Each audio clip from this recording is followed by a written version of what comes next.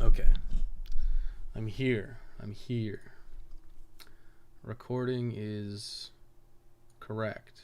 Voice is correct. Alright, so this is going to be a bit of refinement to the notes. Started a new character. I think I kind of know how this is going to go now. And I think at the end of the day, we are just going to do a full playthrough. I don't think it's a good idea. Basically, I don't think it's a good idea to not finish a playthrough out. We're gonna get like ending A or something, but I think it does make sense to just do like an all survivors, because it lets you get a couple of trophies, and it lets you get a bunch of levels. Like, you don't necessarily have to rescue everyone. You also have time in like 72-hour mode or whatever to get money and stuff. So that's something that I think we'll incorporate. I'm questioning whether or not it's worth it to get all the unlocks. Like, do you need the psychopath gear? It's like, probably not. You probably don't have to get the psychopath gear. And I know one of them is like, you gotta watch a movie at a certain time. It's like, I could probably incorporate that, and I probably should, but it's one of those things that's not, in my opinion, super important. But, you know, it's one of those things where it's like, you may as well get all the unlocks. It's kind of the stance I took when I did Dead Rising 2, so. Hi, how's it going? Thanks for your content. You're welcome. Thank you for thanking me about my content. Alright, 5 Gs. Oh, 10 Gs, even better. So I thought about this a little more as I was doing it. Like, the route is getting more and more refined as I go. And I think honestly, like, for this, I might as well stream the process for at least for off the record. I probably won't do it for every game moving forward, but I do think it's just like, as long as I'm not like too distracted by chat, it's probably not a problem to stream the process. And this is one of those things that's like, yeah, that's kind of smart. Like, you just get a paddle saw here, so it's like, you may as well take the combo card. Like, my first passes through here, I didn't get the combo card. It's like, what are you thinking, Wes? Like, it's just like so smart to just grab the combo card, because why wouldn't you? Just for a new vid or just a normal live stream. This is working towards the off the record all trophies. It's basically, you can consider it like preliminary work. Man, the chainsaw is so loud. I don't know what they were thinking, making the chainsaw so much louder than everything else. But it's like preliminary work, right? I think it's like, may as well come in here. I think I come back through here anyways, but I may as well just do this now. The sports fan gear is too good. Sports fan gear is just way too good. It's kind of a shame that, like, this, what do you get? You get a speed boost. Oh yeah, I can do this too. All peep shows viewed. But it's like, you get a speed boost, you get the ability to gamble better, and you get the ability to not puke from booze. Like, that's just crazy. It's so much good. It's so much better.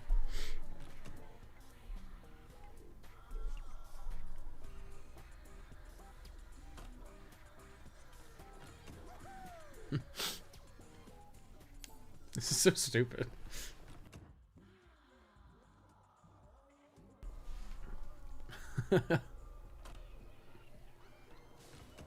Yeah, so there's an easy level 2 with an inventory increase. Very cool.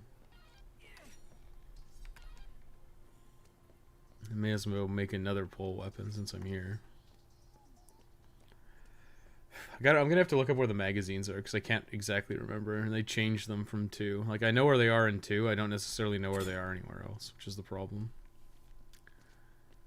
Oh right, that's the other thing. So a lot of this is gonna be like, use combo weapons to get like early level ups. I gotta remember to stop by the movie theater. What is he watching? What are you talking about? Oh, the peep show? It's the peep show. It's ladies in states of undress, most likely. You get your perv out PP bonus. Again, if I aim for the cart... Damn it.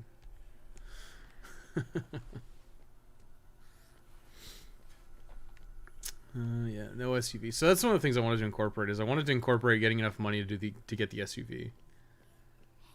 And I think by doing, like, I'm still thinking it's like get 10,000 kills in this mode. I think that's still on the cards because it just gets you to like level 10, and level 10 gives you, or it gets you like level 16, 20 if you have all the PP books, but it just makes sense to do that. Because that way you have an easier time in the all survivors bit. Like, you could start with the all survivors, but like, there's no reason not to do it this way. Where was I stopping first? Oh yes, I forgot. Since we're going for 10,000 kills, it makes total sense to get the horror books. I think the only one that's really annoying is the horror 2 book is like in the underground or something. So there's horror 2, or sorry, horror 1 I guess is in the underground then. We're not going to use that. We're not going to use that until we get the combo card, which is right here. So that's another thing, is like you may as well just like pick up the combo cards like super early. Cuz it's like, oh, I make a laser sword and then I get the combo card immediately, so I get double PP. So it's like, okay, that's pretty smart.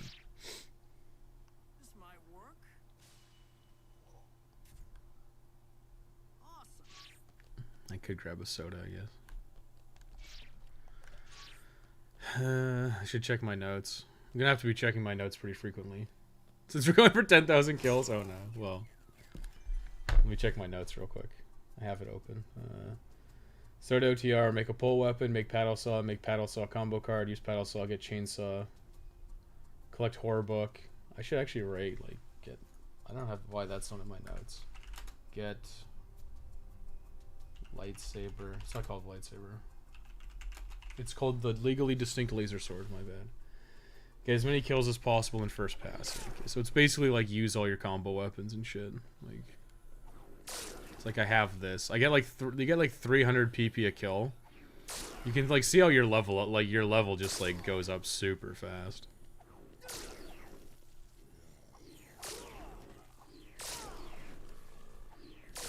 This is what the guide is, though. This is like how I make the guides. I literally like play the same part of the game like over and over.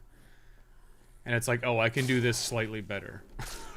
Oh, if I take this pit stop here, I can, you know, get slightly more PP. I can get slightly more EXP, slightly higher level, etc., etc. And it keeps happening like that. I'll just run over here. Like, I'll just use this until it breaks. Like, as soon as you get the laser sword combo card, use it till it breaks. My opinion makes sense. Like, it just makes sense, because it's like, now I'm level 3, right? That'll take me to level 3. And I can use this thing, too, because this thing still gives me a reasonable amount of PP. You know, I could make that weed tenderizer right now as well. If it's that simple, I could do this. But I might as well wait for more books. But I think it is just fine to just go around for some kills. Because, like, the slice cycle gives, like, the difference between you having the 3 books and not having them is, like, 20 to 26.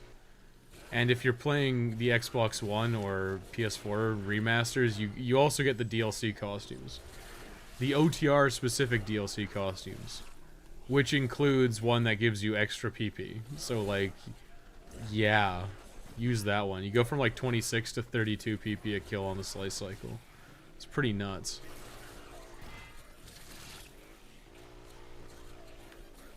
One of them's entering, like, a crap load of maintenance rooms, too, but it shouldn't be an issue. One of the big problems in the early stages of the game is, like, zombie density. There's just, like, not that many zombies around in the first day.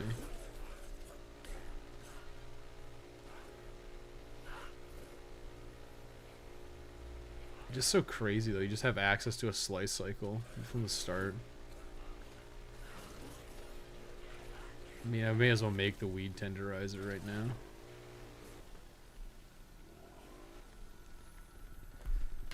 First, let's catch up on chat again, because I'm bad at streaming.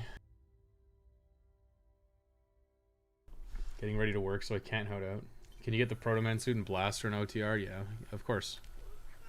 Well, like, the boots are somewhere in the Palisades, and I'll grab them when I go through to get the sports fan cleats. There's some other thing that I need too. So that should be another trophy. Yeah, new hotness. This thing actually gives you quite a bit of PP. Haha, he said PP.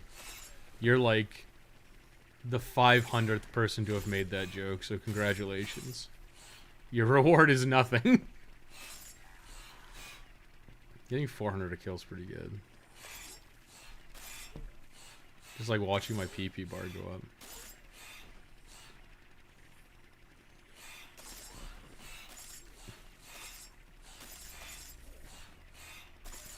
The difference between like having the 3 PP books is like what I get 80 extra PP per book. Or sorry, 440 extra PP per book.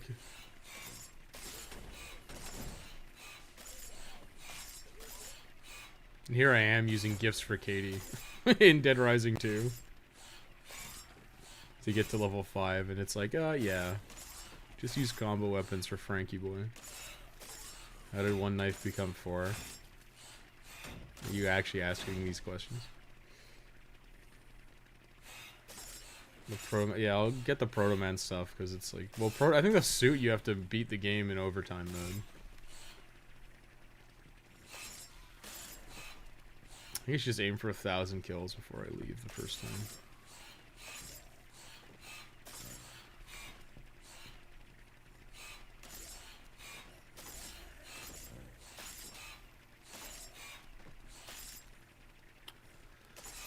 This thing's taking a while to break.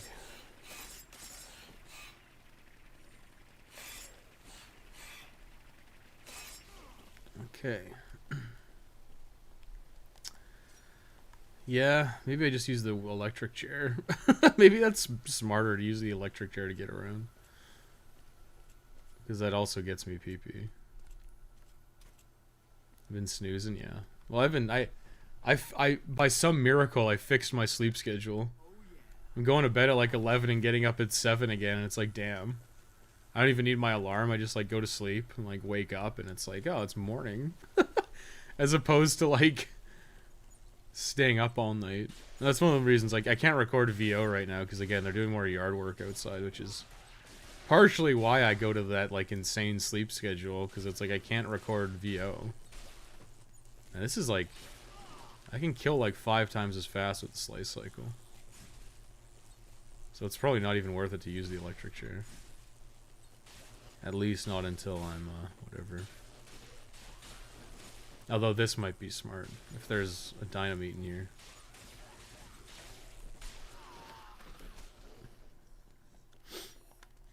If I can still make a dynamite here, that makes sense because I can use that in the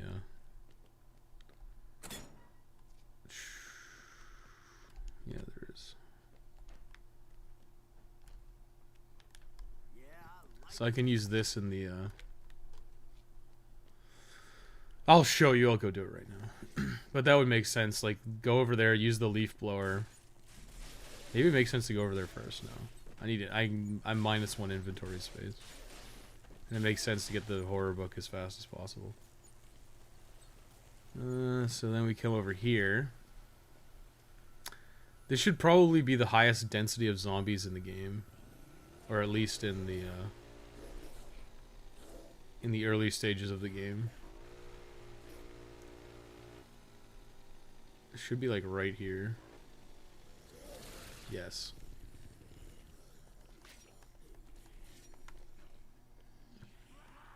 So you want to like run into like the middle, I guess, to maximize explosion. And now you just get the fuck out of there. It's funny because they all get attracted to it, right? So this should give me like a huge amount of PP.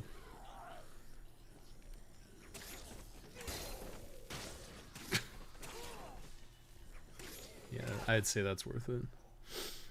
Bouncing beauty. Let's get 1,000 kills before we leave.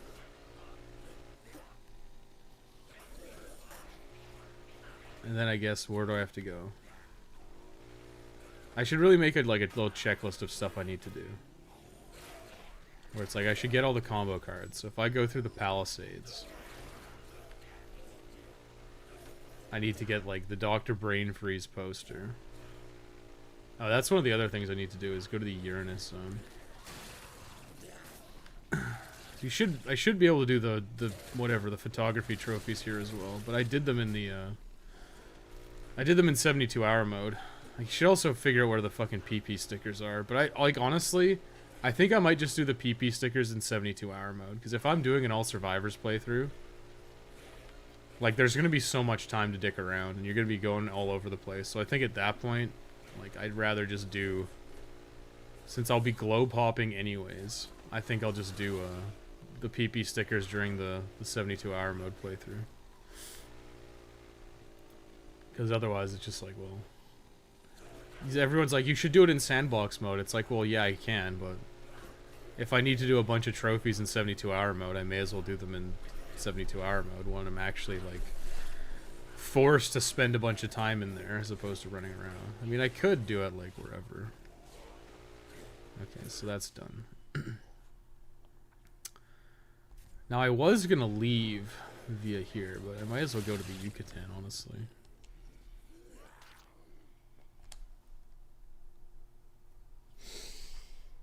Let's see. Go to the Yucatan. Head to the restrooms. I know I can get an LMG. They changed where the LMG is, it's funny. I didn't actually know. I went up there last time, like, where's the LMG? But the LMG is actually over here.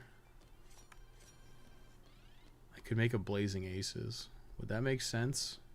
I mean, I guess it's PP.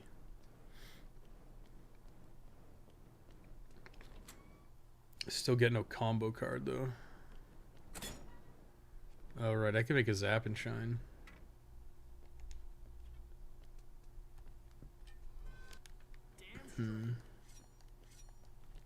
Maybe it is better to make a Zap and Shine.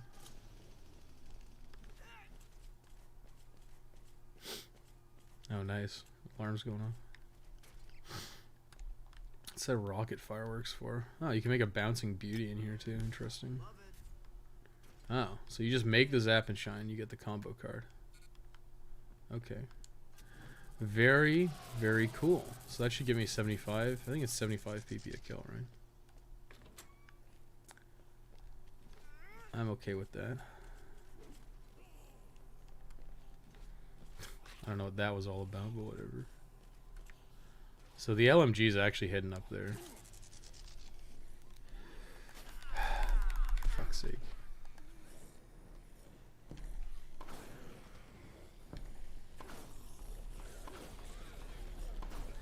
This actually gives me more PP than the whatever it's called.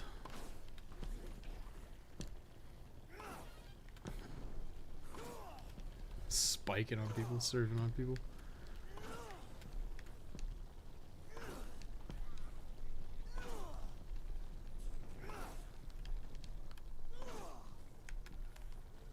Oh no! Haha, you got bounced on. Okay. Well, now I actually have space for the LMG. Not that I need it. Like, what would I even use it for? But the LMG's hidden up here. I'll show you. It's in this little corner. It's like, huh. That's an interesting spot to put it. And I don't know why it's there, but I was almost under the impression that, like, Off the Record didn't have an LMG anywhere. And it's like, oh, they just slightly moved it in the Yucatan. I guess because the pyramid was too obvious.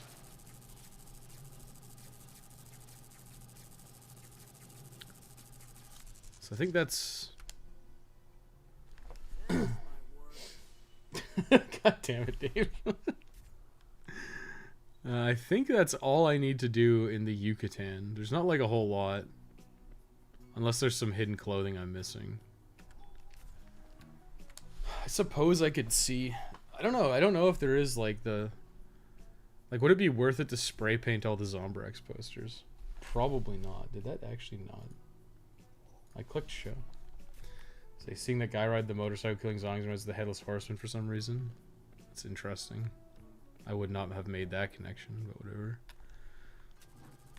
Okay, so now I suppose we're just going to the Yucatan. And then we should go to the upper level. Well, we need to go here. Need to go here, then into Coconuts, and then upper level, the Dr. Brain Freeze poster. So I think it's probably better to do it that way. I know I could make a pair of knife gloves down there, but is it worth it? I mean, the Zap and Shine is pretty good. Oh, it's not even 75, it's 150? Damn, and I got a speed increase at level 7? Okay, this is hella tight, my dudes. And I can just drive the Zap and Shine straight into the Palisades. Oh, it's so good. It's so good, dude. Look at this shit.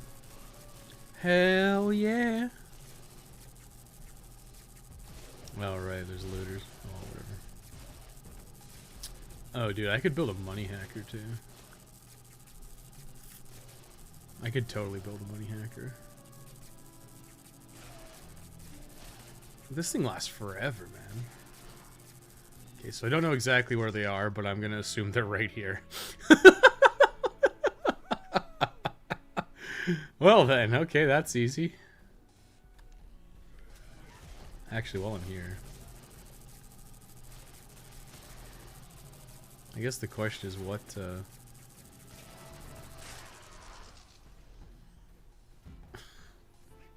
I know there's a book up here. I want to know what book it is. And I should take the slide anyways, because it's 10,000 PP.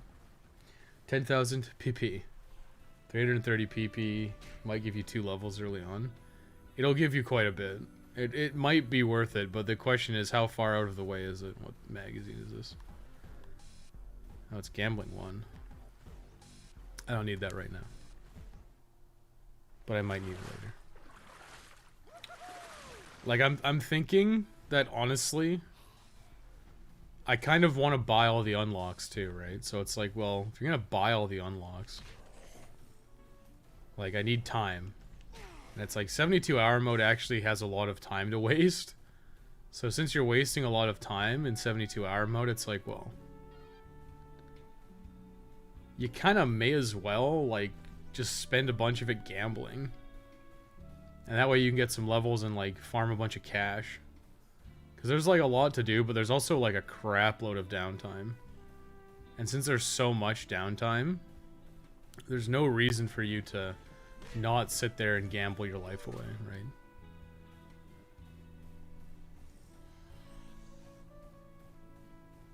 It's like the only thing that I'm gonna have to incorporate is, like, I have to watch a movie at some point. Health 1. Is this Combat 2? Yes. So I do want Combat 2.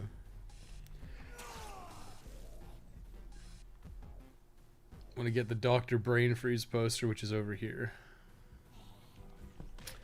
And the shortcut does work, but the question is, do we want to actually use the shortcut? I went right past it. Dude, sweet. What's sweet about it? Would watch a movie where a guy named Cliff Rockfoot is a teddy bear and has a LMG. The movie he's in is called Stop or My Bear Will Shoot. That's like literally what the movie's titled. It's supposed to be, I guess, like a kindergarten cop kind of thing. Like old school Arnold, like, comedy movies. He's like the action star, but now he's in a bunch of comedies. Oh, may as well make a Portamower. Since I'm here.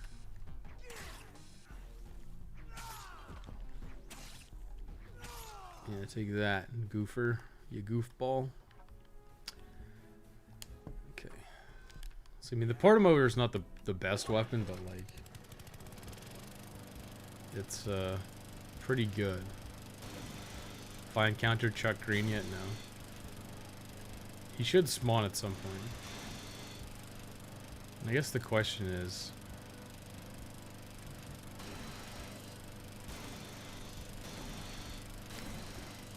I'll use this until it breaks, and then I'll take a look at some stuff. So I need to figure out where a bunch of stuff is. I think I missed the psychopath boots too, damn it. I think the psychopath boots are in the chapel, so I should do that on my first pass as well. I'll have to like refine, like this is what I'm talking about, is like there's so much notes to refine, so it's like when you first make your slice cycle, stop at the chapel, then stop at this other place, then stop at this other place, right? Like it's basically going to be like a bunch of stops on your slice cycle through the strip. Oh, I think it's 1337 kills. I get some ninja piece. And I know one of the ninja pieces is hidden in the Royal Flush. I'll go there in a second. Okay, well, let's just leave now then. I think Stopper My Bear Will Shoot is a reference to Stopper My Mom Will Shoot. Yeah, you know what? Probably. Sometimes my movie references aren't on point, alright. I'm not perfect. But you're probably right. Okay, let me just take a quick look. I need to open up my notes. And by my notes, I mean look some stuff up online. Magazines, DR2, OTR. I hate this wiki so goddamn much. Okay. Bargaining might actually be useful, but not right now. I need combat. Combat 2. Oh shit, it's in Lowy Wowie. God damn it, I was supposed to grab that at the very beginning. Oh, whatever. And Combat 3's in the Slot Ranch. Okay, well. Ugh, this iced tea's tasting a little weird. What was the other magazine I wanted? Oh, I wanted like...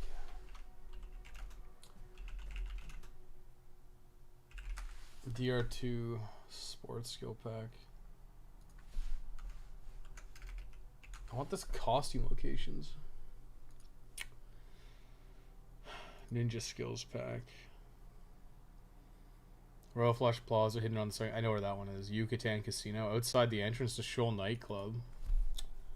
God damn it. That means we're gonna have to go to Shoal. Oh well. It's one of those things. Uranus Zone, the man sport. Okay. And then the uniform, the Elite Killer Trophy for 1337 kills. Alright. Alright. What else is there? I want the Psychopath Skills Pack. Take less, what does it say? Heavier damage from psycho-related weapons, which are all non-combo weapons, so they're garbage. Immunity to slouching over and pain if grabbed twice by zombies. New mini cutscenes on secondary weapons such as chainsaws, cleavers, and axes. Take less damage from enemies. So this is probably like the least useful one. Watch the timeshare movie, which shows between 12 a.m. and 2 a.m. We're like miles off. Fortune City Arena security room. Unlocked after beating Carl Schliff. Swept away wedding chapel. I mean, we might as well do that in 72-hour mode. Is that the only skills pack? It's like ninja. I think it is just ninja, psychopath, and sports fan, right? I think it's the erotica magazine, maybe. What are you talking about? Why would I need the erotica magazine? Pretty sure all I need here is the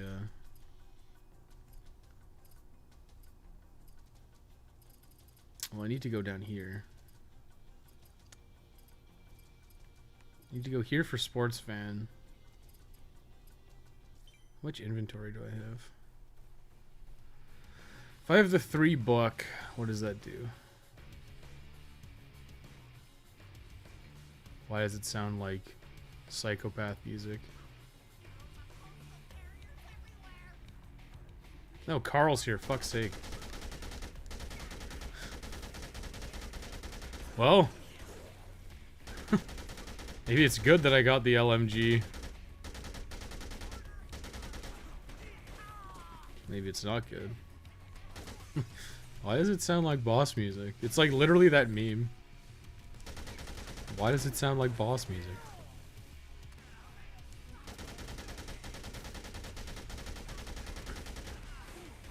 Damn, I'm gonna fucking die. Carl, the postal postman, is gonna do me in.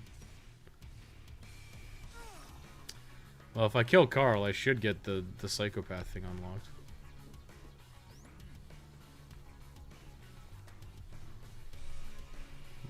I knew there was a coffee creamer over here. That one fucking cookies? Nice, dude. Carl!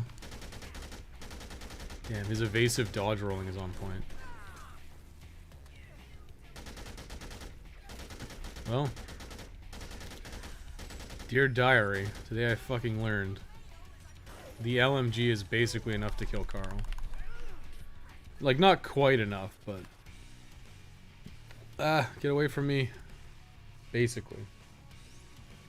Yeah, I know Carl's easy. Okay, listen, there's like no difficult psychopaths in this game.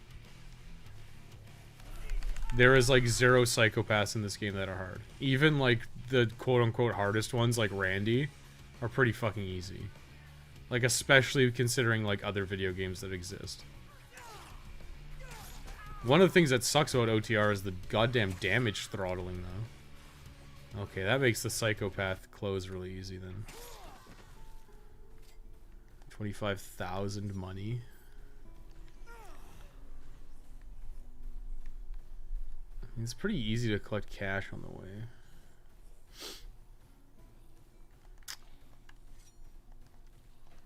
Like, no psychopath in like any Dead Rising game is actually hard. I'll tell you that much.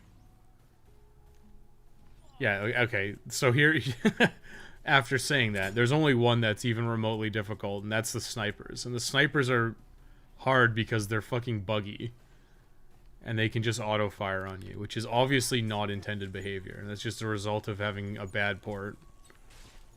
So I'll give you that one. I'll concede on that point. But for the most part, it's like 100% true that this game is not hard. Like, nothing in this game is like super difficult. And when I say, like, if in the guide, if I write something as like the hardest part, it's like grading it on a bell curve. Like, I was watching my battle with TK yesterday, and it's like I sucked at that fight, and I still like absolutely demolished him. It's just because the game's fucking easy. I will make an assertion right now that you're free to disagree with if you choose, but it is my truth, which is, if a game has a leveling system, it's not hard. It's not nearly as hard on the same level as other games that don't have leveling systems. You're kind of like fundamentally breaking the idea of difficulty by having like EXP. Because a game might be pretty hard at level 1, but as soon as you incorporate levels, it's like, okay, we don't care anymore. I'm pretty sure there's nothing in here. Yeah.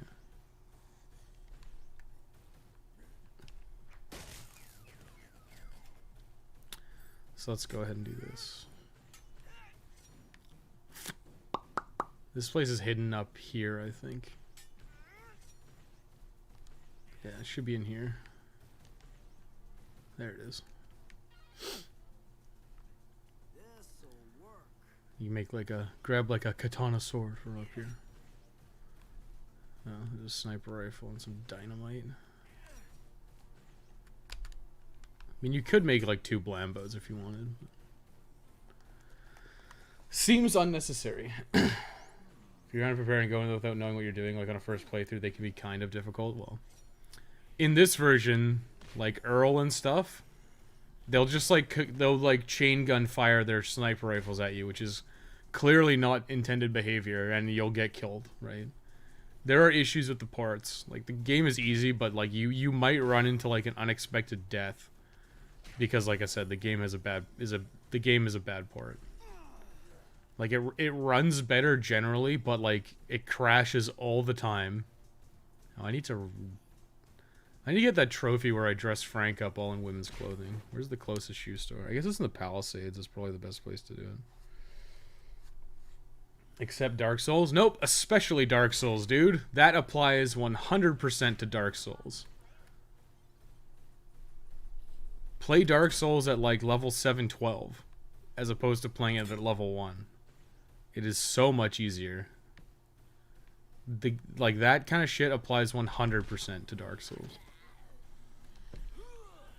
100% to Dark Souls.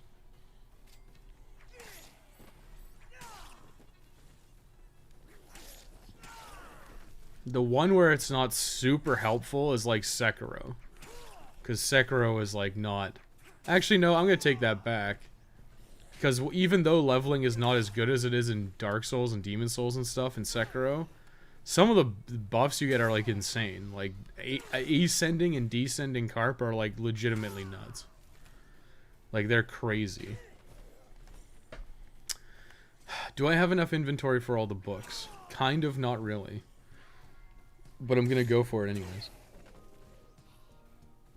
Death by electric wheelchair. Yeah. I kind of hate it. They shuffled a bunch of stuff in the maintenance rooms. So you used to be able to make an electric chair here, and now you can't. Which kind of sucks ass, my dude. There's a bunch of stuff like that where it's like, oh, I can make something good in this maintenance room, and they just changed it to like nothing. And it's like, okay, very cool. Oh. I completely forgot about this one. Well, that's smart. Not that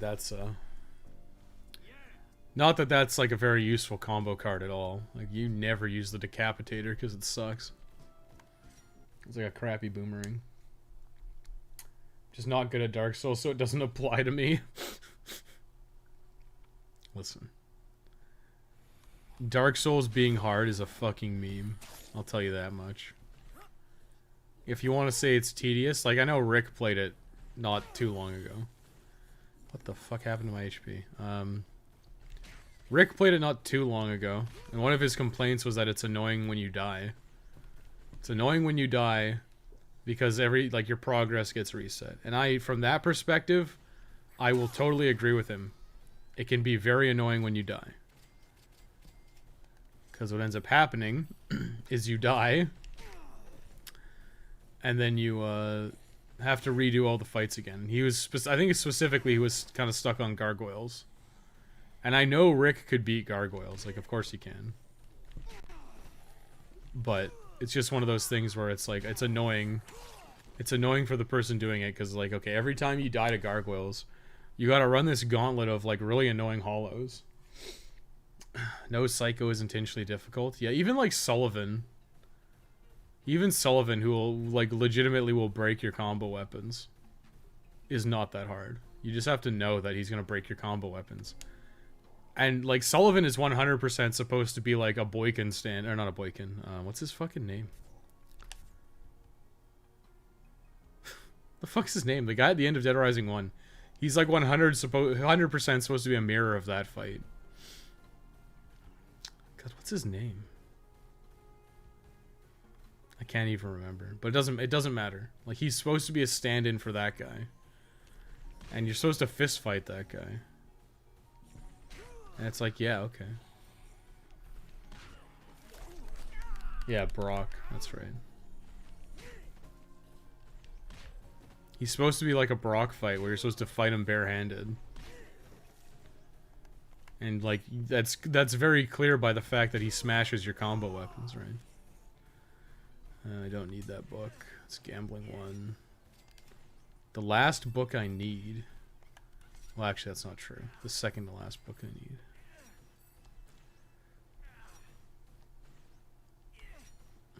So I should have... Well, actually, I didn't grab it, but... I should actually head back to the safe house. And then I have to get the cleats, which I missed earlier. But I didn't actually miss... It was all a clever ruse cruise. Well, actually, technically, I don't even have to, because I can just get the sports fan helmet again. Why fist fight when you can just spam double lariat or spit on him?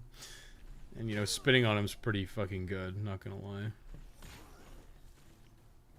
Yeah, I don't actually have to go to the safe house. So I have the 2 horror books.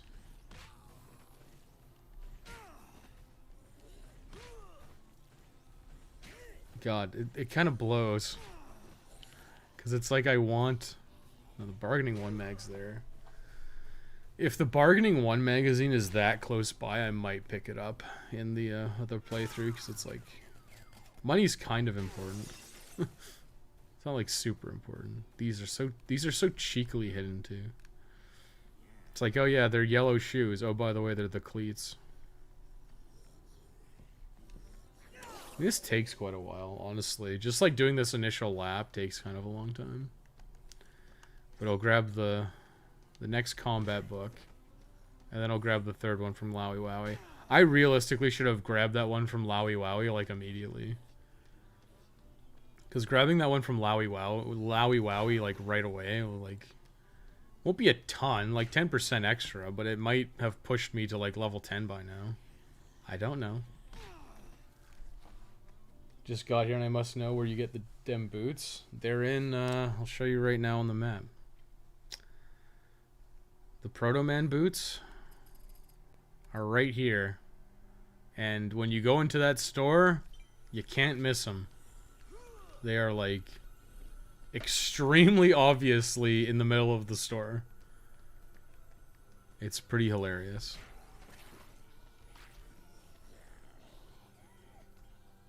They're very, very easy to spawn, but they're an ultimate playhouse in the Palisades. Spin to win. Does Frank also yell Yahoo Wahoo? No, he does not. He doesn't pull a Majima. Majima-san? I don't actually have enough PP. I'm like one inventory space short for all these books. And I'm not gonna use the, I'm gonna future-proof, not future-proof, but like, I guess past-proof this guide. Shit, I have the Gem Blower. Is the Gem Blower, I have the Gem Blower combo card. Is the Gem Blower better than the Laser Eyes at this point? Probably not. I have to go into the Atlantica at some point for the Pit Fighter combo card.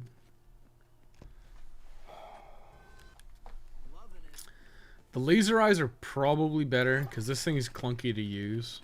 But we'll see how good this is. If I went and got the Laser Eyes combo card, we would definitely be getting Laser Eyes. Does that not even kill? Holy shit, this thing sucks. Yeah, this thing blows ass. Just loses too much fucking momentum. Actually, since we're here, we may as well head up the food court. Yeah, this thing fucking sucks. Yeah, this thing fucking sucks. We may as well go to, get the Blambo combo card.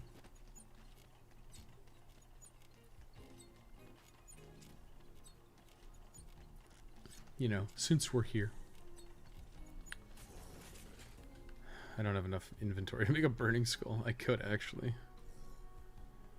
fact, I probably could make a Queen as well for the Wingman combo card. Let's try that right now, actually. Now there's an idea. Sweet. What do I need? We'll see if I can make a Nectar and get a Queen right now. If I can, then I'll just run back and I'll make a Wingman. And I'll make a Wingman specifically so I can I'll make the Wingman specifically so I can just get the combo card right now. Cuz part of the reason we're doing this is to get combo cards. So I need a Queen and I need another Nectar. So if I drink this and I get a Queen. Okay, I did spawn a Queen. Very cool. So now I need to leave and head back in. Like, honestly, this route isn't too bad. It's kind of slow. I mean, it's one of those things where it's like, you know what? If I'm doing 72-hour mode, I may as well just collect the combo cards in 72-hour mode. I may as well not bother with this lap. Like, it's like I probably don't even need to get Sports Fan. Like, quite honestly, I probably don't even need to get Sports Fan in the first pass, because I remember in my original run of Dead Rising 2 off the record, I don't even do fucking sandbox mode at all. I just go straight through and I get like Sports Fan. I get like sports fan like immediately. So maybe it's not even worth it to do all this shit that I'm doing right now. Like some of the early stuff fine, and like maybe getting the combo weapons, but I totally don't need to like go get all the combo cards now. Wonder how common places share the same mall music are in the Dead Rising universe. Well, that's just a meta thing where it's like we have the music, and part of it's like nostalgia, like, oh, I remember the song from Dead Rising 1.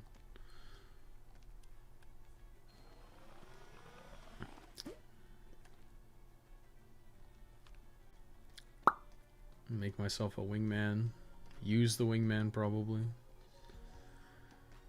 Head through the Yucatan. Actually, I could just head through back here. There's nothing stopping me. And for some reason, one of the songs Dead Rising 2 is one of the ones that plays in Willamette, but slowed down without lyrics. I mean, most of the mall music doesn't have lyrics. Yeah, there you go. Get the wingman combo card. Dead Rising 4 has songs from Dead Rising 1, which really surprised me when I played it last night. Well, I wouldn't be surprised. Like, most companies will reuse assets that they made, right? It just makes sense, like, logistically. Like, oh, Lashandra's in here. Let's ignore her. From just, like, a logistics standpoint, it makes total sense. I think, okay, well, let's not even bother with the 10,000 kills this time. Let's just say we did. Let's not bother with the 10k kills. We'll just do like a couple laps on the slice cycle and call it there. And we'll say we are. Because how long have I been playing this for? It's like an hour? 40 minutes, yeah. We'll just start at a slightly lower level, but I'll go do a bunch of shit for we'll go do a bunch of stuff for 72-hour mode, because it's probably more fun to watch than me ripping around on the slice cycle. Wasn't the main one, but it was the other one. It was probably like Mall Music 1, 2, or 3, very likely. The Mall Music is catchy? Yeah, it is. It's super catchy. It's great. Mall Music 3 is the best one, I think. I know people are partial to like Mall Music 2 and stuff. But Mall Music 3 is my favorite. And it's great that it doesn't even have a name. It's literally just called Mall Music. Like, it is the music in the mall.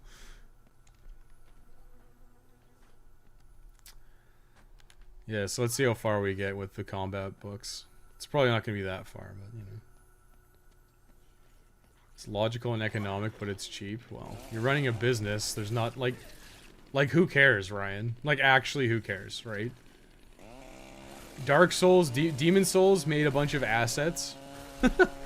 Like a bunch of music and sound assets, and they've been using them since like Demon Souls. Like Dark Souls used them, Dark Souls 2 used them, Bloodborne used them. Like there's a bell sound effect in Demon Souls that's used in Bloodborne pretty prominently, and it's the exact same sound. They might have tweaked it a little bit, but like, why would you waste money making a new bell sound effect, you know? Like it makes total sense. And it's not even like a bad thing. Like, you seem to be painting it like it's a bad thing. But it totally isn't. It's like 100% fine. And I would rather them save their money than, like, going over budget making new sound effects that, like, don't matter at all. I mean, I enjoy Dead Rising 1 songs with lyrics. Like, which ones? Like, I think the only ones that have lyrics are, like, the Psychopath songs, right? I guess there's, like, in one of the mall music tracks, there's a bit of, like, what do you call it? It's, like, not scat. It's not like the Scatman John scat, but he's, like... There's some girl, like, humming, basically. I guess that is maybe what you're talking about. So one of the gun sounds in DR4 is, like, the 5-7 from CSGO? It might be. Did you ever solve the keep Denise out of the safe house issue? Well, that's a funny topic, because the answer is no. And I came to a conclusion anyway. Right? So my goal was... When we get to 72-hour mode in a minute, I'll show you. But, my goal was to get Jack in. Get Jack into the safe house, while not getting Denise in, right? Because I'm like, I want the Proto Man helmet. And the only way to do that The only way to get the Proto Man helmet is to rescue Jack and then do the poker minigame. And then it fucking occurs to me that it doesn't matter. And it doesn't matter because even if I got Jack in and kept Denise out, I would never be able to beat poker before Denise died. Like, it's, like, impossible. Right? You would never, in a million years, be able to go into the back, like, because it's in the back in, like, a hidden room. So you'd have to, like, leave Denise outside, run to the back of the safe house, beat Jack in poker, and you have to beat him through, like 5 or 6 hands of, like, not 5 or 6 hands, but, like, 5 or 6, like, buy-ins, and you'd have to do that and leave before Denise dies. Like, it's just not possible, and that came to my head. I'm like, god damn it. I have footage of me, like, trying to make a barrier for Denise using cardboard boxes that are in, like, the little utility area outside the safe house. And it worked. Like, I almost made it so that I could, oh shit. Well, I guess now I can't even do this. Whatever, it's just... Let's just go find a save point. We'll start at level 10. Well, actually, what I want to do is get this thing. Actually, it doesn't matter, but I should grab the things the other thing too. And yeah, it's just like I was going through all this effort to try to, like, make a barricade for Denise so you could rescue other survivors and keep Denise with you, and I just, like, came to the logical conclusion that it's like, this is a complete waste of time. Like, even if I could do it, there's no feasible way.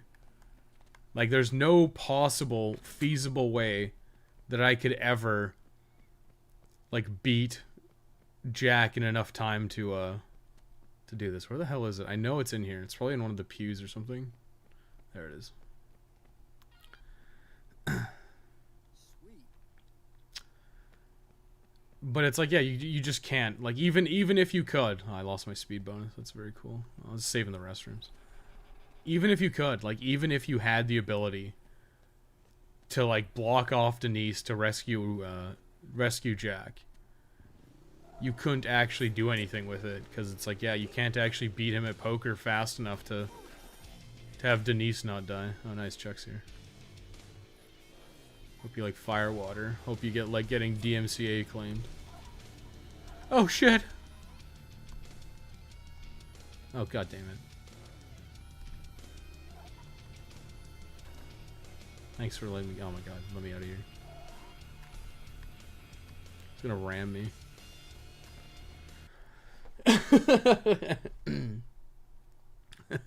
I'll catch up on chat. I want a big rant, but yeah, it was an unfortunate realization I came to, basically, that it's not possible. It's not feasible. Which really sucks. It does, it sucks, because it's like, I love the idea of being able to do as much as possible in one playthrough. I love the idea of, like, condensing it, but it's like, well, it's just not going to be feasible, right? Like, it's just not going to be feasible, which sucks, because, you know, it would have been a cool thing, but even if you can block off Denise using the cardboard boxes, it's just like, it's so difficult. Like, it took a lot of effort, and it's like, I can't expect people to do this.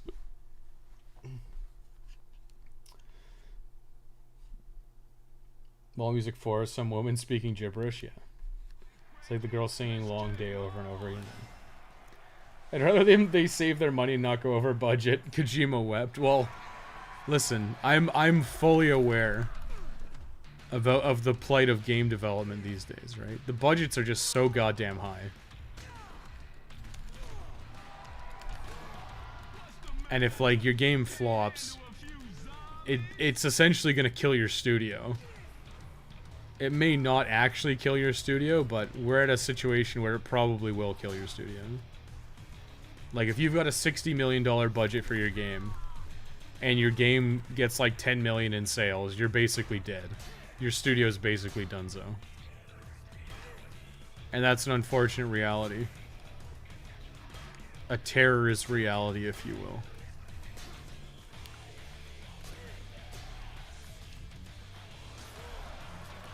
Lowering. Where's my fucking chair? I need this chair.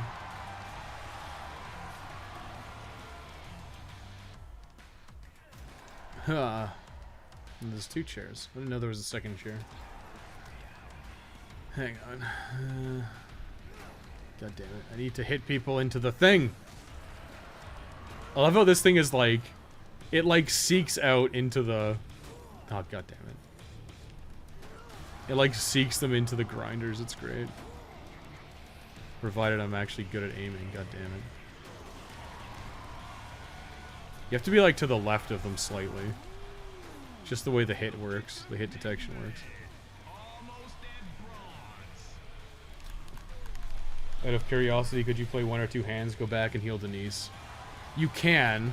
So you could. Right? So you could strip them down of like 1. They don't like get their clothing back. But you also lose your advantage, right? So that's one of the things about strip poker, right? So strip poker, I think it's like a 10,000 buy-in. So you have a $10,000 buy-in, and every time you lose a piece of clothing, you get to buy back in for 10 grand until you're out of clothing, right? I'm pretty sure it's either 10 or 50. But the thing is, if you continue to do well, if you like have like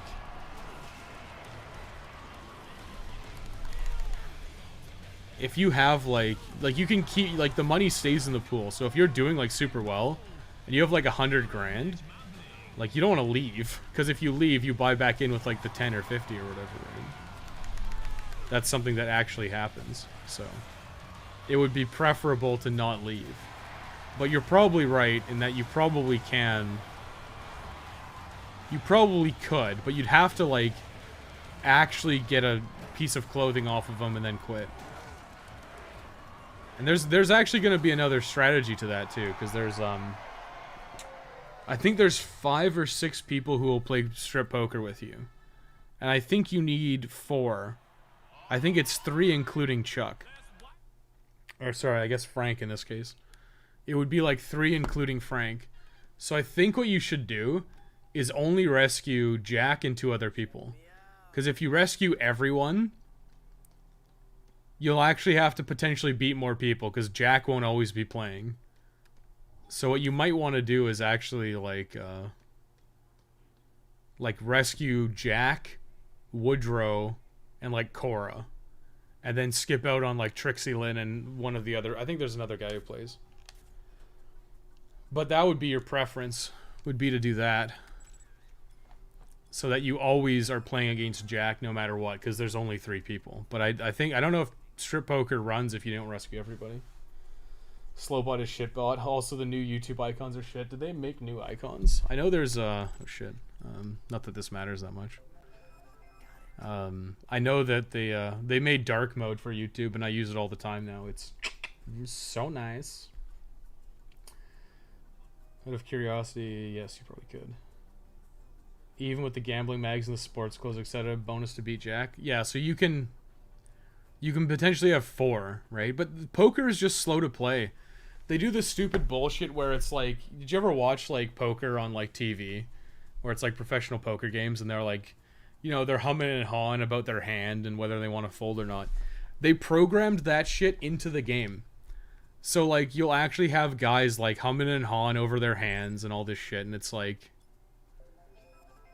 listen, I'm here to fucking play the game. I'm not here to watch your shitty animation. So how about you just get on with it? And especially since the game has a time crunch element, like having to wait for your opponents to hum and haw whether or not they're gonna bet or whether or not they're gonna fold is like the dumbest shit ever, and it pisses me off.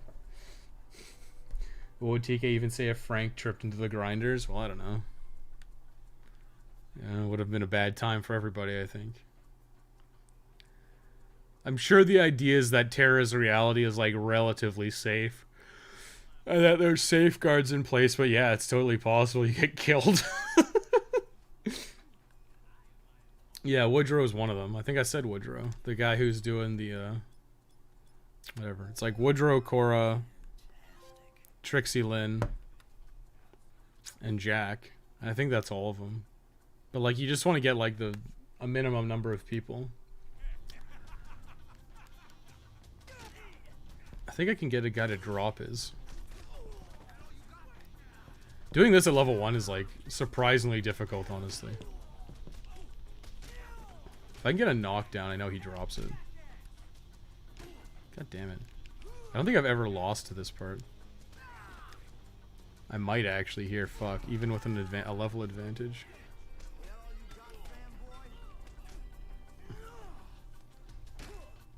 Now I am the one with the, I have the conch, okay? I have the beaten pipe.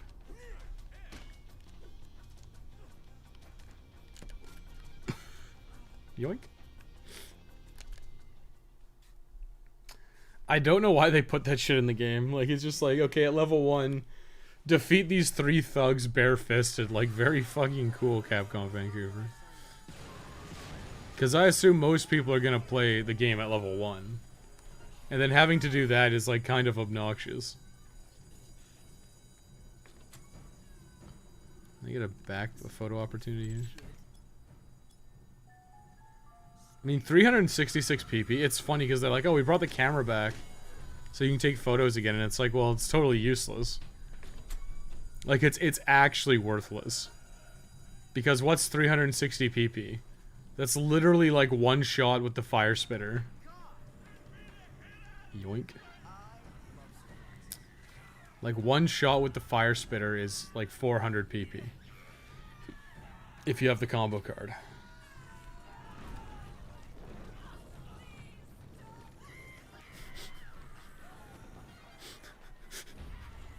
Everyone's like fucking dying, and you're just like, standee used bonus. Damn. Sucks for her. I've lost her only once because I suck. Yeah, it's not like super hard, but it's one of those things that it's like, why is this in the game? Like, why did you put this in the game?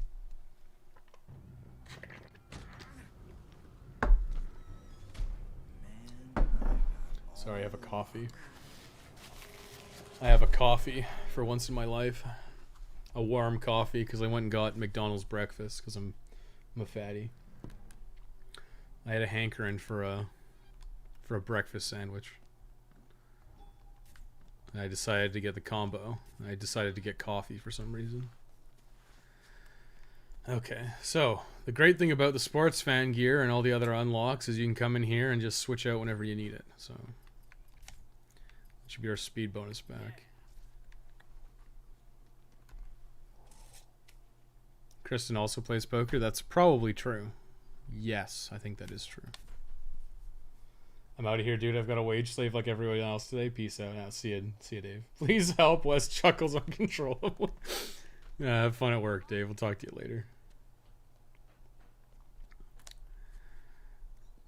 So it's like at this point, I think it's like not even worth your time to do Denise. I mean, I guess I could run and grab the. Well, it's like I may as well do Lenny. Like, honestly. Like this would be exactly like the original All Survivors run, where it's like, oh, just go do Lenny. Go do Lenny and Snowflake immediately and rescue them for PP. And then grab Denise on the way back. Like, there's no reason not to. The only modification I might make is grab the leadership magazine first.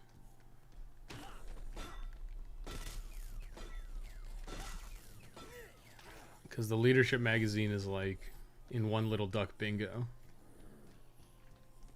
Which is not that far out of the way. Yeah, I just said that. Said what? Oh, and Franti, you probably want Kristen instead of Woodrow because you get her sooner.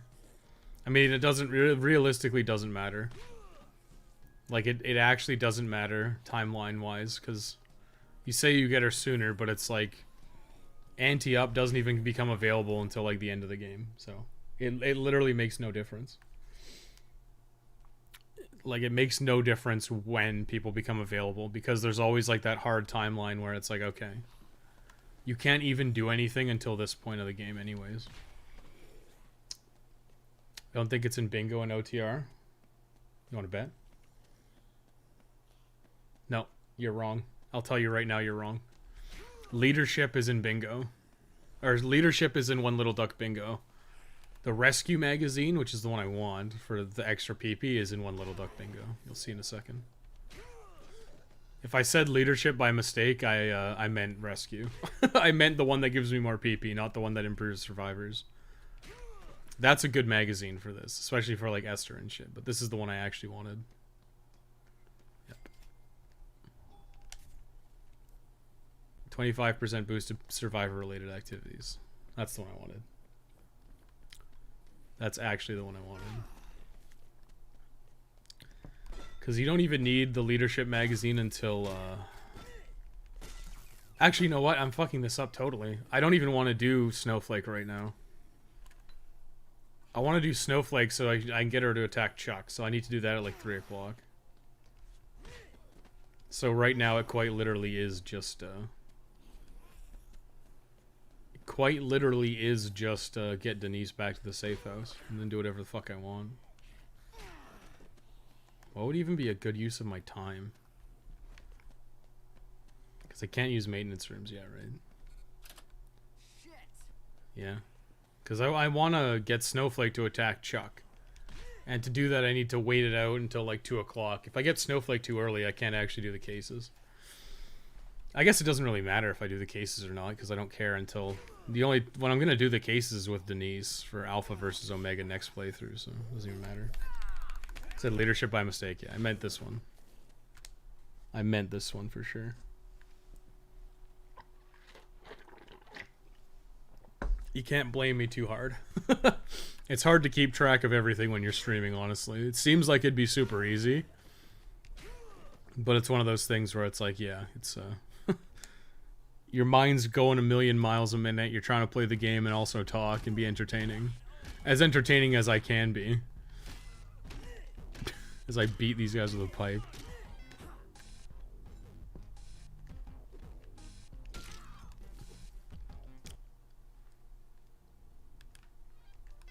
God, my phone's going off. I should actually check that.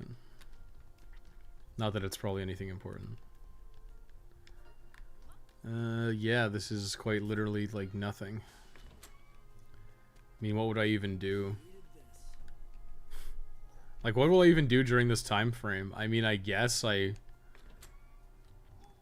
need to get a survivor drunk. I need to get I need to get a survivor drunk, so maybe we just haul Denise over to the bar and, I guess it'll work in Slot Ranch. I mean, I guess it makes total sense to just get her drunk and then get a zombie to slip on the puke, you know? I won't blame you. I've done similar things. I know it's hard to keep track of everything. It just is. Even when you're trying to do something like pretty basic. Now, do I have? I don't have cheer yet.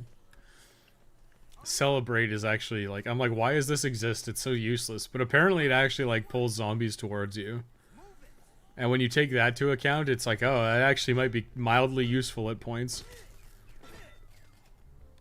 Why do you sit right there? Plant those sweet buns right there. Hey, Denise.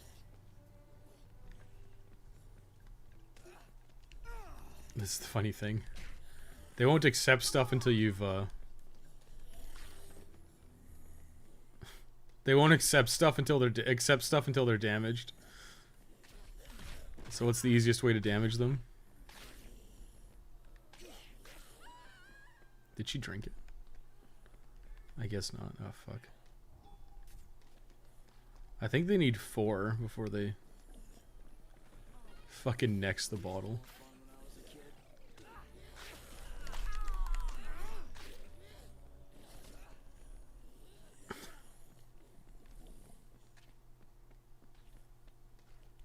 I mean, this makes total sense to do this now.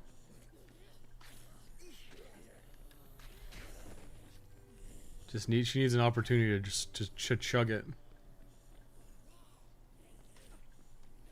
Is she gonna get drunk? God, just like let her finish. Holy shit. That should be it, right? Guess she's puking.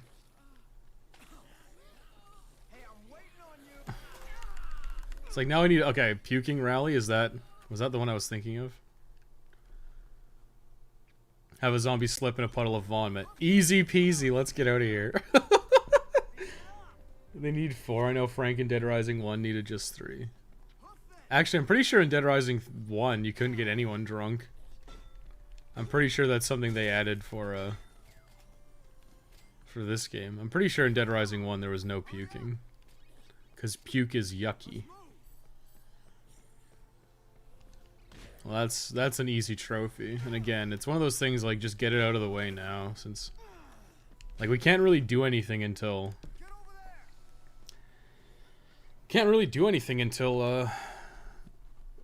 we get to get the maintenance key anyways. So. Yeah, just take Denise to Slot Ranch and get her drunk in a corner. Seems good. I mean, her just dying, I'll head off. I'll see you, man. I remember Frank getting drunk in DR1. Oh, never mind. There was puking. But it was, I think you could only get it from a randomizer and from eating, like, rotten food.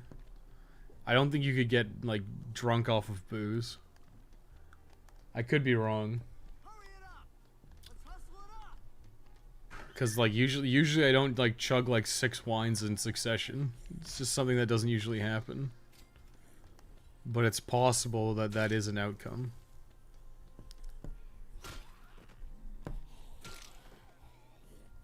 God, weapons suck, dude. Non-combo weapons are just the worst. Why even have them in the game? I should try to get dominoes while I'm here. That, you know, that's what I should do. Like, the first time I enter the Palisades to get Sports Fan in, I should do the Frank West Crossdresser Trophy or whatever. Which requires you to actually dress and drag. Very fucking cool. Very cool and very progressive, my dudes.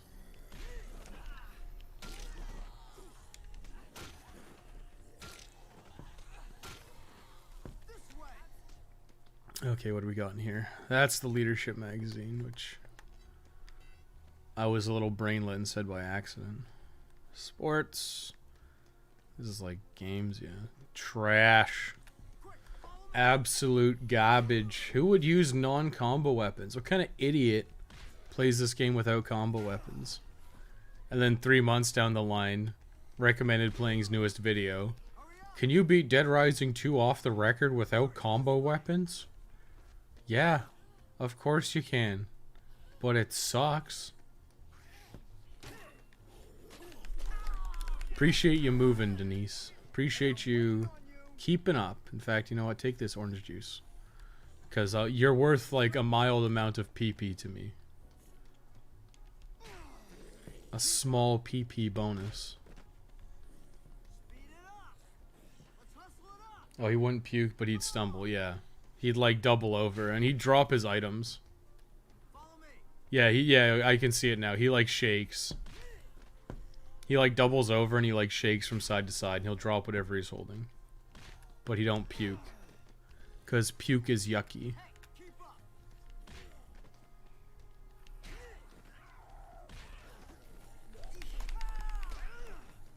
I wonder if Dominoes is like cumulative across like all game types. So if you got like 50 kills in sandbox mode and then 50 kills, or 50 knockdowns in sandbox mode and then 50 knockdowns in story mode, would that count? It might. Beating X with Y instead of can you beat X with Y? I think yeah. Yeah, so this is what my plan was, right? I would tell everyone to wait in a corner. I'll show you. This was like so stupid. It works, but it's like so fucking tedious to do. And the way like Frank doesn't always put down, like Frank like throws it, but it like you can make him put it down, yeah. So if you like switch weapons, he drops it. And if you do this enough, you can actually block her. You can actually block your survivors. But it is so fucking tedious. Like, watch. You basically fuck up her AI and she, like, won't come. Like, if I tell her to come. See, she won't do it, right? She's like, what the fuck is happening?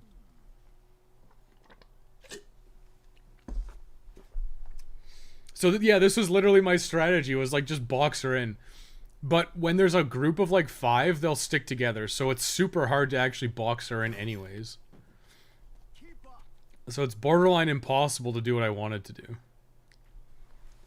And on the off chance you could do it, you know, on the off chance you could do it and you could be successful, it wouldn't even matter because there's no way you can beat strip poker fast enough for her not to die, you know? Like the small dogs and empty bottles, what? Yeah, well, pressing when you, so what happens is when you press down, he throws the box behind him for some reason. I don't know why they programmed that in. Chuck would just like plant it nicely in front of him. So if you want to press, like you want to drop it in front of you or where you're standing, you have to press like the switch weapon button. Very fucking cool. Okay, I'm gonna be right back real quick.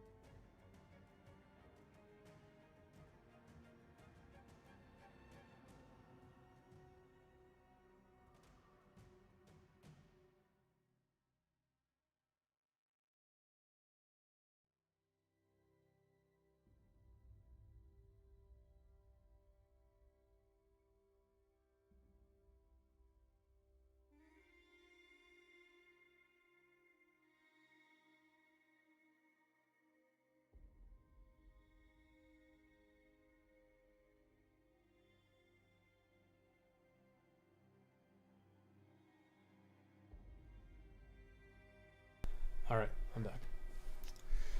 I'll link a vid. Okay, let's watch this video.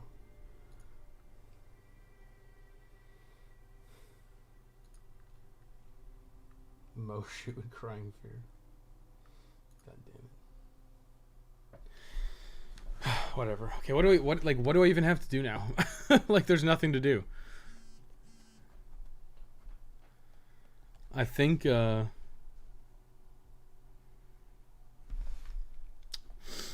I mean, the really funny thing is, it's like, okay, like, what did I get for rescuing Denise? Like, maybe 10,000 PP?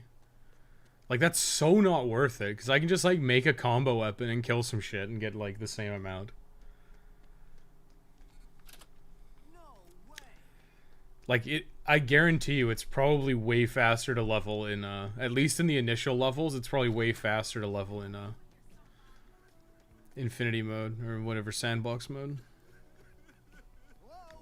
Damn, I'm so worthless. Is this guy literally me? I'm a coward that doesn't deserve to live. Damn, that's hashtag relatable. I'm just kidding, by the way. What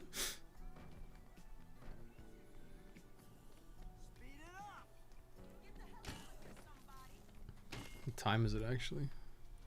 It's 5:30. I think it's 5:30 after you rescue Denise. I'm pretty sure these two don't spawn until after you rescue Denise. Oh shit, did I get it? Hell yeah, I did. I mean, what's like, again, it's like 1600 PP. What is that? Again, the fire spitter gives me like 500 with the books. Like, it's such a joke how much better combo weapons are for the most part. When you start getting to the weapons or the survivors at like endgame who give you like 50,000 for rescuing them, the line blurs quite a bit. But until that time, it's like, yeah, I'm gonna make fire spitters and shoot zombies. She gives you small PP. Small PP. I need a small girl, so my small PP looks bigger by comparison. Hashtag fuck you, Otis, and your stupid transmissionary bronze trophy. Transmissionary's not that bad. Listen, I structured my entire all achievements guide around getting the transmissionary trophy.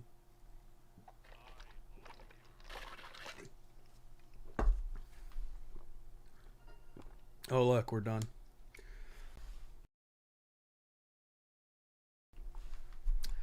Yeah, like, what am I gonna do? Like, what am I gonna do to make PP during this time frame? I think the next survivor is Bill. The guy who wants you to pay up, pay pig. Oh, did Rick post the video? I can watch the video while I wait. Oh. I think I've seen a similar video to that. When I first saw the thumbnail, I thought it was that woman who taught her dog how to talk using buttons. And I'm like, that video is great. I love those videos. Because the dog's like pressing the buttons and it's like, Stella, outside. I'm just laughing my ass off. Like, damn, the dog wants to go outside. Fucking bravo. You've taught the dog, like, the only thing that a dog wants to do. It's fucking great. I love those videos. At least the photos in DR4 give you more PP, but I'm not even sure about that since I'm playing in Japanese. No, photos are like... I mean, even in Dead Rising 1, photos are kind of a waste of time. Like, there's some that are worth it. Like, anytime there's a big PP opportunity, like the Japanese tourists bowing and shit, like, that's a good chance. But for the most part, it's kind of useless. Like, you can get to level 50 basically just by rescuing survivors. And again, it's one of those things where it's like, oh, do you want the platinum trophy? Yeah, you'll get it. You'll get level 50 by doing the platinum. We're just gonna kill him. We're just gonna kill him. Look at this fucking zombie. He like turned the damn corner to come kill me. Spear. The first weapon held by man. Turns out it was man. Oh yeah, Thomas said that the other day, didn't he?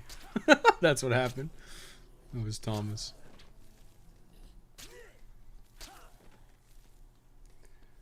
Yeah, I don't know. Dead Rising 4 is such a shit show. I've played it like, I think I've played it twice. And both times I was like so disengaged by it, like I had no desire to actually like run the mechanics. Like learn how the mechanics work and all that stuff. I kind of just like stumbled my way through it. And it was fine because game bad. Turns out game bad? Oh right, that's what I was gonna do. Where the fuck are the gambling magazines? Okay, let's see. That's what I did last time. Is I took Denise with me and I gambled.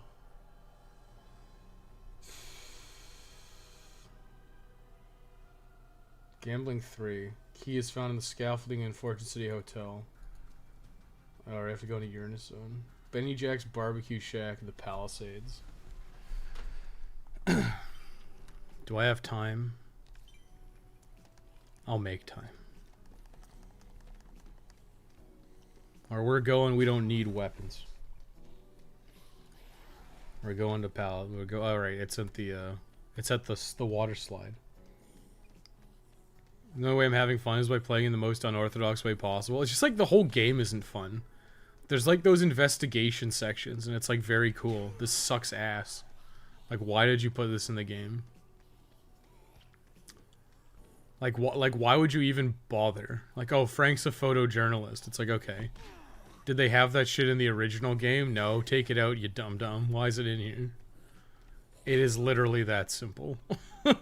Don't be a simple jack. Don't put garbage in your game. Simple as, okay?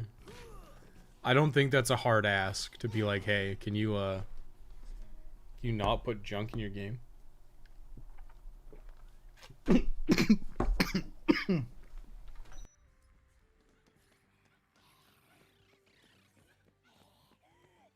I'm okay.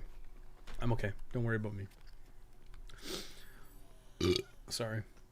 Just those cups. I'm not used to drinking out of these weird coffee cups with the weird sippy nozzle thing. In fact, I'm just going to take the lid off. And we're just going to spill them. We're just going to spill them. We're fine. Yeah. Oh, I can't make a paddle saw. Right, whatever.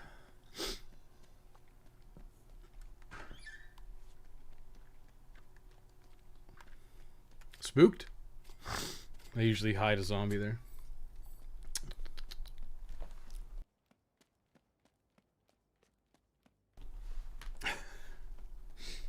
No time limit means those investigation sections have no stakes. Not that there'd be any better with stakes, yeah. And dude, Christmas, dude. Dude, Christmas. I wouldn't be surprised if not one person who worked on DR4 ever played DR1 or 2. No, I'm sure, like, most of the guys who played... I'm sure most of the people who worked on Dead Rising 2 worked on 4. I would be very unsurprised if the majority of the team just ended up leaving. I would be very surprised, in fact. I would hearken a guess. Oops, sorry. Hit the mic. I would hearken a guess that the vast majority of people were Blue Castle lifers, and they were there for, like, the entire development cycle of all of Dead Rising. I would be very surprised. Like, obviously there would be some people who have left. But, I would hearken a guess that the vast majority of people were at Blue Castle for, like, the entire time. There we go. I'm an adult. I don't use a fucking sippy cup. Where was the next one? Benny Yak Barbecue Shack. It is I, American Barbecue Shack man. No, I can run through the Atlantic, I guess. Does it matter? I don't have any vehicles. So this probably is actually the fastest way. Thinking about it, Otis stole a helicopter to save all the people you saved. Yes, he did. He did. What a badass. He just snuck away. He literally just, like, hauled 50 people out of the way. Like, if you do, like, what I consider the ideal playthrough of Dead Rising, which is you rescue everyone, he literally hauls off, like, 50 people. Except Jesse, I think, is the only one he doesn't take. So I guess it's, like, no, maybe it is 50. Because I think it's, like, 49. I think you rescue 48 or 49.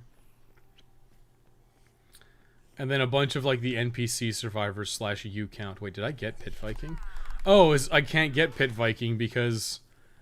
Very cool. My fucking bad. Okay, I can't get Pit Viking. You know why I can't get Pit Viking?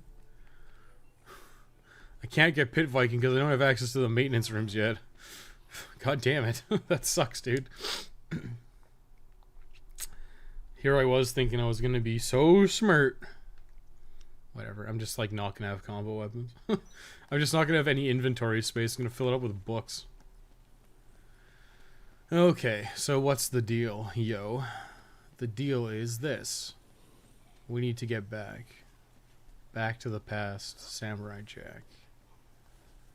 So I guess the fastest way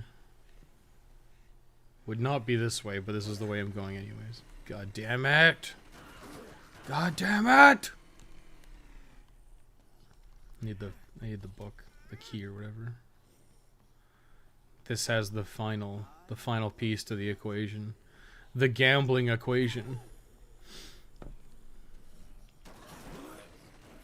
Makes you wonder how Frank got Zombrex post-overtime mode. Yeah, well. Don't think about it too hard, okay? Like, listen, I think Zombrex was a probably dumb idea, right? I think it would have been smarter if there was, like, a cure, like a legit cure, or like some surgical procedure or something.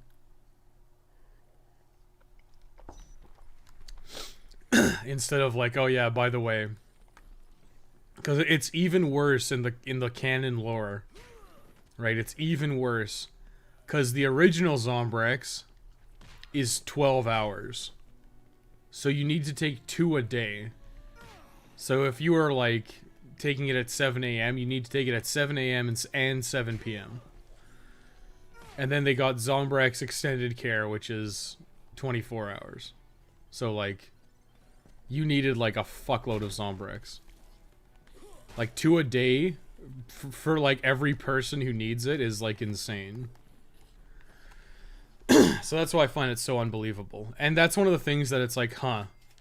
Why haven't they developed a cure yet? Like, if there was actual zombies Might be something. and it was like literally destroying entire cities, I feel like that would be an all hands on deck kind of situation.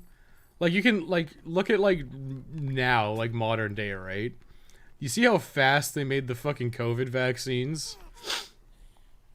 like like imagine that, except instead of like a cough, instead of a cough, it was like, oh yeah, by the way, people are literally turning into like the Walking Dead.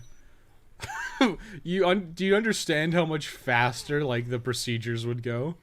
You'd be like, oh yeah, we found a way to kill the parasite, and we're administering it to literally everyone. Like, that's the kind of shit we're talking about here, you know? But no, they never found a cure. Instead, we're gonna like get everyone microchipped. It's just so stupid. Like, find a cure. That should have been the thing. It should have been like, oh, we found a cure, and it's like, okay, we have the cure now. And then from that, they should have been like, okay, now there's just like a stronger strain of zombies or something. Which I'm pretty sure is just the fucking plot of Dead Rising 4. I'm pretty sure in Dead Rising 3, at the end of Dead Rising 3, they find a cure. And then in Dead Rising 4, it's just like, oh yeah, they're just like super zombies, or like a new strain. You know? I just have to wait till 8 o'clock. They're like, don't worry, Phenotrans has this under control. Well, yeah, exactly. But that's not what happened, right? Like, you look at what happened in modern day, and it's quite literally like, oh. It was like 12 pharmaceutical companies working on a vaccine. God damn it, Rick.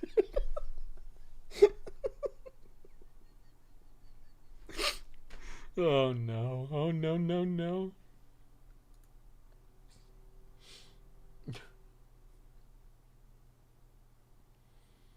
I kind of wish I could grow a beard like that, but I'm happy. I'm happy looking like the. It's pretty funny because on some level I look like the stupid soy boy meme, and I think I might make a joke about it the first time I come on camera.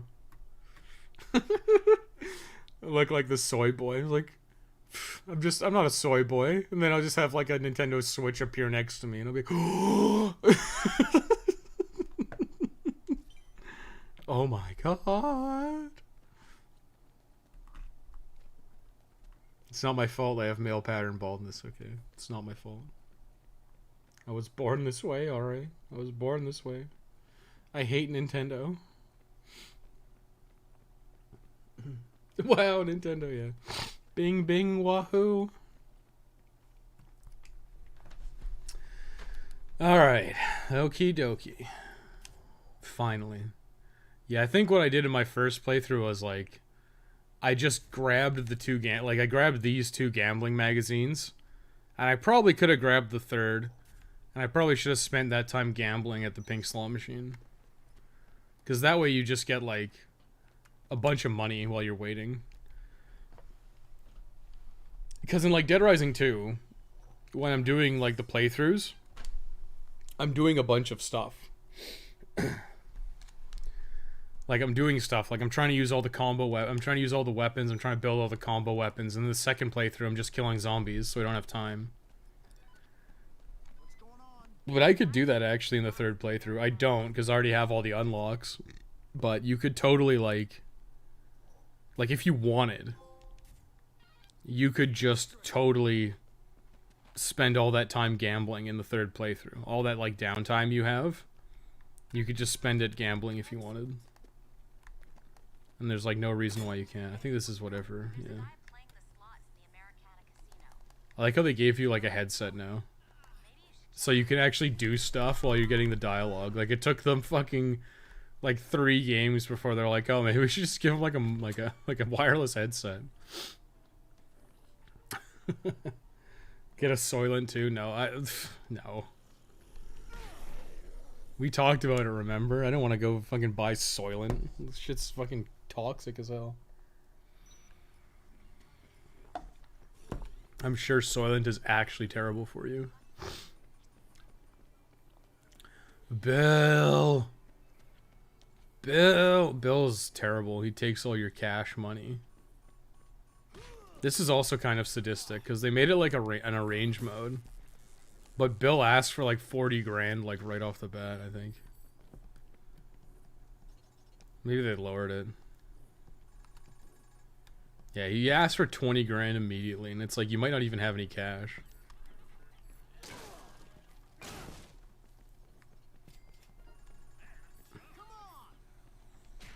Yeah, so you get 10,000 PP. I mean, maybe that's worth it.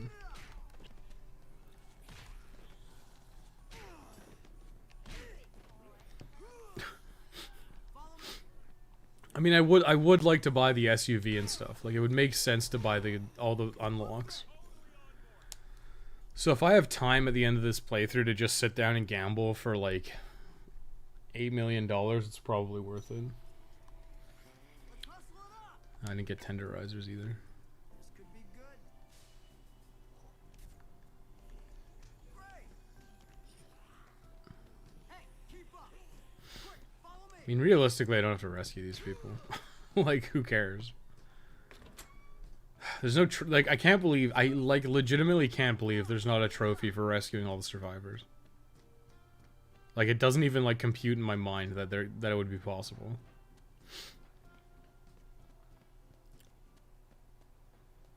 That they would just forgo that. I think what they thought, like, when people said the trophies were too hard, is my guess, is they were like, oh, people don't like rescuing the survivors. Because there's, like, a quote saying that, like, OTR has, like, easier trophies than Dead Rising 2, which I think is, like, not totally true. It's not, I don't think it's untrue, but I don't think it's, like, totally true. They're just different, but it's like they got rid of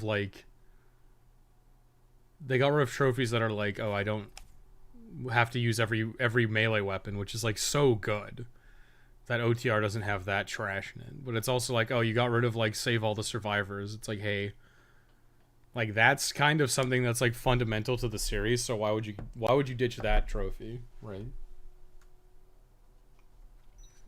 That's the kind of stuff I don't get. And instead you put in like get 100,000 kills. Like, ha, very funny, dude. We made the trophies easier. Here's bigger number trophy. You fucker. And to do it legit, it takes like 10 hours. Like, it's just a shitty trophy. So it obviously has less annoying grind stuff. They replaced it with 100,000. Yeah, like, let's add 30,000 kills. Like, fuck you guys. Like, honestly. And, like, it is legitimately impossible in 72-hour mode, so you have to do it in, you, like, have to do it in, you have to do it in sandbox mode. Like, there's no way around it. There's just, like, nothing you can do. You have to do it in sandbox mode.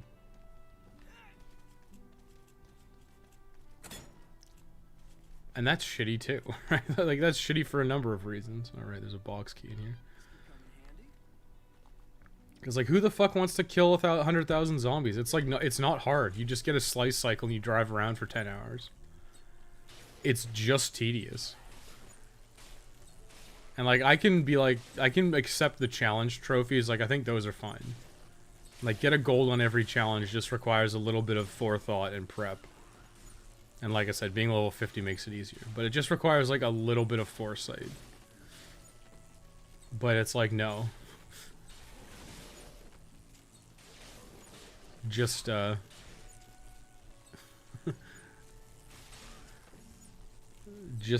know, get 100,000 kills, dummy.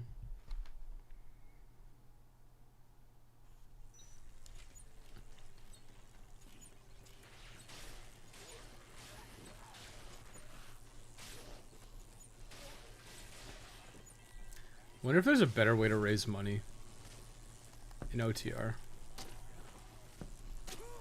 I think I'm waiting for someone to spawn, actually. So I should have gambling 3. I'm already at 72,000 legit and normal DR2, so I have no problems using the queen glitch to speed it up to OTR tenfold, yeah. Did you get 72,000 without doing the extra day? Like, without doing all the cases? Because I think in my playthrough, I think I finish... Like, by the time the military arrives, I think I have 65,000. And I'm like, holy shit, dude. Like, I spent the vast majority of the playthrough, like, actively killing shit on the strip. And I'm still, like, 7,000 short. So it's like, yeah, going into it without that extra day, to me, seems like, not impossible, but, like, I wouldn't want to do it. That extra day just gives you so much buffer time. Oh, you're going to do 72,000 legit, yeah. I'll probably include... Like I said, what I'll probably do is, like, how I've structured it right now is I'll get the first 10,000 kills legit. And afterwards, I'll be like, okay, you can use this glitch, or you can continue to do what you're doing. No, I said I'm going to do it. I haven't attempted yet because it's such a grind, yeah. It's just a boring playthrough is the big issue, right? Like, my script for the first playthrough was like 60 pages, and it was very dense. And my script for the second playthrough was 20 pages, and it's super light. Like, there's a lot of white space and a lot of spacing and stuff. So I think, like, the second playthrough, I'm gonna start, like, really glossing over stuff, and it's quite literally like, yeah, drive around for, like, 20 minutes while you wait for the next case to come, and it's like, oh, after beating Crystal and Amber, run out to the strip and start killing zombies again, because you've got nothing else to do. And it's like, that's like how it is. The next thing probably doesn't spawn until 10 a.m. And that kind of shit sucks, because it's just like, yeah, just get kills. And I should be like, oh, well, try to hit my kill thresholds, because you'll be fine. But, like, you have so much time in the final day. Like, you have so much time. Like, you have... Like, I finished pretty early on in the fourth day, but, like, you have so much time to finish out the 72,000 if you're having issues. Like, if you're behind me, it's, like, not a big deal. Only real downside to getting the extra day for the 72,000 kills is dealing with the gas zombies, but I don't think they can knock you off the slice cycle. Well, you have to kill 1,000 gas zombies for the trophy anyways. Like, you need to kill 1,000 gas zombies for a trophy, so it's not even a detriment, since you have to do it anyways. The only actual problem is having to run through them to bring the chainsaw to the combo bay. Well, you can just use the SUV. You don't have to use the slice cycle. The slice cycle is just nice because it gives you more PP, but by that point I'm level 50 anyways. The reason you bring the slice cycle is so you can take it to the underground. And the underground generally has more density of gas zombies, and you don't have to do as many, like, tight turns and, like, turnarounds. You can just go in, like, a straight line. And you can go relatively quickly. So that's the benefit of using the slice cycle in the underground. You cannot get the SUV into the underground. There's a fence that's too high for you to get through. You're using the Hummer or slice cycles. I use both. Like, you use the SUV until you beat Leon, and then you use the slice cycle for at least 1,000 kills. And that's because you need to kill Leon for two reasons. And one is you need to spray paint your bike for a trophy. And then you need to get 1,000 kills for a trophy, which I think it's called, like, wrong kind of chopper. And it's like, yeah, you may as well, like, get 1,000 bike kills using the slice cycle. And the slice cycle also gets you PP, and it drives faster and is more maneuverable than the SUV. So in general, the slice cycle is faster for killing in my experience. But I don't think it's, damn, time is going, like, so slowly. It shouldn't make much difference, whatever you choose to use.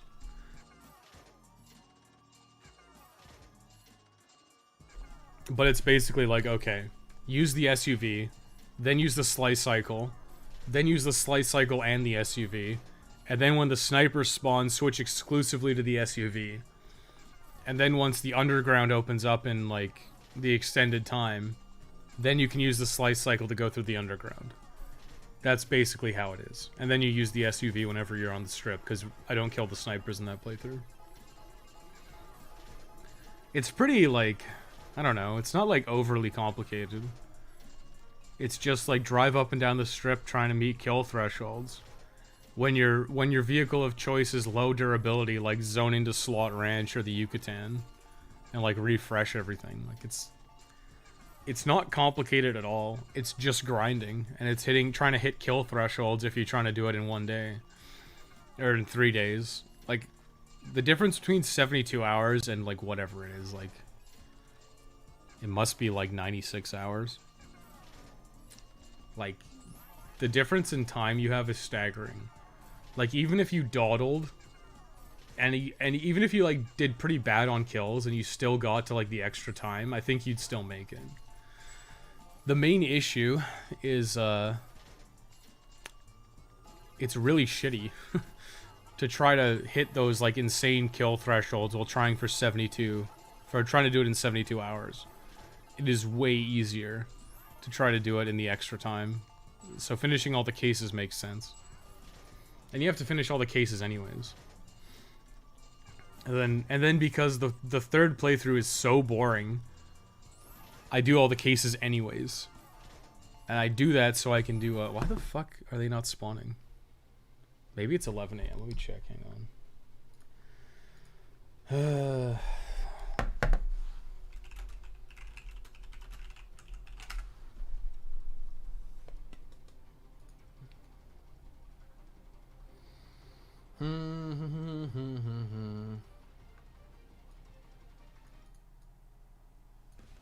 Yeah, okay, so it's 11 a.m. Kenneth Walsh and Jack Ellis fight off enemies in Shanks. So, realistically, what I'm doing is not a waste of time since I have to wait for 11 o'clock anyways. It's like, yeah, I could do a live on location, but I think I'll still have plenty of time to go get Kenneth. I think I will have plenty of time to go get Kenneth. And like, I don't even have to do the cases this playthrough anyways. Like, I think I did for some reason, but I think you don't even have to. You basically just want to go get Kenneth and Jack. And you want to rescue Jack specifically so you can get the Proto Man helmet. And then it's like, okay, you take Shanks down to, or you take Jack and Kenneth down and grab Chad and Ellis, or Chad and Doris. Then you rescue them. And then at 3 o'clock, and like just before 3 o'clock, you do Snowflake. You rescue Snowflake just before 3 o'clock. And then you get Snowflake to attack Chuck at 3 o'clock. And then, this is what I did last playthrough, and then like, the nerds spawn at 4. So you get 4 guys at 4. At 5 you get Randolph, which is 5. And then Walter and Royce spawn at 6, so that's 7. And then at 8 o'clock, Jared spawns in the Pub of Gold. So that's your 8 survivors. And conveniently, the Pub of Gold is right where the fucking clown car spawns. So that's when you get the 8 guys in the clown car.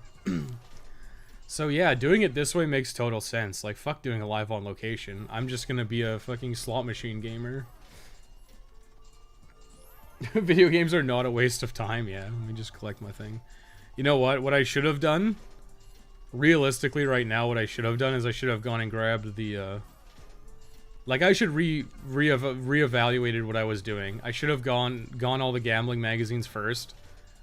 Well, doing that thing with Denise is pretty easy. And, like, it doesn't matter if Denise lives or dies.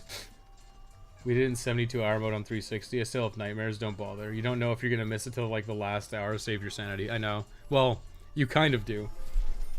Because you have to hit kill thresholds, right? If you're not hitting 1,000 kills per in-game hour, so it's like 1,000 kills every 6 minutes, you're not going to make it. And like, sure, you might have ones that are better than that, like better than the 1,000 kills per 6 minutes, but you're probably gonna have a lot that are worse. So like, doing it with the cases is just like, it's so much easier and so much smarter. And it's like, sure, if you were like speed running, right? Like if there was like a theoretical, I'm gonna speed run all trophies in Dead Rising 2 because I have something wrong with me in the head and I'm gonna write a fucking manifesto at some point. If that was you, and you're like, I'm gonna speedrun it, in an ideal scenario, you would probably do what I did, which is like, do the first playthrough that's kind of like get everything done, and then get all your money and buy your unlocks, and then you probably wouldn't even see that you probably wouldn't even see that playthrough to the end. You would probably just like cancel out of it. Well, actually, no, realistically what you probably would do is you would probably do like an all survivors minus all cases. Like you probably wouldn't even do all the cases, you would just do all survivors. And while you were like, you would try to like hyper maximize the money grinding in that playthrough, so you made like enough to buy like the SUV. And then in your second playthrough, you would probably not bother to do anything. Actually, maybe you wouldn't even. Maybe you would just. I'm trying to think how you could structure it to be as fast as possible. Because this time I structured it to be as easy as possible. Believe it or not, I structured the guide to try to be as easy as possible. I bet you there's a zombie here. Yes, I knew it. Try to jump scare me, you fucking fucks. You frickin' fricks. Yeah, so you would probably, if you were trying to like maximize your time. Well, it wouldn't even matter, realistically, now that I think about it. If you were speedrunning, you wouldn't give a shit about finishing playthroughs. You would just drive around until you got your 72,000 kills. And then you would reset the game, or you'd be like, restart story, right? Gotta hope for a good Terror's Reality lobby RNG. Well, you'd probably do like all single player trophies. Like my world record, quote unquote, for, I think it's still the world record for all achievements in Case West. It's all single player achievements, because like it's not realistic to expect people to have like a PSN or an Xbox Live account, you know? It's not realistic to expect people to have that. Just so you can like just on like the off chance that you can on the off chance that you can get a trophy, right? And you need 2 people. And you have to do the first part single player anyways, and just invite the guy at the end to help you kill the final boss. Oh.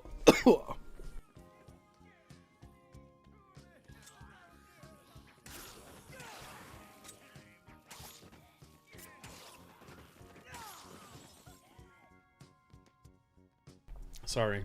I don't know, this coffee's going down the wrong way.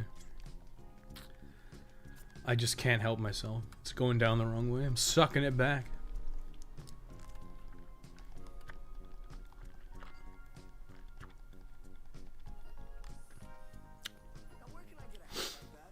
Alright, let's go. Yeah, it said 10,000. Wait, 10,000? Did I lose my book? 10,000 with the rescue magazine. What are they supposed to give me before? Like, what the hell is that? How does that math work out? Yeah, I think it would just be funny to meme to restart for a good lobby RNG in a dead multiplayer game mode. Yeah, well.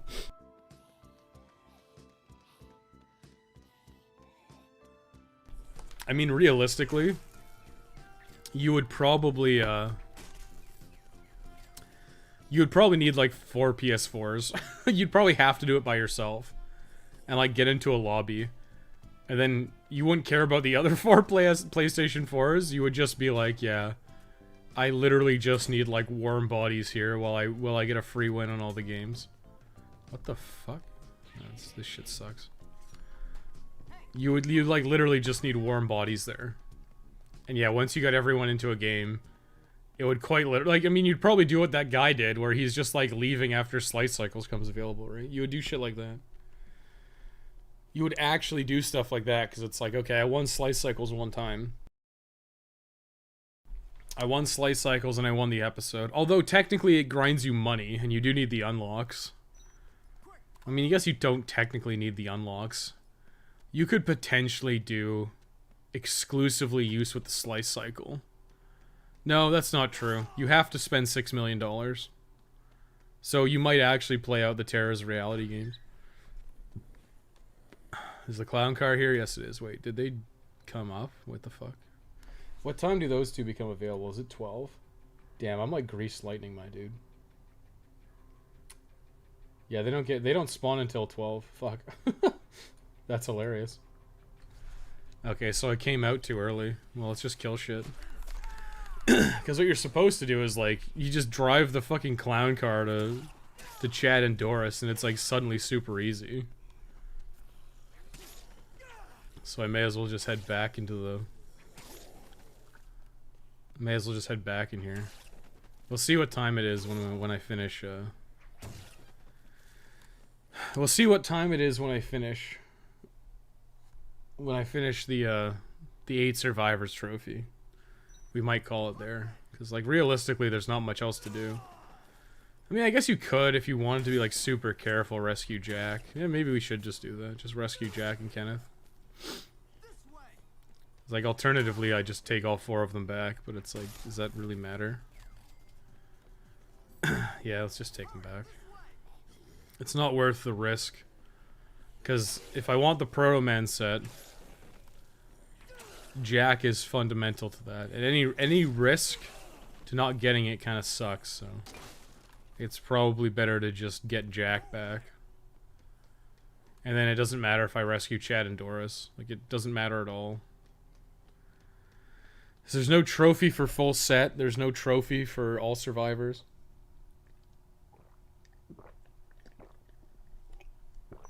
Doesn't matter. Nothing matters, dude.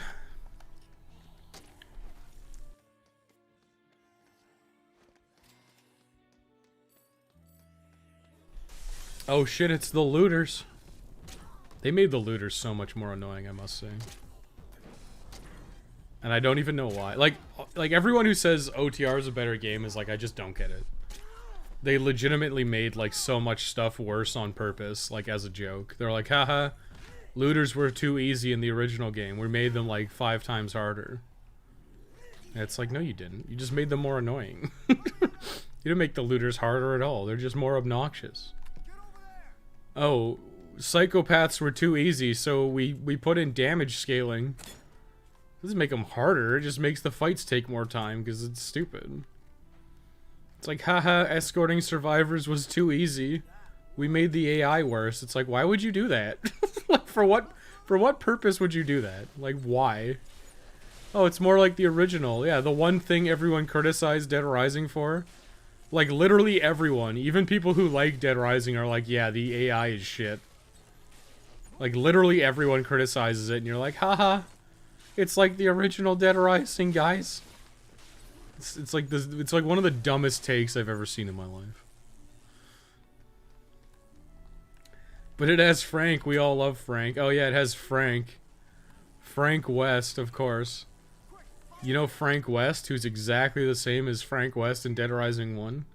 And not at all Blue Castle's made-up version of Frank? At least we have TJ Frank. Well, that's the thing. I think I said this like one of my past streams. I don't remember when it was exactly. But it quite literally is. There are 3 versions of Frank. There's OG Frank. There's Blue Castle Frank. And then there's, like, Blue Castle 2.0 Frank, right? Like, it's just stupid. I don't get it, my dude. I legitimately do not understand. Je ne sais pas. Don't get it.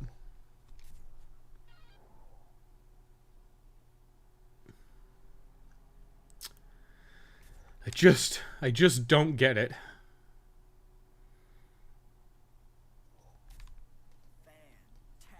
The 20,000 BP. That's a lot of PP. We purposely made it wrong as a joke. I don't understand why. Like, I'm of the camp that you should always be moving forward in your development rate. If a game that you made, like, had a lot of criticism in a specific area, like, gee, I don't know, like Survivor AI, the next time it should be better or smarter, or you should have more options, right? You need to, like, continue to, like, improve the mechanics.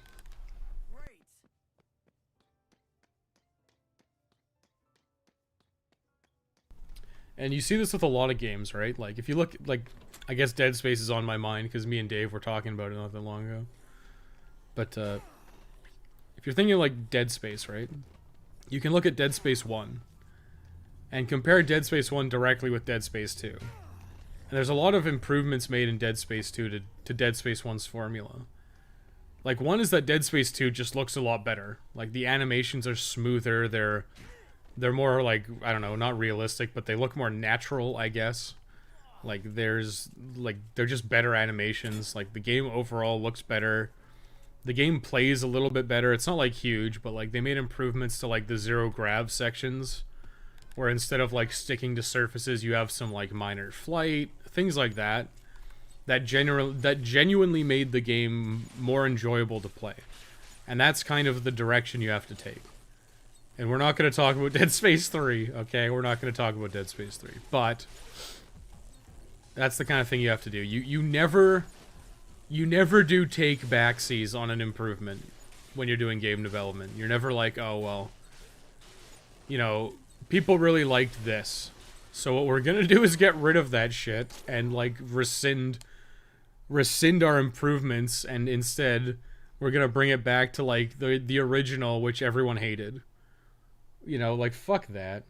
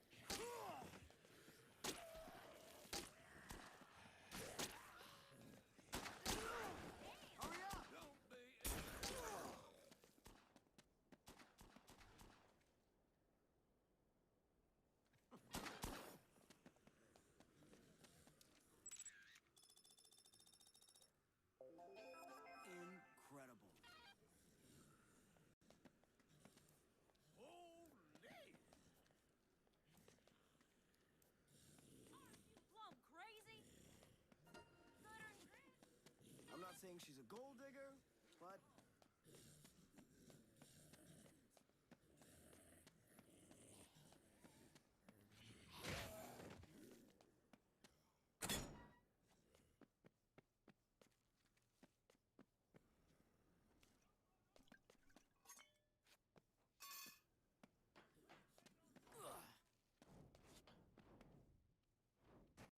damn straight.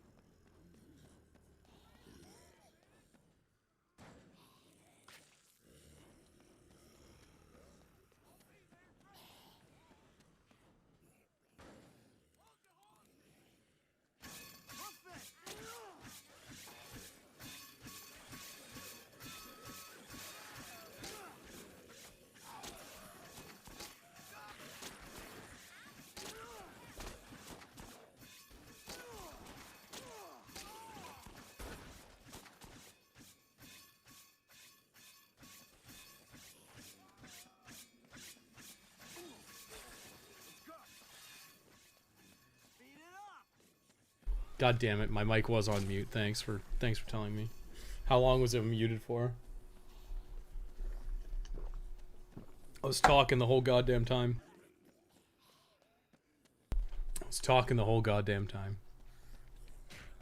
Baseball bat is goated. That is so handy for clearing survivors. Yeah, it's just a good weapon. It's always available too. Uh-oh, looters. Okay, what's the next survivor at? It is Kristen at 2 p.m. which is coming up soon, so let's do that now. Let's just hang out by the Americana. Sorry, sometimes I mute because I'm coughing or whatever. I don't want to, or I'm sneezing or whatever the fuck it is. And I try not to have that come through on the mic all the time. I need to wait until 2. Go 3 minutes, god damn it. Holy shit, what are you whatever, they're probably gonna die. I don't even care. Like, it doesn't even matter. I legitimately don't care. Actually, do I have healing items? No, I don't. Come on, Doris, let's get over here.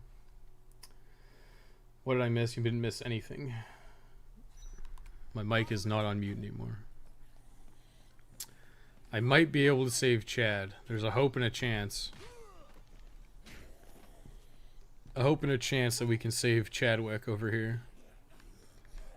Chadwick bro chills. Oh, he's fucking dead. Yep. Well then. I mean, I could reload a save, but the question is, do I care? And the answer is not really. Not enough, basically. Keep up. Stay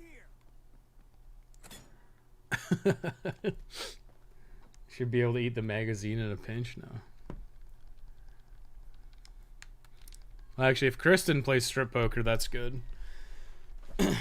Because that's one of 2 that I think you need at least 3. So since I think you need at least 3, hey, what the fuck, Doris? I told you to wait inside. Okay, come on. Well, I'll save Kristen then, you fucker. You fuckers. Whatever. Like, it doesn't matter. Like, you gotta think of it like this, right? I get 10,000 PP for rescuing Chad, probably. Or maybe like 6,750. I get some like unremarkable amount of PP. It's like if I get the knife gloves combo card, I get 1,000 PP if I hit 3 zombies with a swing. Well, I get 900, but like all I have to do is hit like what? 3 times 10. Like I have to hit like 30 zombies with knife gloves to get that same amount of PP.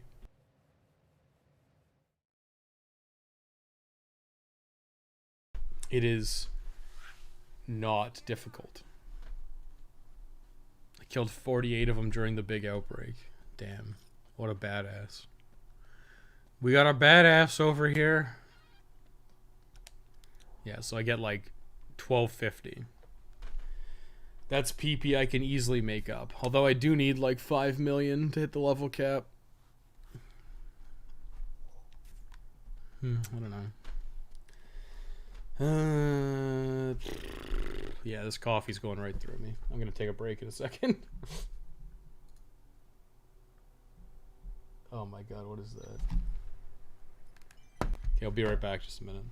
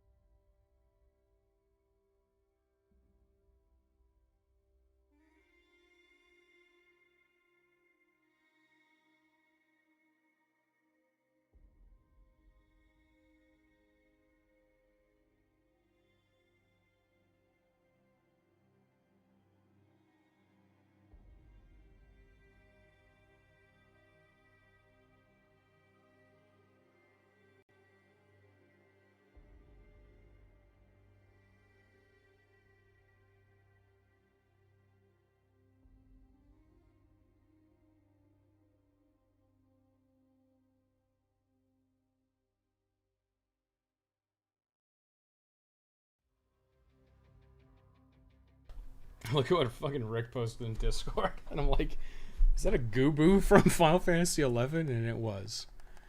It was 100% a Gooboo from Final Fantasy 11. Okay, so this is perfect. I have perfect Ehon timing now. All I have to do is get to the Yucatan before 3 p.m.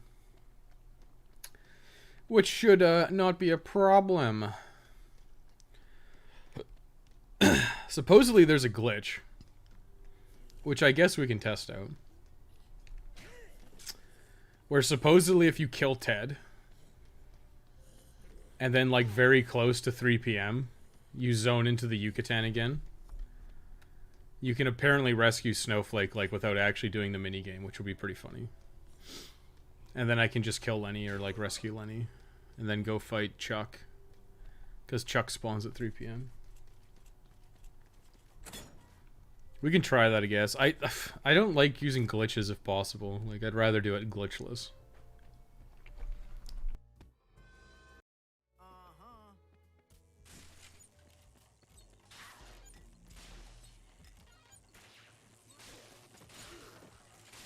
I don't know. Using glitches just feels bad, my dude. Like, it feels bad to be like, oh, I'll just grind out the 100,000 kills using this stupid glitch. Even if it is faster, it just feels wrong. Like, I'd rather do it I'd rather do it legitimately than like rely on a glitch. Except in a few certain circumstances, like for Demon's Souls specifically, the PS3 version, I have no qualms duping, because duping is just way faster. And the dupe is actually like super easy to execute as well. It has no there's no like fail state for the dupe. It's not like you fuck up your game. You just like literally do the dupe and it's like free. And it like severely reduces the amount of grinding you have to do. Like severely.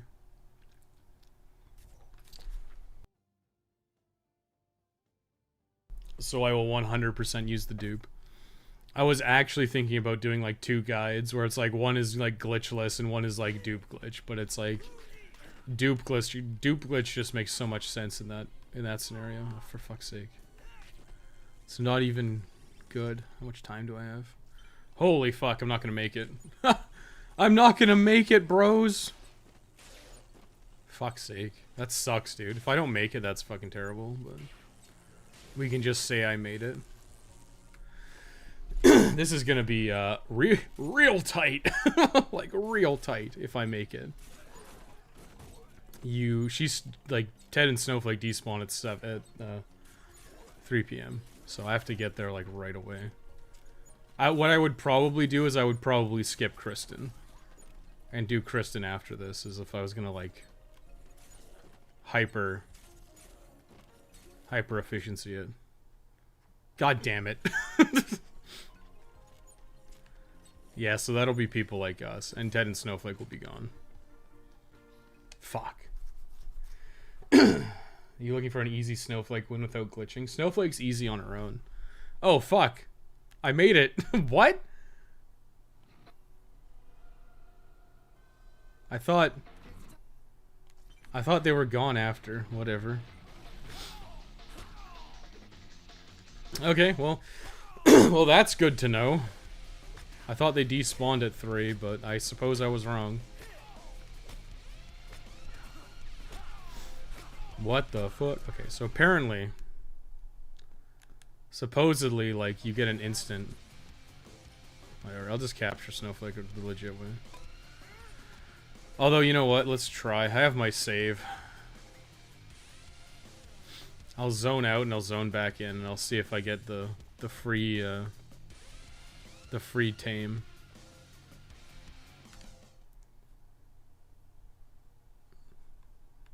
If I can get the free tame, that'd be interesting. But I like they actually made Snowflake easier to tame in this version. Like, she goes for the stakes like way more readily. Okay, the music's still on. Yeah, she's still out there. I don't know. I feel like that's just someone like lying. Like, sometimes you can like assert something's just a fucking lie, and that feels like a fucking lie to me. Like, oh yeah, you just leave and then Snowflake she just gets auto-tamed. It's like fucking citation needed, my dude. There she is. I think I have to dodge this first one because I don't have eyes on her. But this is like actually like way easier than in Dead Rising 2, because I'll just do this and she should go like straight for it. Yeah, there you go. Camera crazy. There's one that it's like you pretty much instantly get it if, yeah, see. It is so much easier in this game. They made it like free compared to Dead Rising 2 where it's like super fucking buggy.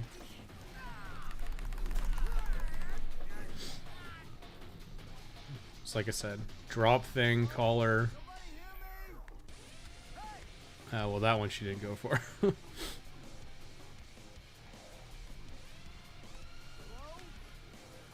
it's because I'm too close to her. That's the problem. I'll just try to get farther away this time. Oh my god, leave me alone. As long as you just have eyes on her. This should be free. I mean, you can tell when she's gonna do it.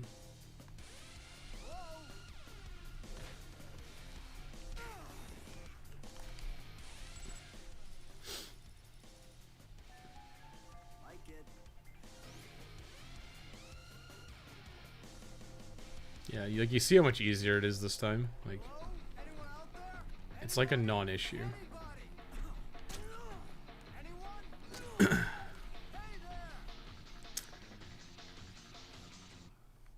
Like, she goes for like 100%. Oh, what the fuck?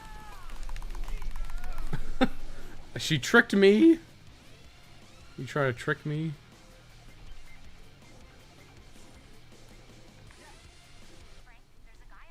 What the fuck? It's probably because I started attacking, is my guess. The fuck is she? She's gone? She looks like she just disappeared. Yep. I knew that was gonna happen. But what the fuck? Last time I did this, it was like totally free. Not that this is like not free. It's just taking slightly longer than I expected it to.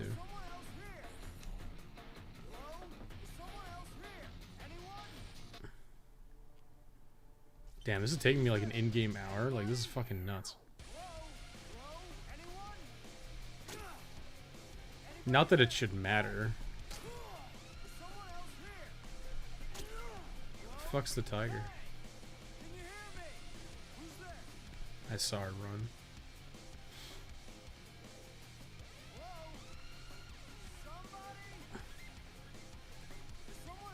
The fuck is she? What the fuck is happening? This is crazy. Like, I'm wondering if, like, maybe there's some weird behavior, because it's, like, post 3 o'clock. Maybe that's a thing. Yeah, that should be it. It's bonkers. See if Lenny's still there. So you're an orange cat called Snowflake. Keep up. Nice. Yeah, Dynamite's good. I mean, you can do that in... Like, if you get the 10,000 kills in sandbox mode, you'll hit level 16. If you just use the slice cycle. Like, you don't even need anything else. You don't need any of the books or the PP gains. It's just like, yeah, just do that. Okay, who cares? That's so strange, though. I've thought for real that Snowflake and Ted were done at 3 p.m. But I guess I was just totally wrong. So this should be the nerds. Yes, this is the nerds.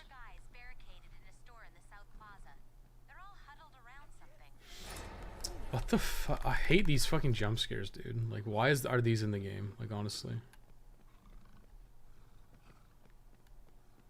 So you just follow Lenny here. There's like nothing else to it. That should get me a trophy. So it's kind of funny how there's like 2 trophies that are related to Lenny and Snowflake. Like, you have to turn the slot machines on, and then you have to get Snowflake to attack Chuck. Well, any psychopath, but realistically, it's just Chuck because he's the earliest one. You want to try a plan B after you catch her? No, because I honestly don't believe that whatever that guy says is true. I don't think you just auto-tame her randomly. I don't think that happens. I think it's just like, oh yeah, you just, I don't think that happens. I think it's just like, for whatever reason, he probably had a glitch that is not overly repeatable, and then he decided to just post it all over various wikis.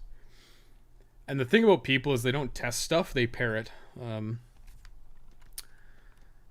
You're never going to know for sure if something works until you try it, and try it multiple times. If you get like a random one-off glitch, it's not the same as a replicable bug. And I think a lot of the time people will post some random one-off glitch they got, like it's some repeatable gospel thing that is like completely repeatable, like it's consistent and all this random shit. I think that's just incorrect for like 90% of things. So I think it's better to have consistent strategies that will work rather than like expecting someone to replicate a glitch that's kind of random, right? It's like I said, for Demon Souls, I will 100%, like Demon Souls on PS3, I will 100% use the dupe glitch because it's very easy to execute. I've done it multiple times. Like, there's a very consistent way to do it. And it doesn't require any, like, insane button prompt. Like, it doesn't require, like, insane button presses or anything, like, out of the ordinary. It is quite literally just, like, press these buttons in this order, like, go to this menu, like, cancel out. Like, it's super easy and super consistent. And to do that is, like, way easier than being like, oh, yeah, well, like, do this glitch where you, like, go out of bounds and all this shit. It's just, like, insanely inconsistent and not worth the effort. Wes, did you know that Sven will give you a free Zombrex if you take him to the guy who needs Zombrex? Yeah. So I've interpreted that, like, I had to play fucking whatever the fuck it's called. I had to play Password to figure out what the fuck he's saying. But I'm pretty sure what he means is, if you rescue Sven, he'll give you a Zombrex, and then you can run to Jared and give Jared that Zombrex. It's not that Sven will give Jared a Zombrex and he'll give you a second Zombrex, which is the way he worded it. It's not that. It's, oh yeah, Sven will give you a Zombrex that then you can use for Jared because their cases are like very close together, is basically the gist of what he's saying. But it doesn't make sense the way he's worded it, so that's what's frustrating about that whole endeavor. There's no pull weapon in there in this game, because I don't know why. They put a pull weapon in there in sandbox mode, but there's no pull weapon there in 72-hour mode. It's very weird. When is the second playthrough for Dead Rising 2 All Achievements Guide? When it's done. The same reason, the same thing I will say every time. When it's fucking done. Me and Thomas are gonna play more co-op soon. Because I want to kind of use the co-op footage for the guide as much as possible. So this is actually deceptively difficult. Because while Chuck is easy, getting Snowflake to get a hit on him is actually kind of hard. Chuck will, like... We only need to hit him once. So he's stuck, but, like, Snowflake will just fucking not attack him sometimes. And it can be glitchy and buggy. She has to basically hit him from behind. In a situation where there's, like, no zombies.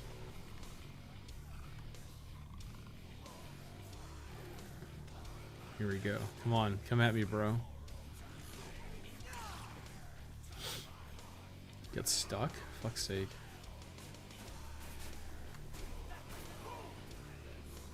It's like, yeah, you're reliant on Snowflake to, like, hopefully hit this guy. It's so fucking annoying.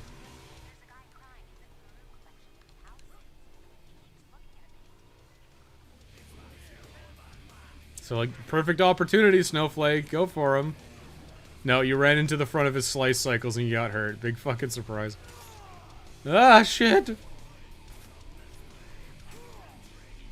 Like, Chuck is so easy, but getting Snowflake to attack him is a fucking nightmare. Rain Man didn't deserve this. He did.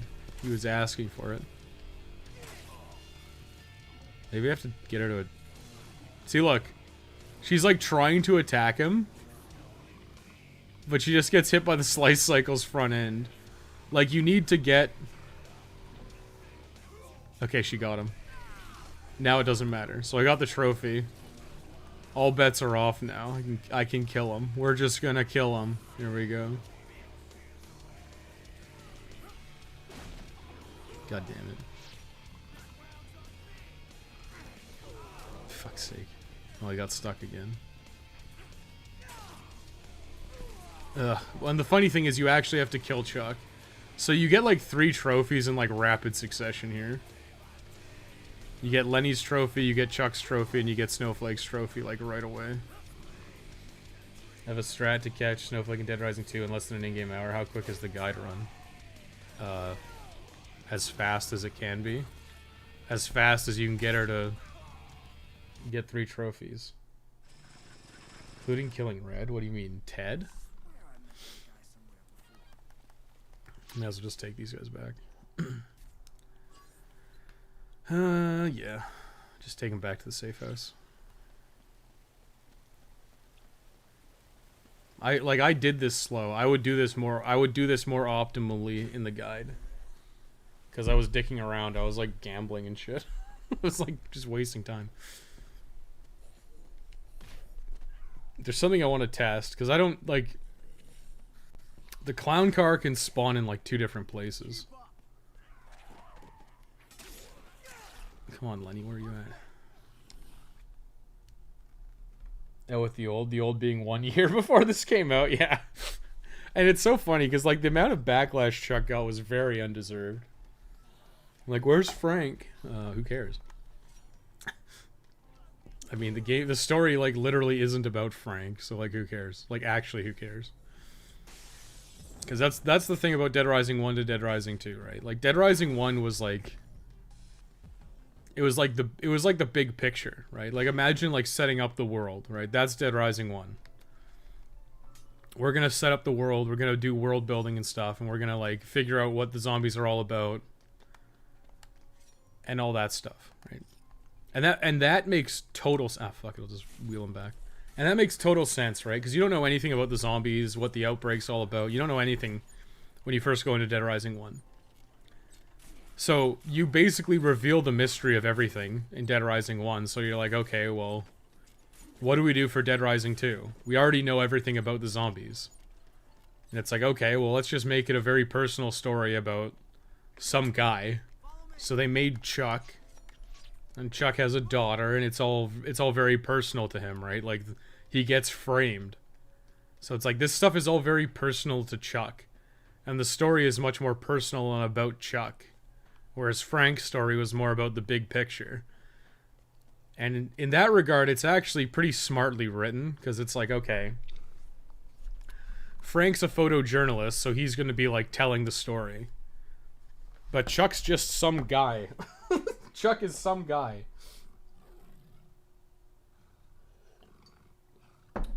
Yeah, I need new iced tea. Whatever, I'll make a new batch later.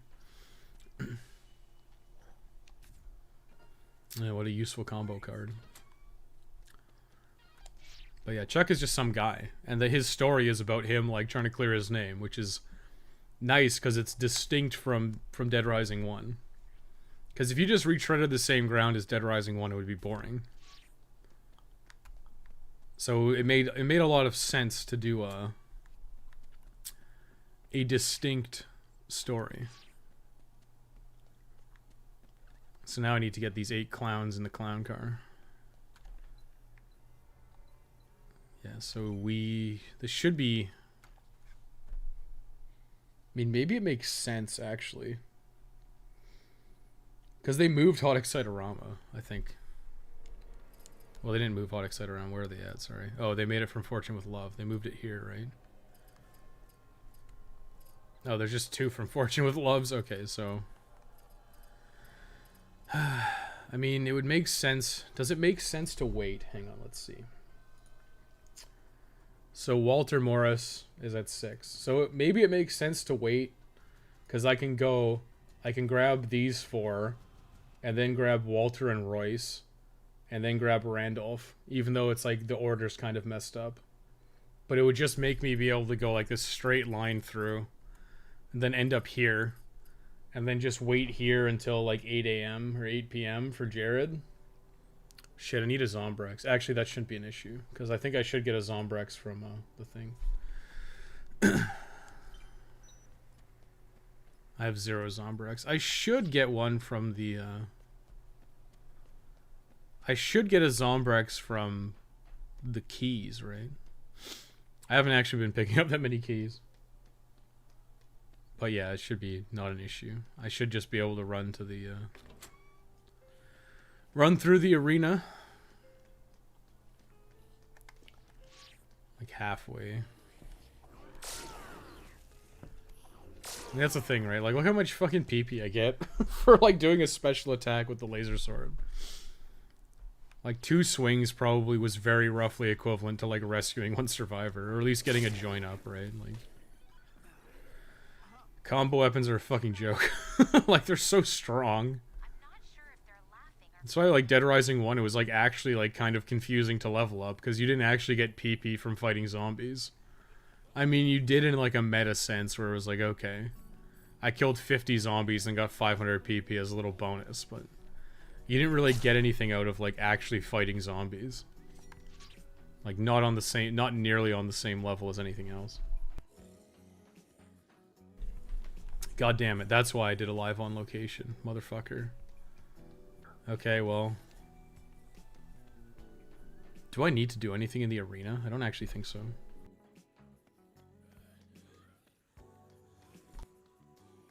Well, shit. No, I must be able to get into the South Plaza. If I actually can't get into the South Plaza, that'd be hilarious. I should be able to get into the Fortune City Hotel. Because it should unlock as soon as a live on location becomes available. I just totally forgot that the arena's unlocked. The arena's locked. You know, right? You know what? Before I go down there, I want to see if I can unlock the arena. Because I know in Dead Rising 1, you can unlock the entrance plaza from Alfresca Plaza, even without Brad. Like, you can just go in there and turn it on. No, I want to run to the Fortune City Hotel. Ugh. This should not be an issue for time. Like, realistically, right now, I have all the time in the world. All the time in the world, baby. Because, like, who cares? Like, I want to rescue a couple of guys. While doing this, I could just buy a Zombrex for like 50 grand. It's fine. Reinhold, he's got a name. I think he was just looter in Dead Rising 2. Is there any good combo weapons in here? Always a pleasure, buddy. This thing better work. This is just for Jared because I need Jared. Just in case. I'm like pretty sure I don't need the thing, but whatever. It's not like it matters. Like how long? Like what is that? Like 5 minutes at the slot machine? Oh yeah, that's the other thing. I get another gambling magazine here. I get Gambling 3. I get Gambling 3 in that thing. Do I even care about the arena? Like, I actually don't think there's anything in the arena except maybe Elrod and Trixie Lynn. That's a Zombrex, I'm pretty sure. I'll see if I can open it. I'll just pass the nerds and then get them on the way back. It's probably smart to ignore them on the first pass anyways, because I know there's a bunch of looters in here for some reason.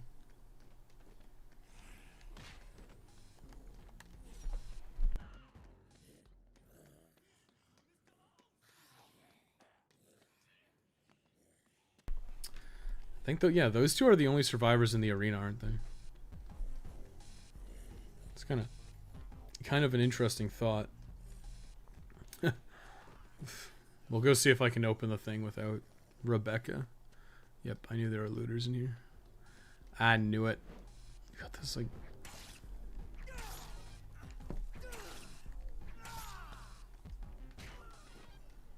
dead. And then they ruined it. You can't actually make a plate launcher there anymore.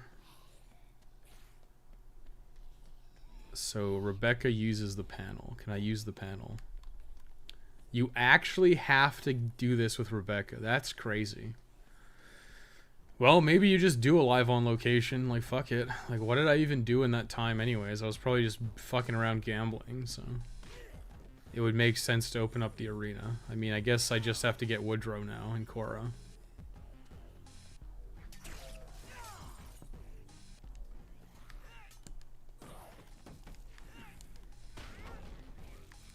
I think I'm just doing this so they have an easier way out. What the fuck? Oh my god, another looter. Where the fuck are you?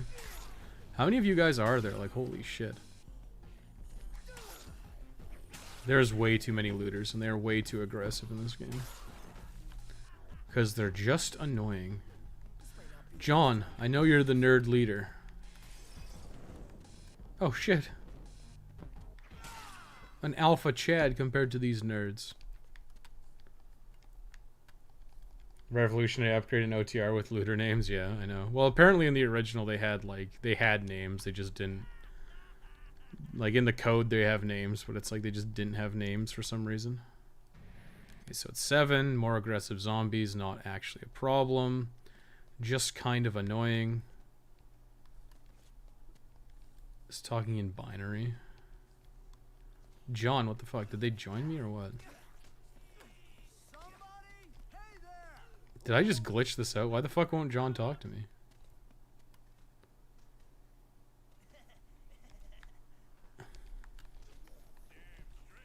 What the fuck?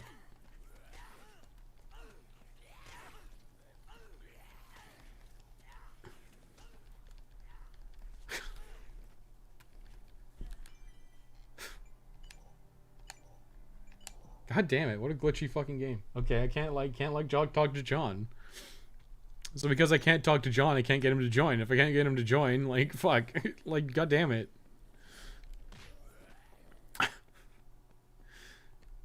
It's so stupid. It's like literally will not talk to me. Okay, cool. Very fucking cool, my dude. How long have I been playing for? 2.5 hours. We'll go for a little bit longer. I think honestly after this, I mean, do I even care about Elrod and Trixie Lynn? Probably not. Like, realistically. Kind of simplifies things to not have to do that, but then you lose access to the arena. Does that matter? Like, who would I rescue? Like, who would I care about rescuing that requires going to the arena? I mean, maybe There's servers back here. I should just wait till after 7. That's what I should do. I should wait till after 7 to talk to John. Where's the other looter? I know you're around here. I can see you. But, like, what's the point? Oh my god, there's more. Where the fuck are all you guys coming from, dude?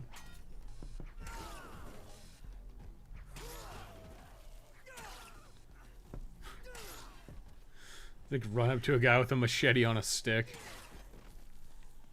Okay, cool. I'm actually gonna wait till after 7. This is insane.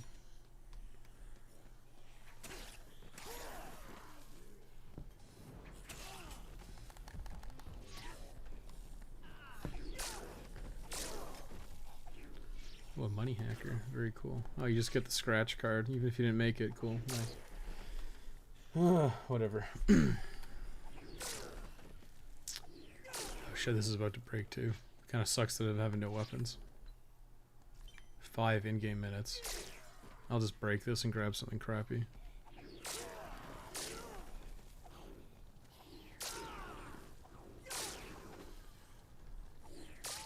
Okay. This axe will do. I can axe someone a question.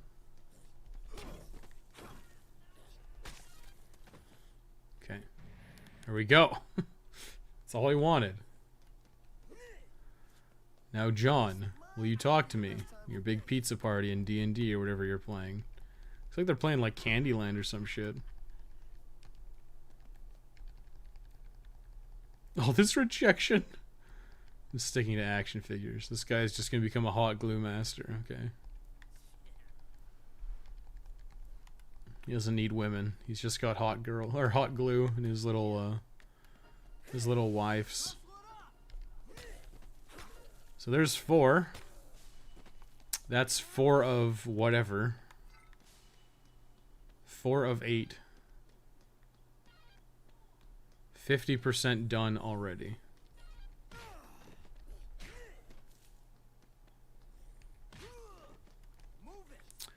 Yeah, I mean, it's probably better to just ignore the cases. Like, why would I do them? Like, I would only care about doing them in, if I wanted to do, like, all the psychopaths for a co-op trophy.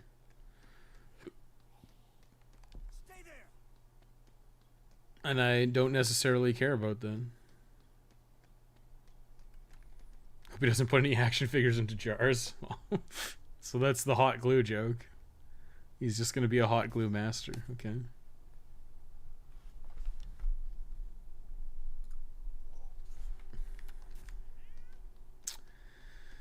Oh my god, they all made it. Oh my god. Oh, there's a zombie here. Let's blow her head apart. So this is new, actually. This is new for OTR. John, come on, John. Game's just playing itself, John.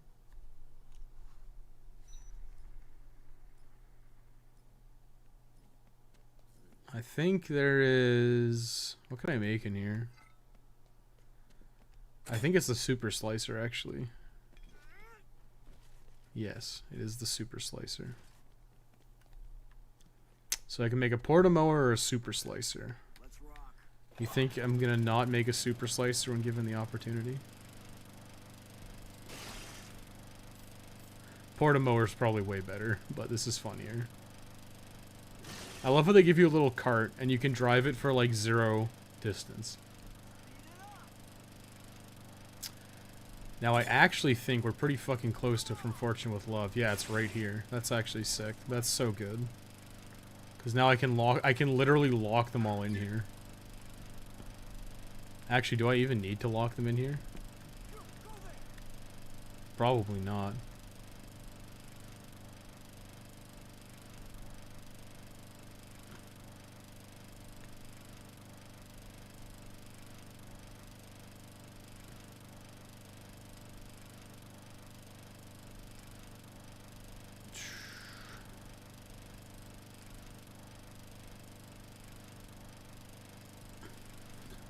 Why is he climbing on the board?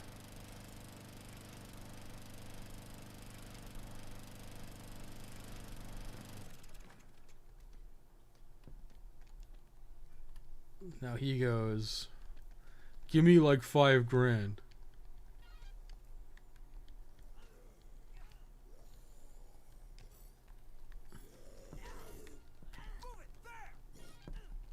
What the fuck? God damn it. Okay. Stay here. I said stay fucking here. I have some business to attend to, Jesus. There's a couple of things I want to get in here. One of which is... I mean, I have to kill time for Jared at 8, so...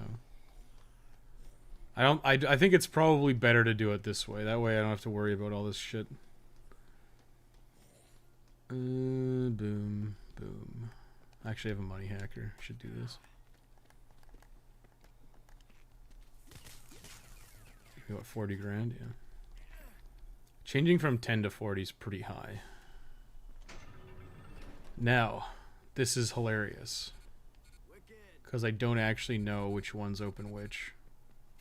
This is all just like a complete crapshoot.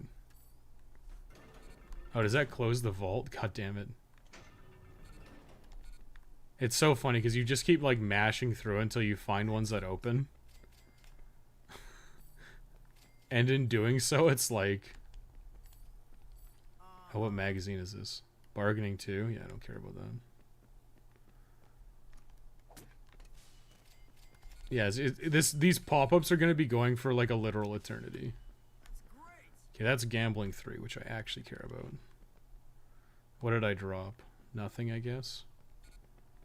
There should be a Zombirex.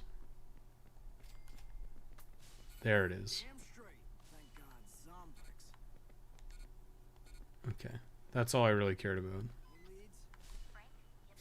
So that was Jared, I think. Okay, so what's the goal? So I can either get Jared or I should get Randolph first. What can I make in this maintenance room? Battery and an electric rake. Very cool. This will prove useful. There's the laser eyes thing here too, which I should get. I think it's over here.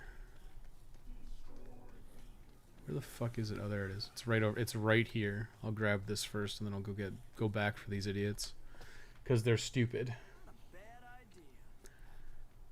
Royce claims that Walter makes old jokes, then proceeds to make the exact same thing. What? Do I already have the laser eyes combo card, or I just have a fucking glitch going on? Well, it sure looks like I have a glitch.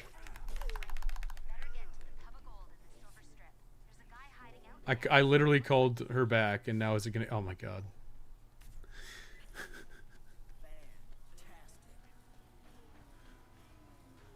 Okay, so are they actually stuck? Are they stupid? They're stupid. This is so funny. They can't even open a door. I locked them in there for their own safety, and now they're quite literally like a bunch of children. Well, that guy's stuck in the door, so that'll be fun probably. I can't wait to have the Pub of Gold on my thing.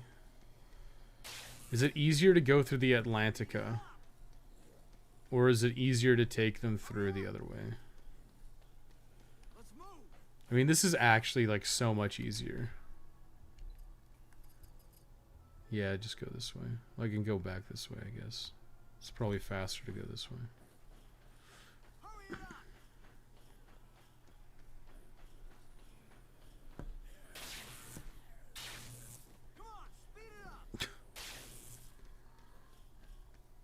This is actually like so stupid. Is that text just stuck there forever? Listen, I've made multiple claims that this game is a buggy mess that was pumped out in a year. And there are very clear evidences to that whenever you play. And this is one of them. And it's just like me running around trying like every lockbox in the vault. And then it's like, oh, hang on, we didn't actually plan for this. For someone to come in and just mash everything, expecting that none of their keys fucking work. Okay, everybody's here. They made the Survivor AI and OTR worse and really expected people to enjoy it more than DR2. I think the thing is they were like 100% just reliant on Frank. Okay, well here, you know what? That makes a lot of sense now that I think about it, because they were like, okay, they're banking on Frank.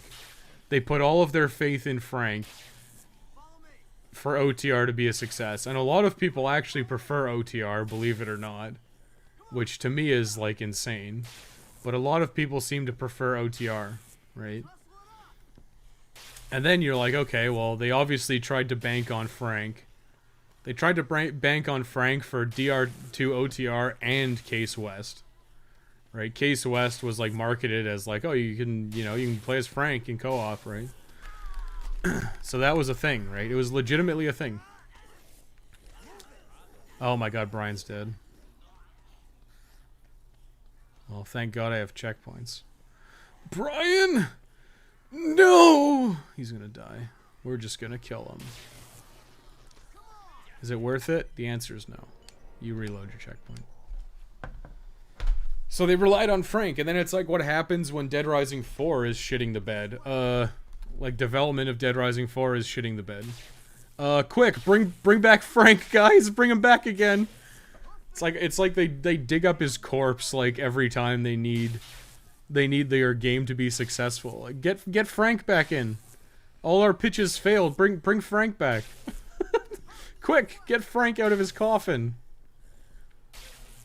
Get him out of the cryostasis tubes, you know? Like, it is unironically like, oh shit, development's going badly. Or we had bad reception. Get Frank in there. He'll save us. It's like beating the ultimate dead horse. Just bring Frank back. And it's not even Frank. It's not even Frank. It's Blue Castle's idea of Frank, which is not actually Frank. You know? Either DR2 or OTR took 3 minutes to boot on the collection launch for like a month. Really? That's crazy. I would believe... You know what? It's probably OTR. Which is so crazy, right? Because, like, OTR came out, right? So OTR came out. And then it's like, okay, you're making the collection. So it's like, you have an opportunity to quickly go back and fix some things and make improvements. And as far as I know, they didn't. As far as I know, they didn't make any improvements to any of the games. In any of the relaunches or remasters, right? Like, I would say... The unfortunate thing is that... like, they play better. Like, they run smoother, generally. Like, DR2 can chug on, like, Xbox 360. But it runs a lot smoother on... From what I've seen on both Xbox Series X and PS4, right? Like, that's what I've seen. Or I guess Xbox One. From what I've seen, I haven't watched a ton of it, but I've seen footage from other people. And it supposedly plays better. But the big issue is that, like... Sure, it might play... Oh my god. It's like, sure, it might play better. But, like, it crashes all the fucking time. Which is, like, it just makes it a miserable experience to play, you know? It makes it a miserable experience to play. Like, nobody wants to play a game that's constantly crashing. I might actually just buy a fucking combo weapon in here, because I need something. Knife gloves it is! Hell yeah, dude. 20 grand, easy peasy. I just need something to kill these idiots with.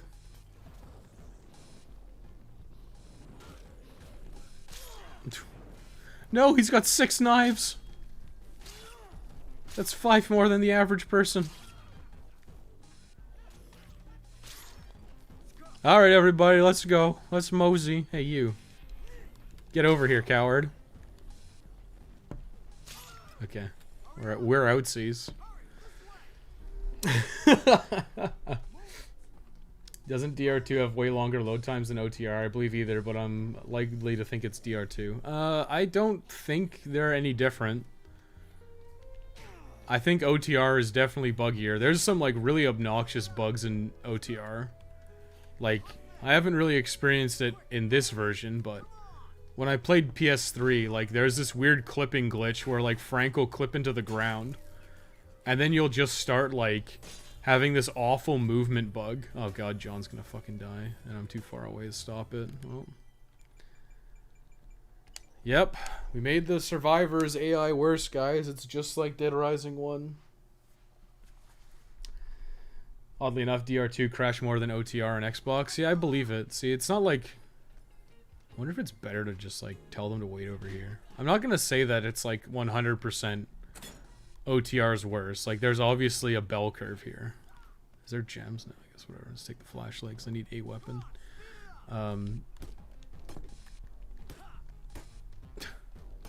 It's kind of a shitty weapon. God damn it. Don't hit my survivors.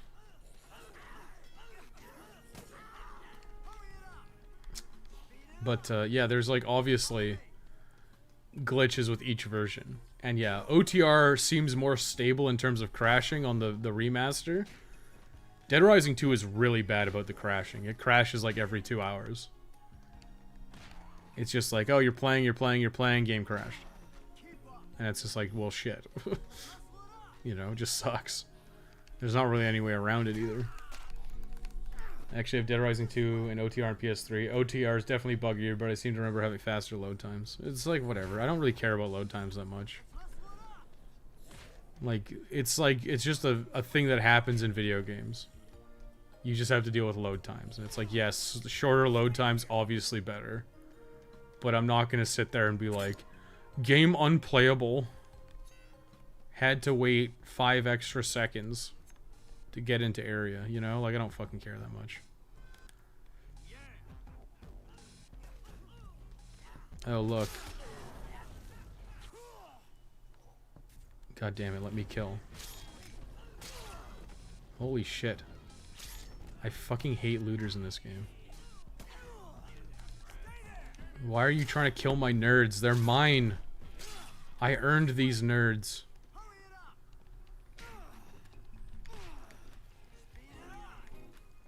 Well, I guess there's more looters up here.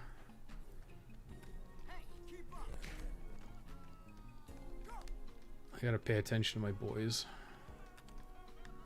Because last time what happened is someone got grabbed and I didn't fucking notice. I want to say this as well. DR2 will crash during gameplay. OTR will crash during launch in the game. A small mercy. It's like whatever. Like, OTR is probably more stable in this version than Dead Rising 2 is. But I think a lot of the quote-unquote improvements that they made, or the changes, I guess is a better term, are just, like, they just make the game worse. So it's like, I think OTR is the worst game. And yes, it sucks that Dead Rising 2 crashes all the time. But you can prepare for it. You just save often. That's all it is. But that's just good advice for any game, right? Just save all the fucking time. Like, why wouldn't you save all the time anyways? Like, if you're ever crossing by a bathroom, just save your game. And you basically eliminate, like, the big issue. Yes, it's annoying, but at least you won't lose that much progress. Like, that's why in the second playthrough, I tell you to save all the fucking time. Like, when you're doing the Zombie Genocider 2 achievement, it's like, yeah. Save constantly. Like, there's no reason not to save. And it's like, I'm just reminding you constantly, like, save your game, save your game, save your game. And partially it's because, like, yeah, like, I don't know when you're playing. Maybe you need to take a break soon. Or maybe you need to go to bed soon or something, right? So it's like, I just make the segments as short as possible so that you can do a segment and then, like, move on. That was always the goal. Yeah, this is, like, so forgiving. Like, what time is it? 9:30? I'm like an hour and a half or something behind. And it doesn't even fucking matter, because all we care about is, like, this. So it doesn't matter how long it actually takes. To find one of my guides, you break it over a zombie's head right after. That's gotta be in the, No, because I give it as a gift to Katie in the All Survivors. So who would that be? I do it, like, I know in the All Trophies one, I bash it over a zombie's head as soon as I take Lynette's shortcut. So that's a thing.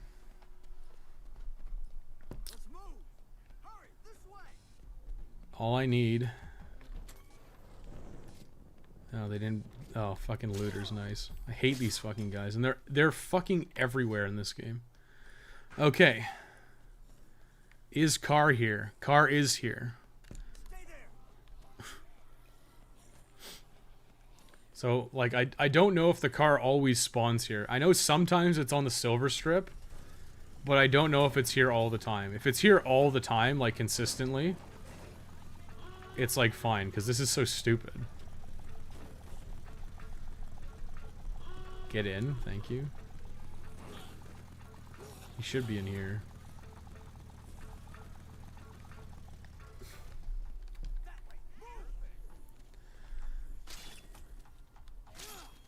God damn, drinking coffee makes me need to piss so bad. I already have a small baby boy bladder anyways.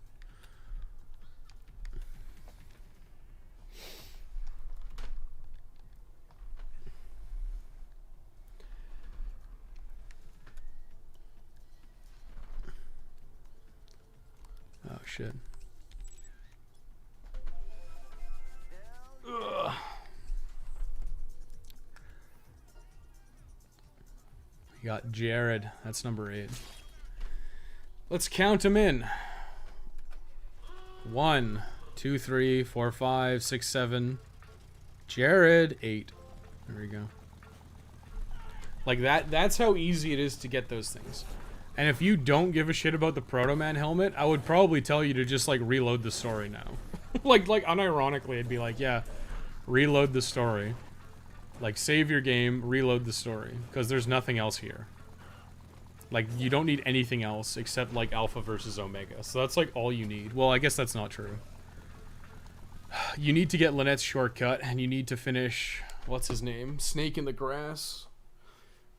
But, like, it's not hard. Like, these trophies are not difficult. It's just, like, setup and knowing the timeline.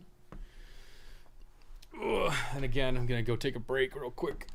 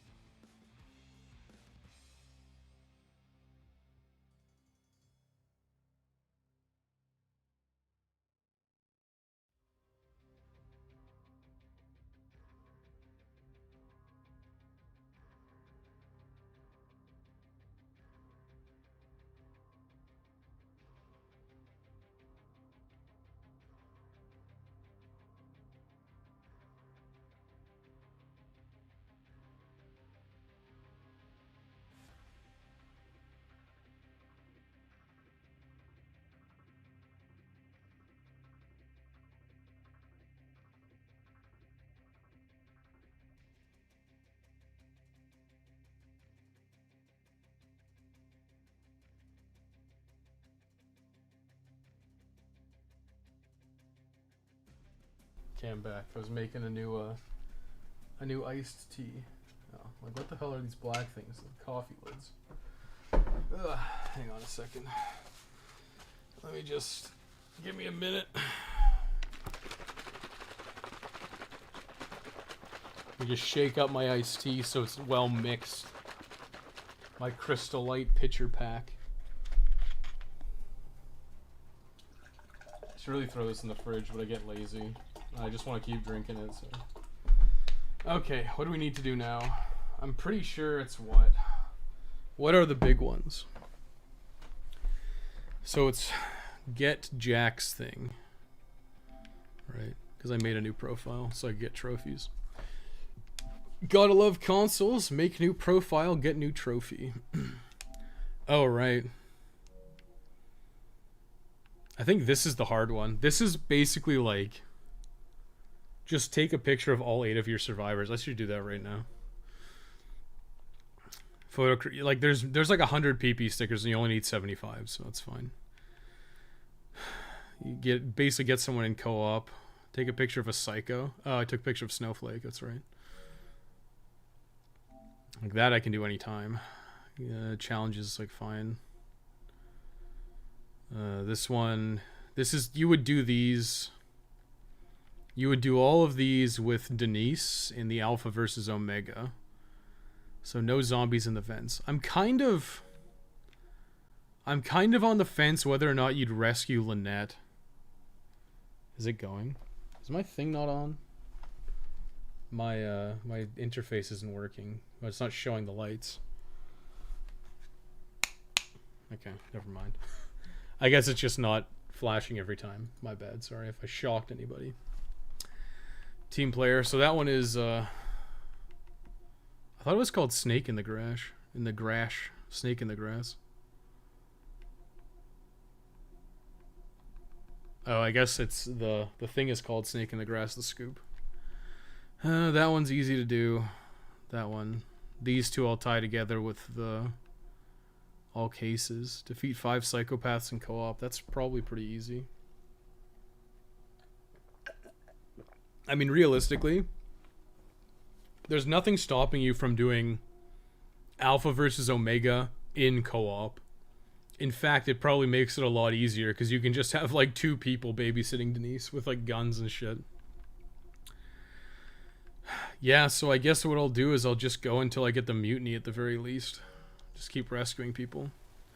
So what I want to do is set up a photo op right here. Oh god. So I should, if I can get everyone in frame, I can probably... Nice shot. Damn, that wasn't enough. You need like 2,000 drama.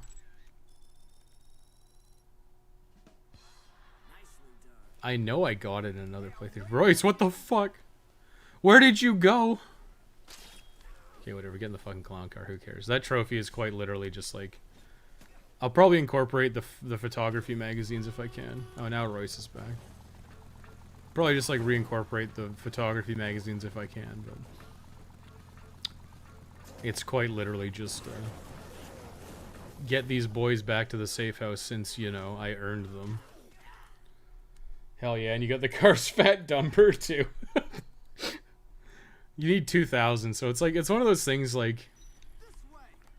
If you get both photo magazines, I think it's like 20% extra PP.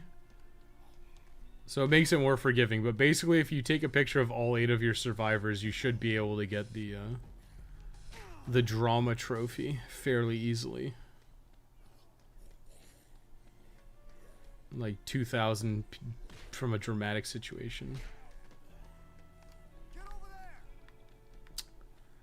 It's one of those things just like, it's more annoying than anything, and it's like, yeah, the photography trophies are so stupid. Like, they're not hard at all. It's just like, oh yeah, you've got 8 survivors. Just take a picture of them with the photography magazines and you'll be fine. I might spend a little more time. I might spend a little bit more time in sandbox mode, getting like some levels before I do this, just so I have more just exclusively for more inventory space. Like, I want all the gambling magazines so that in between these rescues I can get lots of money. Loads of money is the words I utter. Okay, everybody's here. The gang's all here. It's like, yeah, okay. Yeah, so if I got a better photo, I might be able to I might be able to get it. Love it. But it's basically something like that. The butt car, yeah. Stupid car. Like, I don't know. Like, Blue Castle had like a very, very childish This way. sense of humor when it comes to Dead Rising, which is kind of hilarious because, like I said, most of the stuff in Dead Rising is not played up for laughs. Like, very little of it is.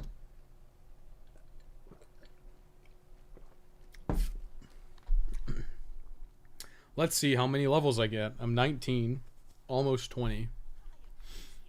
It's like you have 10 plus 10 strength against zombies. Damn, John. Okay, that got me almost 2 levels.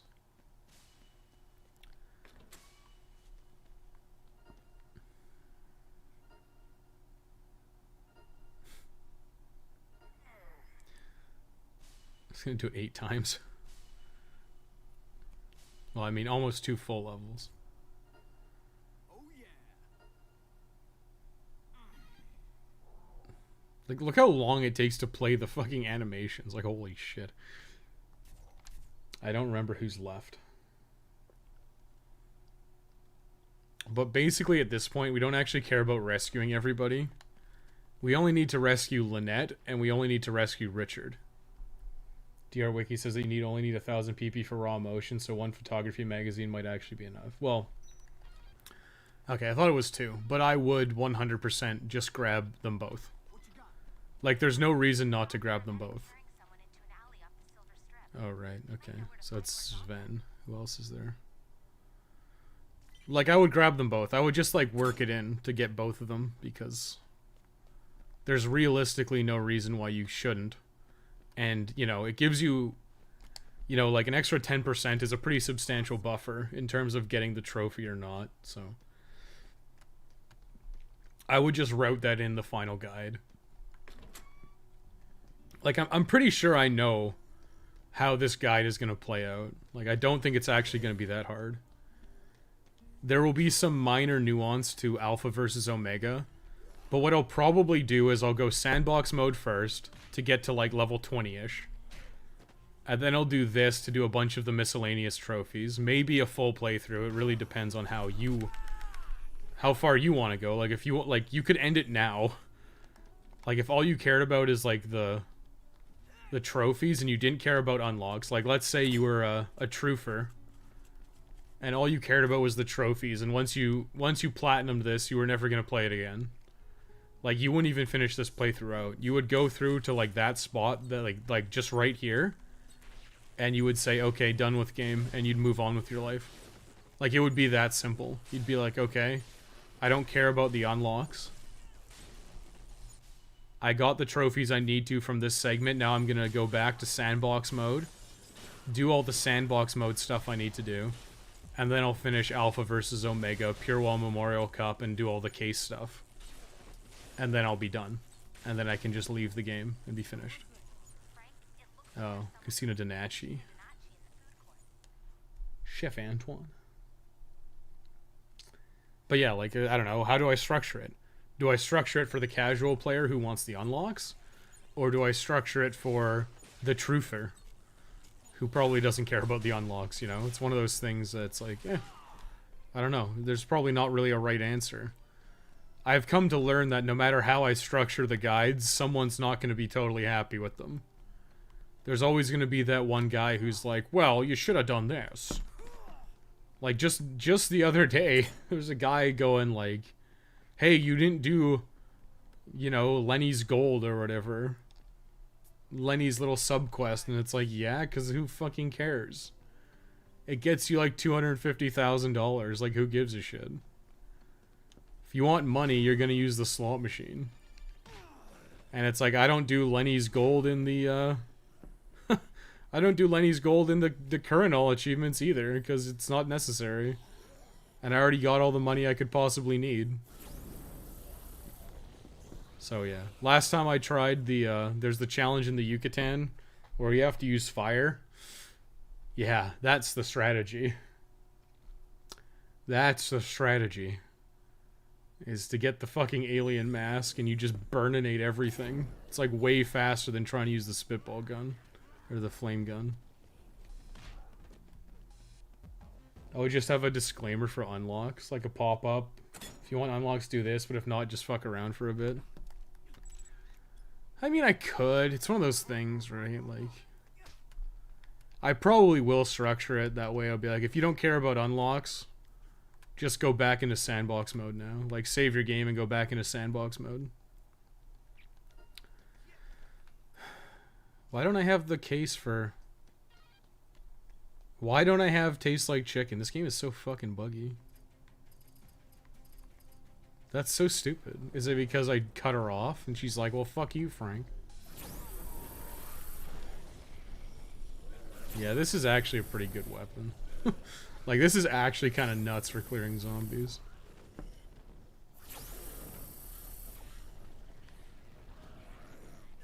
Gets you quite a bit of PP, too. I don't know if I'll ever be able to achieve TK's buddy achievement for TR2. Me and some of the guys in Discord got it, like, I don't know, 4 days ago. You just gotta find people to collude with. That's, like, literally it. You have to find people to collude with, and it's, like, that simple. You need to get into a chat with a bunch of people, with, like, 3 people. Like, 4 total people. You need to get into a chat and be like, okay, we got into this guy's room. So as soon as someone gets into a lobby with someone, you just keep going. Holy shit, that's nutty. Yeah, this is one of the better combo weapons they introduced, actually. What's really funny is it counts as a melee weapon. So if you're not hitting a zombie, you have infinite durability. Like, if I'm just sitting here going like this, it'll never break. Because it oddly enough counts as a melee weapon. Oh, sorry, Sven. It counts as a melee weapon, so if you're using your spike bat and you're just like swinging in the air, it doesn't use any durability. So if you're using the laser eyes, even though it's ranged, you can just like keep shooting it as long as you're not hitting zombies with it.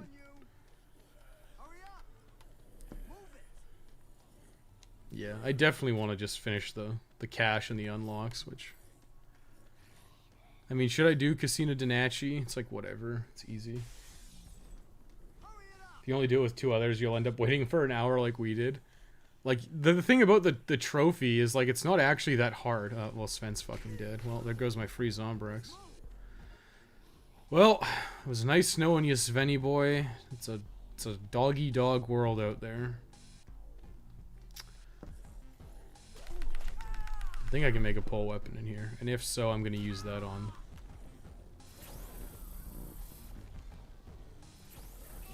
For fuck's sake.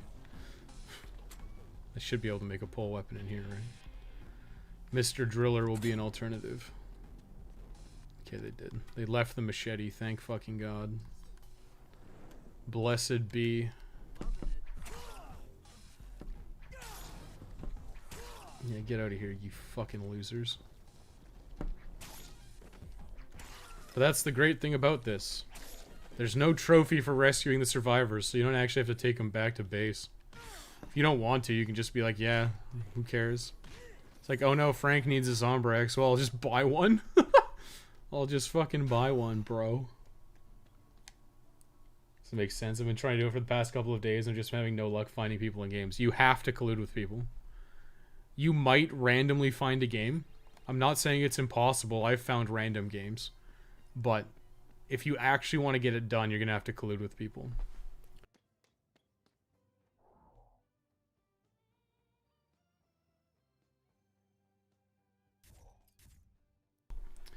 And you should definitely keep track of which games you've won, because that's one of the most annoying things, is like when people don't keep track of what games they have done.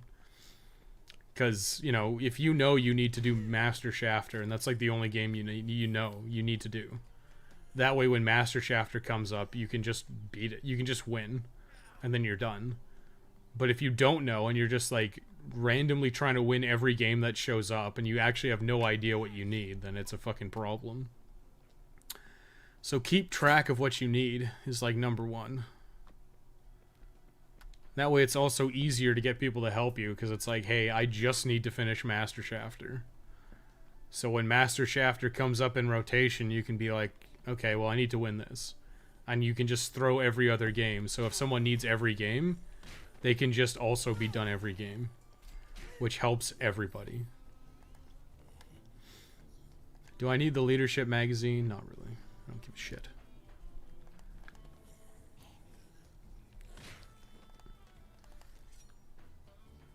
I did keep track and it didn't pop. Well, I don't know what to tell you, my dude, because clearly you missed something then. Trophies pop when you fulfill the criteria. I haven't kept track of what I've won and what I haven't won. Well, then you're gonna have to start from scratch. It's as simple as, okay, I have nothing. You assume you have nothing, and that's it. You're starting from 0. So hopefully when something pops, like hopefully you pop early before you finish the other ones, but you have to assume you're starting from 0 from now on.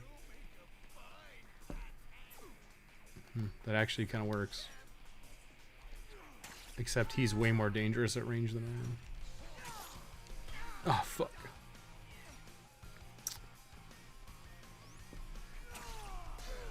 Very cool.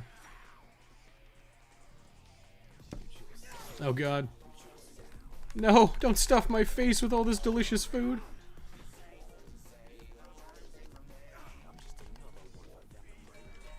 Milk? I should have got a quick step. This fight's so annoying, he just fucking heals himself.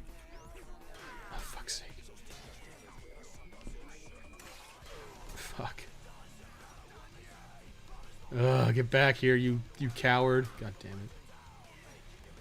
I will resort to laser eyes.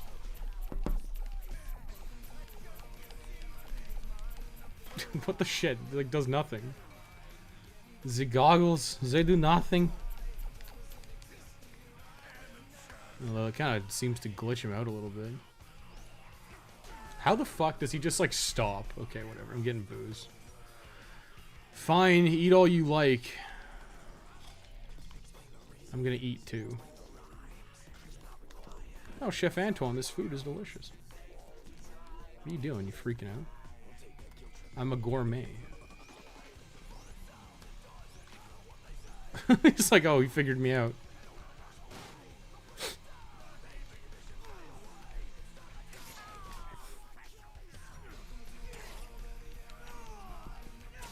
I don't remember him ever blocking. I think this is the first time I've actually seen him block. Which is kind of hilarious to think about. Get fried. Oh, it did nothing. Fuck. Assume you have nothing, so you're pleasantly surprised when you get it early. Exactly. Well, if you haven't been tracking, you have no idea. And if you have no idea, then you may as well assume you've got nothing. You know?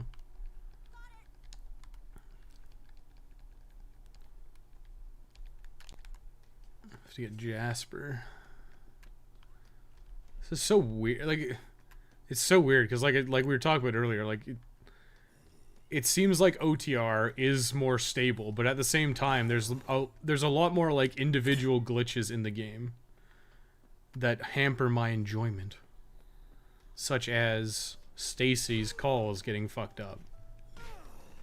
You know, things like that are like really annoying. My PS4 in the ready lobby. Good luck. Well. The problem is you have to, like, connect to someone who's in a lobby. One of those things is, like, that we found was, like, constantly, like, quitting the game, restarting your console, reloading the game, like... We were constantly, like, okay, we didn't get a lobby. We'll try, like, 4 times. And if you didn't get in the lobby that was made, within, like, 4 attempts, you, like, either rebooted the game, like, you closed the game and tried again, or you shut your fucking console down and restarted it. Like, it was such a pain in the ass, but we got it all done. It was like me, Dave, and Andy. And then some random other guy from the stream who I wasn't in contact with, but Andy was, apparently. And then we finished, and then he was supposed to finish, and then he didn't, apparently. But you know what? It's why we tell you to track everything. Can't wait to tell our friends that Frank West rescued us. That was me, yeah. Well, I'm saying you gotta keep track, right? Because we were tracking, and it's like you should have been done. And then you weren't, and it's like, well, we've been at this all day, so I'm done. I'm not helping anymore. And if you didn't finish, that means you didn't finish everything. And we helped you through, like, every game. Like, we cycled, like, every game for sure, so... I don't know what happened there. If you go to PSN Trophies and go to the PS4 Dead Rising 2 page, you can find make sessions with lots of people. Yeah, there's lots of ways to collude with people. What was this one? Okay. Since I don't care about actually rescuing these people, I may as well just run to Terry and Willa, since we're here. Although, Leadership Magazine would actually be decent here.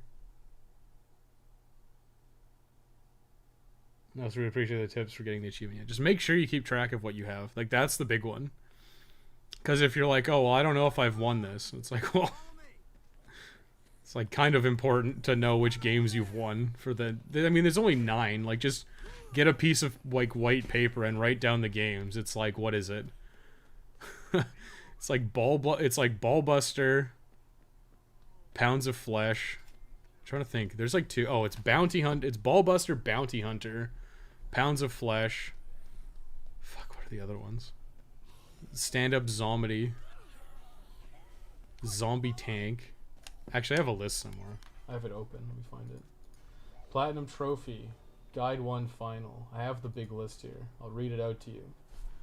There are 9 events you'll have to win. In alphabetical order, these are Ballbuster, Bounty Hunter, Headache, Master Shafter, Pounds of Flesh, Ramster Ball, Slice Cycles, Stand-Up Zombie, and Zomboni/Zombie Tank.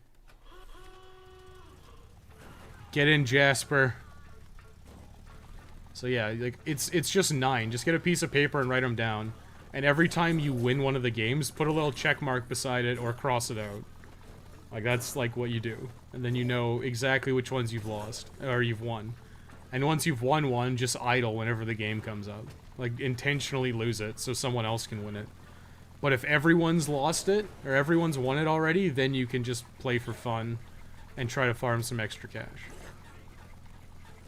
And that's in the guide. It's quite literally like, yeah, just lose on purpose so everyone can finish. I think I'm in that session just to be the 4th. If 3 people are online, they need someone to start a game.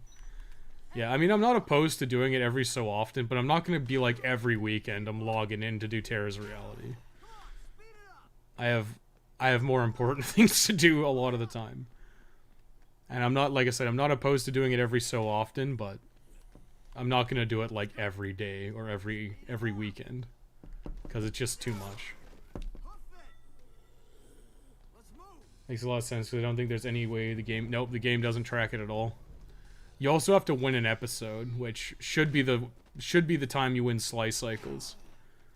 Like, you have to win, like, the set of 4, which is not that big of a deal.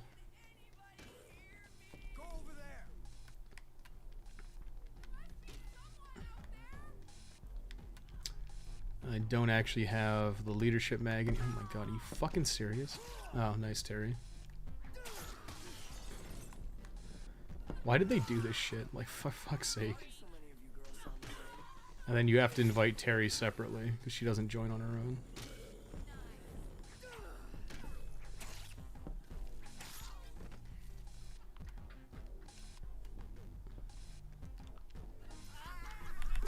Really? Okay. Grab you. Oh. Forgot I was piggyback. Whatever. PSN trophies, I mean the website named PSN profiles. Yeah. Well, there's a bunch of places you can do it. I know the Dead Rising Reddit occasionally tries to organize it. And by organize it, I mean a bunch of guys beg. They're like, please help me finish.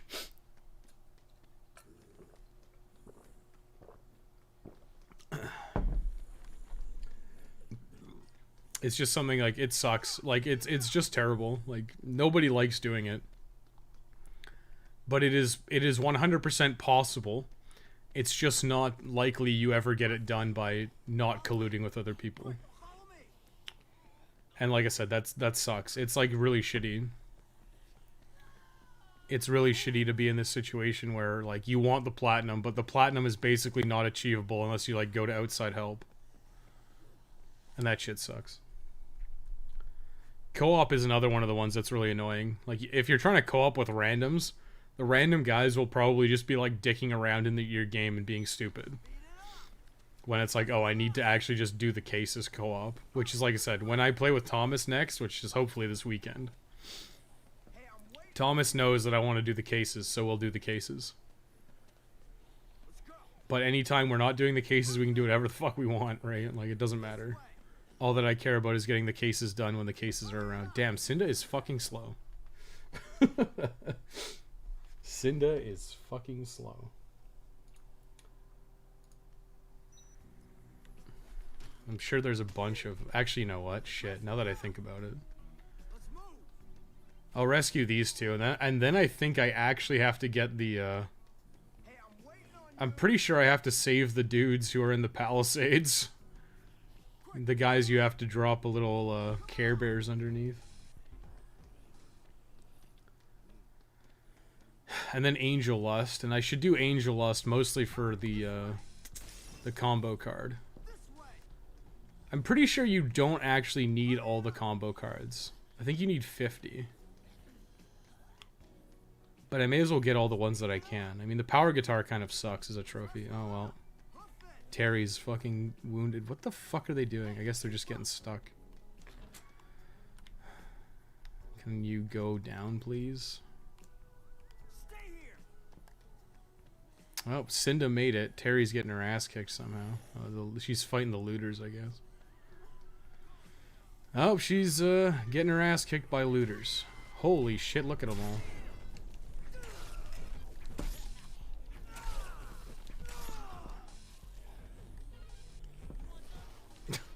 Killed him with a money hacker. Holy shit, she made it. Terry, what a god.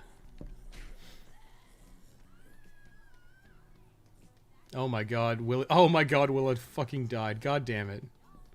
God damn it, Terry, you watched your friend die. I'm fucking out of here. I'm done with this shit. No, I'm not. We'll keep playing for a while. I want to play until I get Richard. I actually don't know when Richard spawns, though. We tried to get her back. She was injured. It was her own fault. Okay. What time is it actually? 2:25 a.m. Yeah, we got plenty of time. Yeah, Angel Lust doesn't spawn until 4 a.m.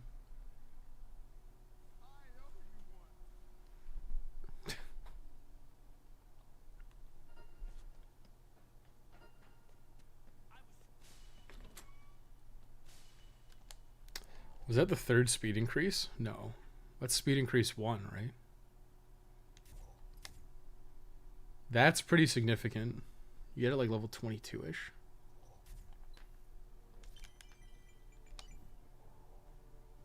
I wonder when you get the third one.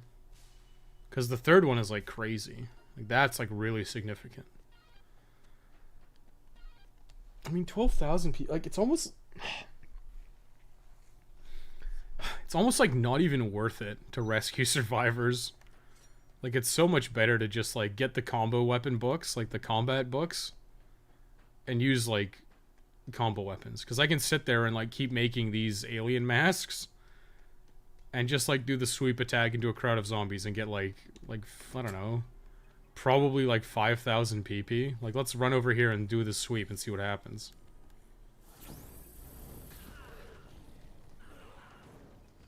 It's like pretty fucking good.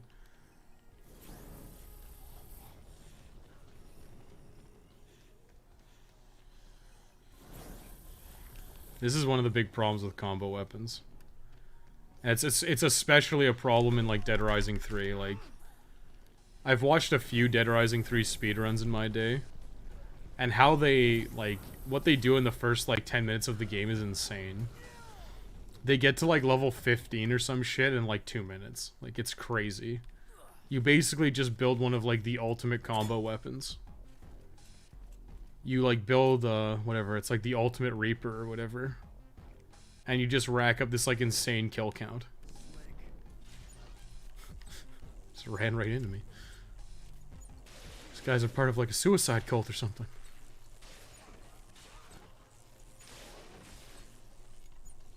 But it is so simple jack to do. I think the fastest way is actually through Slot Ranch, now that I think about it. That shortcut through Hot Excitorama is actually super useful. And I use it all the time. Nothing new in chat. Yeah, so never mind. There's something just popped up. I saw movement. The cutscene despawned the Molotov flying into the room. I know. It was big-brained, wasn't it, Bob? My brain was so big, I could predict that was gonna happen.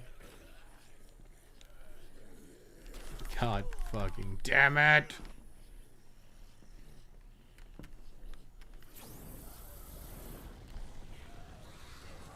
I mean, that's pretty strong for like one attack.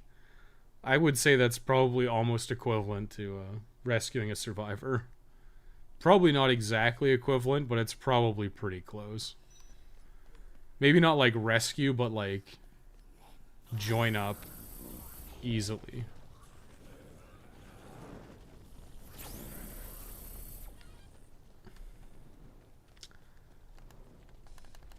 Oh, I have a money hacker. Very cool.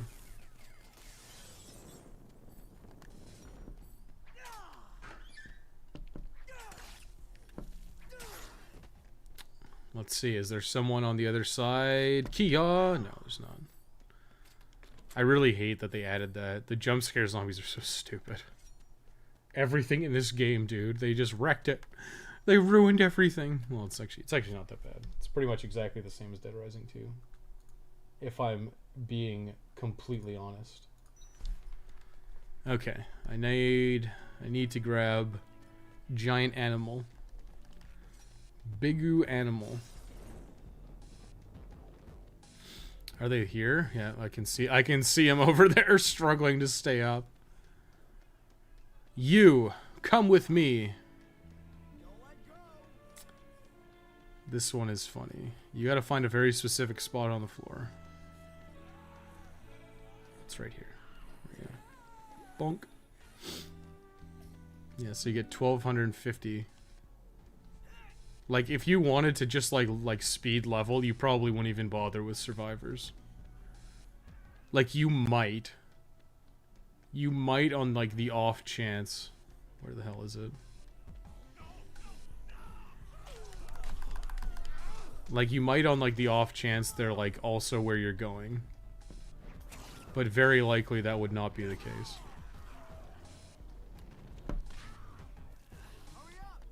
Oh, I have a money hacker. I may as well hack some cash. I've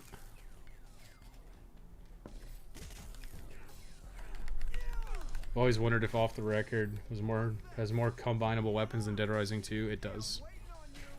Dead Rising 2 has like 50. I'm pretty sure Off the Record has like 63. They definitely added some combo weapons. I knew there was a sassy hot dog right here. Get in me, you saucy bastard.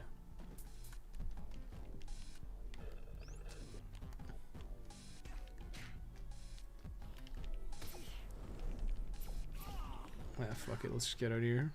Cheese it!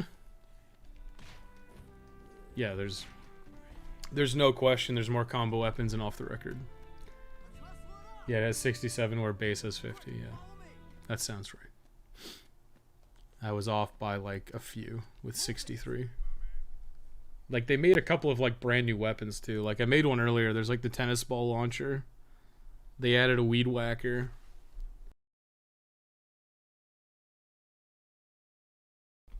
Fucking what else is there?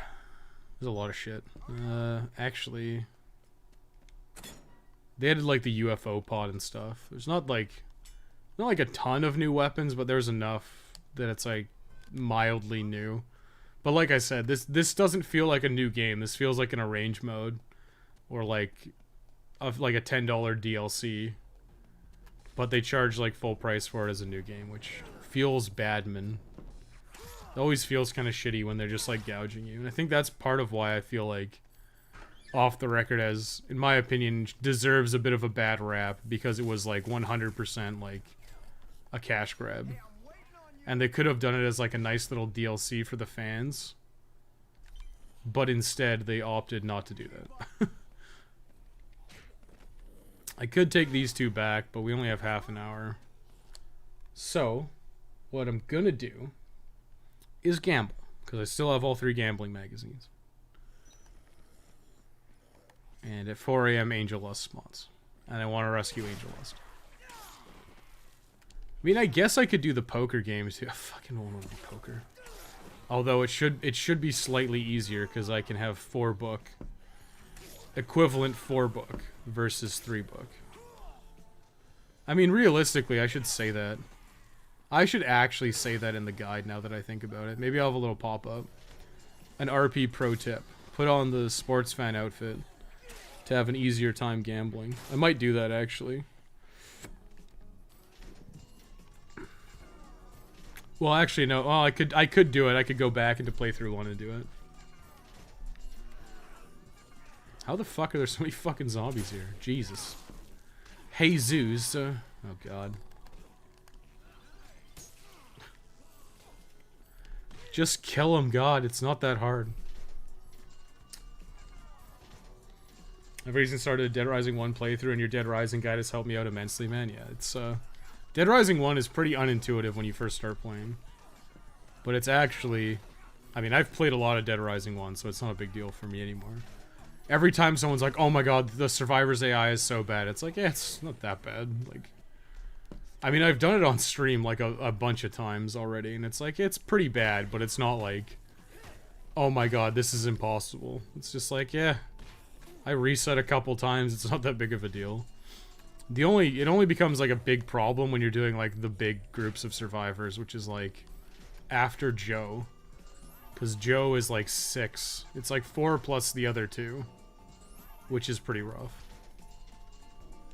First time I played OTR, I was using a map to find PP stickers for the achievement, and it popped before I even got half of them. There's 3, so there's 100 PP stickers. Well, there's 99, I think. So there's 99 PP stickers, and you only need to photograph 75 of them. And it's possible you tagged multiple in a single photograph, I guess. I've done that before. Tried doing a Saint playthrough, but decided I want to finish Dead Rising 2 after I killed Leah with a laser sword outside the elevator. You had the laser sword, and you hadn't done Saint yet? That's pretty bonkers to me. You did 5-day Survivor before Saint. That seems crazy. 7-day Survivor is like what I think is what I would consider the hardest one. And I would consider it the hardest one not because it's actually difficult, but because it's like a logistics issue with your life. It's like, okay, what can I do? It's like, actually, what can I do to make this work in my life? Where can I take 14 uninterrupted hours to finish this stupid trophy? And if you have a Series X or a PS5, like, you can put into rest mode. But for most people, I feel like it's just like, I feel like it's just better to do it in one shot. Almost entirely because, like, you never know what's going to happen. You never know when a power line goes down and suddenly you're shit out of luck in terms of your playthrough. Like, you don't want to lose a 10-hour playthrough. Like, that's awful. So that's why I'm not a big advocate of using rest mode. But if you're willing to use rest mode, the game, like, logistically, it becomes so easy.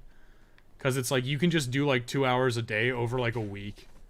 And you can be done it. And it would probably be totally fine. It's just, not very safe in terms of, like, going a power outage or whatever. Oh, you joined my game? Like, oh, Andy's helping people out. Damn, what a bro. Andy paying it forward for the community. I'm sitting here just, I don't want to help people anymore. I'm a bad person. They proceeded to lose an 11-hour playthrough to a psycho. Yeah, that's like the worst feeling. And that's why in my guide I structured it the way I did. Like, I have no issues at all. Like, if you want to take risks in the first hour, be my fucking guest. I'm all about that, because who cares? If you lose a playthrough at the 1 hour mark, it's fucking nothing. You lose a playthrough at the like the 13-hour mark. That's fucking terrible, right? Like that's where things get annoying. And that's where things make everybody upset. Damn, that leveled me up. Maybe that's a fucking bold strategy. Well, Hail Mary would have been even better. But yeah, like it's really shitty. And that's why like I could have fought Kent. I'm pretty sure at around like the 12-hour mark you can fight Kent again. And I'm pretty sure you can fight you can do a rematch with the snipers in the entrance plaza. But it's like, you know what? It's not worth it. Like, you're 10 hours deep, and sure, the snipers will probably give you enough food to finish out the playthrough. But then you ask yourself, is it fucking worth it to, like, throw this away on, like, like, if you have bad luck during the snipers, you could just lose your playthrough. And at 10 hours, is that worth it? No. It's better to just not take any risks. That was a bad photo. Well, whatever. 3,000 PP's like whatever. Okay. Let's get everyone to join. Is that stupid car still here? If it is, it's big if true. Hey, look at that. This stupid clown car, man. Like, it makes the game so much easier. Like, if you don't ever have to, like, you can just always use it. Like, I don't know what they were thinking adding this. Like, I legitimately don't know. Because it's like, it has a capacity of 8, right? And it's like, there's a lot of zombies that you, or there's a lot of survivors that you take through this area. So like, why wouldn't you use it? Now you guys just need one? Nice. Well, if that's the case, I suppose I can try. Turn the volume up. The announcer is loud compared to the background noise. Do you guys need one more? Wait, Irvin didn't join? For fuck's sake. Do you guys actually need one more for Terra's Reality? If you need one more, maybe I'll join. Where the fuck is Irvin? You know what? I don't care. I care about Floyd. There we go. We just need one here. I'll try in a minute. Once I get these guys back, I'll try to join up. Join their lobby first try. Whatever. I'll get Floyd back. I want my combo card. And after that, we'll see what happens. And then I'll scatter all of us once it's finished. Yeah, that's the worst part. If you could just, like, let it ride, be like, yeah, play another game with the same people. Like, there are so many ways to fix Terra's Reality. Like, so many ways. Like, there's a dozen ways to fix it to make it, like, tolerable and playable for everybody. And it's just... They made it, like, as bad as possible. You have to get a new lobby after every game. You have to, you know, play with random people. And it's just, like, it didn't have to be this way. It literally didn't have to be this way. Don't stop the stream, we'll give it a few. Well, I can just come in. I wouldn't stop the stream. I would just play Terra's Reality on stream. Pros, safe transport for 8 survivors. Cons, being distracted by that fat dumper. I know. Damn. Is it actually a con, though? I think it would improve my blood flow. In fact, I know it improves my blood flow. And when you got improved blood flow, you know, you think faster. So there you go. I got the combo card. I'll try to join a couple of times. If it doesn't work, I'll leave. Oh yeah, she gives you some cash too, which is kind of nice. Ooh, $30,000. That's like one half jackpot. Pretty sure there's nothing left until 7 a.m. now. It's just like, it's so, like, this is so easy. Like, it's just like, it's like mindless. And yeah, I get, you know what? It probably is good to do it this way because it's like, you probably want the van. Like, I mean, realistically, you might not even need it if that fucking clown car is there all the time. But, like...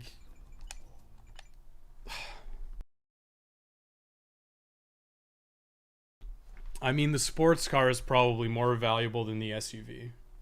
Because very frequently you're leaving Very frequently, you're coming back to Royal Flush Plaza to finish cases and stuff. And that SUV, the sports car is actually pretty damn good. Your monthly games from PS Plus are still available, whatever. I'll try to get in. I'll give it a couple of attempts. If not, whatever. What time is it? 1. How long have I been streaming? I'll stop recording because I don't need recording this. 3:50. Almost 4 hours. Whatever. I'll help out Terra's Reality. But you guys better keep track of what games you've won. Because I'm not going to sit here and, like, do, like, the same games, like, 40 times.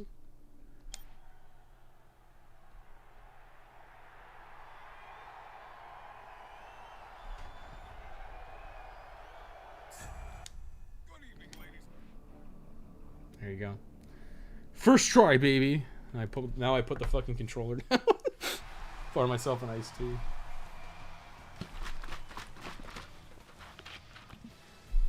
It keeps fucking happening, bros.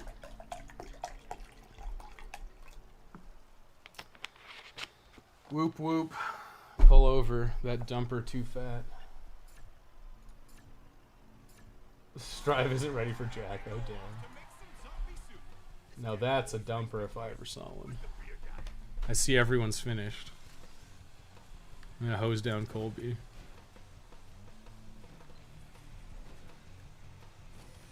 I know Andy's done. I'll hose down Andy.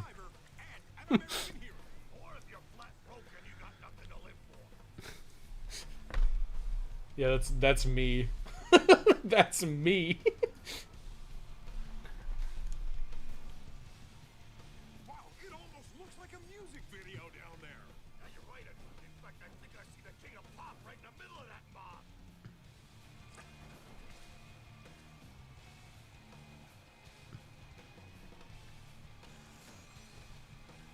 So exciting. This is like good stream content, right?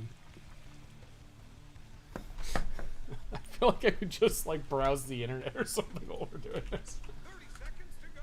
Oh, what's new on the YouTube homepage? Let's see what YouTube's got for me. Let's check my email real quick. These games last too long. Any new uploads? Farmers Frittata from Food Wishes, that's cool. Some shitty giveaway thing from Wylock. I like Wylock, but that's clickbaity as fuck. Expanded free version and more coming soon. A comment on my light bowgun progression video from Monster Hunter Rise that I'm not going to respond to, because who cares? Might need headache if I had to guess. Maybe Ballbuster. Colby, for the love of God, keep track of your stuff. Good old Ballbuster Master Shafter combo, yeah. That one was the worst. I feel like that's the one that comes up the least amount of time. Bounty Hunter's kind of rare as well. It really feels like Pounds of Flesh, like Ramster Bow, Pounds of Flesh, and Stand Up Zombie are like the three big ones. And obviously they always finish with Slice Cycles, so. Ugh. So I shouldn't even trying to do this because I haven't kept track. Just start keeping track now. Like, unironically, just start keeping track. Yeah, I'll shoot Andy. I'll kill Andy. Dead. Colby's Adventure. Fucking dead. Samurai Oni Reaver dead. They're all dead. I win. Dead. I need some cash for my platinum already. Actually, I actually haven't platinumed. I actually haven't platinumed Dead Rising 2 yet, which is really funny. What do I need? 1,000 bare hand kills. I haven't finished Head Trauma yet. Chuck Green Crossdresser. Co-op. I'm doing the co-op cases right now with Thomas. Collect all... Oh, fuck. I haven't done so many, Jesus. I actually haven't done so many. It's because I did it all on a new profile, so I don't have the platinum on my account. Once the full guide's released, I'll get the platinum on my main account. What? There's a guide? Yeah. Well, that's the thing, is like I'll platinum it on my main account. I platinumed it on the on a second account. Can I even show that? I don't think I can show that. But it's like I have everything on the other account except the online trophies. So I don't have the co-op trophy. I don't have the Revive a Friend trophy in co-op. And I don't have the 3 Terrors reality trophies. But I have everything else. But that was always my plan, was like once I finish the guide, I'm just gonna go and finish like all the shit that I don't have on stream and get the platinum. I was potentially gonna do like a put your money where your mouth is, but it's gonna be a little different because I don't actually have to do everything. Oh, there's Headache. Very cool. What was the first game? Zomboni / Zombie Tank.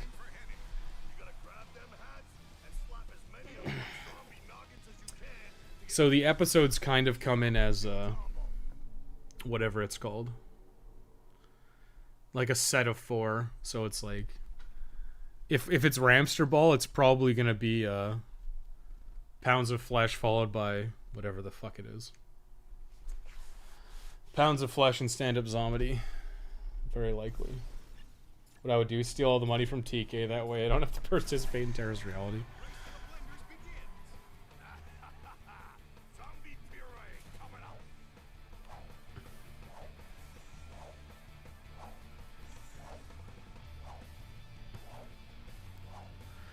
So stupid. I remember we were playing with Dave, and Dave like actually accidentally won a couple of games.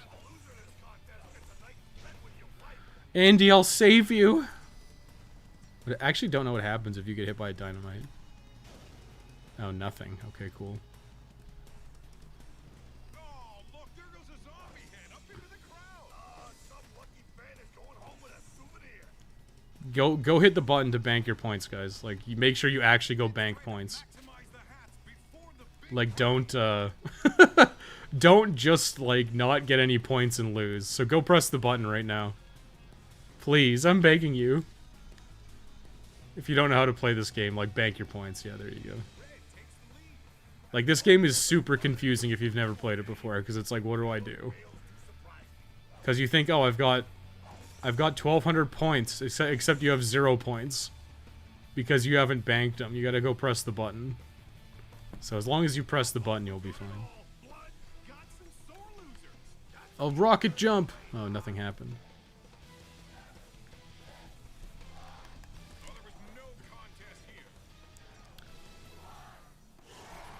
Sorry, I didn't know how to play this one. Yeah, I know. Well, that's what I'm saying. Like, just go bank your points. Like, get any amount of points and it'll be fine. You just need points. You just need 1 point. Literally 1 point is all you need. And then this is Slice Cycles, and Slice Cycles is like, whatever. I'm gonna be right back. Fuck Slice Cycles.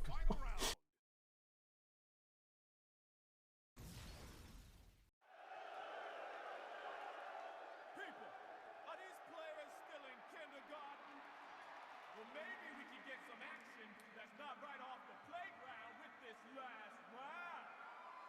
But we gonna mess with them kiddies a little.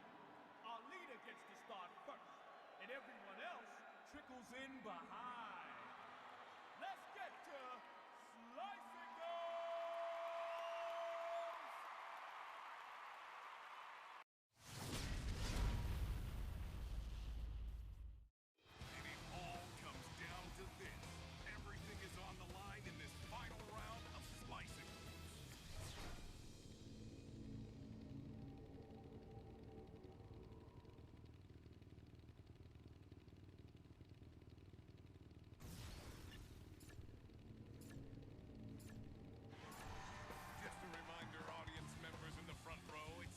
There we go. Oh, are we trying to leave? Trying to escape this prison again?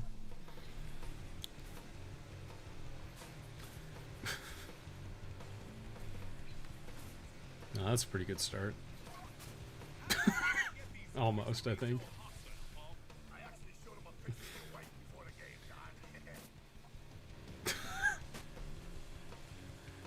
You have to like go on, you gotta like start spinning after like you get some crazy momentum. Like, or you just get your wheels stuck in the ground. That's cool.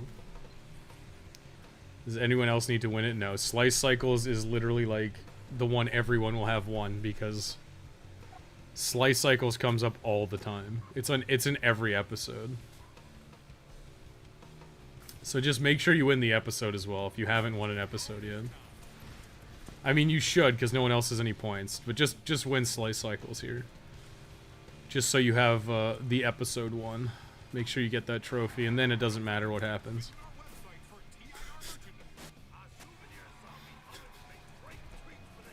Holy shit, I'm getting some crazy momentum. What the hell? Oh my god.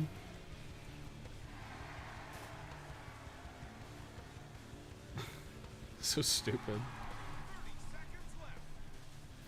Whoa. Andy, no.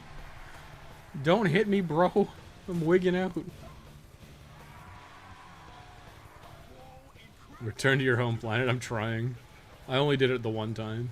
It's like the only time I've actually been able to exit the arena. It was just a cacophony of errors. Because usually there's like a... There's obviously like a box around the arena, but it didn't go high enough. And I escaped.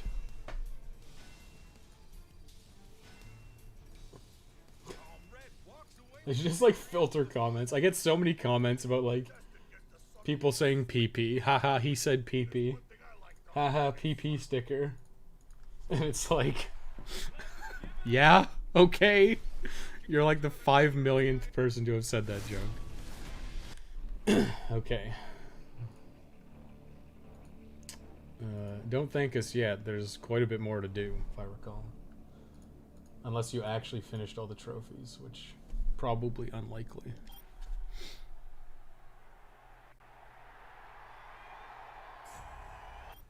Oh, got in a game with Andy. PP sticker, I hardly... PP, I'm 6. Listen, I like a good lowbrow joke. My humor is lowbrow as fuck. But, like, you're making, like, the most obvious joke in the history of the universe. It is, like, so easy.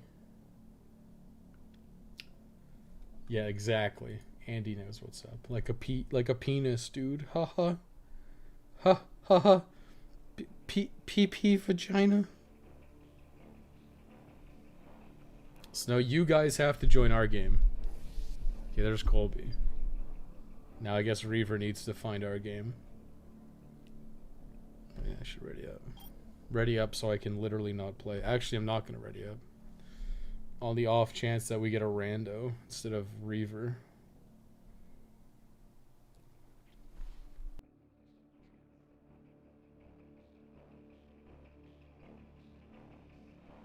I know, Wes. I've seen Thickness Overload. No, what the fuck was it called? Oh, it was just a crumb. Were you there for that? You must have been there for that one. That monstrosity I created.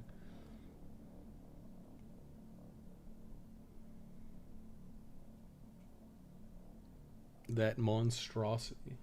I will try, well. I'm gonna set a timer. You've got 20 minutes. If you don't get in 20 minutes, I'm out of here.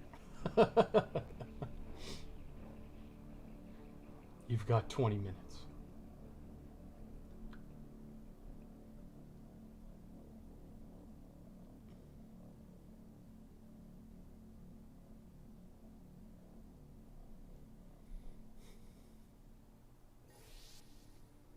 Oh, you made it in. Very cool. And you made it in 30 seconds. What a badass. Found that if I search for a lobby before everyone leaves the game, it makes it really easy for everyone else to join right away. One would hope that's the case. One would pray that's the case.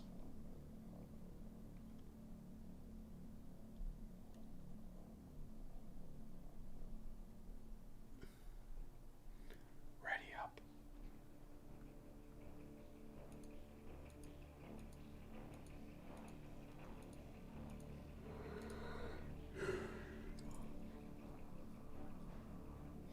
Watch this be the same episode. Oh, it's Ramster Ball. Never mind. Next up, Ramster Ball. When you don't have the power, ram someone to steal it. When you do have the power, target the crushers. God, people have such bad taste. I'm just like reading Reddit and like, fuck's sake. I thought 4chan was bad. I'm like reading like I'm part of this like patient gamer subreddit, and I look at some of the headings that are coming across. It's like, oh, like Ashura's Wrath is one of the most interactive games I've played in a while. Like, dude, that game is full of quick time events. It's like God of War on fucking crack. Be funny if you got the God RNG. It would. I have the power. Who needs it? Who needs it? Oh, this guy does. Here. Take the power. Now go ram around shit. I'm literally feeding you the power. Just don't run into anyone else and keep bonking. No? Oh my god, is this the power of King Crimson? I don't know what it is with Ramster Ball, but Ramster Ball just... Like, Ramster Ball is the most glitchy game. Quake Remastered. 9 Inch Nails soundtrack? Oh man.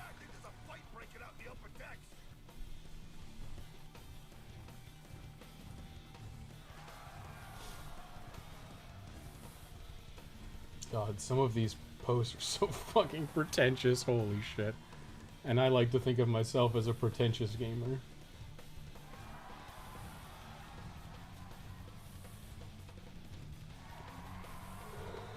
Wow,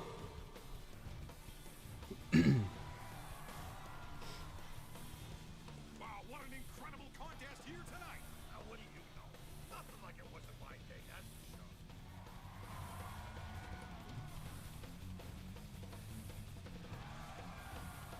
Link me that shit? No. Just go to the fucking Patient Gamers subreddit and start reading some of the headers. I've posted there very rarely. Just all you have to do is go to our Patient Gamers and read some of the fucking threads. And they're like these like they're like novels that people post, and it's like, holy shit. Like, okay, dude. I get it. You played one video game, but like I don't need your fucking life story and how this game changed your life. Because it totally didn't.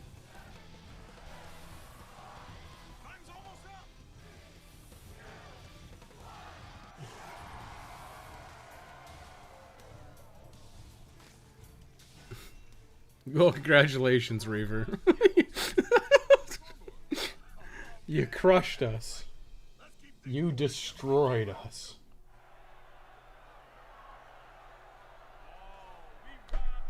Yep, this is Pounds of Flesh. And it should be, after this, it should be Stand-Up Zombie. It's kind of sad that I've memorized the episodes. God, could you imagine if it was just you played all 9 games in one episode? Like, what the fuck were they thinking? Just make people play all 9 games.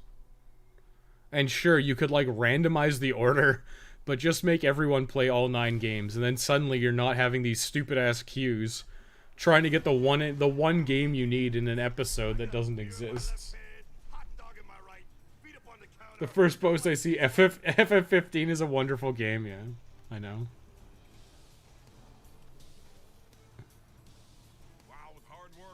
No, I'm not gonna try to win. This is what happened with Dave. Dave like gave someone like a fucking half. Like he had like 30 seconds left, and then Dave came in and won. Like he came in as a ringer. Oh fuck! I made a mistake. I made a huge mistake. My bad. I'm gonna just press the button now. Oh fuck! I fucked it up. Okay, use the scoop.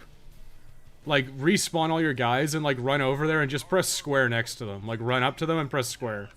And you'll throw them onto the... You'll throw them onto the pad. Don't use the hold attack button. Just use the regular attack. It's way more efficient. Okay, you win. I almost did what Dave did, and I fucking... I'm like, god damn it, fuck. Just do the scoop attack. It's, like, way... It's way easier to get more guys on. You just, like, stand, like, to the slight side of them and then, like, throw them onto the thing. 10 Hours of Terror Reality really does things to a man. I know. It was fucking brutal. That day was terrible. And it was all for, like, Master Shafter. It was insane. It was all so we could finish Master Shafter. Like, all 3 of us needed Master Shafter. Yeah, I don't want to like shit on people in their subreddit. Like, if they want to like make good posts or make like posts about games they like, that's fine. But like, holy fuck, some of them are just like, I can't. You expect me to read all that shit? like fuck. And I'm a guy who makes like 4-hour long videos. You expect me to read all that shit? Like your 6 paragraphs? No, thank you. I'm out of here. I don't even know why I go on Reddit. Like I was like I should try to use Reddit more, and it's like no, there's like nothing of value here.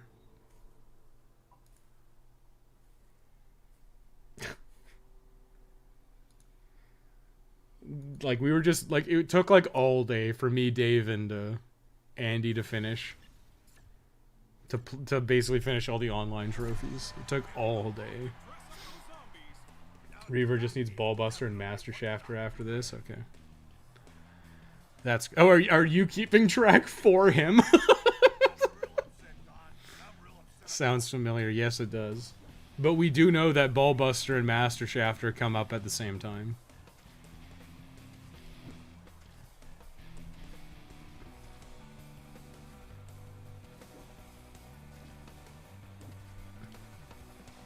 Oh shit, I got points. My bad.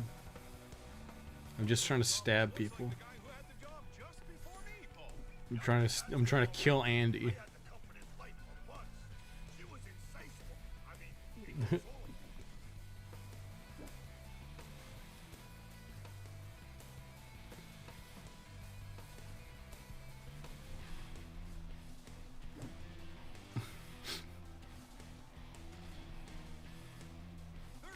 Andy, get back here. I'm not done with you yet. Oh, god damn it. God damn it. I only am because we got different episodes, so it's easy to remember. Yeah, that's true. So there's 9 games. So what? What's the other first game that plays? I guess it's Zombie Tank. What are the games that play first? It's Zombie Tank, Ramster Ball. I can't remember the other one. Fuck. But there's always a game that gets played first. It's just like, it's so stupid. I like just play all 9 games. It's so simple. It's such a simple, like, small brain solution. Just like every episode you play all 9 games. And this is Slice Cycles again, because always Slice Cycles. Because it sucks. It's like, okay, you play 4 games, and the fourth one is always Slice Cycles. So you can only ever finish 3 out of... You have to play at least three episodes. It's like, all you needed to do was make an episode 9, or an episode 9. That way it's like, okay, you can win every game in an episode, and then win the episode.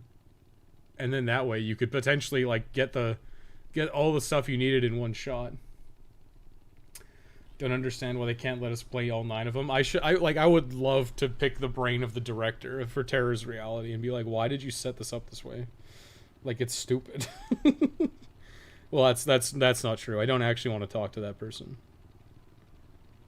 Because, like, who cares? But it's just, it's cool to bitch about it. It's fun to bitch about it. Or 4+ Slice Cycles at the end. No, you just play all 9 in an episode. Because it's like, oh, well, I need Ballbuster. And Ballbuster happens to be one of the most rare games for some fucking reason. If everyone's won an episode, I'm actually going to play Slice Cycles.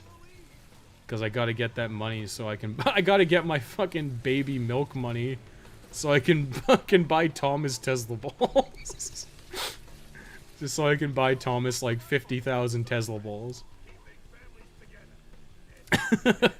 Oh, no problem. Yeah, it doesn't matter. If we get a repeat game, just let Colby win, yeah. Just start tracking for him if he hasn't gotten the trophy.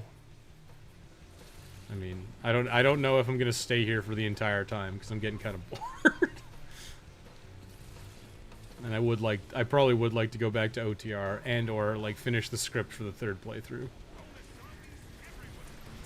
Gotta get that money. Gotta get that cash money for Tesla balls. The Tesla Ball Fund.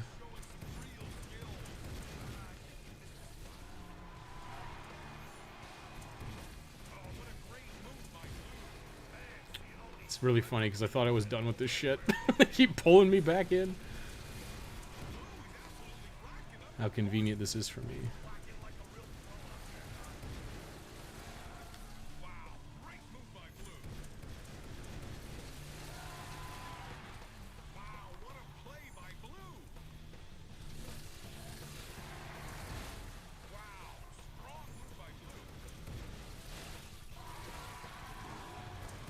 Vroom vroom.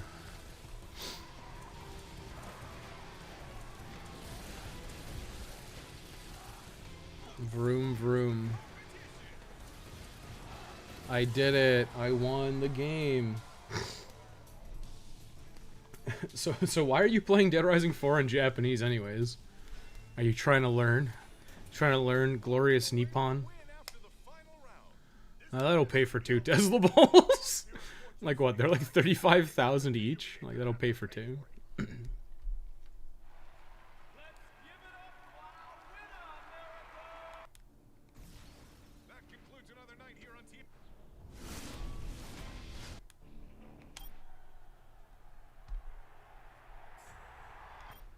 God damn it. I didn't get into a game with anyone. Has it begun again? The difficulty? I mean, how many times am I going to see fucking TK rise from under the stage? Like, how many times? And I feel bad that you left OTR. Don't feel bad. Well, it's not like I was doing anything else. If people want the trophies, it's better to get the trophies done for people. Like, I can do OTR whenever. Like, what am I going to do that playthrough? I'm literally going to sit there and like gamble at the machine until I finish, like until I do whatever Lynette and Richard, and then I have to wait. And then I have to wait for Richard's mutiny, where I need the erotic magazine, and it's like that's all I need to do. And then what I have to then what I have to do after that is have to beat Jack at poker. It's like okay. And then what happens after that? Well, then you go back to sandbox mode because you probably want to like.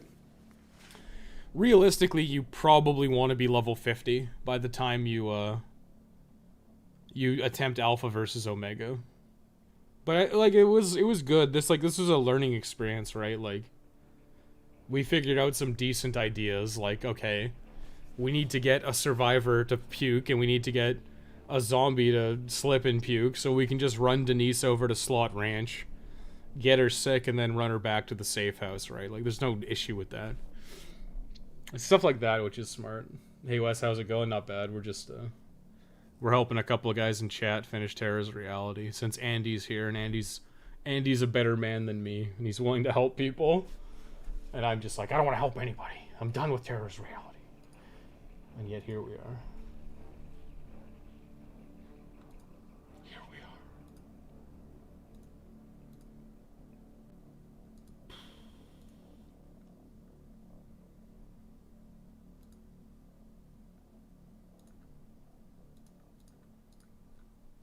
I mean, there's some stuff, like, I don't know, like, do you care about anything in the arena? Probably not. I guess I should make sure that I have enough people for anti-up, but if I have Kristen, Jack, Woodrow, should be enough, and I can get Cora too. I don't think you need everyone. I think you just need most people. Mostly me and you. Probably diminishing everyone's sanity. Well, the faster you get in, the faster we get this done, the better off we are. Like, once it's done, and you don't have to worry about it anymore. Like I said, I don't actually have the platinum for Dead Rising 2, which is funny. As I said, I was gonna finish it. I was gonna finish it once I got the stream. It's really funny. I don't know what happened to my save game. Oh, you know what it is? I know what it is now. I got level 50 when I had a PS4. And my save games are on my PS4 and not my PS5. That's why I have level 50 as a trophy, but my highest level character is like 24. And the trophies I need are like super easy. Like Smashy is just run around and kill zombies for a while. Like full deck is That is just going to require me to rescue every... I guess I do kind of have to do a Saint playthrough. I mean, that's basically just like, all I need is like the Tape It or Die crew. Beat every psychopath. So maybe I will do an All Survivors playthrough then. Fuck, I didn't want to. I didn't really want to, but I guess I will. Yeah, so I just have to rescue...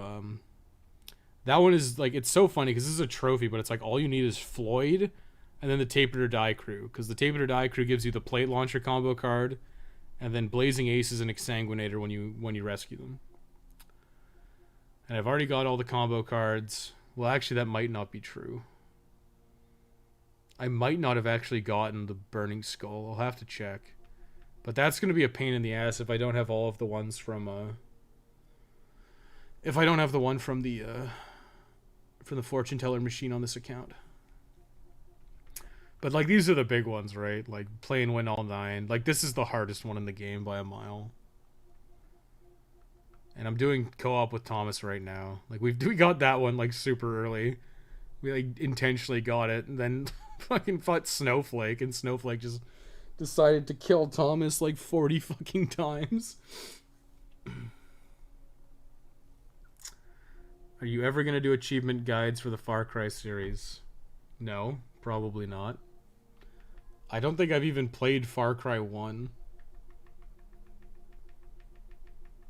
I think the only thing I've talked to my brother about, like, Far Cry 5 or whatever. Is Far Cry 5 the one with, like, the cult leader? That's, like, the only one I know about. And, like, the original Far Cry.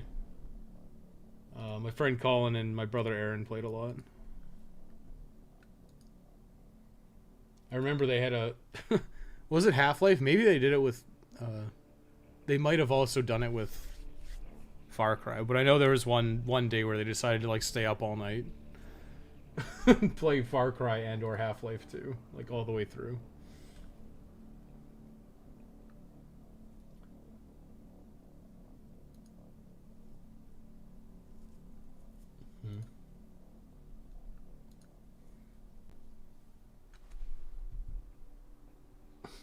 Setting a timer.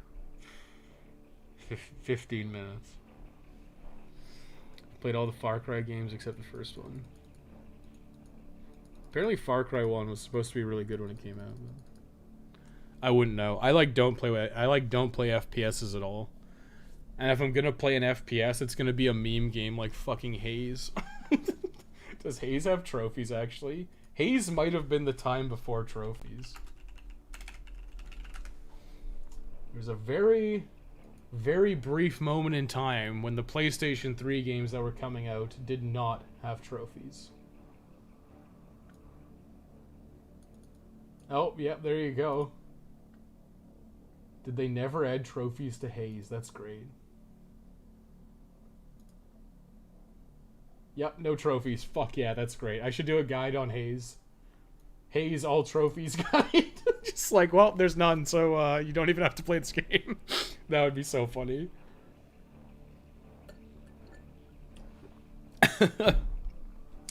That might actually be a good joke. A good meme video.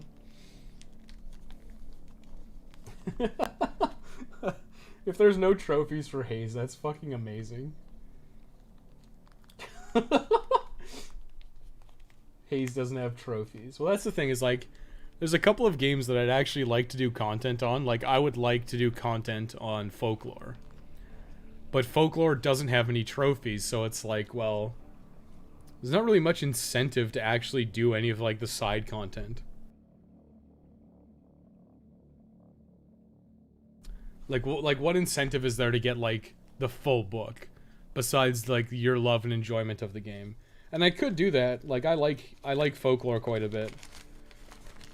And I enjoy it. I mean, I do think it starts to drag, but I could literally sit there and be like, well, there's no trophies, but you can do all the side content and get all the folks and stuff and level up all your folks. And then it's like, well, it's kind of pointless because the game's pretty easy for the most part. Like, you only need a couple of folks that are, like, really good. No trophies, but they killed Halo. Boosh. I should do a video on Haze, like I said. I'm thinking of bringing Working Through the Backlog back. And I was gonna play it off stream. I was gonna potentially play it on Discord like I did with Onimusha. And just play Carrier, because my brother wanted me to make a video on Carrier. So I was thinking about doing like a working through the backlog on Carrier as like the new game, and then I could do Haze and stuff as a working through the backlog, because I'm open to doing like stupid jokes and shit in working through the backlog, but not necessarily like a formal review. I mean, it's like, would you even need a guide for Haze? Like, Haze is so straightforward. I remember very specifically that Haze is like, who cares? Like, it's just so... Like, I was so bored, I didn't even finish it the last time I played it. Like, I was so bored that I couldn't even be bothered to finish Haze. Like, I got to, like, the half... It was, like, over the halfway point. I think I was, like, 85% of the way through the game. I kind of, like, double-checked where I was with, like, a walkthrough, and I'm like, yeah, I'm, like, here. And I, like, looked at... Like, there was a couple more sections left. I'm like, yeah, fuck this. And I just, like, stopped playing it. And let me tell you, it takes a lot for me to drop a game when I'm that close to the end. Like, it was just so bland and boring that I did not care. But it would be good to have content on Haze. It would be fun. Ooh, there's a guide. Hardware FAQ. Troubleshooting guide. Oh, this is PlayStation 3. My bad. I should have searched Haze for... Wait, what? Haze did not get a PC and Xbox release, did it? There's no way. Unlock ultra hard difficulty. Dude! I should do Haze ultra hard mode. Fuck, that would be such a pain in the ass. Haze is full of bullshit, and I would not like to play it. Reviews 78757773 778846. What the fuck? These should be like 2s. Like, Haze is so unremarkable. I paid 99 cents for this game. I overpaid. Nice. That guy knows what's up.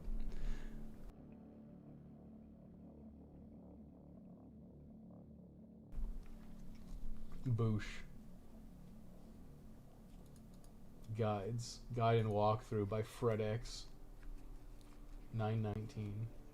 The Donkey Puncher. The very... Holy fuck, dude. The Donkey Puncher is the very powerful Mantel shotgun. They actually called it the fucking Donkey Puncher. Jesus Christ. This game is like edgy as fuck. The Razor Tongue. These are knives used by the Promise Hand Rebels. The Lobo. The Oso, the Mano del Dios. What is that? The Man of God? Dios mio.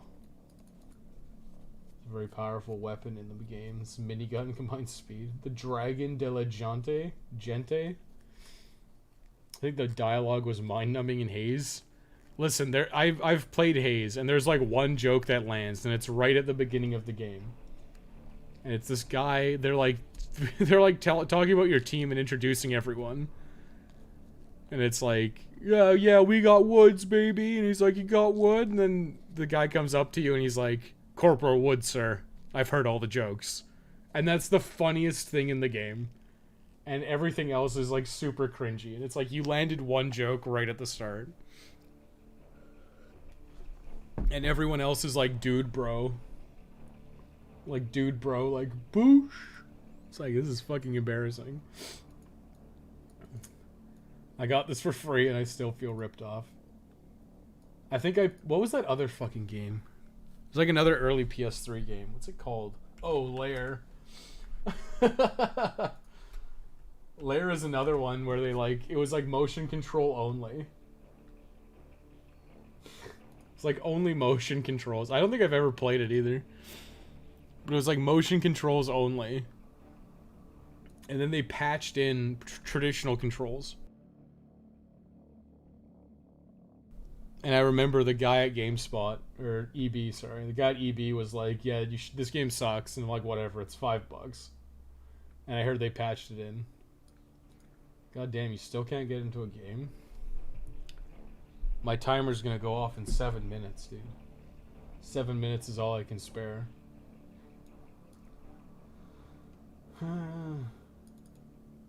The player assumes the role of a dragon riding knight named Ron Partridge. That's not a very, like, fantasy name. Like, come on. Oh, it's just Ron. Ron's just a blue-collar guy. He's a soldier. He rides a dragon. No big deal. Mr. Partridge. No, like, come on. You can think of a better name for a fantasy carrier than Ron Partridge. Okay, here, like, look, the director's name is Julian Eggebrecht. That is a way more fantasy name than fucking Ron Partridge. Come on, dude. Just use the director's name. I'd be more okay with that. Fucking Ron Partridge, yeah. Oh, sorry. It's Ron with an H. So imagine, like, you spelt John, but you change it to John's J to an R. Okay, it says, Ron is given the task of defending a certain area, destroying certain objects, eliminating enemies or creatures, and other mission-based objectives. After each stage, the player can either gold, silver, or bronze medals. Oh, can earn. Sorry, I just didn't read a letter or a word. A platinum medal is also available. So you can either earn a gold, silver, bronze, or platinum. Although, unlike the other three, its requirement is hidden. So you can earn a platinum, a gold, a silver, or a bronze. Earning medals assists in unlocking combos and behind-the-scenes videos, for fuck's sake. Game relies heavily on the PlayStation 3's 6-axis motion controls. I bet you this game was a fucking nightmare to play. And this is like one of the early PS3 games, too. Player flies the dragon by tilting the controller with additional moves, also using motion sensing. Oh my god. One such example is fighting a dragon by tilting the controller to match the enemy dragon's flying height, then slamming the controller left or right to knock the dragon sideways and out of the battle. That sounds mildly cool. Like, when you describe it, it sounds mildly cool, but I know in practice it's probably trash.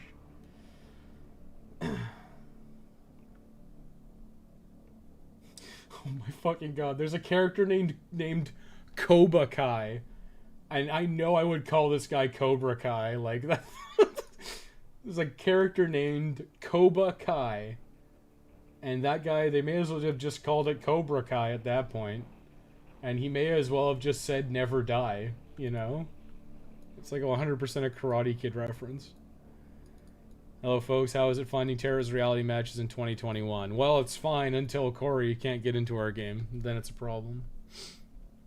Ron sounds like the guy who works at the mini-mart down the street. Yeah, Ron Partridge, right? Yes, I love destroying certain objects as part of mission objectives. Nice, dude. But I'm lucky to have this help you. If Colby doesn't get in, we could all try restarting once, and if it doesn't work, call it there for now, yeah. Oh, lordy. Just like, I should just do that. I should just, like, spend my streams reading old, shitty PS3 game Wikipedia articles. What's another crappy game for PS3? Let's look at Heavenly Sword. Although we've already seen Heavenly Sword. I've already played Heavenly Sword on stream multiple times, I think.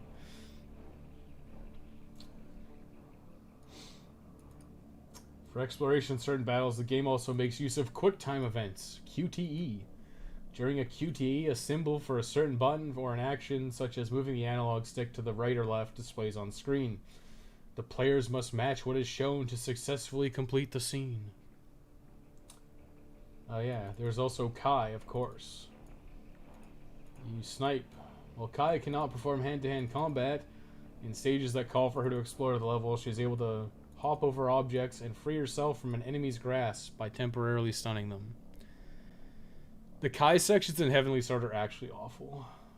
Everything about Heavenly Sword is awful, in fact. Except for Andy Serkis. How these clowns managed to rope in Andy Serkis is beyond me. He was probably just not busy, and he needed a pool expansion, is my guess. I'll be honest, we were terribly lucky Capcom haven't shut the servers down for DR2. I don't even think there is servers. I think it's just local. Like, I'm pretty sure, like, you host. There's a host, and you connect to it. So I think Andy's the host. Because I think I joined Andy's game. So I don't think there are servers. I think it's just like someone queues up, it makes a game, and then people connect to that person. Damn, she can hop over certain obstacles. Yeah, she can. It's crazy. It's crazy. Man, you know what?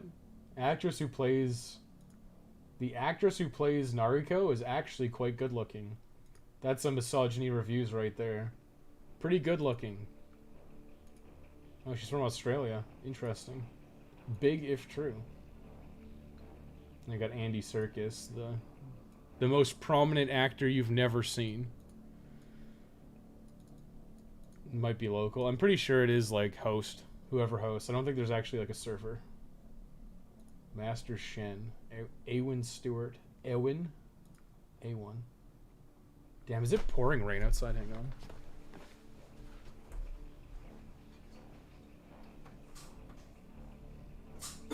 Holy shit.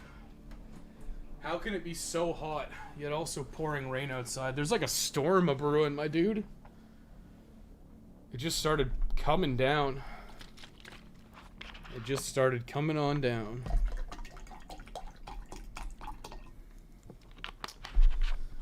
King Bohan, yep. Who else? Roach. Ooh, Richard Ridings. Who is Richard Ridings? Damn, he's 62. What would I know him from? He doesn't have a picture on his IMDb or his Wikipedia page. He's been in a lot of shit. And here he plays actual handicapped person Roach. Whiptail Race Davies. Oh, she did the mocap too. Okay, she appears in DMC Devil May Cry as the succubus poison. Okay. Alright now. Characters of Devil May Cry. Shit. Okay, fuck. Well, that was 15 minutes. I'll give you another grace period of 5 minutes. If we don't get in, I'm out of here. If I'm not done reading about who was in DMC, I want to, for misogyny reviews' sake, I'm gonna see who the actors were for DMC Devil May Cry.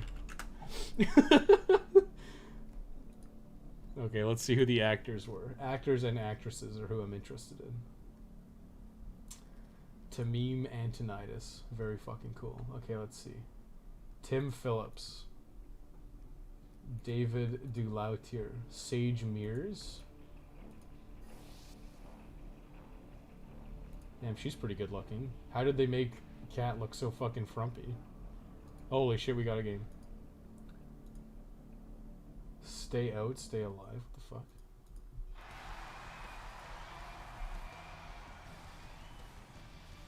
Transfer. I don't think I've seen her in anything else. Oh, she hasn't been in that much stuff. No, she's good looking. She can get a pass on misogyny reviews.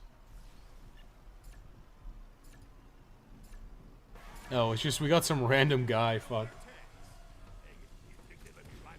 Who's D-Dog? Whatever. Try to win, Samurai Man. The Samanowski.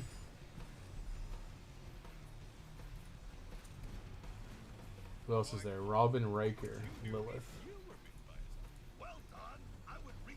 Yeah, she's a good-looking older lady.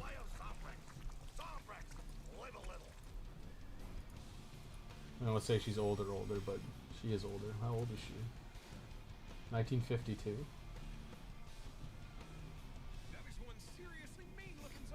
I've won this. D-Dog can win this.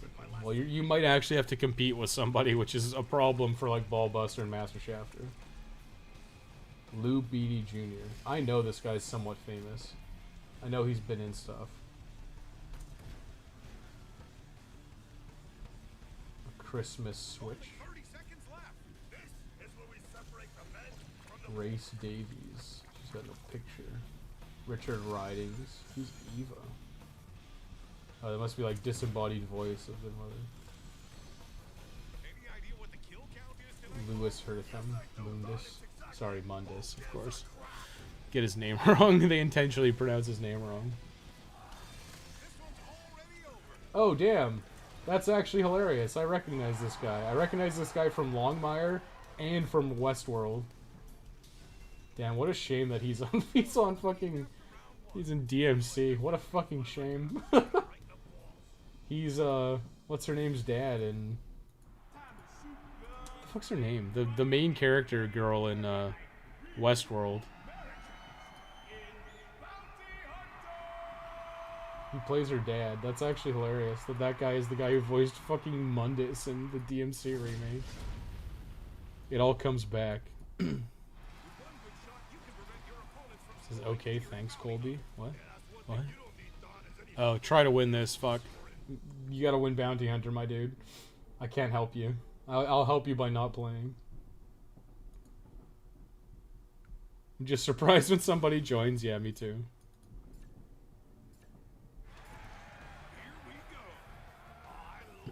I'm gonna shoot Andy.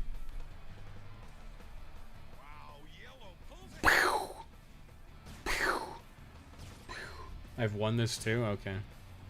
As long as you're sure you've won this. If you're sure you've won it, then fine, but don't...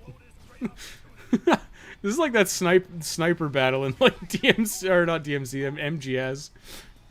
You have to like fight Sniper Wolf and fight like Snipe Vamp.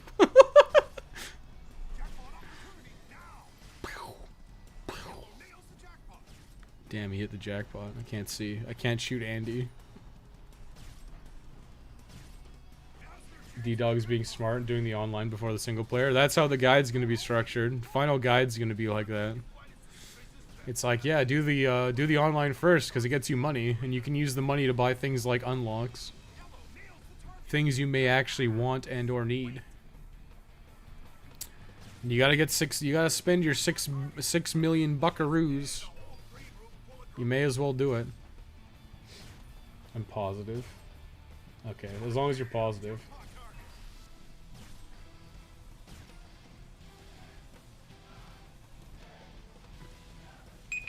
God damn it. I keep forgetting. That shit's mad fucking annoying. Damn, I missed the jackpot. I tried to take it from him.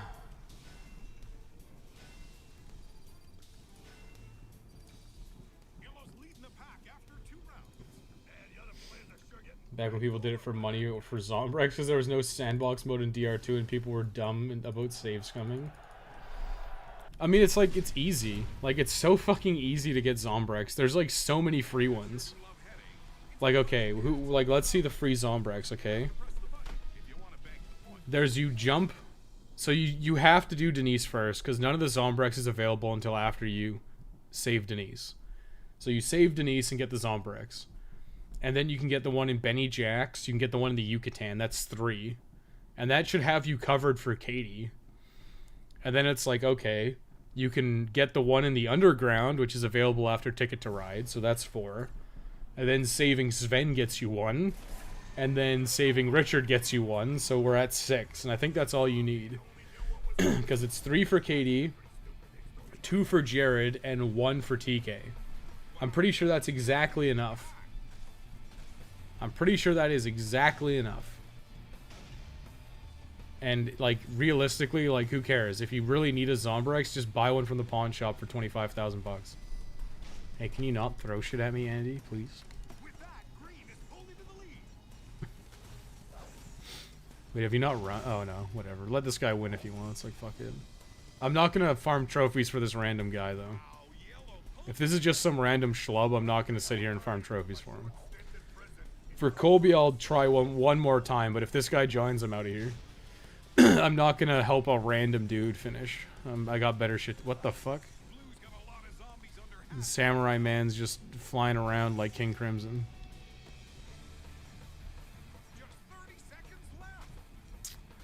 I'm not interested in helping some random guy. I'll help people in the stream, but not some random dude. I'm not that good of a person, sorry. So no way I'd play this for profit seriously at all. It's actually slow. It actually doesn't get you that much money, considering how long it takes. You actually don't make that much money. Yeah, like I'm gonna beat him. Get fucked. Aw, oh, damn it. You're really lucky that that ship blew up, because I was gonna win. I was gonna get 72,000 points. I may be nice, but not for random people I've never talked to before. Yeah, I'm not gonna do it for some random. I'll do it for people in the stream. Or people in Discord, but like I'm not gonna do it for some fucking guy who basically jacked a spot when we were trying to help somebody else. If that's the case, I might as well go back. I kinda wanna try to finish that shit. But I'm not gonna keep playing if it's not there. That's what people do. Yeah, I mean, it's still like, there's... The pink slot machine with the 3 gambling magazines is still a better use of your time than this. It's just that this can jumpstart your money. And, like, you need to do this at some point anyways. So if you need to do this to get... Like, if you need to do this for the trophies. So once you get all the trophies, you're gonna have probably, like, $1 million. If you don't get them all today, we'll try some other time, yeah.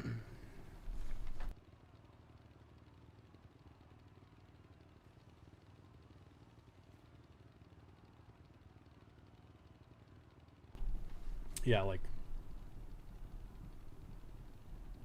I like I said, in the guide I structure it that multiplayer's first, because it makes sense to do multiplayer first. Because that way you'll get starting cash. You'll basically get some seed money, and you can use that seed money to get the to get the 100 grand, so you can fight the or do the high rollers, right? And then you can use that money to gamble with, and eventually you'll be successful. But it just speeds up the process slightly.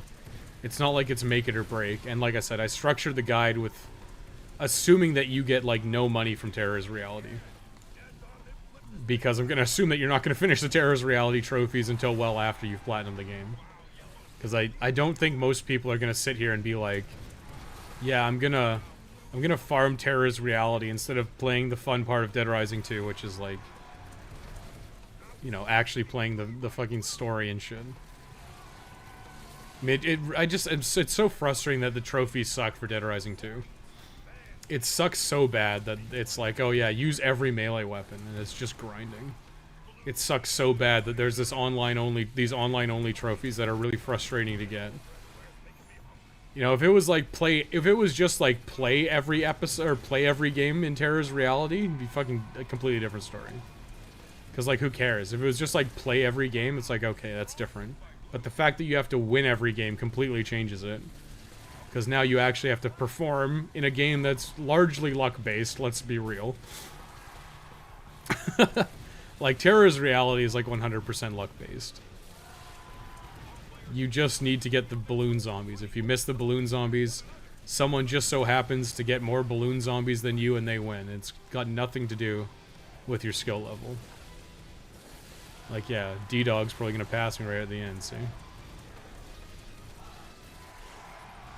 Because he got a balloon pop out. Which achievements are you still trying to do? Me? I'm done. He's got a sub, yeah. Well, that's the funny thing, is like, I get a surprising amount of requests from people who are, like, not subbed. And it's such a shitty mentality to have, but it's like, do you think I'm going to take a request from you? You're not even subscribed.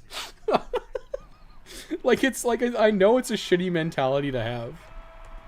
But it's the truth. Wait, Terror's Reality helmet. What the fuck? How did I get that? What do you need for the helmet? Is that win $1 million? Damn, it is. It's earned. It's earned by getting $1 million in Terror's Reality Online. What the hell is the champion jacket then? Is the champion jacket just win an episode? Yep. You have to finish first in an episode. Huh. Well, look at that. I got an unlock. How cool. The Terror's Reality outfit is 5 million. Yeah, fuck that. That's insane. That's so much. We'll see if we can get another game. If not, I'm gonna go back to playing off the record and procrastinating in my actual work that I need to do. Well, it looks like it bugged out. I am not gonna... I would not farm $1 million. That shit would take forever. Or 5 million. Like, we've played so much Terrorist Reality. And I've only got $1 million? Yeah, fuck that. Watching at home. Tonight, we are gonna witness true American warriors kicking zombie ass. I'll try once more. And if this doesn't work, I'm going back to off the record. And I kind of want to try to get Richard done.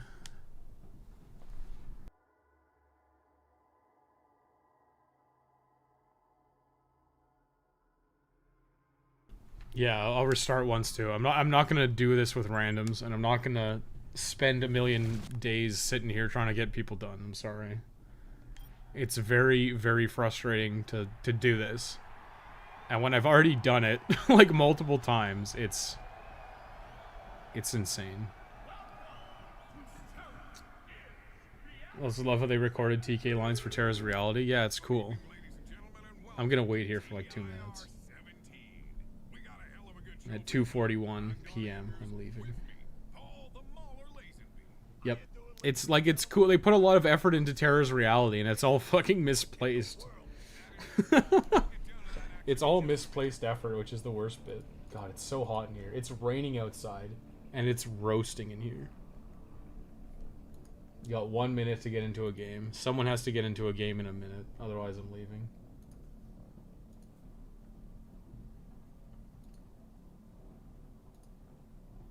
The Sky Thief? Oh my god.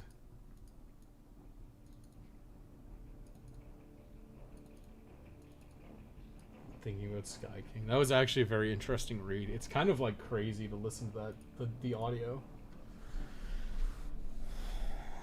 It's very odd to listen to the audio. We have 3 here? Okay, well, we'll fucking try again. I'll try to leave. I'll make a new game. If you have 3, then I'll try to join one more time, but...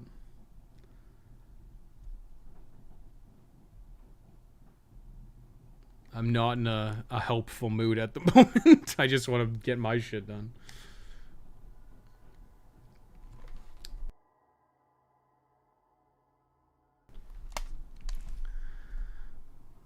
Which stuff do I have?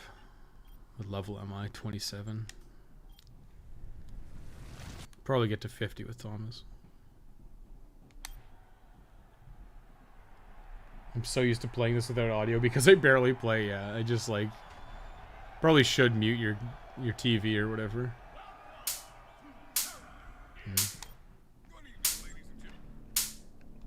Try again, the same thing. Fuck the achievements in Dead Rising 2, somewhere worse than OTR. OTR is, oh my fucking god. There's obviously like a moth. A moth getting roasted. Okay, hang on, I'll be right back. I'll be right back. Oh, fuck. Yes, I want to quit this match. I actually want to close this whole thing. Holy fuck, I'll be right back in a second.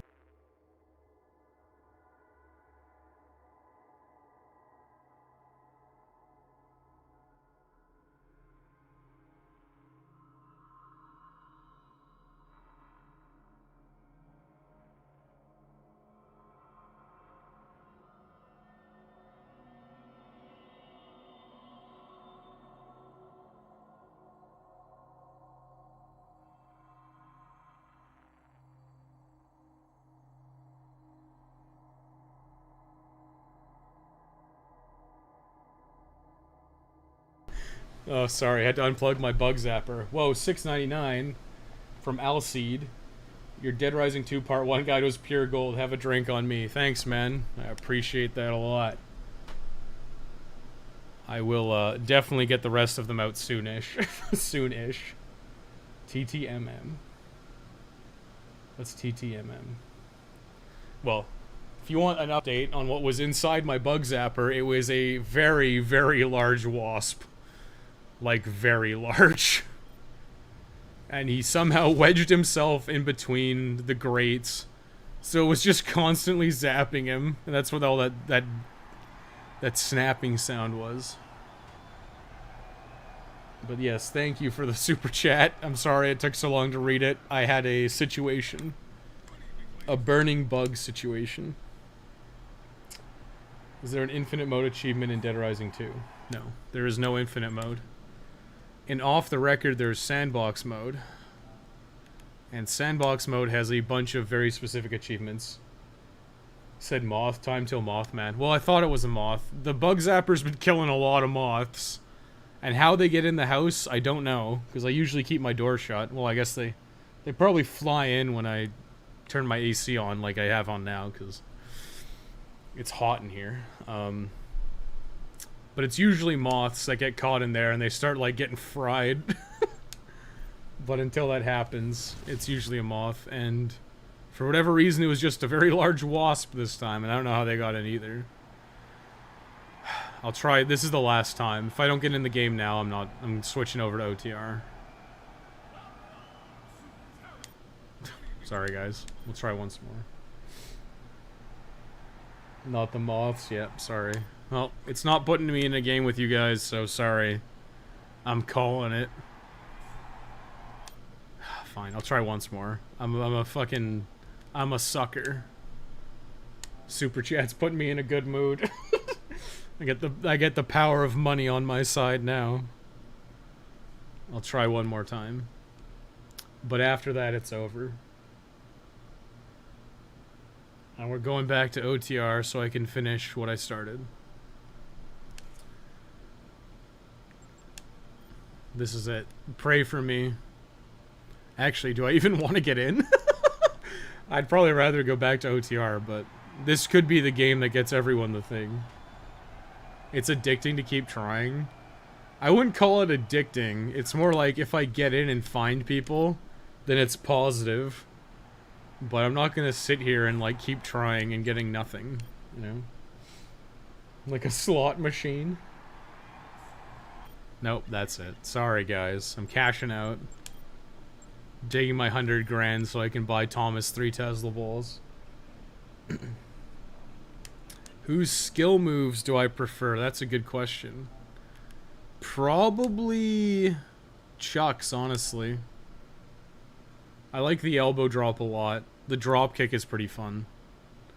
I mean, there's a lot of overlap. Frank's are fine, but I think Chuck's are more interesting to use.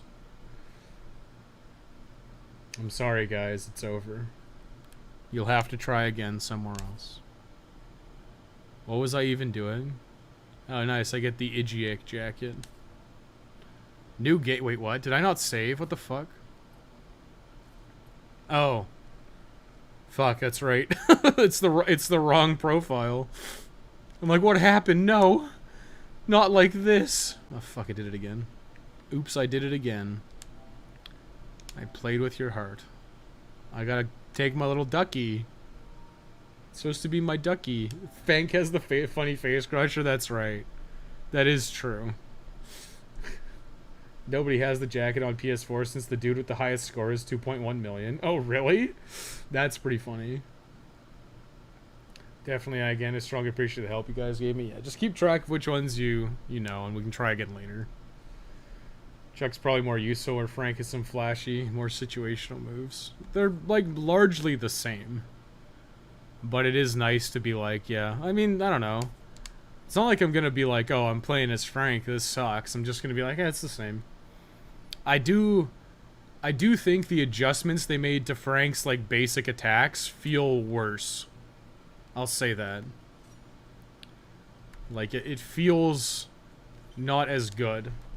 To use Frank's stuff like the baseball bat doesn't feel as good. Like, I feel like Chuck has a better handle on, like, the basic attacks as well. Like, do I even have it? I mean, a lot of the stuff is like repeats. But a lot of stuff feels kind of off. It just feels kind of off. Okay, so there's nothing until 7 a.m. when Randy spawns. Good old Randy. Remember Randy? Our friend Randy. He's not our friend, actually. Randy's a bad person. He's definitely not hot tonight.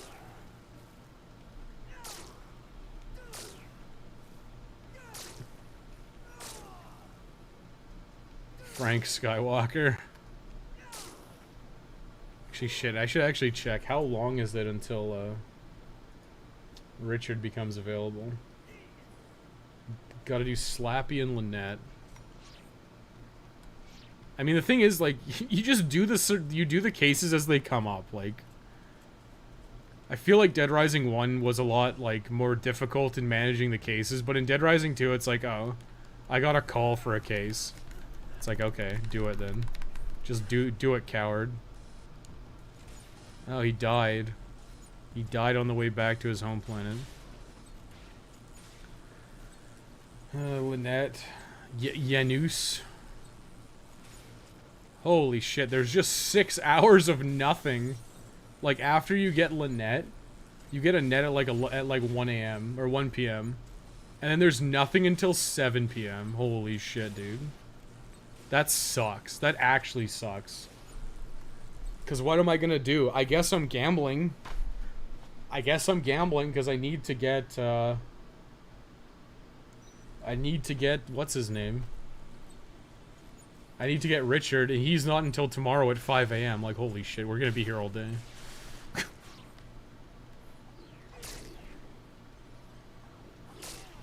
Okay, that's busted. Old and busted. That's crazy, my dude. Oh yes, Randy, the typical Atlas fan. He's bringing new, bringing new meaning to the word fatless, okay? Good old fatless. Okay, let's make a Molotov because why the fuck not? We're here. I'm done trying for now. Since I only get games with the people if I'm the host, yeah. That seems kind of weird and accurate. I kind of wonder if it has anything to do with your router settings and shit, but I'm not gonna bother trying to like figure that out. Like, I'm not gonna sit here and make assumptions about my router settings, you know.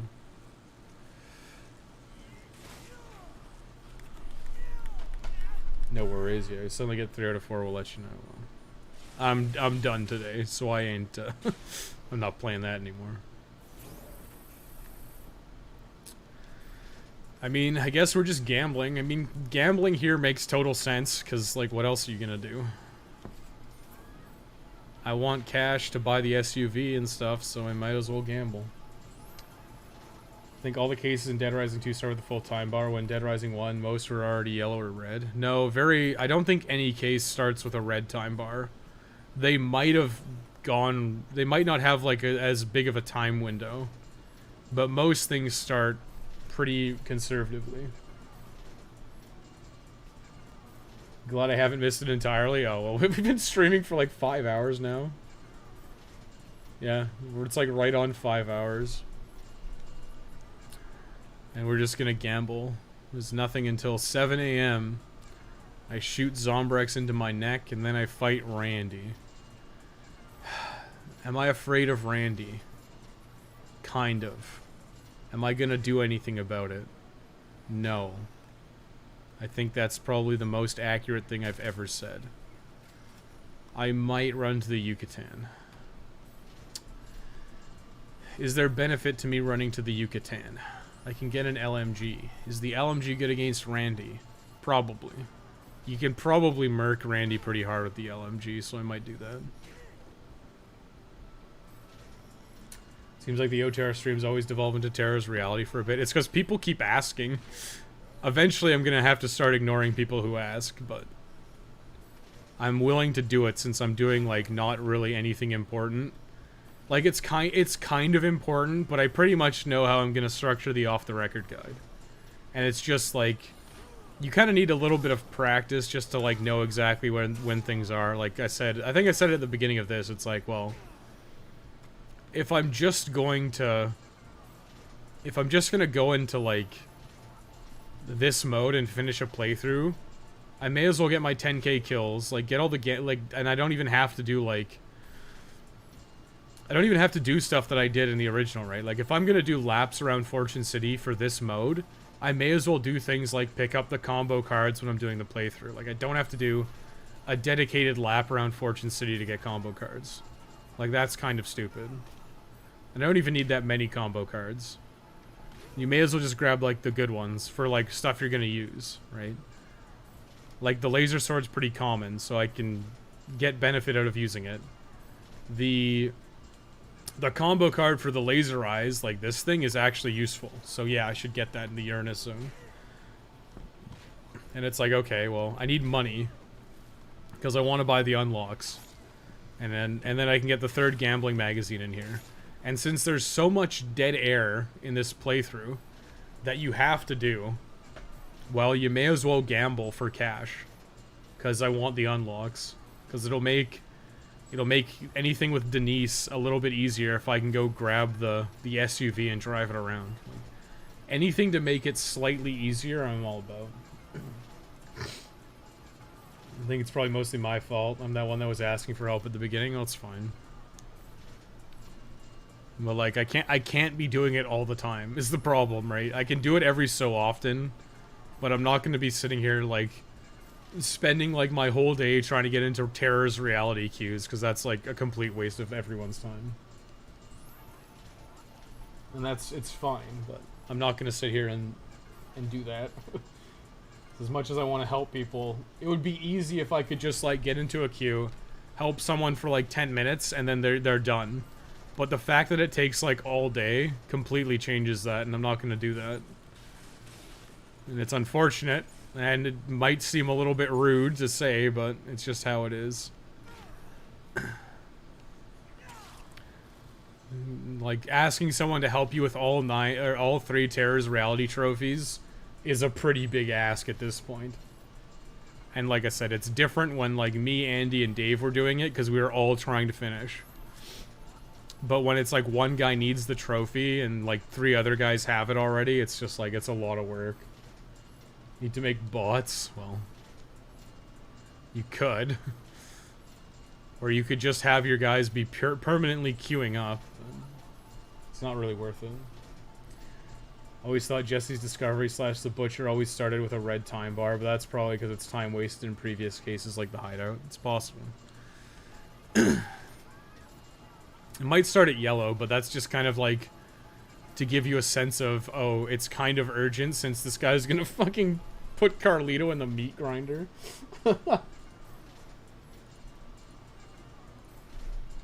You know, just a little hunch. I mean, could I do the co-op trophies now? Yes, I could. I could do it this playthrough. I could be like, oh hey, you know, go, like, after you get Snowflake in your party, invite a guy and then kill Chuck, and then get him to, and then kick him out, and then invite another guy and kill Randy when Randy comes up, and then kill Carl, and then kill whatever. Oh yeah, I missed Carl. I forgot that Carl gives you his Ombrex. And then kill Carl, and then it's like, okay, then, well, I guess Antoine, kill Chef Antoine afterwards, and it's just like, these things are not difficult to do. It's just like, oh, find a guy who's willing to help you, and then he only has to help you for like 5 minutes, and then you go about doing stuff, and then when you're ready for him again, you call him up again, and then he can come back on, right? Just say ask the chat. If I'm at my desk and working, I turn my PS4 to help. Well, that's what me and Dave were doing when Andy needed his final trophies or whatever. Andy was doing it. Me and Dave were just there, and I know Dave was probably doing something else. I feel like Dave was probably doing something else, but at the same time, we were also like all actively trying to get into a Terror's reality game, so it probably wasn't actually that much that we're like AFKing. I think I need some healing items, which is unfortunate, because painkiller's probably enough for Randy.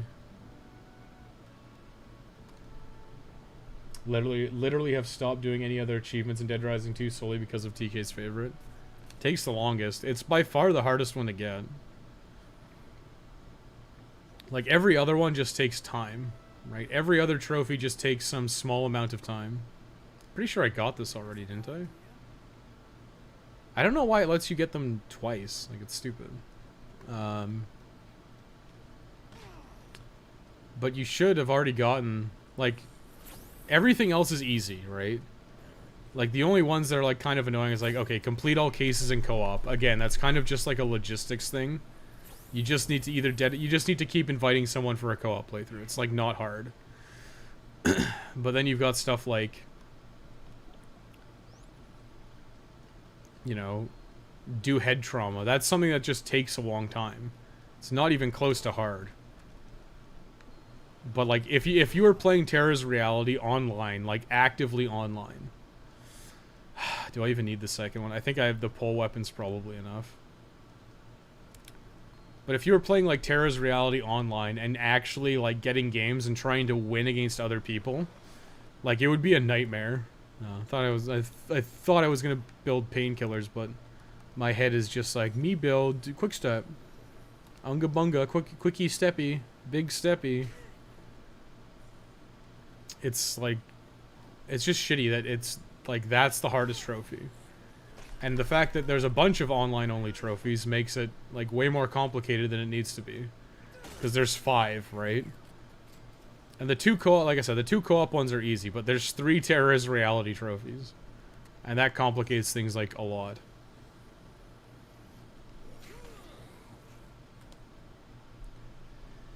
At 45,000 kills and just finished the source. Is that a good pace? Let me check mine, actually. I can go ahead and check my kill counts. Let me just open up my VODs, my videos, my footage. Give me a second, and I will tell you what my kill counts were. Dead Rising 2, Playthrough 2, Zombie Genocider. Continues even more, back to driving, the source case. In my The Source. Oh yeah. I'm at 34,000 after The Source. So yeah, if you're at 45,000, you're way ahead of me. Yeah, I'm at 34. So yeah, you're way ahead of me, which is probably good.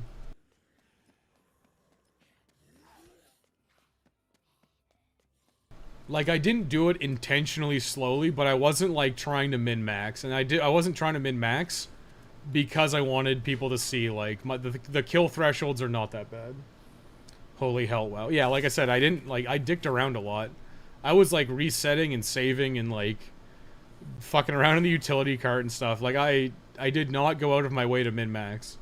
Because I wanted to see how, like, how long I could do it. Or not how long I could do it. Oh, fuck. I wanted to make sure I didn't, like, make it, like, impossible to follow. So, yeah, I probably made it easier than I should have. Ah. No, Randy, not like this.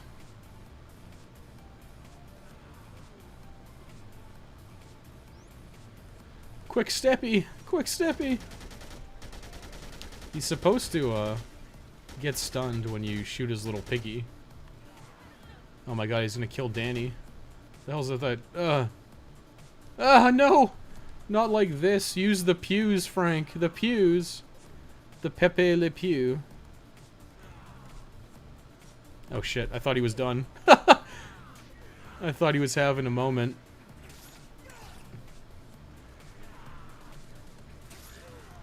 Holy hell, my dude.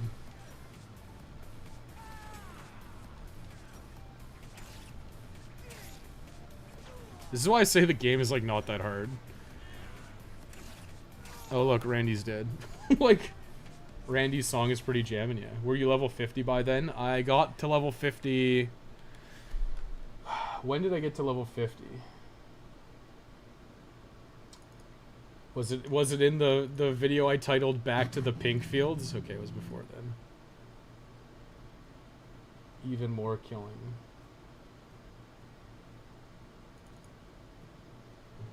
When did I get to level 50?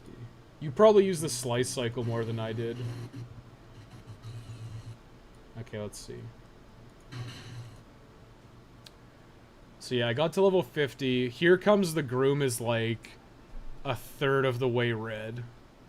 So it's like a third of the way left. And I get to level 50. So you're probably ahead of me, especially if you use the slice cycle a lot. What's this? See someone hiding by the elevators in the hotel. She looks cold. Oh, that's, I have to carry her now. That's, what's her name? That's Hiropa. Oh, Danny boy. The pipes are calling. Okay, it's good. I got to level 50, like, pretty close after Crystal and Amber, so. Shouldn't be that big of a dealio. Here comes the groom is only slightly depleted. But I'm already level 50. Yeah, well, I mean, there's going to be variances, right? Like, if you use the slice cycle more than I did, you'll have more PP.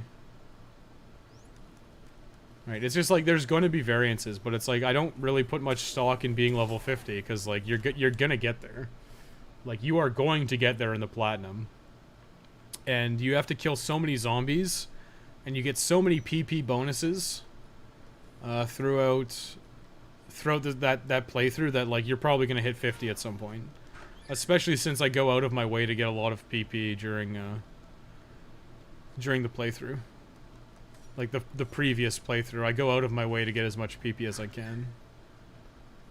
Like, rescuing survivors that you totally don't need to.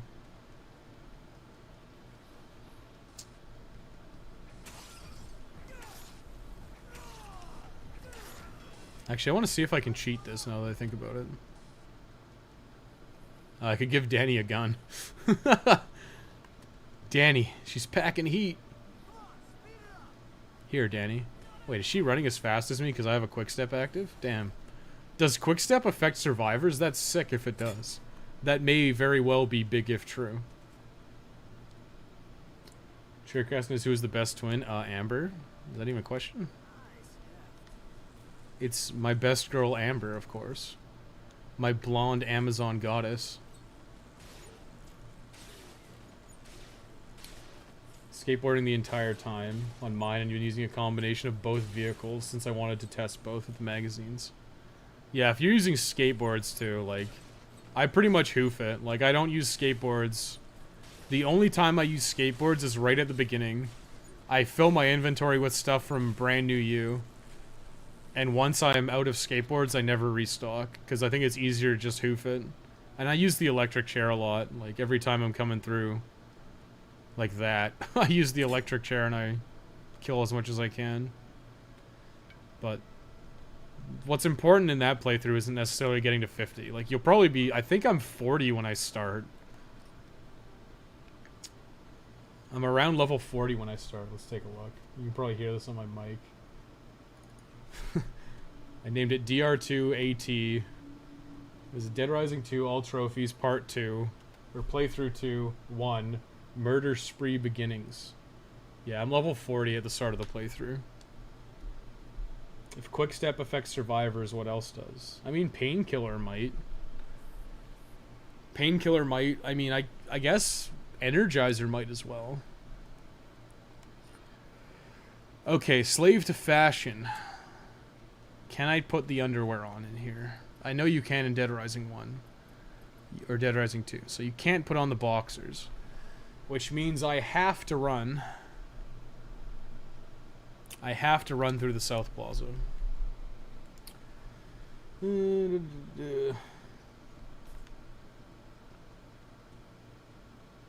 only nuisance is getting Zombrex and lugging me back to the safe house to give to Katie. Oh, yeah, you're doing the cases though, right? If you're doing the cases, it's not that big of a deal. You just, like, jump in the... you just park your vehicle outside Royal Flush and then get in the sports car. You just tear through Royal Flush in the sports car, and it's not that big of a deal. And, like, you if it's, like... Oh, right. The Queen's cutscene, of course. That's one of the things about that's OTR is so weird. Like, it feels wrong. I guess this is the best way to go. It feels wrong to play OTR because it's like I should be giving Katie Zombrex, not Frank Zombrex, you know? It feels weird not to have to go back and give Katie Zombrex. Doing the cases, yeah. Doing the cases is the right call. I think the trophy, like, there's so many old guides that are like, oh yeah, you should just try to do it, like, just focus on getting the kills, and it's like, holy hell, this is such bad advice. Like, you have to get so many more kills so much faster. Like you might be on pace with your, like, 42... You're, like, 10,000 kills ahead of me. Like, you might be on pace, but most people won't be. And if, like, day 3 rolls around and you're not even close to done, you just, like, wasted, like, 6 hours of your life. So it's way better to do the cases. I mean, you don't even have to finish it out. Like, fuck's sake. Get chaired, idiots. How do you like me now? And spoiled by OTR, not having to bother with all that. Well, you do. I mean, you just have to collect your 100,000 kills and whatever. I mean, the thing is, like, in OTR, it's not even like... Like, you can do the glitch, but the glitch still takes a long time to do. You still have to, like, zone in and out of the Atlantica Casino and do a bunch of other nonsense. Like, it's not, like, the easy... It gets you, like, 4,000 kills. And you need 100,000, so you still have to do the glitch, like, what? Like, 25 times?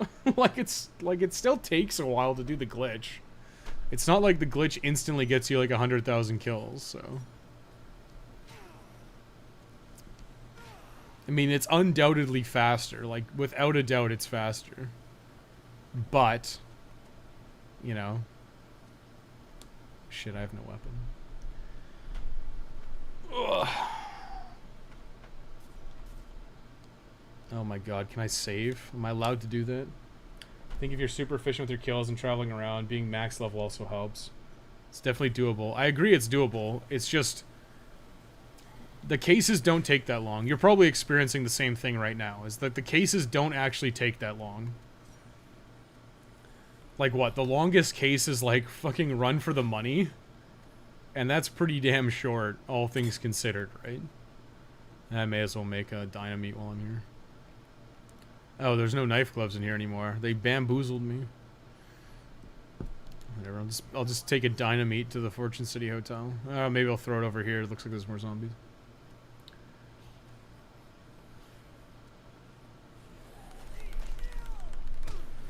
This is probably as good as it's gonna get. What? Let me out. Let me go. Let my people go.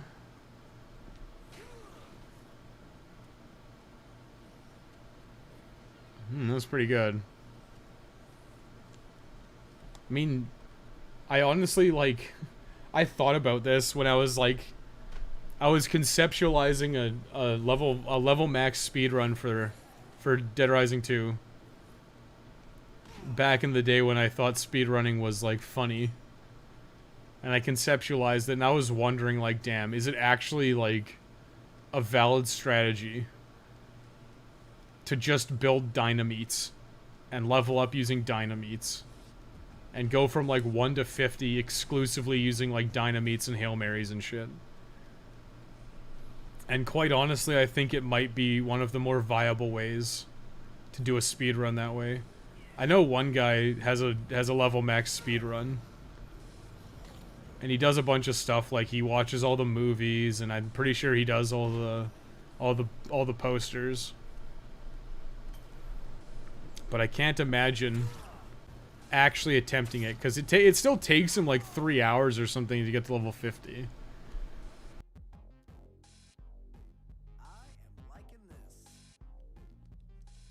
I see I just lost my entire outfit.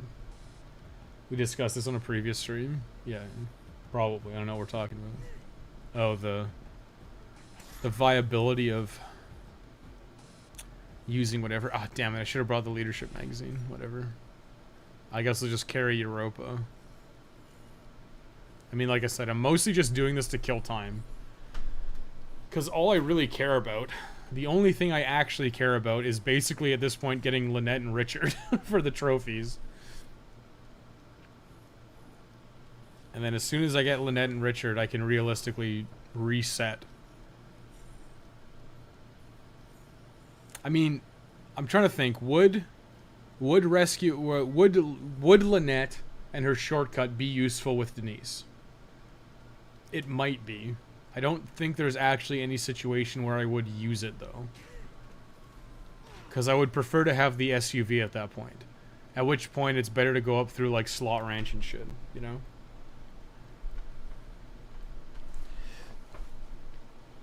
Max level on DR2 is 430 on PC and 10 hours on 360. Well, that 10-hour one on 360 is just some guy probably dicking around doing like an all survivors run, and then he's like, yeah, I got the trophy, right? I feel hot. That's what I'm saying. Like, you could probably do efficiency things to make it work better, but it's like, do you seriously want to run around making dynamites for like 3 hours? Probably not, you know? Like, you probably could. Like, you could probably very easily be like, oh, I'm gonna make dynamites for 3 hours. And you could probably do it, and you could probably take a meme world record from some guy. This is the thing with Case West, right? I had the level max trophy in Case West. And the strategy that I developed for Case West was to basically get to level 50 by using Hail Marys. And when you start using Hail Marys as your primary source of PP, it very quickly becomes a game of luck, right? Like, if you get bad hits, you're going to have a bad run. If you get good hits, you're going to have a really good run. There's a guy who spent like an entire day to beat my time, and it was something to behold, I must say. Because like I said, I did 3 runs. I'm like, yep, this is luck-based, and I'm not doing this ever again. And then he tried to beat my time, presumably thinking it was a free win. And he gets there, and it's like, oh shit, I can't just take this one for free. It was pretty funny. Very much salt. Very many salts were had that day.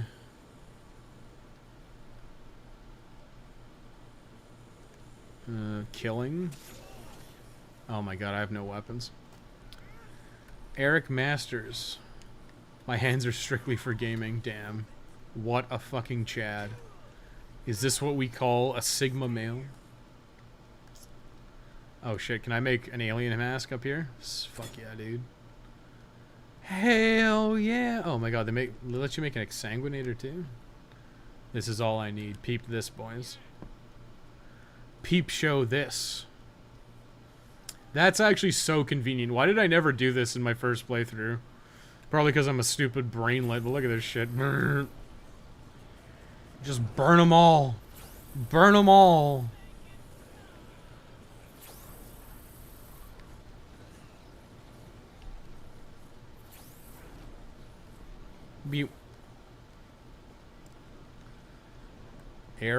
Eric Masters. Fuck, get over here. Thanks so much. I don't think I'd ever play in another tournament. What tournament? The Fortune City Video Game Championships. I'm expected to win a number of events. That's like me, like, unironically oh my god, Europa's dead. Whatever. Bros before hoes. Let's go. Sorry, Europa. Whoops. Whoops. Big yikes. That's hot. That is hot. Shame about Europa, though. Eric, get in my clown car. We're out of here.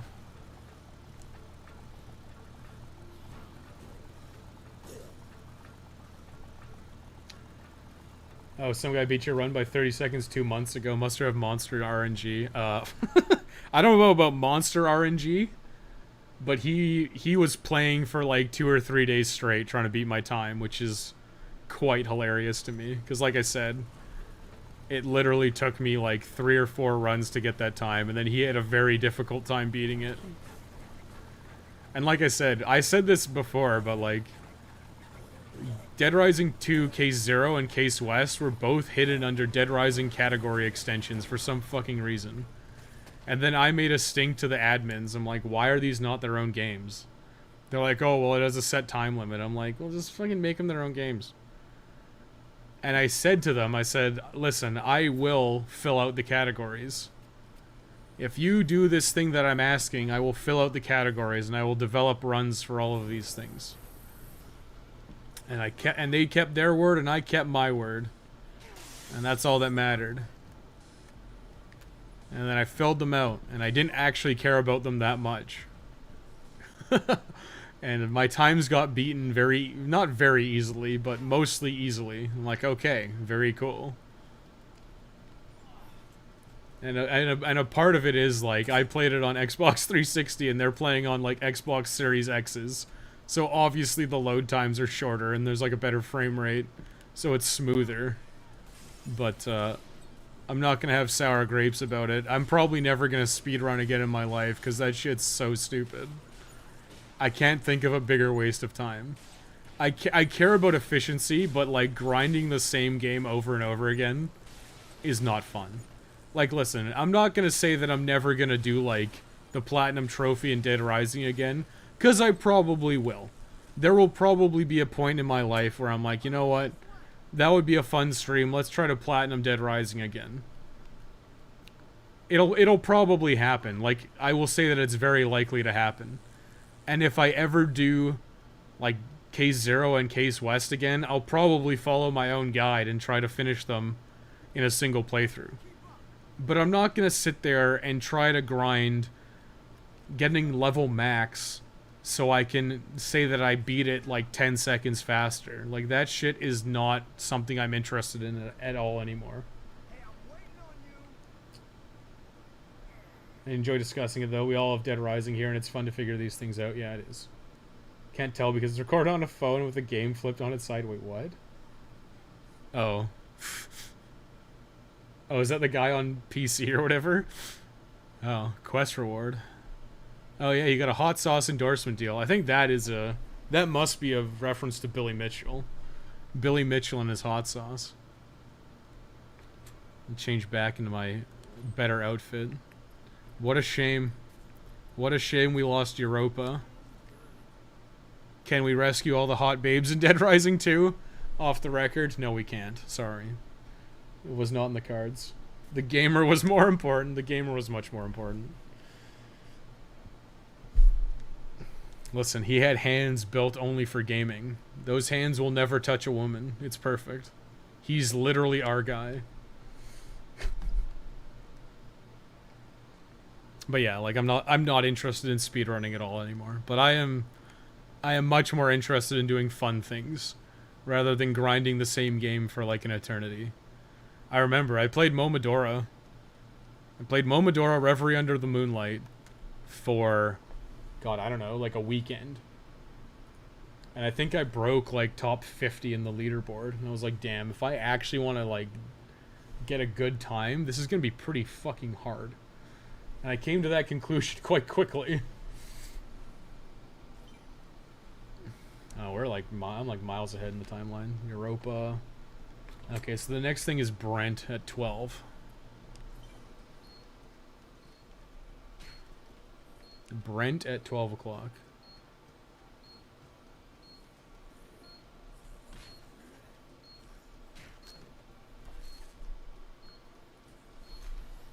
Yeah, like that. I mean, it was fun. Like, learning a speedrun is fun. But when you start getting into, like, I need to actually improve my time, it suddenly becomes, like, work. And not even, like, fun work. It's just, like, oh, run's dead, reset, try again. And then you just end up with these, like, horrible loops of you, like, repeating the same beginning of the game. And most games have, like, a pretty lengthy tutorial section.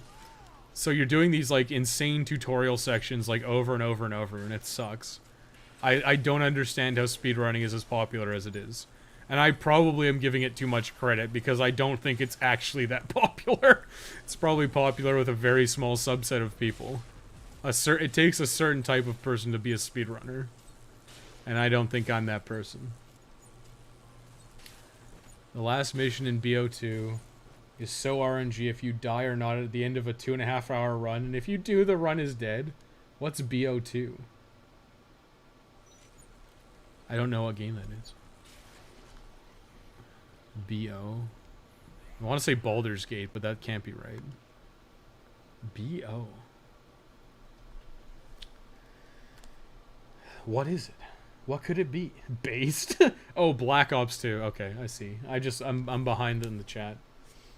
I had the Black Ops 2 campaign record for like 3 weeks, and somebody had a run where they just didn't die at the end where I did. Yeah. That sucks, dude. But you know what? Like, that's kind of the thing, right? It's about chasing perfection, and that's not necessarily a fun thing to do. Like, chasing perfection is fine, like, on a theoretical level. Like, I feel like a lot of speedruns are interesting on, like, a theoretical level. Like, I've thought about it. Like, how much would it take? Like, what would you do to platinum Dead Rising 1, like, as fast as possible? I've thought about doing a video on this. And it's like, you could, in theory, do some crazy shit to, like, get the platinum as fast as possible. But it's, like, not feasible. And it would not be fun. By, like, any stretch of the imagination, it would not be fun. Right? But it would be, like, interesting to theorize about it. Like, oh yeah, you could, in theory, get the platinum in probably, like...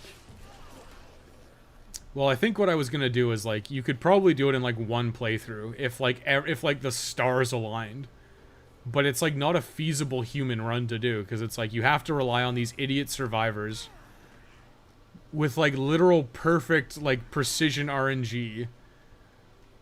And it's just, like, that would never happen. It would just never happen. It's, like, never going to happen, and it would never happen.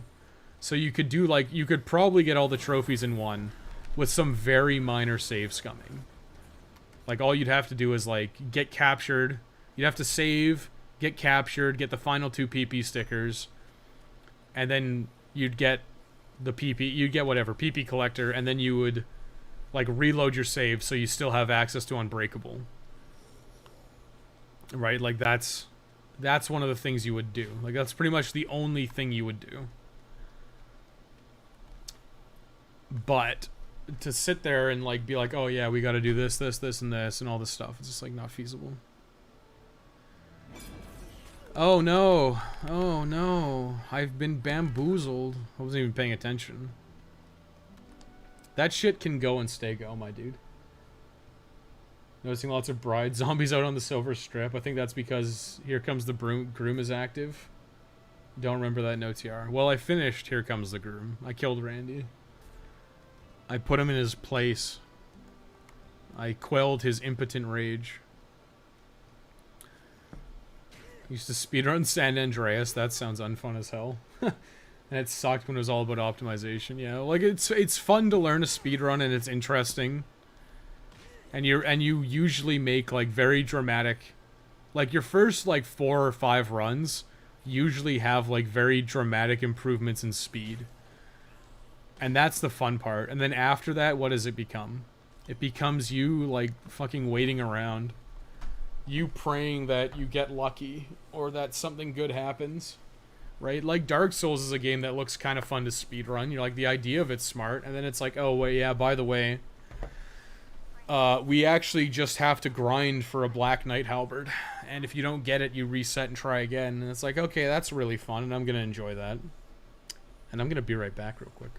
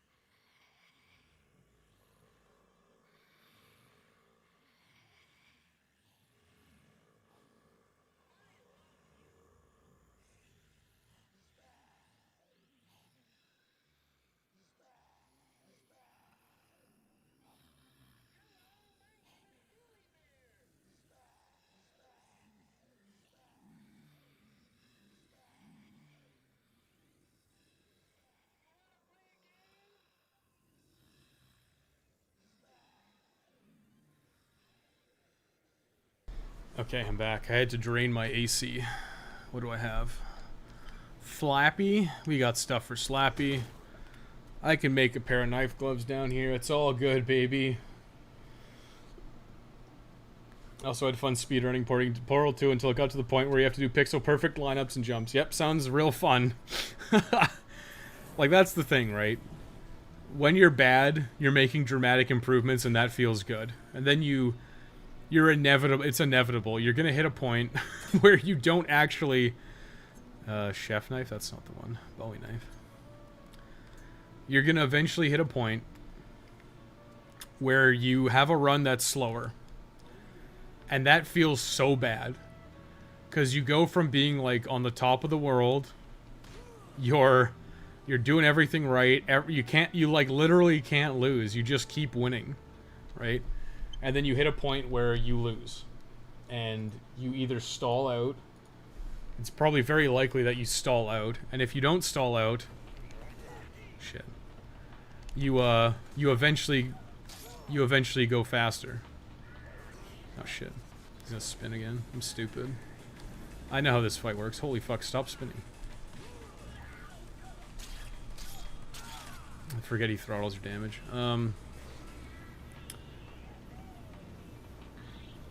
And you stall out. And stalling out's not fun. And then you start looking at, like, some of the more advanced strategies. And a lot of the more advanced strategies are, like, completely unfun. Some of them are, like, almost completely luck-based. Like, if you want to speedrun Silent Hill Homecoming, which is actually a kind of interesting speedrun, but they go out of bounds like crazy, you easily skip, like, half the game immediately. By clipping into one wall. Like, you basically run and get the gun, because the gun lets you clip into walls. And then you, like, clip through something that isn't... You're not supposed to clip... You're not supposed to get to until, like, the end of the game, basically. Like, the vast majority of the game. And you skip almost all of Shepherd's Glen and go, like, right to Silent Hill. And then you skip a huge amount of Silent Hill. It's, like, an interesting speedrun, and it's pretty short, but, like... That doesn't seem fun at all to do. Like, theoretically, it's interesting. And, like I said, I thought about incorporating some speedrun strategies into, like, if I did, like, all trophies for Silent Hill Homecoming, right? Like, yeah, it would make total sense. Is this thing any good? Maybe. Is it bigger flame? It might actually be. Like, it would make total sense to, like, utilize some of the speedrun strategies if they're good, because you have to, like, beat the game and get all the endings and shit, and it's like... Well, it doesn't actually help you, because it's actually a difficult thing to do.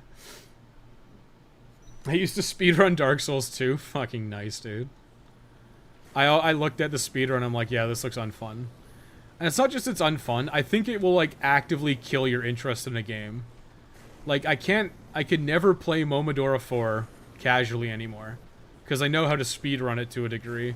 So what am I gonna do? Just dick around? No, I know the best strategies. So if you know the best strategies, like, what are you gonna do? Not use them? You know, it's one of those things that it's just, like, frustrating. Because it will actually make it so you can't really play the game casually anymore. Black Knight Halberd has some other workarounds. I know there's different ones, but, like, that was the main one for a long time. Back when I was somewhat interested in speedrunning. Humanity improves item find, and also backup weapons like Gravelord Sword were feasible, but not as fast. Yeah, but I mean, it's like... Like I said, if you're trying to aim for an upper echelon time, at the time, you were using the Black Knight Halberd. I know there's new routes now. Had so much fun this week playing Silent Hill 3. Played so much. Did like 12 playthroughs and finally got the UFO ending. Damn, you played a lot. Reminds me of Uncharted where you spam lean through walls. Yeah, there's like Uncharted has clips too. Like a lot, like it's cool, like from a theoretical standpoint, if someone like presents you a speed run and talks about it and gives you like all the cool info and like tells you how it works and stuff, they can be really interesting to watch, right? They can be very interesting to watch. You know what's not interesting? Watching the same speedrunner like fail like 40 attempts in a row, right? Because it's hard. Like, it's cool when you get the finished playthrough, there's like a really good commentary over it. That's when speedrunning's at its best. When you have like this run to present to people. But what you don't see when you have that nice, perfect finished run with a good commentary over it, what you don't see is like the 100 hours the guy worked to get that run to be at that level, right? You don't see the potentially thousands of runs that this guy failed at, right? That's what you don't see, and that's the vast majority of speedrunning, and that's why speedrunning sucks. Thank you for listening to my TED Talk. Like, nobody wants to run the same game like a million times. It sucks. It's just work at that point. And you're not even going to enjoy yourself.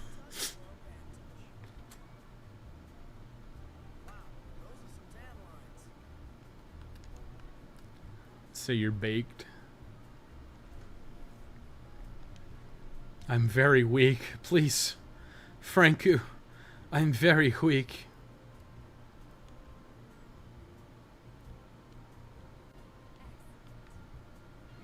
Franku. I am so weak. Let me see. Where are we at? Silent Hill 3 has a bunch of OOB stuff in the speedrun, I know. And that also kind of sucks too, right? Because one of the things that sucks about that is, like, you skip, like, most of the game, right? So it's like you're not even really experiencing the game quickly. You're experiencing, like, the speedrun. And a lot of the time, if the speedrun has, like, out-of-bounds shenanigans, like, it's not actually going to be that entertaining. It's entertaining, like, 1 or 2 times. Like, it's entertaining, like, the one time you watch it, and then you learn about all the out-of-bounds stuff. It's not entertaining watching that same shit, like, 50 times. You know? Yeah, no zombies in the vents. Oh, you don't even have to take her back. It's fine. Contrary to speedrunning, I spent thousands of hours in the Soulsborne games doing challenge runs like Soul Level 1, Fist Only, Fresh Start, New Game Plus, stuff like that. Honestly, was so fun and made me a much better person. When I carried out tasks and stuff, noticed a weird difference in my mentality. Yeah, I mean, that can be cool. Like, I think, like, you're probably right that is a lot more interesting than speedrunning, right? Because at least you're trying something different. I mean, some stuff, like Fist Only, that stuff is mostly just, in my opinion, it's more tedious than, like, a challenge. Like, yeah, it's a challenge, but it's more of a challenge in your own patience, because you just don't do any fucking damage. So boss fights are, like, it comes down to, like, okay, it's safe to get a hit in, like, here. So you get your safe hit in, and then you wait for that to happen again. And that's kind of boring and kind of lame. Why do you need shampoo and a funny purple hot dog in the tanning bed? Yeah, what would this be for? We should do it. We should do it. You know why? Because we're heading up there anyways. I'm pretty sure this is the last thing for a while. Oh, no, there's actually more. Nope, I'm right. There's like 6 hours of nothing. So guess what we're doing for 6 hours? I call him Gambler. We're gonna go gamble at the slot machine, because what else are we gonna fucking do? I mean, this probably works out okay. DS1, Bloodborne, and DS3 sucked for that. It's a patience game. Yes, I agree. I mean, I played DS3 like 1 time, and I was quite over it at that point. Because it's not that fun. Like, it's just like, okay, I'm gonna run in here, and the boss is gonna do some insane combo that I roll through like 6 times, and then I get a chance to attack him, maybe. Like, that shit was lame. I'm sorry, that shit was lame. Bloodborne was, like, not as bad about it, but Dark Souls 3 was super bad about it. It's like, if you can't fast roll in Dark Souls 3, like, don't even talk to me. You're rolling through, like, half the fight. And I've watched videos. I've never fought Gale myself, but I've seen videos of people fighting Gale, and it just looks like a joke. Like, it actually looks like a fucking joke. Just like he sits there with these like insanely long combos, and you like roll like 8 times, and then you maybe get a hit on him. Like, it's stupid.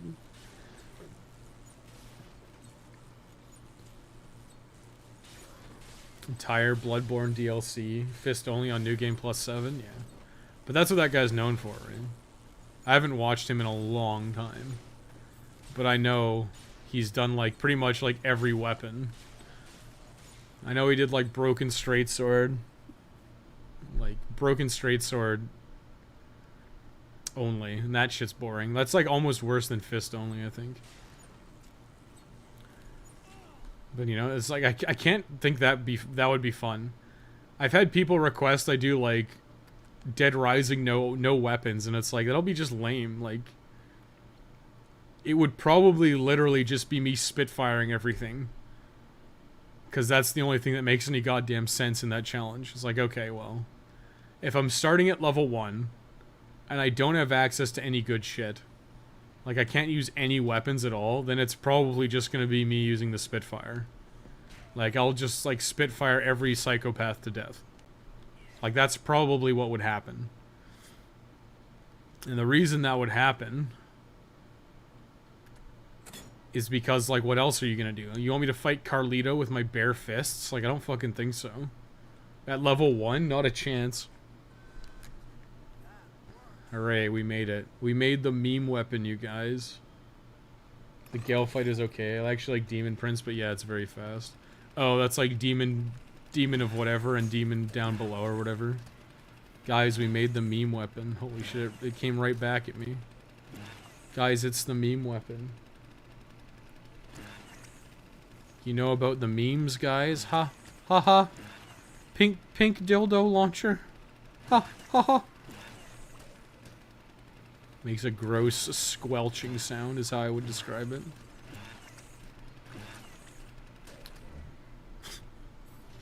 They're all lubed up too. I know it's gross. It's actually disgusting. Runs in me, but he's a huge inspiration. I love him for Journey. Journey. The game Journey. You're like the half-late fight when it comes to summons a player and works for the DS3 DLC. That's cool. Like, it's cool, like, when it's planned. Like, I like the old Monk boss fight in Demon Souls. It's like one of my favorite fights in the game. Because it was just such a novel idea that you could, like, be someone's boss. Because then it, like, it didn't even feel bad if you lost. Because, like, you know that that person won and they were done with the level and they could move on. It was satisfying even if you lost. Like, it was fun to beat them and gatekeep them from playing the game, but when you got beaten, it was like, yeah, you earned it. Now you're done with this area, which was very cool. Time to gamble? Unironically, yes. I've got about 5 in-game hours, so yeah. We're gonna sit here and get as much cash as we can so we can buy the SUV. Oh, the Journey. Dude, I remember when I would invade Old Monk on PS3 Demon Souls and it was always super fun. There's footage of me being a fucking asshole. I firestormed a guy as he entered the boss room and, like, killed him instantly. Like, I firestormed him and it threw him into a corner. And then I cornered him with my Crescent Falchion and killed him. And then I gloated about it like I was, like, the coolest shit on the, like, the hottest shit on the block. And it's like, no, Wes. You're just a fucking cheesy bastard.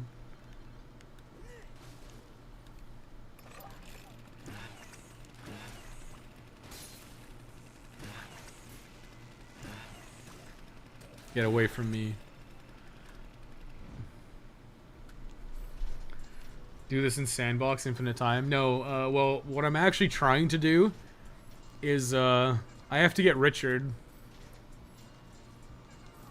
It's funny, because gambling's actually worse in Sandbox mode. Because whichever magazine it is, this one, Gambling 3, you can't actually get Gambling 3 in Sandbox mode. It's not available, because it's in the vault. And you can't get it in Sandbox mode. So I actually have better luck gambling in 72-hour mode. And I need to wait for Richard. So since I have to wait for Richard anyways, because I need Richard for a trophy, I may as well just gamble it. Yeah, I'm burning time. That's pretty much how it is. I mean, it kind of works out, because I would prefer to have the vehicles for when I do Denise, right? For when we do Alpha versus Omega. So it makes total sense to, like, maximize your time. And there's a couple things you can do to maximize your time. Like, I could either be getting PP, which is what I did in the original guide. I was like, well, just go kill stuff with combo weapons because there's nothing to do. But in this, it's like, well, I want the SUV. So since I want the SUV, it's like, yeah, just gamble. Like, do it now because why not?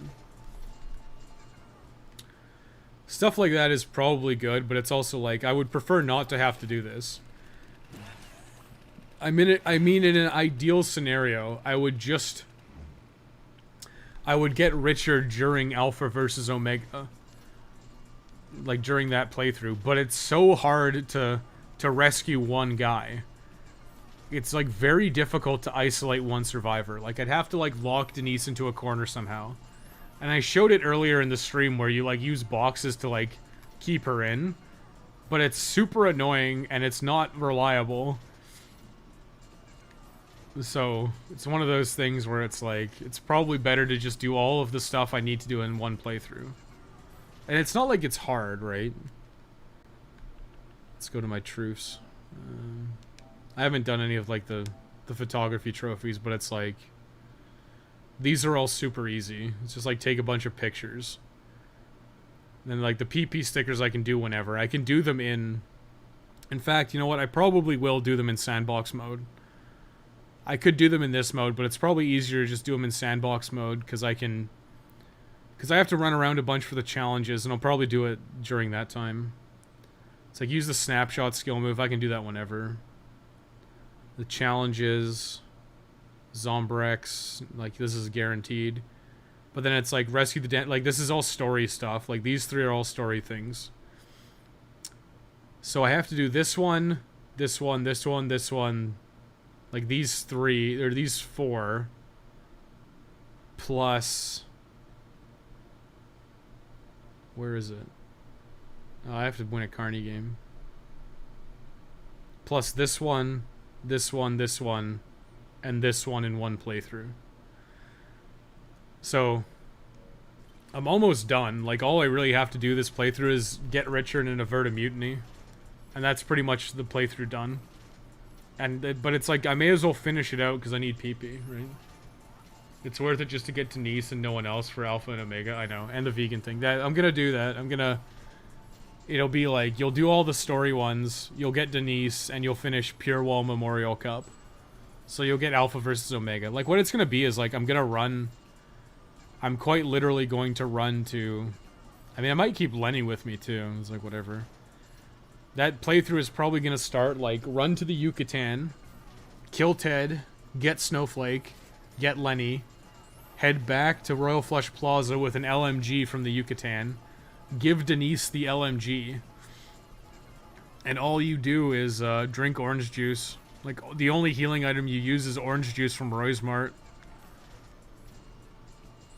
Like, it's gonna be like really boring too, because it's gonna be like wait around in Roy's Mart with the door closed until you get the call for this case, and then run back to the safe house, leave Denise outside, and then come back for... It's like such a... Like, the trophies are so badly designed sometimes. Like, the idea of getting Denise with you through the whole game is fine. Like, I don't have any issue with that. But then you actually have to do it, and it's like, okay, well, what's the easiest way to do this? Well, it's to ignore everything and just have Denise sit with Denise for like 6 hours. And like babysit her very, very lightly as you do, like, run for the money and shit. You know, like, it's just, you gotta bring her with you a little bit, but it's risky to bring people around. So what's the solution? Well, we're gonna ignore everything dangerous. So we're not gonna bother doing any psychopaths. You know? It's stuff like that that's just kind of frustrating. Because, like, yeah, I was trying to theorize a run where I could do everything. Like, where I could, like, somehow do Alpha versus Omega while getting the Proto Man helmet from Jack, right? And I was trying to figure out a way to isolate Denise so Denise didn't zone in while Jack zoned in. And then as I was doing that, I almost succeeded. And then I thought to myself anyways, it's like, well, it doesn't even matter. Like, what am I supposed to do? Like, beat Jack in strip poker before Denise dies?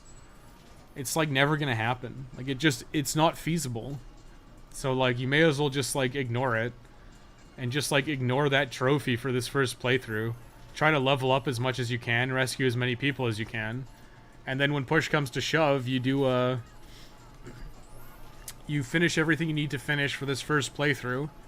Everything Survivor related this playthrough. And then next playthrough, you just focus on Denise and the story. And that kind of sucks, because it's boring. It's boring to sit there and just AFK. It's a lot like the 72,000 kills in Dead Rising 2. Like, that playthrough is super boring. You just drive around the strip, and whenever there's a case that comes up, you go do the case. I got the helmet in Sandbox by killing Jack. Can you do that? Is that a thing? Do I have to look this up? Proto Man Helmet DR2 OT. Is that actually a thing? To obtain the helmet, Frank Musk can use either two methods. Oh, you can kill him in sandbox mode. Very interesting. I would say big if true, but we'll see how long it takes. We will see how long I have, okay? Well, that's another thing. You need to kill 5 psychopaths in co-op. So who have I fought so far? I fought Chuck. I fought Randy. I fought... What's his name? What's his name? The chef. Chef Antoine. So that's 3. I just fought Slappy, so that's 4. So who's next?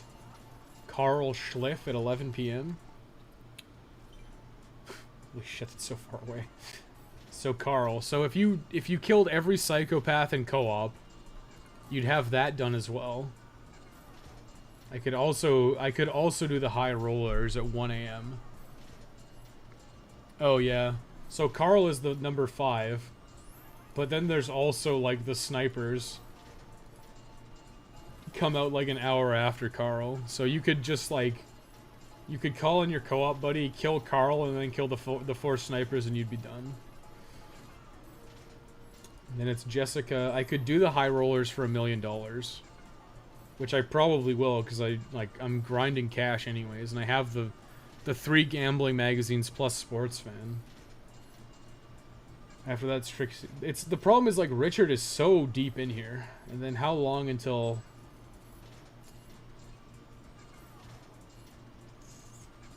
So let's see. Where is Richard?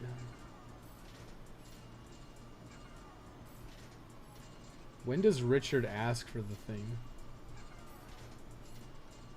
Okay, so you get Richard at 5 a.m.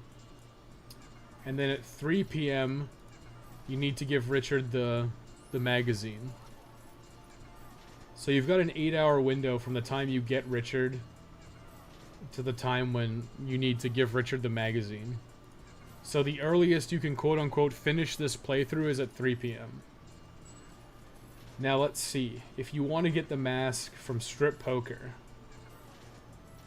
when the hell do they ask me?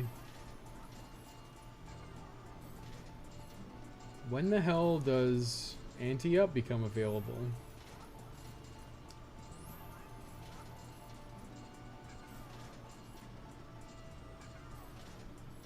Yeah, when does Anti-Up become available in this?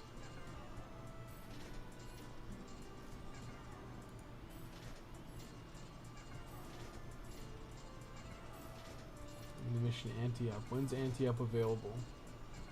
It says 9 a.m. on September 27th. It says at least one of the following survivors must have been rescued for the mission to activate. When more than 3 of them have been rescued, they are randomly chosen out of any of the survivors. I guess it doesn't make any sense to get more than that then. If I can just isolate Jack, well, like, I guess the question is, all I need is 3. So I guess I probably will rescue Woodrow. I've already wrestled Kristen. But I don't necessarily want to, like, do more strip poker than necessary. Yes, you can. It worked for me before. Yep. Spawns at like 10 a.m. or 11 a.m. in the arena. It's kind of annoying to keep track of time in sandbox mode, honestly. I know it's possible and I could like route it in, but I feel like I don't want to. I think it's probably better to just do it this way. This is also like a guaranteed thing. Like, killing Jack is probably super fucking easy, but like... Gotta keep track of the time. Takes a bit of time for him to spawn in, but I always kill him in sandbox. I don't want to track my time in sandbox. It's kind of annoying, right? Because it's like, I know there's a timer, and I know set events happen at set times, but I don't want to sit there and be like, oh yeah, keep checking your clock. It's easier to just like ignore everything time related and just be like, oh, Carl spawned, to go ahead and kill Carl. Yeah, but that's good to know. I mean, I feel like if I'm gonna play this playthrough out all the way for Richard, it's not that big of an ask to just go finish it. Like, go finish this playthrough out and you know, get Richard done. Get all your co-op stuff done here. And that way it's out of the way, right?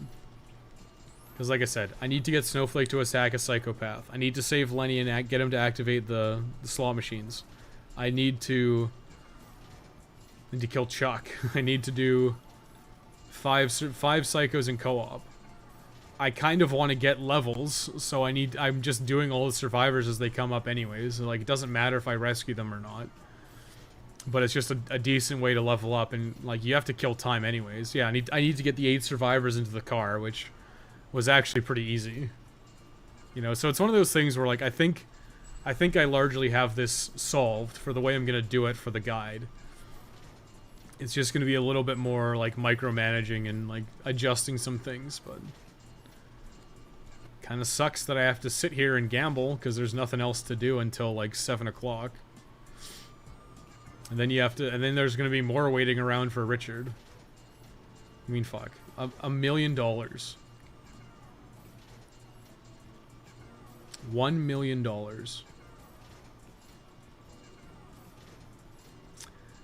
I actually wonder what's faster. It's probably faster to just get the money here than to actually do the high rollers. But the high rollers give you quite a bit of, they'll give me quite a bit of PP while I'm at it, so it's kind of a double dip. Is that worth it? Potentially questionable.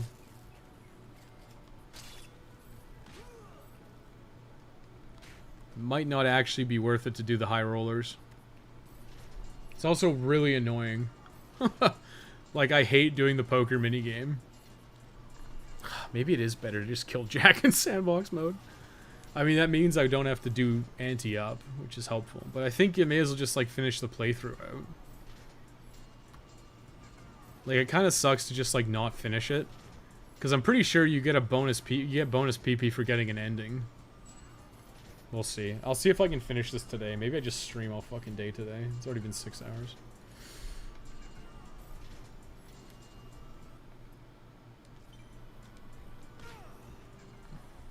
Mostly just need to do Richard. Once I do Richard, I'll reevaluate what my important things are.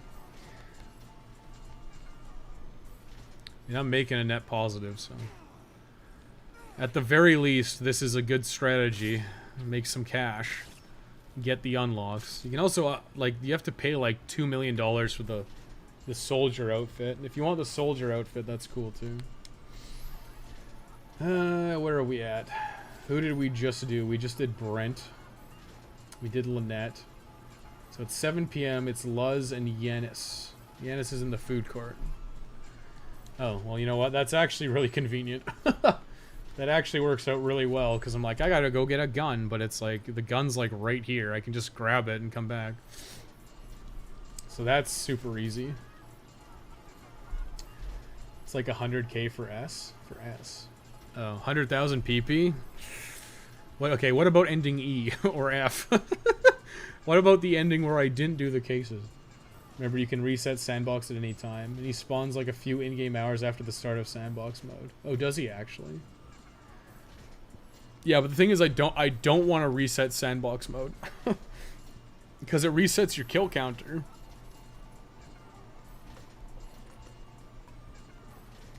And at the start of the guide, I'm gonna get 10,000 kills, and I'm gonna get 10,000 kills so you unlock all the.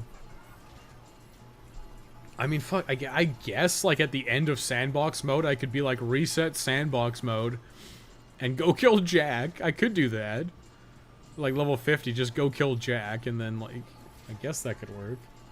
I think 10k or 20k, but let me check. The inaccurate at most times wiki, yeah. I still love it. There's if you look up improper behavior in the Zombrex posters, they're literally missing like 1 or 2 of them. You wait until the sandbox mode timer goes over 7 or 8 days. Yeah, I know it has a loop. I know it has a loop. Which should is which should. We gotta get Witched. Yeah, I mean, it's one of those things where it's like, if you care, like I said, I was talking about this like earlier today. If you want to get all the trophies, and you don't care about unlocks, you don't need to finish this playthrough. As soon as you get like, as soon as you do like Snake in the Grass or whatever it's called, you just reset and then you start the next playthrough. But if you care about unlocks, because you're a casual player and you want the Proto Man outfit, then you should finish it out, because then you can do anti-up and get it from Jack, like, guaranteed. And it's one of those things where it's like, well, what should I do for the guide? I know Rebecca spawns on the last day. That's a good indicator to tell you which day it is. What was I playing? I guess I killed Rebecca at one point. She was very tough to kill, I must say.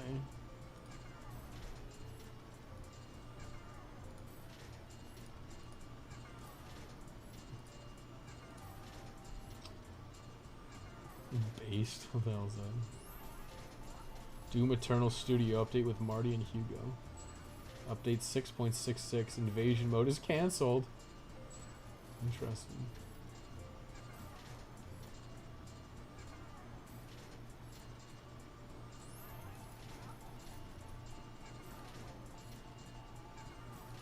What is this shit? Oh my god, what is this shit? You really expect me to read all that shit by you? I don't think so. Oh, it's hot, man. It like poured rain for like 2 seconds, now it's gone. Are we at 7 o'clock yet? No, oh my god, please. End my suffering, my dude. This sucks. I'm gonna have so much money by the end of this playthrough. I mean, I do think doing this makes sense. Because what else are you gonna do? For whatever reason, they made OTR like have these huge swaths of nothing. Like Dead Rising 2 has a lot more. It's very evenly spaced, and it feels good because it's like, oh, I finished this task. Next task is up very soon. The next task is up very soon, and I can do that task, and that feels good. But it feels bad to have these large swaths of nothing. And I know it was that way in Dead Rising 1 originally, like the night of the first day, there was like nothing to do. Like after like 9 p.m. there was just nothing until 7 in the morning. So you had like potentially like what? Like almost 12, almost 14 hours to do whatever you wanted. They don't even have the PP per ending on the wiki. Yeah, that doesn't surprise me. It doesn't matter. Like, it's so minor of an issue. Can you just kill Jack in 72-hour mode? He won't get anything, but it'll be funny. You can. I mean, what's funny is in my original... I wonder if I recorded the footage of this, but I was trying to get just Jack into the safe house, right? And I noticed that if you kill Kenneth, Jack like kneels down and cries. So one of my strategies was to like get Jack and Kenneth to the safe house, like tell everyone to wait by the safe house, like right by the entrance, kill Kenneth, and then tell all the survivors to like run away, like out of range. And then Jack would be like on his knees crying next to the safe house door, and I could rescue exclusively him. Like, that was one of my potential strategies. It didn't work that well. And I'm pretty sure if you kill Kenneth, Jack actually defects. So I'm pretty sure that was out, but it was something I tried. Something I tried. I put on my Joker makeup. Holy hell, it's been 20 in-game minutes. This is nutty. Absolutely bazonkers. Strat murders someone's father-in-law, yeah. Well, it's like, before my brain was caved in and I realized what I was doing was a waste of time. Because even if I could get Jack in, I'd never be able to beat him in strip poker in time to save Denise. Like, to get back out to Denise before she dies. You know. It would be cool if you could figure stuff out like that, but the game doesn't let you. It's like how we theorized very quickly, like, could I actually use... Where is it? Do I not have it yet? Do I not have pickup yet? Oh my god. Where we theorized, like, oh my god, I can use pickup. And I can use pickup to, like, pick up a survivor and throw her away. So I could exclusively not rescue Denise by, like, picking her up, telling all the survivors to wait in a corner, then, like, grabbing Denise by the throat and, like, throwing her away. So I can rescue everyone else but Denise. Like, that was very quickly squashed. But that would have been an awesome strategy. It would have been, like, so good. And you could do that. You could actually do that in Dead Rising.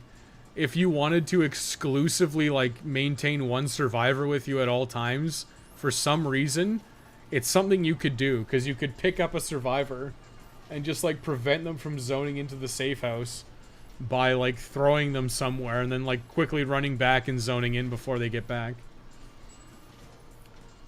It was a sad day when that didn't work. Because I'm so ahead for my kills on Zombie Genocide, I decided to save Richard and Carl. Kill Carl for Zombrex since I have little to no money on this save. Yeah, that's fine. I mean, you don't need to. Like, did you pick up... Like, on the way back from, whatever Rebecca's case is at the beginning of the game? Like, a live on location? Did you, on the way back from a live on location, did you get the free Zombrex from from jumping over the lamps? Like, that one's easy. And if you got that one, you got the one from Denise. And then if you get the one from the Yucatan, you should be good. And there's also the one from the underground. Like, you should be fine. Also, I would not deviate too hard, even if you're ahead. I would make sure that you finish that. I would absolutely make sure that you finish your zombie kills that playthrough. Like, don't deviate too hard, even though I know it's super boring. Just make sure you get them all done, because the last thing you want to do is, like, have dicked around a little bit and then not finish. Like, you're way ahead of me for sure, but don't let it go to your head, kid. No, actually, but I got the one from the underground after Ticket to Ride. Well, if you're missing one, then yeah, taking the free one from Carl's probably fine. But yeah, like, in my guide, I'm routing it in, like, get the free Zombrex from Benny Jack's, get the free Zombrex from the Yucatan Pyramid, get the free Zombrex from, what's the other one? What's the other one? I just said it. The underground. I think with overtime I'd be fine. Yeah, overtime you get around. Just not digging around at all. You should be fine too. Yeah, but like I said, you don't want to fall victim. You don't want to fall victim to hubris. It's like the one thing that'll get you is hubris. Like, oh, I got this in the bag. It'll be fine, and then you lose. And then you lose, and it's all over. That is so smart routing by me. My head is so big right now. So anyway, my new retirement fund. Hey, I got a gun. My man has a gun. It's point and shoot. Works every time. The only way to get this case is if you take it from my cold dead hand. Hey, that can be arranged, my dude. Damn, that worked out so well. Because not only that, I also got a queen for Luz. This is perfect. Janus. I could just kill him, but, like, whatever. I'll just rescue him for the PP. And I know I think he gives you more money than is in the case somehow. I mean, in my all achievement or all my old trophies for Dead Rising 1, I just kill him because we'd need the cash. Come on, dude, let's go. Take the rake. Don't make me get the rake. Brain is exceeding beyond skull holding capacity. Exactly, dude. Behind the stage where BB DDR occurs. Like, what? What about behind the stage? Just convenient. Just convenient to go grab yourself a gun like immediately on the way. It's like not even that much of a detour. It's just like in and out. Grab your gun and get out of there. Then I'm gonna run over here and key-yaw. Key-yaw? We should kill them all. Actually, is it after 7? Are the worms coming out? Oh, yes, they are. Of course they are. Oh, God, not the worms. Not the glowworms. Okay, let's go. Let's go, my dudes.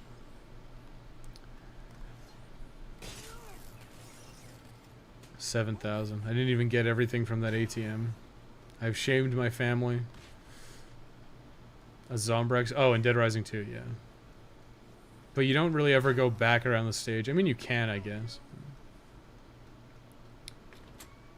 Just thinking, do you actually go through there for any cases? I guess you do. You technically do for Run for the Money. Anus? No, it's Yanus. It's Yanis. Because it's a soft J, because he's from Scandinavia, clearly. Janus. Janus. Forgot how much of an annoyance are the snipers when going for Genocider. You can kill them if you want. I don't. The thing you have to know about the snipers is if you don't kill them, you can't use the slice cycle, and they are there all the way to the end of overtime mode. Like, they don't ever leave. Like, they are there forever. And believe me, it's a pain in the ass. But if you're using the SUV, it's not that big of a deal. If you're willing to stay with the SUV for the rest of the time, it's not that big of a deal, and you can just ignore them. SUV with 4x4 mag, you'll be fine. It's how I did mine, but you won't be able to use the slice cycle. They will shoot you off the slice cycle. Heinous. Janus. Heinous. It's 8 o'clock. What happens next? Tomomi in the underground. Well, convenient for me. I can just use the shortcut I've made. And then Carl at 11. Oh my god, there's so much waiting around. There's so much. So much waiting around. I'll get a call like right now. From Tomomi. Tomomi. I'll just use the Palisade shortcut. They stay even when there's gas zombies. Yep, I was surprised too. They're there all the way. They are there all the way to the to overtime mode. They will stay in overtime mode and shoot your ass. It's crazy. Yeah, even the convicts knew when to quit. Yeah, well, unfortunately not for us. I have footage. I can show it if you want. Do you want me to show you? Derail the stream. I'll make a portamower, fuck it. Do I have anything good? I got knife gloves, it'll be fine.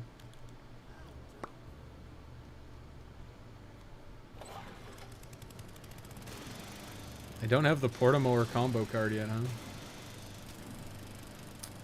Interesting. Whatever. I think in a few hours I'll find out, yeah. I mean, they're just kind of a pain in the ass to kill. Like, I'm gonna assume you're on the Xbox or PS4 version. Where, like, their AI is all fucky. Like, they'll sit there and shoot you, like, 80 times with a gun, and they'll never reload, and it's like, okay. This is stupid. Like, legitimately, when I did it in the 3rd playthrough, I had to get an Energizer juice. I, like, went out of my way to build an Energizer so I could get up there and kill them. Like, Earl was just, like, insane. Because, like, Earl is not only difficult, like, he's, like, the hardest one to kill, but he's also the hardest one to get up to, because the only way up to him is to climb up the concrete pillar, and he'll shoot you off of it constantly. And you can just very, very easily get comboed to death. So I used the Energizer so I was invincible for like 30 seconds. So I could actually try to climb the thing without getting instantly murked. Why am I not getting calls from Stacy? I'm on PC. I think on PC it should be less of a problem. Oh shit, I can't even do Ticket to Ride, that's why. Whoops. Well, no Tomomi for me. I guess it's back to the pink fields. Kinda literally is the pink fields now that I think about it. What do I need? I don't care about the Burning Skull combo card, I don't think. It's kind of pointless. I don't really care about the chopper key, I just want to see how much it is. Things are definitely more expensive. I mean, I think I obviously have enough money at this point. Especially considering, like, I'll also get money from doing the challenges. But it just seems like a smarter play to just get it out of the way. And then any money you get from the challenges can just be fun money. It's only Big Earl that's a pain. I mean, all of them can be scary. All of them can chain gun you, but it's not as bad. It's just getting up to Big Earl is a problem. Because all the other ones have, like, instant zones. But getting up to Big Earl is a big issue. First no Rebecca, now no Tomomi. I know. Well, Tomomi's like, whatever. She can take her Karate Kid somewhere else.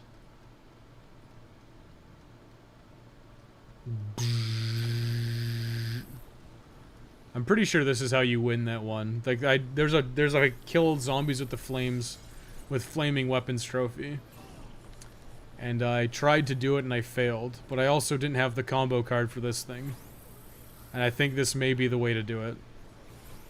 Just get a big herd of zombies in front of you and just bzzz. Seems good. Seems strong. Derek's also scary. He can't, like, they all can do it. They can all do the AI garbage where they just kill you. So it's easier to just be like, well, sorry bros. I mean, that's why I ignore them. I ignore them in the first playthrough just because it's like they're annoying. Right? And there's really no incentive to kill them. Like, the only incentive to kill them is if you want to keep using the slice cycle. And if you don't care and you're happy using the SUV, then just use the SUV and ignore them. But if you want to kill them, you can. It takes a little bit of time. But it's not like they're super difficult to take down. You just have to take down 4 of them, which is really annoying. Not Johnny, he's a bitch. Burning Skull might be viable for that too. For what? For the snipers, I would not think so at all. I left my my super massager behind. I failed you all. I don't think the Burning Skull would be useful at all for anything in this run. Because you have to get 50 combo cards, and there's like 63 or I think it's 67. I think Andy said it was 67 like hours ago. I think Andy said it was 67 like hours ago. And if that's the case, then you don't actually need the Burning Skull combo card. And you can hang on to the like $1.5 million it takes. Because there's no point in getting it. I mean, if you want, like, I could do like a 100% guide. Where I get like absolutely everything. But like, is there a point?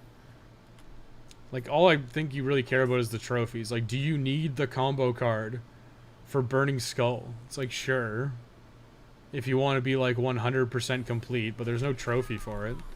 Like, do you want to rescue every survivor? It's like, okay, fine. If you want to be like 100% complete, but like, who cares?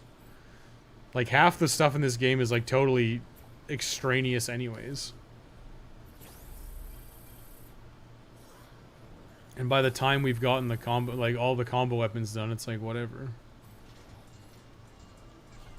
Like, by the time we've done all the challenges, like, who cares? No, the fire weapons sandbox challenges. Oh, the Burning Skull would probably not be that good. Because what would it do? It just let you run around. I guess it could be okay. I really feel like this is stronger though.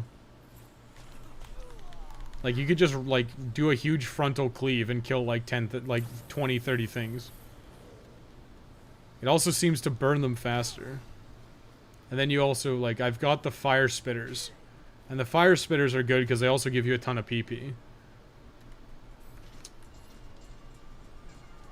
I'm up to make some pelmeni. Want some? By the way, nice last DR2 guy. Congrats. Hey, thanks, man. What's pelmeni? I'm not up to date on my Russian, Eastern European foodstuffs. Sorry. I'll have to look it up.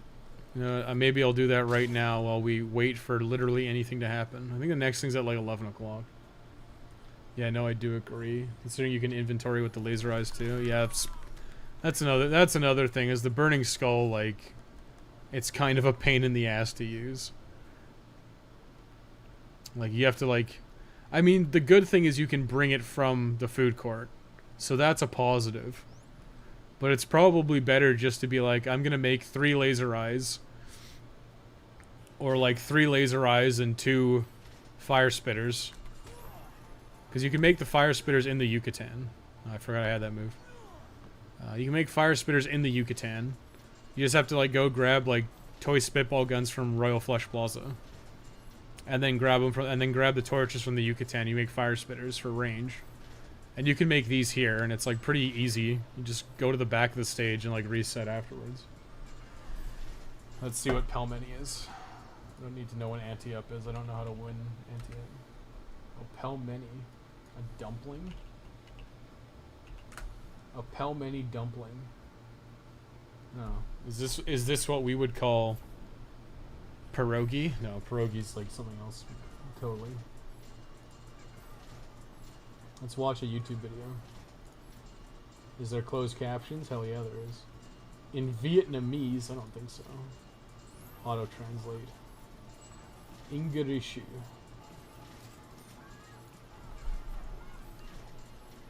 Pelmeni are the Russian version of dumplings, okay. I'm watching a video right now. I mean, pierogies are kind of dumplings.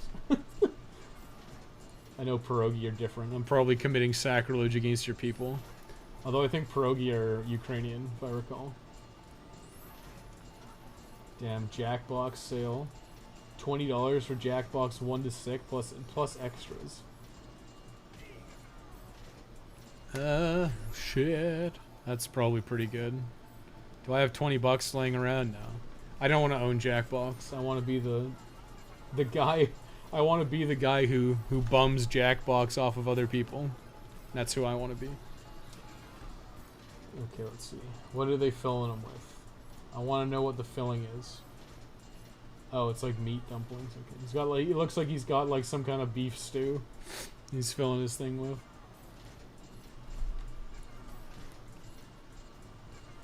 God, this is so slow. Oh, it's like meatballs? It's like, this is like some super dry mix. There's like no liquid. It's just like dried meat. No moisture in this meat. It's probably just cold. I've only ever bummed Jackbox off my friends. It's fun. Bob's usually the guy who plays, who sets up Jackbox, so. Moostel meat? What's moostel? What animal is a moostel? This is kind of cool. It looks like they've got like a special pan. This guy's got like a hexagon pan.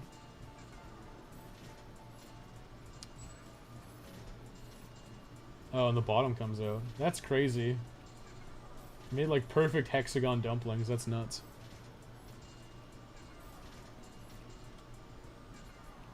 What's he gonna do? Boil them? Steam them? Mouse and something hybrid? Damn. What crazy experiments are happening in Chernobyl?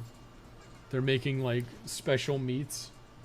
Well, you can add some water or vodka. You boil them in vodka. I don't think you'd boil them in vodka. I think that goes in the mouth. Yeah, just boiling them. Do they get a special sauce or anything, or is it just meat dumplings? That's cool.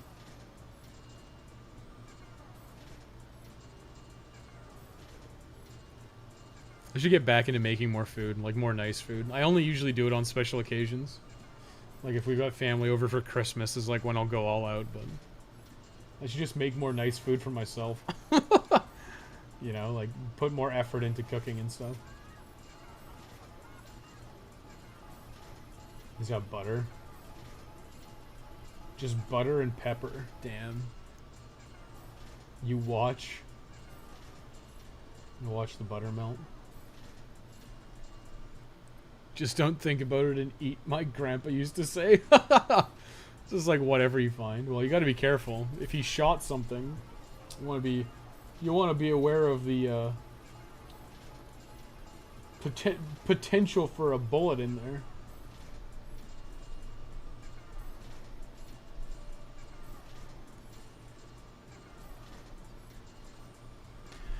You get back. Oh shit. Minimum bet. It's for chumps. Just don't think about what's in there. That's funny. That's pretty funny. Pre-smash.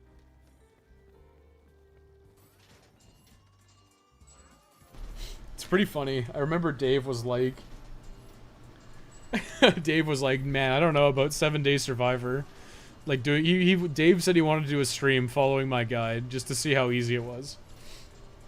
And it's really funny because he's like, man, I don't know about 7-Day Survivor. And it's like, I look at his streams and Dave like casually streams for like 10 plus hours at a time. It's like, okay. Yeah, like it's like last stream, where was it? Yeah, it was like 11 hours.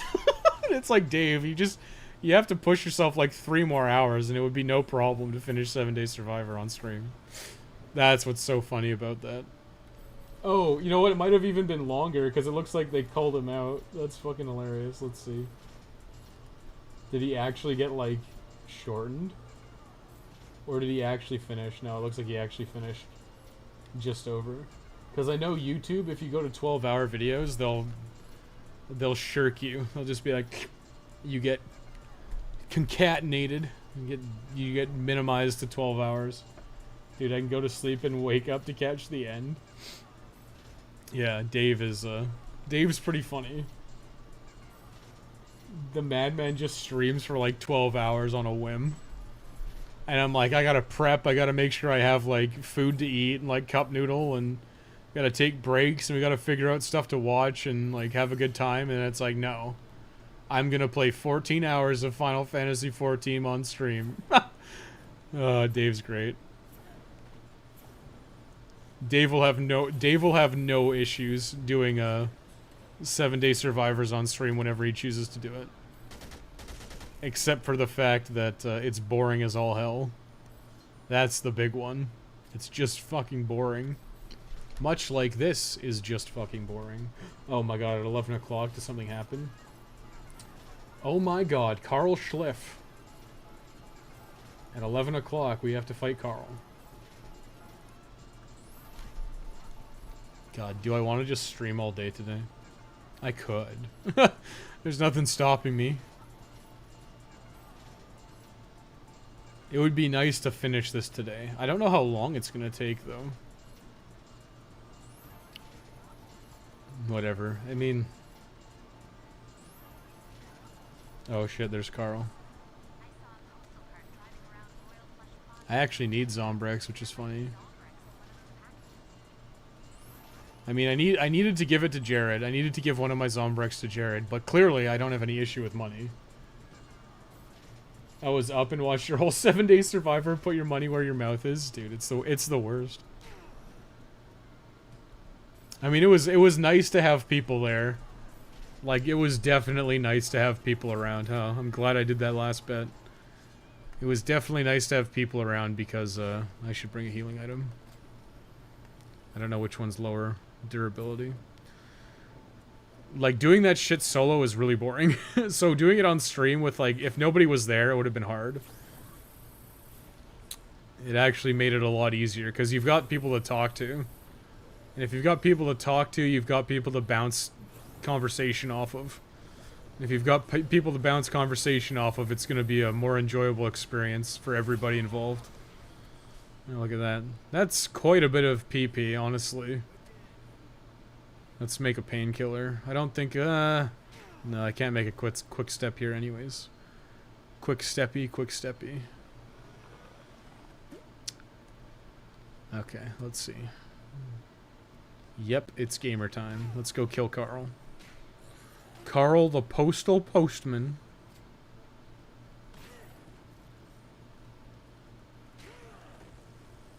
Hey, look, my electric chair is still frying that guy. Very cool. $100 dudes. Hey, look, we got we're the $6 million man. I was thinking about playing Road 96 and harassing the police again. That's why we love Dave. Who's Dave? Dave is 4 face buttons. Serge, you hang out in his streams. That's hilarious. Are you going to make a Dead Rising 3 walkthrough with a question mark and an exclamation point? Yeah, at some point. It'll happen soonish. You see, I didn't just sat by myself for 14 hours 3 times. Done 7-day survival on 2 Xboxes and once on PC. I feel like on PC wouldn't be so bad because you can just like pause the game and like leave it running. I feel like PC is a mostly stable platform. Like, it's the other ones that I have issues with. And yeah, like I wouldn't want to do it that often. I've done it like, how many times have I done it? I think I've done it at least 3 times. Maybe I've done it more. I used to joke that as a service I would do it for people. Like, if you don't want to do 7-day survivor, like, send me your console. Like, send me your console and like a payment of some level. I don't know what it would cost, and then it's like, and then I'll finish 7-day survivor on your account or Saint or whatever it was, and then I will send the console back to you at your expense. I think that's a service that some people might be able to get behind. Yeah, I'll platinum Dead Rising for you for a price. It'll be like a Faustian bargain. Pay you in copies of Alone in the Dark. That would actually be funny. That would actually be really funny. If we had, like, because I was thinking about making, like, a shitty cryptocurrency for, like, RP. Where it's like, okay, you get, like, the RP coin, or RP bucks, or whatever the fuck you want to call it. And I was thinking, oh, we could do that. Like, it would be kind of funny to just have, like, RP coin. And just have it be, like, not, like, actually worth anything, but just for, like, an internal currency we could do, right? And, you know, it would actually be funnier if it was just copies of Alone in the Dark. Like, from 2008. Or Alone in the Dark Inferno on PS3. Like, that would almost be funnier. So it's just like, if you wanted to, like, get a video made, you had to send me, like, 4 copies of Alone in the Dark. Like, that would be kind of fucking hilarious. But I looked into this back when crypto was, like, kind of big. It was like, oh, can I actually make, like... Oh, fuck's sake. Oh, he came in here. Nice. Oh, he killed himself. Nice, dude. 1 coin is backed by one Alone in the Dark copy. Very cool. You got Zombrex. Yeah, they got rid of that in co-op for some reason. Hey, is there no OJ here? There's supposed to be an orange juice. Kia! I just obliterated that woman. Okay, well that's that. So what now? No, I didn't even need to do that. Well, I'll make another quickie steppy, I guess. Or a painkiller. I guess the next thing is the snipers. Play coins? No. It'd be like RP bucks. RP bucks is the funniest one, but you usually have to like have it called coin, I think, if you're trying to actually do like a Bitcoin type thing. I think it has to end in coin, but I would totally call it RP bucks because it's funny. Recommended crypto, yeah. Well, I looked into it very briefly, and it's like, I don't want to like learn how to program a cryptocurrency and like get it on the market for like mostly for a fucking meme. Like, let's be real. God damn it. Okay. Dave, oh yeah, it's all coming together. Yeah, Dave is 4 face buttons. I'm doxing him. I'm giving out his private information. Even though he's given it out to me and everyone else. Dude, I would do that so much. Honestly, I would have 0 issues if that were possible. Oh, well. I mean, it's possible. You're putting a lot of trust in me to, like, give your console back to you and shit. You know? But I think it would be funny to just be like, yeah, this guy paid me, like, it would be a lot of money. Like, it wouldn't be like, oh, yeah, I'll Platinum Dead Rising for you for $20. It would be like, yeah, you gotta pay me, like, $300. Because it's, like, 3 playthroughs. 1 coin equals 1 account with 7-day survivor on it? No. That's too cheap. Or that's too expensive, rather. The whole point was to make it just stupid and cheap. 2 coins if it's an Xbox 360 account. Play cash? No. These are bad options.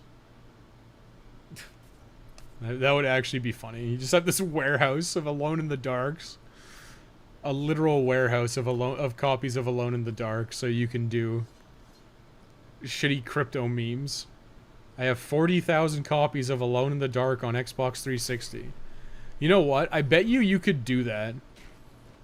Like, if you bought up literally every copy of Alone in the Dark. Like, you just bought up, like 50, 60,000 copies. Or however many there are. You could, in theory, raise the price. Like, you could, in theory, create an artificial scarcity. And then just hold on to it. Like, you could do that in theory. You know? It would be pretty stupid. But it might actually work. You just have, like, a warehouse full of copies of Alone in the Dark waiting to be played.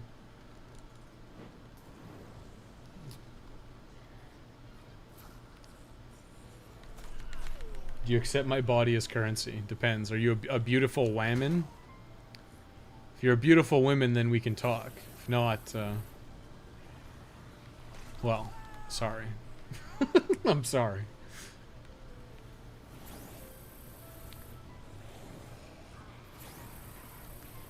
That would actually be fucking so I would feel so gross after. Be like, yeah, I platinumed Alone in the Dark. Show me your boobie. Or no, I Platinum Dead Rising for you. Now show me your boobie.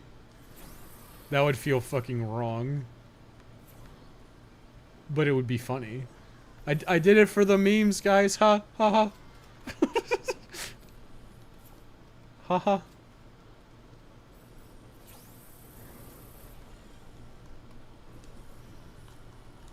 Ugh. Okay, what's next on the agenda? I would feel gross after implies that I would still do it. I never said I wouldn't. When did I say I wouldn't? If a hot girl came up to me and was like, hey, can you Platinum Dead Rising for me? I'd be like, okay.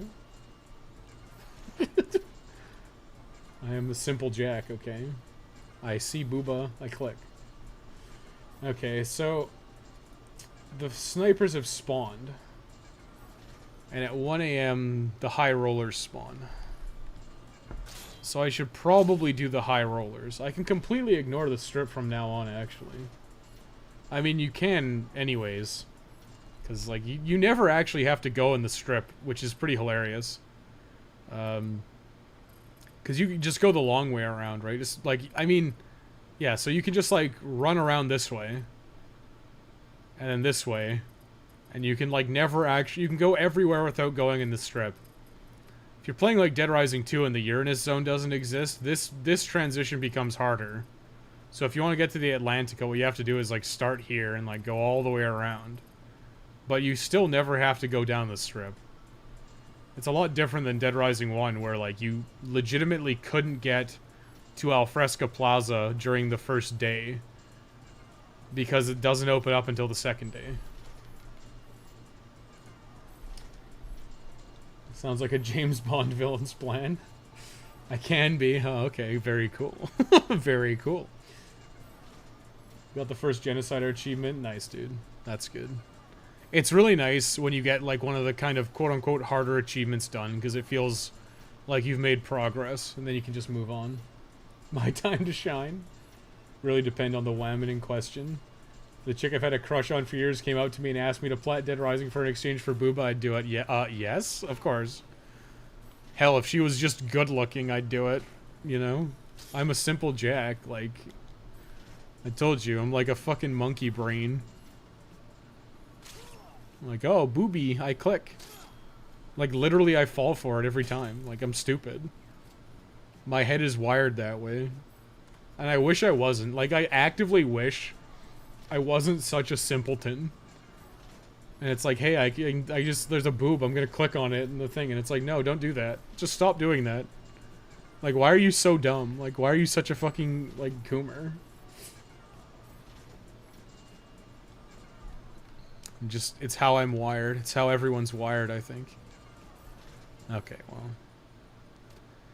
It's time to get out of here. It's time to go to the high rollers.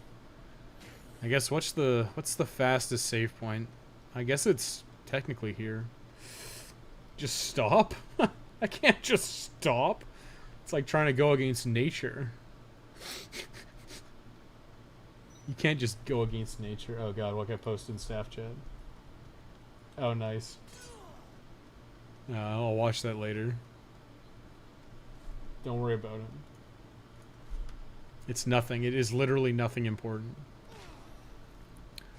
Dead. Oh god, he's not dead. Dead. Dead. Little toasty zombie. I mean, they should be. Till 1 a.m. They should be active.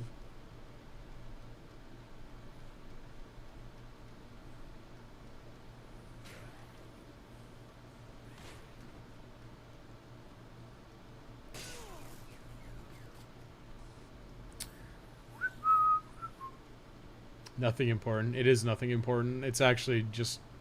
It's just a meme. It's a meme that's just, not... Well, whatever. Not even not appropriate. It's just a private meme.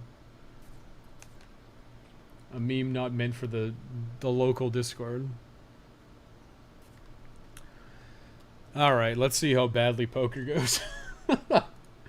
Let's see just how badly it goes. So I can't actually get into the Fortune City Arena, so Trixie, Lynn, and Elrod are out of the picture. Which I think is fine. And there's Seymour after this. Do I care about Seymour? Not really. And then there's Tammy. Tammy of the Atlantica. It's all at 4 a.m. Holy fuck, my dude. This time is just, it's brutal. Actually, crap. Getting Richard back with the snipers is going to be a problem. I might actually have to deal with them. In fact, I probably will deal with them now that I have to think about getting some logical way to get Richard back without being murdered by the snipers. Why are they here? Like, why are they not here? If I have to get Richard back to the safe house, because I actually have to get him back to the safe house, I'm gonna have to kill the snipers. So we'll work down the list. We'll do Johnny, then Derek, then Big Earl, then Dietz. Let's play poker. But yeah, I mean, if that's a service people want, I can look into getting a. I can look into getting a PO box and have you ship consoles across the country. Oh, they did the wrong button. Never mind. Like, I could actually look into it if you guys want me to do that. I mean, I would probably just stream it. Like, just stream the whole thing. And it's like, oh, you want me to platinum the Order 1886? Fine. Give me $50, please. I win. I won all the money.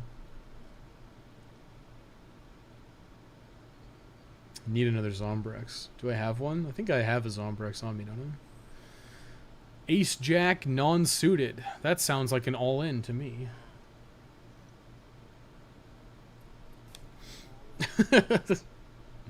Hopefully no postman becomes postal and destroys the console. Oh, yeah.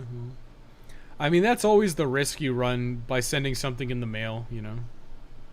Ace 9. Oh, I got high card. Well, I guess I just win. I have, like, what, a full house? He's got nothing. He's got a pair of aces. He doesn't even have a chance to get a flush. Yeah.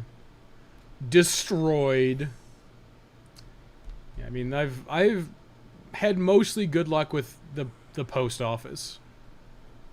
We had a bad luck with our original copy of Alone in the Dark.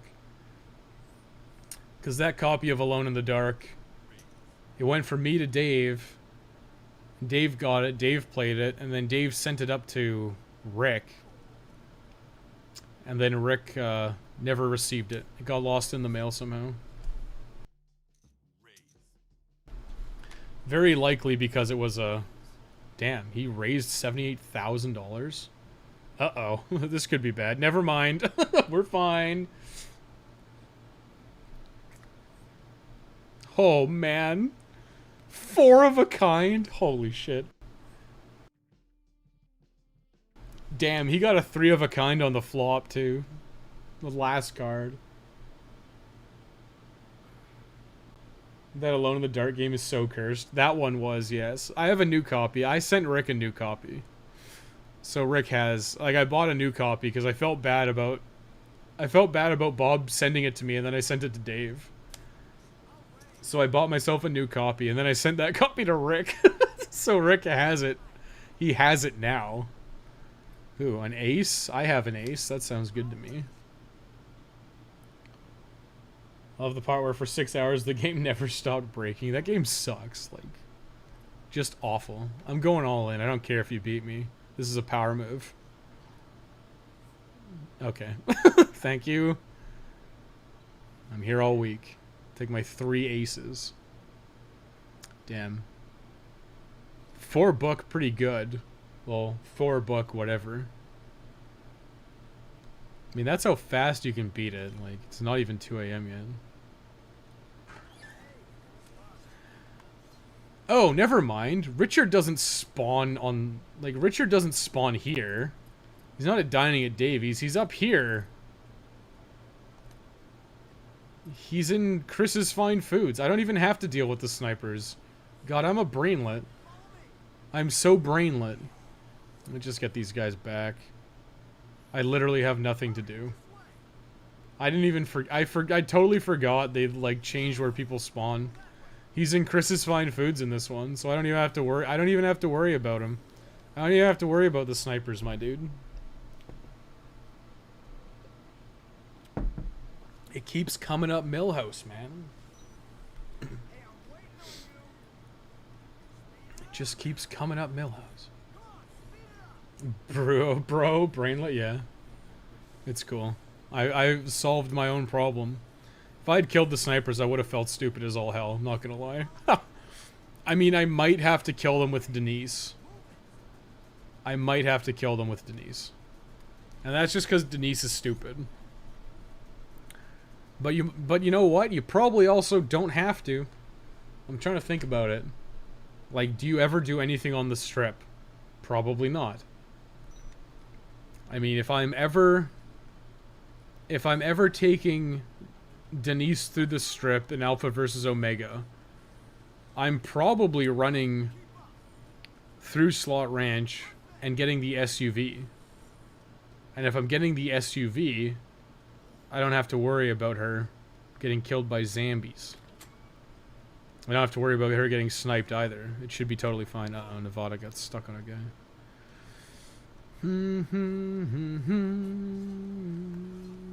I'll use my laser eyes to save you, Nevada. Brrr. Actually, that worked out pretty good. This thing's actually pretty strong. You strip on the strip. Should go to bed soon. It's almost 1 a.m. and I gotta leave at 7 a.m. Yeah, I've been streaming for way longer than I expected today. I kind of just want to finish the trophies for this playthrough and see if anti-up is actually feasible, but we'll see what happens. I might stop soon too. I'm gonna have a hell of a time tomorrow with poker and card games, not in video games either. I live in the UK and tomorrow I gotta drive my parents to Wales, which they do every year. Damn, are you gonna be able to understand anyone? I don't know what it is with Wales, but like Welsh just sounds like insane. Like, why did you put so many consonants together? Why did you do this?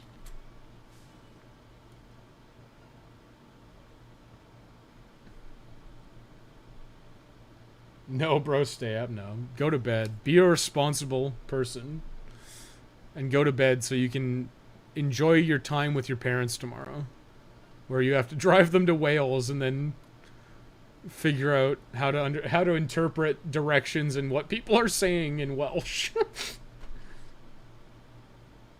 Yeah, there we played poker and other card games. I didn't realize Wales was like a casino hotspot, I guess. Okay, what time is it? 2 a.m. What happens? When's the next set of stuff to do? 3 a.m. is skipped. Seymour is at 4 a.m. And Tammy is also at 4 a.m. And then 5 is Richard. So I could get Tammy.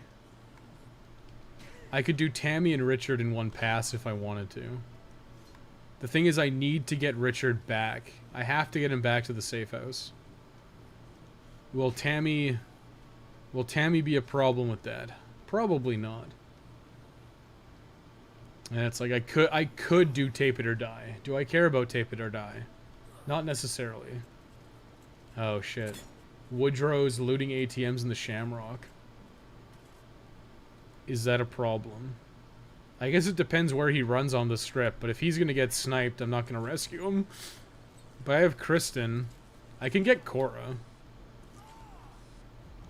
Like, it's probably actually better for me to get Cora anyways. Oh no. Because Cora's 3 people, as opposed to, hey, give me that back, that's mine. That's my money. I just wanted to drive my electric chair and kill a bunch of zombies for 200 PP a pop, so I could get to level 50. Yeah, maybe that might be what I do. I might just jump back and forth from this in sandbox mode. Like, start in sandbox mode, collect your 10,000 kills, do a bunch of other stuff for PP, and then like do this playthrough and do most of it just to level up, basically, and collect a bunch of trophies. Then go back to sandbox mode to finish level 50, to grind out to level 50, and then do Alpha versus Omega. That sounds reasonable. Welsh is insane, yeah. The fucking road signs when you cross the border are unbelievable. Yeah, it becomes like indecipherable. You're like, what is this? It's just like, why are there so many fucking letters? That's pretty hilarious. But yeah, you should go to bed. I'll be your dad until you go to bed. Go to a specific seaside place. Yeah, that sounds, they got places like that around here. It's mostly the Native American owned areas. They have casinos. And do I probably have more than enough money at this point. Tape it or die, I choose the latter. I see you've chosen death. Well, it's just like, what do I need? I just need to make them a plate launcher. So it's like, I'll probably do it. Like, it's not that big of a deal. I like literally run to Lowy Wowie. And again, that's one of the things that's not in the way. It's like not out of the way at all. And it's like I may as well, because like it gets me the plate launcher combo card. I need a bunch of combo cards anyways. Woodrow runs all the way down to the cinema on the Platinum Strip. Yeah, that's right, he does, doesn't he? I've tried it with the snipers and he gets demolished. Yep, that sounds accurate. So, we'll just, you know what? We're just gonna kill him. Wait, at the Fortune City Arena? Can I actually get in? Can I actually get into the Fortune City Arena? Big if true. I mean, I guess I can. Maybe I have to go through the Americana side. That's probably accurate. I mean, the gate was shut on the other side. Maybe it's just open now. Should I try? I'll try. You know what? I think we've got enough money. I think it's high time I got the sports car.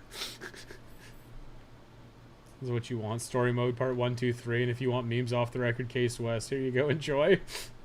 Dead Rising 1 was amazing. I've played through it so many times. Yes. It's pretty good.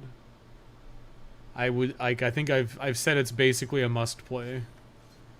And I still agree with that sentiment, because I think it's just a special game. And listen, if you like co-op, 2 is pretty damn fun. I'm really enjoying playing co-op with Thomas. And if Dave or whoever else wants to play co-op, I'll play with them too, because it's fun. And it's probably pretty good stream content. $1 million gone. Just gone. Like, it's like beach ball. Like, why the fuck? Get out. Oh my god. They're mugging you. Well, get killed, idiot. I hope you enjoyed yourself. Yeah, well. Clearly, you can gamble to get enough money in the time frame you need. Do I need Trixie Lynn? Well, if I get Trixie Lynn, who do I have then? I've got Jack, Kristen, and Trixie Lynn. That should be enough. Why are they mugging you at their own store? It was a trick. Okay.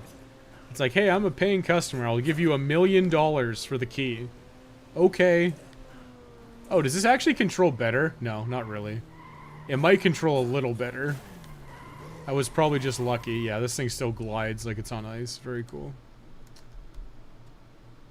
You couldn't get in the tunnels, but you still got the call for Tomomi. No, I didn't actually get the call for Tomomi. I don't think so, at least. I'm pretty sure I didn't get the call for Tomomi. I just knew it was coming up, and then I looked for it. And I looked at the time, and I'm pretty sure I didn't actually get the call. We'd have to double check, but I'm pretty sure I did not get the call.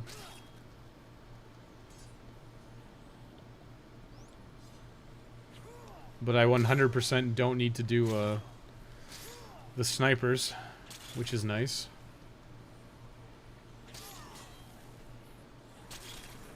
We'll see. We'll see if it's shut from this side. It might just be like the entrance plaza in Dead Rising 1. Where it's closed until you do, it's closed until the second day, but it's closed until you do, a live on location. Actually, this is a thing, isn't it? I can make a bouncing beauty here. Which I don't think I've ever actually used. But it's 100% designed to be used like this. Put the fountain lizard on. It attracts zombie. You grab rocket firework. Pretty sure I have the combo card for this. I don't think I've ever used it. Do I just, what, hold the attack button? There we go. Oh, nice.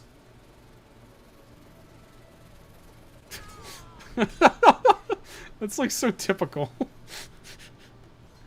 Oh, what's it gonna do? Oh, okay. No, it's still closed. Interesting. Maybe I can get in from the front? Maybe the front is open. Did I not do this? I swear I did this earlier. Alright, Kangaroo Apocalypse. I think, well, we could try. Is it full up? Whatever. I can probably turn my AC off. It's cooled down a lot. I actually believe that the trilogy is working. Yes, it's have huge plot holes. But the game gives you the epic places like GTA, the mall, the casino, the whole city itself. Okay, we're gonna try something. So this is locked, obviously. So I'm going to try... Well, this is gonna be a pain in the ass, because even if I can... I'm gonna get killed by the snipers coming back, which is a problem. Wait, what happened? Boom, yeah, I know. It's like, okay, cool. It went back into the safe or the maintenance room.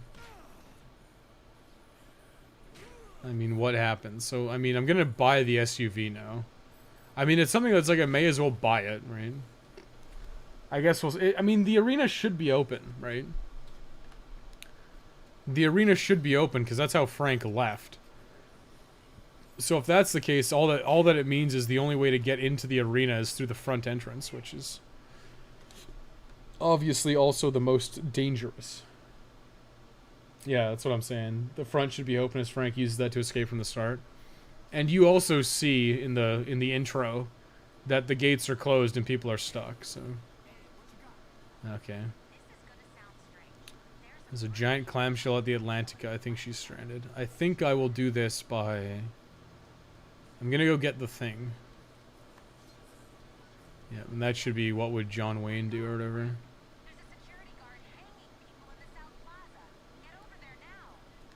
Is there food in here? There should be a coffee creamer, yep. There's 2! Do I want to do... Do I even want to do what would John Wayne do? It's kind of pointless. Love those movies. Watched all 4 of them more times than I can count. Oh, the vacation movies? Yeah, with Chevy Chase, dude. I have Christmas Vacation on VHS, and my family watches it on VHS every year. That shit's great. Vacation movie references. I've only seen the first vacation movie, like, the one where they go to Wally World, like, 1 time. But I've seen Christmas Vacation so many times. I think I've seen European Vacation, like, maybe once or twice. Actually, this is the wrong way. Oh, interesting. Big if true.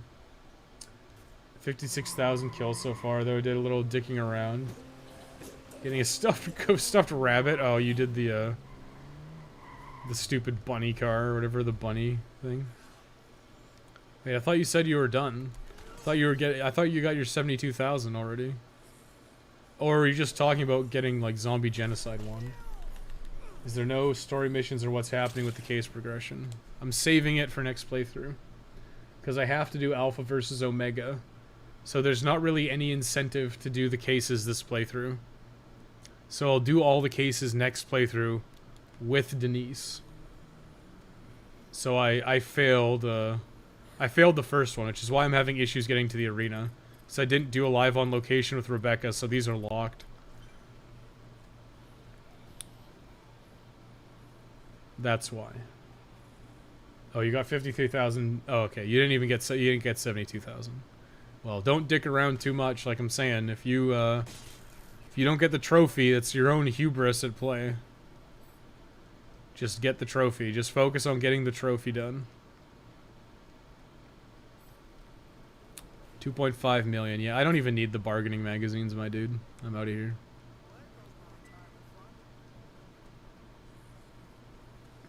Yeah, I don't want to do Seymour. I can't be bothered. It'd be too difficult to get back. Like, the snipers will just kill me. Actually, maybe they won't. I'm just thinking, like... I can just run to the Atlantica and I should be fine. I might get shot by Earl a bunch of times. I can just save my game. It'll be fine. Yeah, it'll be fine. Let's go do it. Like, what else am I gonna do? Keep gambling for more money? I already have the only 2 unlocks I care about. And if I want, I can buy the glasses or whatever. Big Girl shouldn't be able to hit me on the way to the Atlantica, should he? Eh, whatever. 100k kill count, son. Yeah, well, it's gonna be annoying.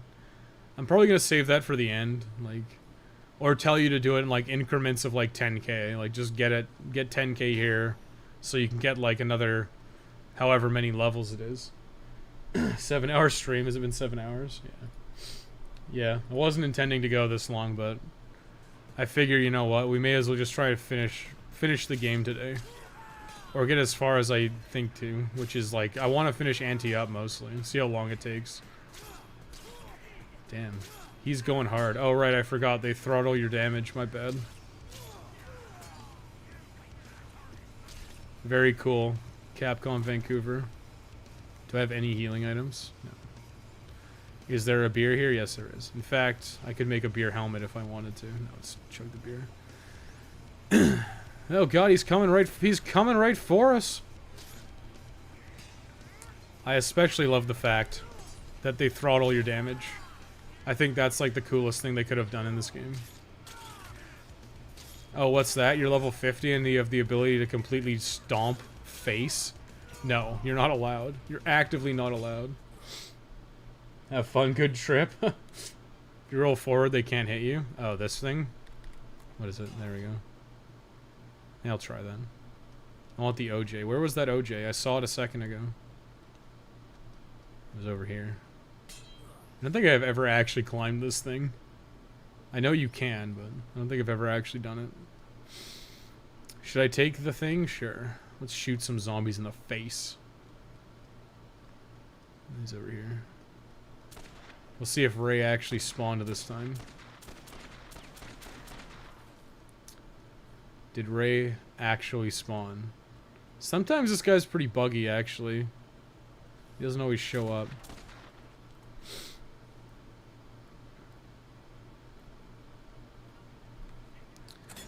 Okay, let's build an auger, I suppose.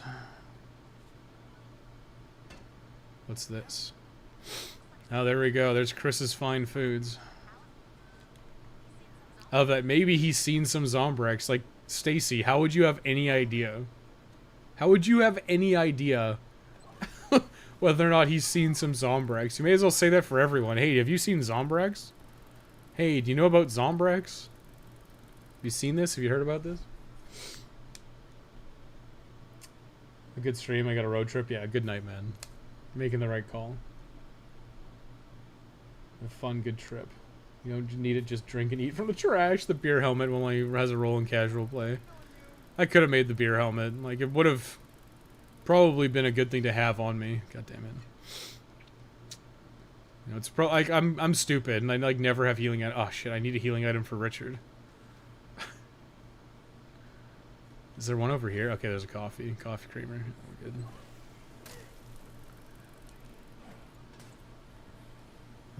I can drop those. I would prefer to have two, just make sure that I've got healing items for myself. Ray can die, I don't really care. I don't care about Ray, he can die.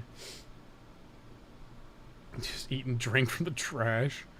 Become the trash man. Where's his scope of shots? He can't hit me from over there, so... I think he's only really got, like, the other side of the park covered.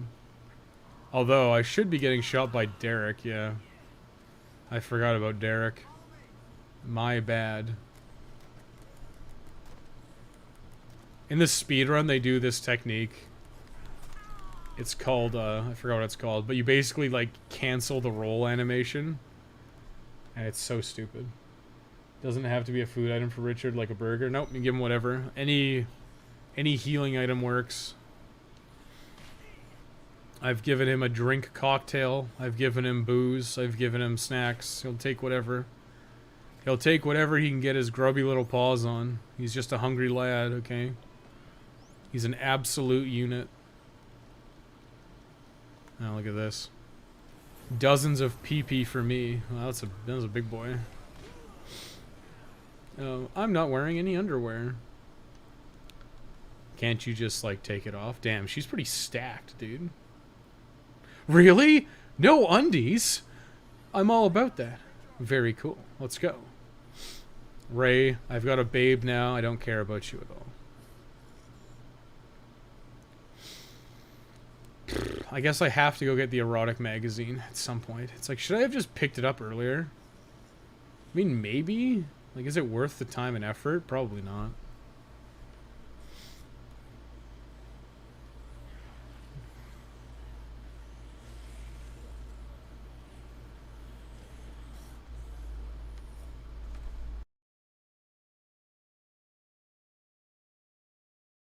Ray's usually dead when I kill Seymour. Yeah, I don't know why that is. It's weird. He's just already dead.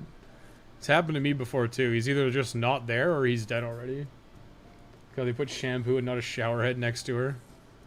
Well, you know, whatever. Ray, you're on your own. I thought there's like food everywhere. Like look how many apples there are.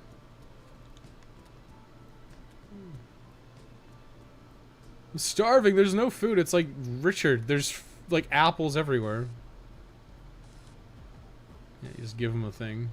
Give him a whole thing of coffee creamer. He'll down it. The mad lad. Oh shit.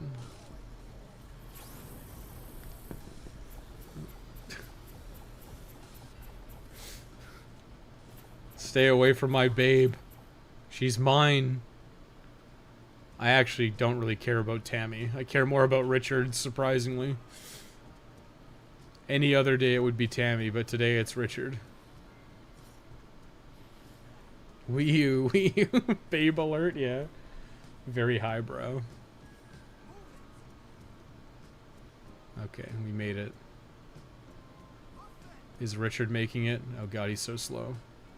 I think he's okay. Damn, they really did make her stacked. They gave her the booba. The man who sees the breast. I gave up with using bow on Fatalis. Oh, fucking default. Yeah. Fatalis is just garbage. Like, Alatreon and Fatalis. And it's not just Alatreon and Fatalis. It's like every single time. Every single time they introduce, like, endgame content in Monster Hunter, it's, like, horribly unbalanced and not fun at all. And that makes the game not fun. Babe does not give achievement, therefore overweight man is more important, exactly. Because she's like just going commando. It's like, what, you go commando at work in this like costume? It's like, okay, cool.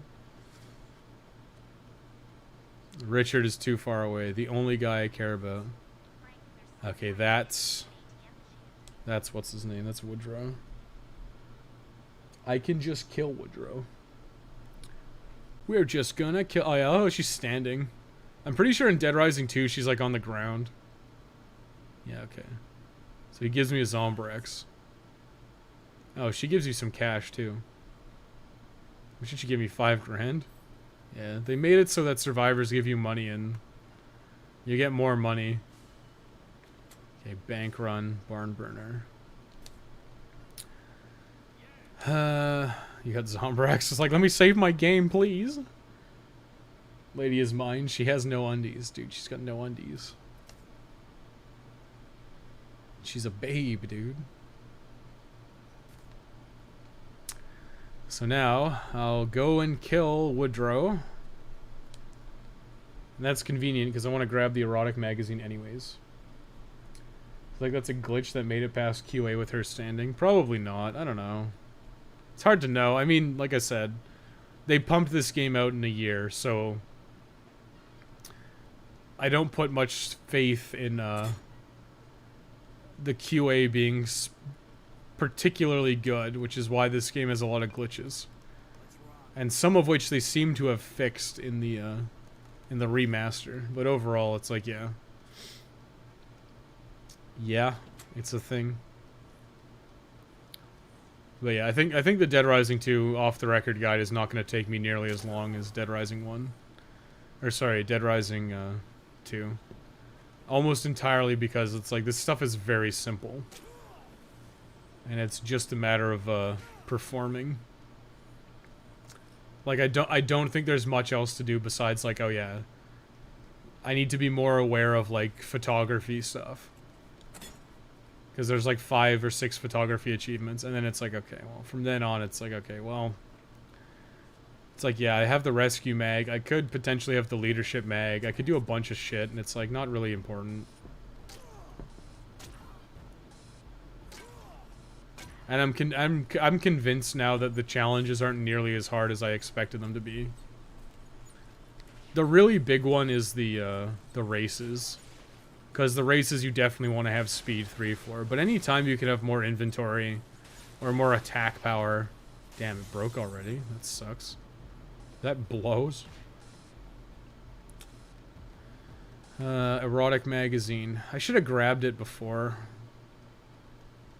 Yeah, I should have just grabbed it on the way. Like, I should probably just grab it at the start of the game.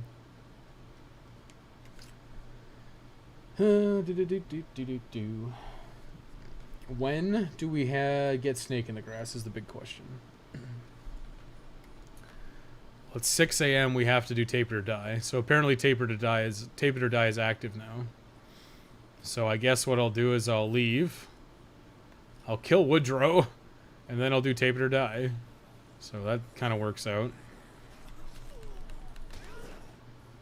Deidre Sanchez. Damn, it like Richard is not available, and the Richard case isn't even available till 3 p.m.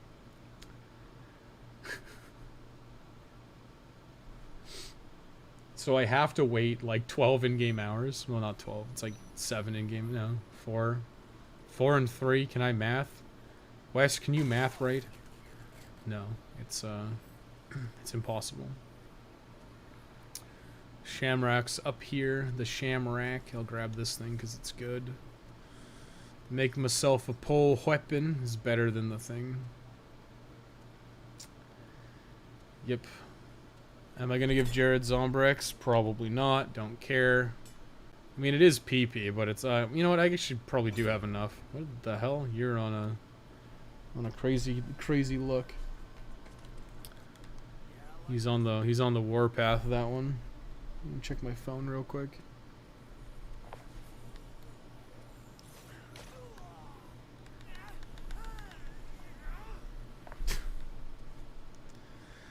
Okay, he's in here. Where is he? I think we're just gonna kill him.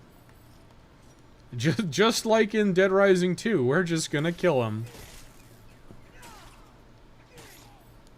How much money does he drop is the question. Hey, don't hit. Don't hit, bro. Drops $150,000. Damn, that's like way more. I'm pretty sure when you kill him in Dead Rising 2, you get like 8 grand. That's nuts. Okay. Hell yeah, dude. I'm all about that. Well, I'll take it. I'm not gonna complain about that. This is the Combat 1 book, actually. Do I care about that? No, because I don't have inventory. And the gambling mag is more important. I mean, Tape or Die should be active, right? I mean, it should be. We'll see. If we enter the Palisades and there's a bunch of signage, then we'll know. And it's so stupid, because all they had to do to make Tape or Die like less confusing for people was be like, oh, you get a call for it. There's a bunch of people hiding out in Coconut Sports Town. They ran into the back room. Oh, look, it fixed the problem. What does it say? The only one I can see having trouble with is the one with the 40 dildos. That one is actually, with no hint of irony, that one is actually probably the hardest challenge in the game. Because you need to know exactly where they are.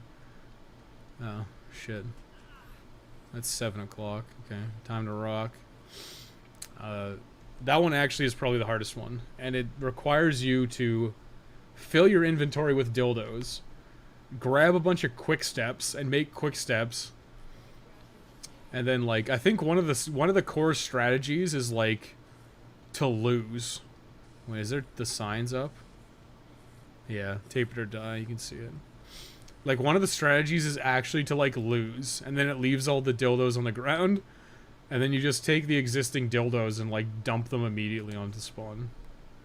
What the fuck was that? Seriously? That was fucking weird.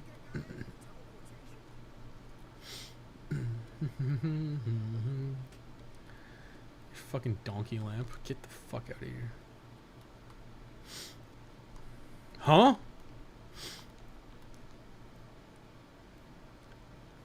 Lucky for you, I'm not a single zombie.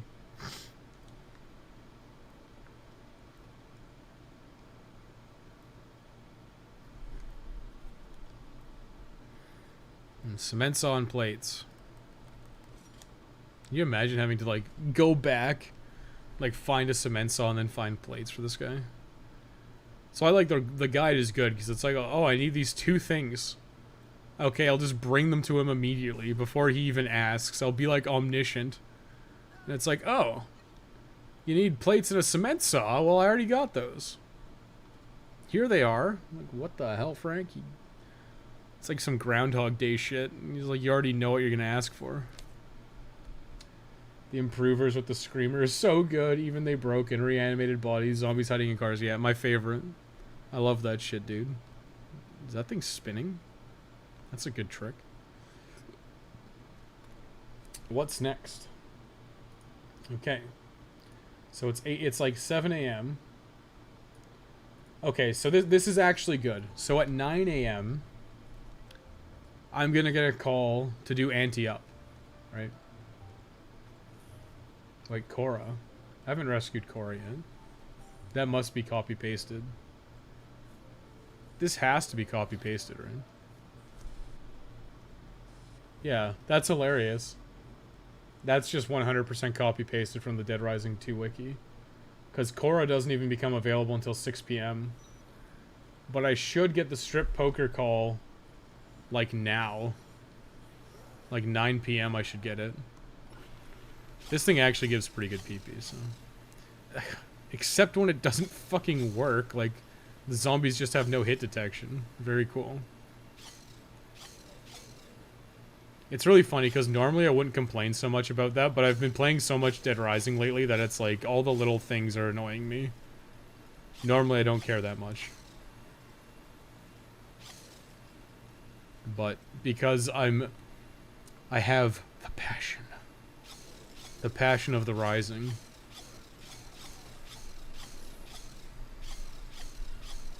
Should have grabbed it on the way out, whatever. I'll grab it on the way back. Because if I had grabbed it on the way there, I would be -1 inventory space, which means I would have had to drop something else, which... Just grab it on the way back makes sense to me. It's fine. Grab it on the way back. Enter Slot Ranch Casino. Leave Slot Ranch Casino. Actually, I can drive a car if I want. I have the SUV key. I bought it, right? Did I buy it? I meant to buy it if I didn't.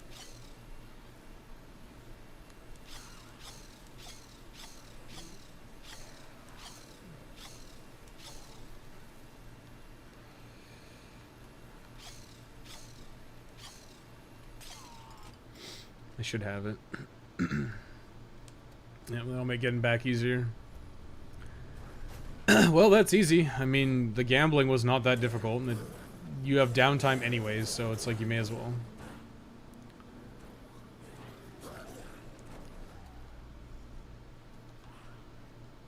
So what do I have? I've got the 3 gambling magazines.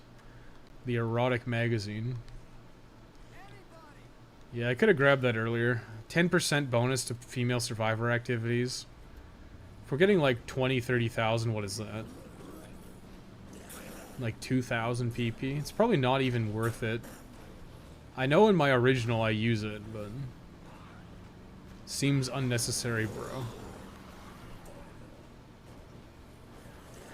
Also seems like I'm just not getting that many calls for Stacy, and I don't know why. Okay. Okay. Damn, I was... Non-stop Infinite Dead Rising, the passion, yeah. I was like way behind on chat. I just saw it like scroll like a million miles an hour. I think I know what I'm doing. I think the guide will be pretty easy to write, honestly. Like, there might be some annoyances, like, again, we're talking about like the dildo challenge in sandbox mode. But it should be pretty easy to do everything else. Again, and like the playthrough with Denise is going to be annoying for Alpha versus Omega. But other than that, it should not be that hard. Oh, it's at 9 o'clock? How much longer do I have? Like an hour? Fuck's sake. Well, I guess I'll go save and then go back to gambling. Not that I've already bought and everything I care about. I guess I could go buy the $2 million... The $2 million, like, whatever... Soldier of Fortune goggles. Jared requires Zombrex. So I basically have from 9 a.m. to 3 p.m. to win poker. Which it probably won't take that long since I'm using 4 gambling magazines. Well, not 4, but... I have equivalent 4 gambling magazines. Hey, don't take my combo weapon. Okay, take my money. Oh, you did take it, you fucker. Give that back. I will kill you. Yeah, I'm gonna kill you like I killed your friend. Yeah, well, I don't have 4 gambling magazines. I have 3, but I have the sports fan, which is also +1. Potato. Oh, Sergey. Yeah, our Russian friend, Sergey. Grab a potato, brother. Actually, need to check out your last sign of it. Oh, yeah, it's Thomas. Yeah. What do we say? Oh, God, that sly Star Wars reference was gold. Which one? Oh, that's a good trick, yeah. Try spinning. That's a good trick. Non-stop, Infinite Dead Rising. The passion. C'est passion. So I just wanted to let you know you have helped me so many trophies in Dead Rising games. I want to thank you. Hey, you're welcome, man. We're getting more now. We're troofing. We are Trophy Man. Should make a movie, a film called Trophy Man. And it's just about me sitting in my basement in the dark looking like I have no energy left in my body as I get the fucking platinum trophy to video game. That would be a good movie. I'd watch that. Be like, damn, this is so relatable. And everyone else would be like 0 out of 10. This movie was fucking boring. And I'd be like, this is my life. This is exactly what I needed in my life. I didn't know until now. Dude, is she just puking up black shit? I'd watch that movie. And hey, thanks for being interested. Yeah, Thomas's video is pretty good. Well, I don't say pretty good. I want to say good. Okay, we got level 3 speed. We have become Speed Demon Man. So now, okay. I mean, if you get to level 35 and get the 3rd speed upgrade, I think it's totally reasonable to do the rest of the challenges. Because I got a good amount of inventory. I may not be level 50, but I got a good amount of inventory. I max speed. It should be fun. It's too hashtag relatable. You haven't lived until you've gotten every truth in the Dead Rising series. It'll happen eventually. And the funny thing is, I'll have done it multiple times. I'll have done it at least twice for each game. Because what I end up doing is I make like I said, I make a profile. So when I do Dead Rising 4, to make my route, I'll make a new profile. And then I'll make my route and try to figure out my route as much as I can before I do like the final guide footage. And for the final guide footage, I'll make another profile. And then I'll do the final guide footage on that. And then because I'm fucking insane, I'll go onto my main and get the platinum then.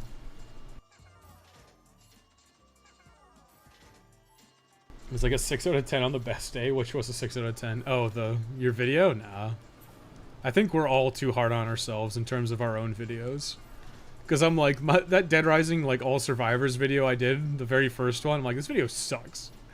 And yet it's still getting, like, dozens of views a day. It's like, damn. I guess that's good, but, like, the video is so bad. Like, the audio quality's bad. My voiceover's terrible. Like, the content is, like, objectively worse than in the All Achievements Guide, which, if you're going for Saint, you should use the All Achievements Guide, because it just makes it as easy as possible, you know. Stuff like that. Goddamn. We still have 44 minutes.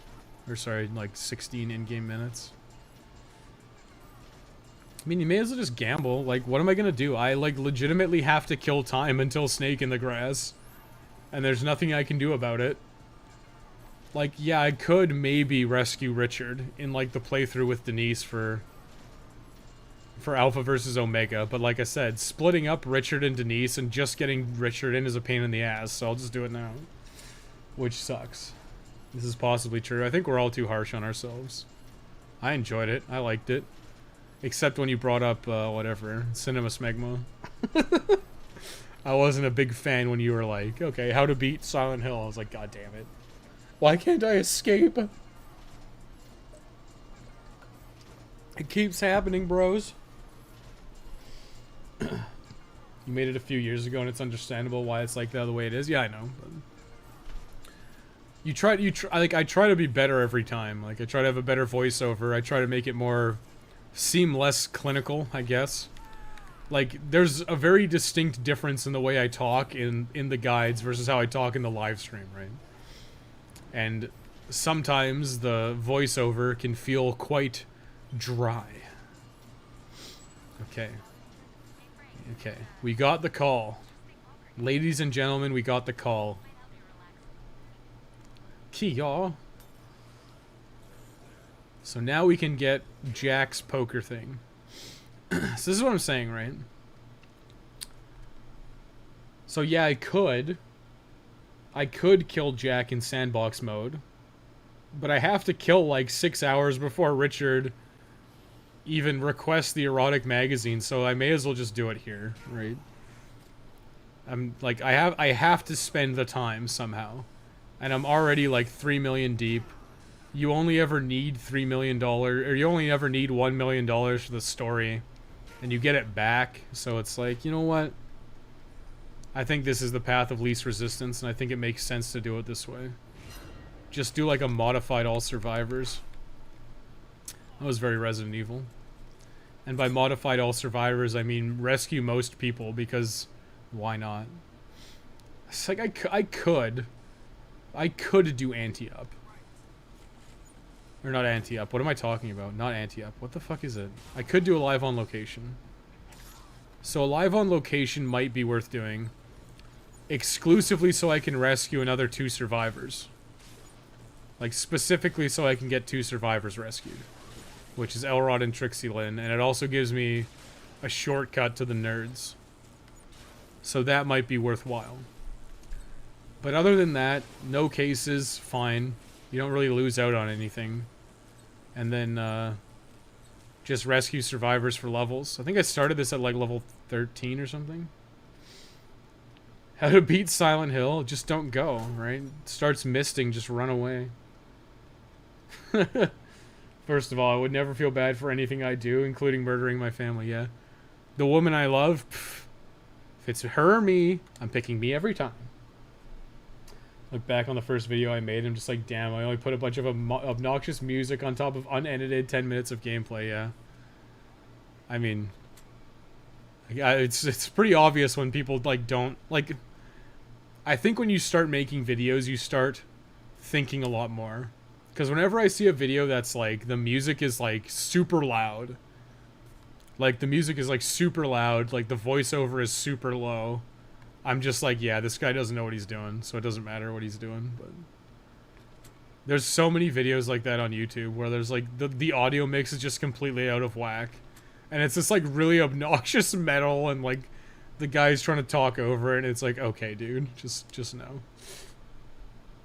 I just learned today that there was Silent Hill the arcade existed, like a clone of Time Crisis, yeah. My life will never be the same. Okay, so we just have Chris. Oh, right, it's because, who died? Did somebody die? Oh, we didn't rescue Trixie Lynn. I intended to have Trixie Lynn. Well, this is good, because it doesn't matter now. It doesn't matter. Like, obviously, you don't have to rescue everyone. If you just have Jack, you can fight Jack and win. But Kristen's an easy pickings, so this is fun. It's apparently fine. Oh, the Silent Hill arcade. There's also like, they had a lot of Gun Survivor games, and I know there's a Code Veronica one that was arcade only. I'm pretty sure it was Japan only, arcade only. But that one looks pretty interesting to me. I think it was Code Veronica. Like, obviously Survivor, like Gun Survivor, the first one sucks.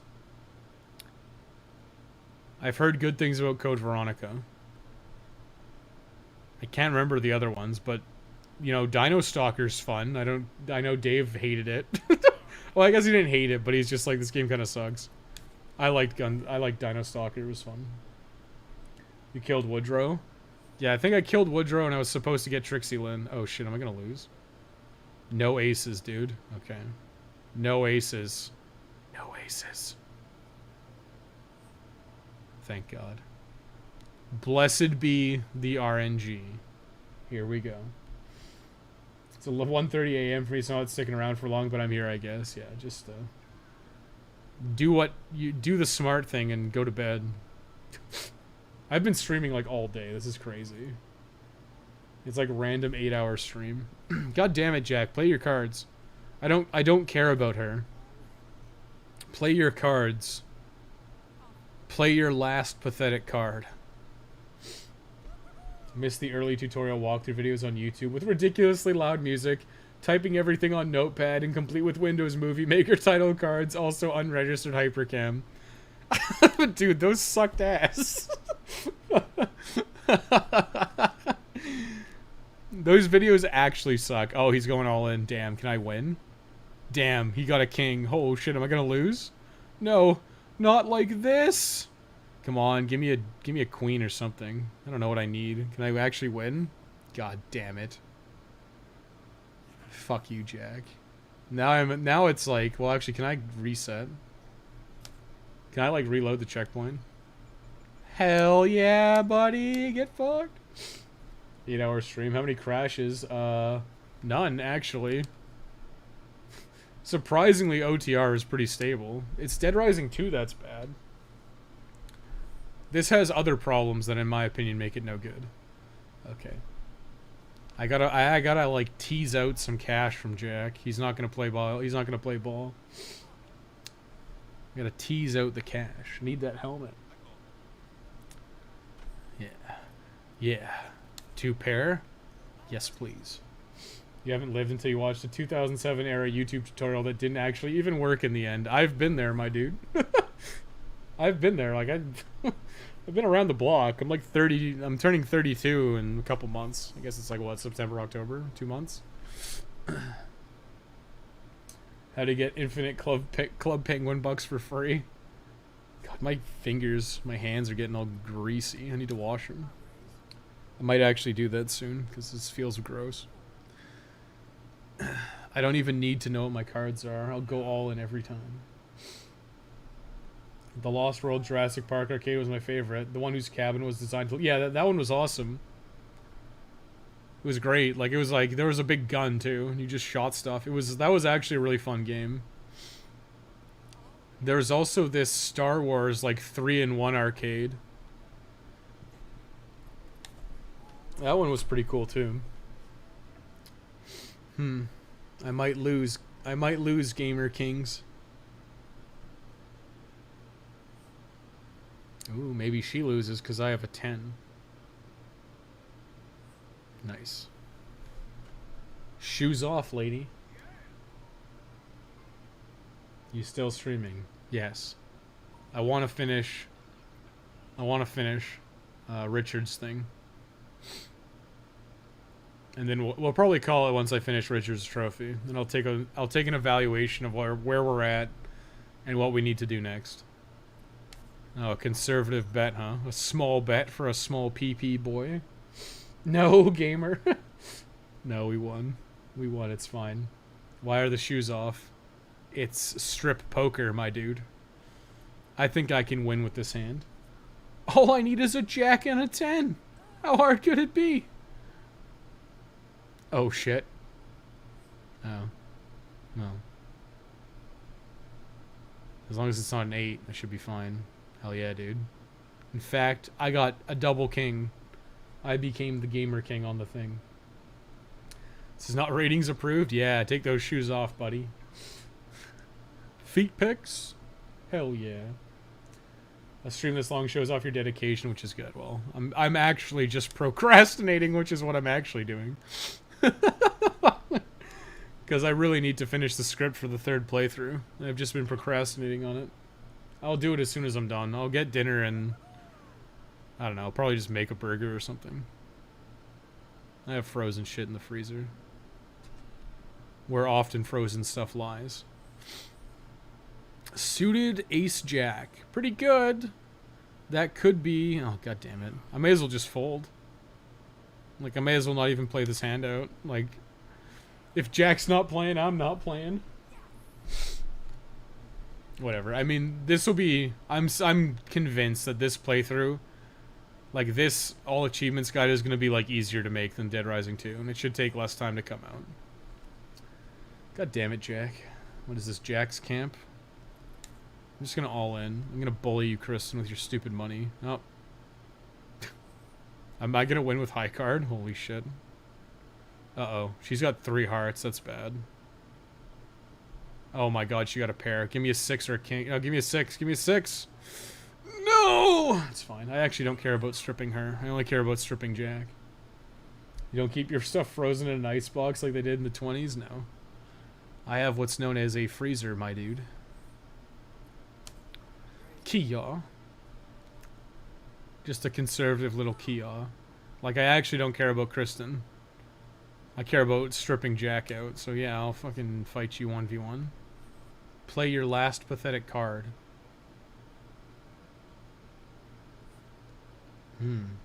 Looks like it's my day today. I guess it's shirts off for you, Yacky boy. Yeah, off the record is... The trophies are kind of just annoying, but... Damn. Look at that. That's a strong energy right there.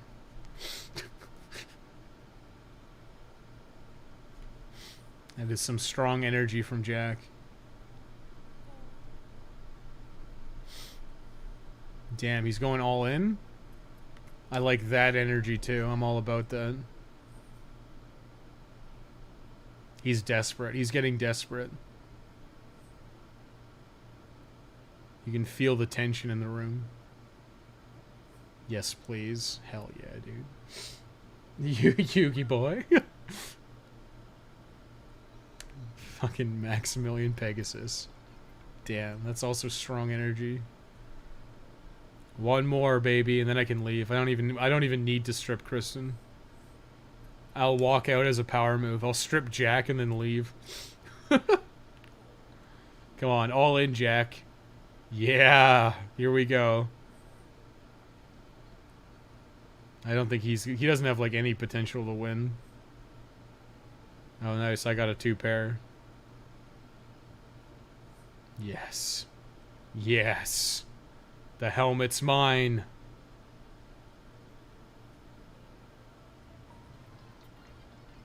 Got him. You feeling the heart of the cards? Yeah, I'm fucking out of here. See ya, nerds. I should be wearing it, yeah. Yeah. Not saying that's easier. Like, listen, I'm not saying that's easier than Richard. Oh shit, actually. Oh god, it's full. Oh no.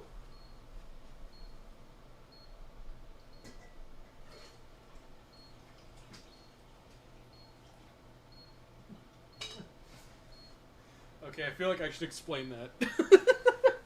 So I don't want my AC to drain its water into a... I don't want my AC to drain the water into the... like, into the outside area, because I just don't want to. Oh god, I'm lost.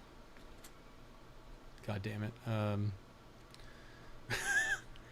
I don't want my AC to drain the water out into the thing outside, because it would just like basically run up in on the house.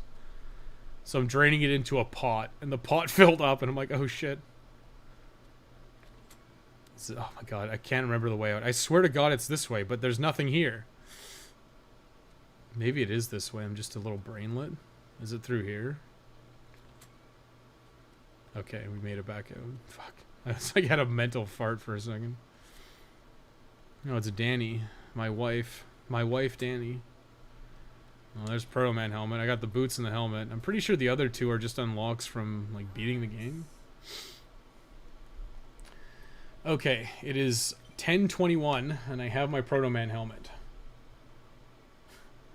Richard is not until 3 p.m.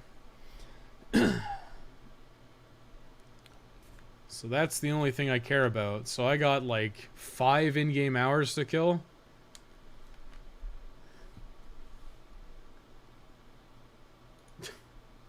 That's a long time, my dudes.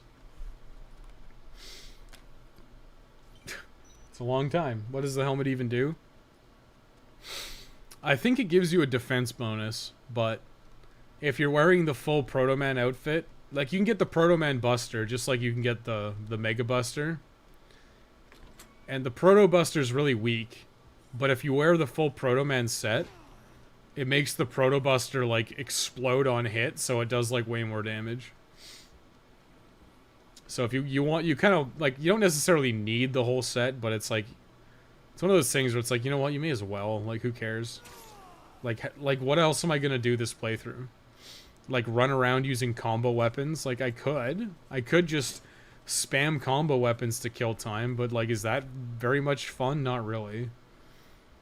And, like, I already have tons of cash. I bought the 2 unlocks I care about. I have enough money to buy the 3rd unlock that I don't really care about.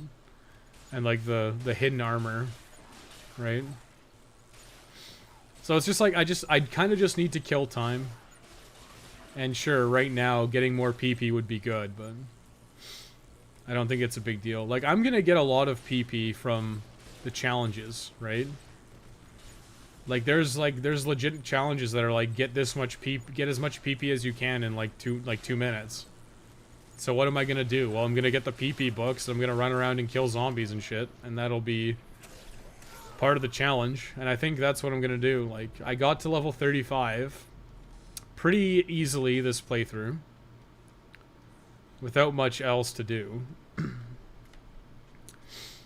I got to level 35. If I run this playthrough out, I'll probably get to 40 at least.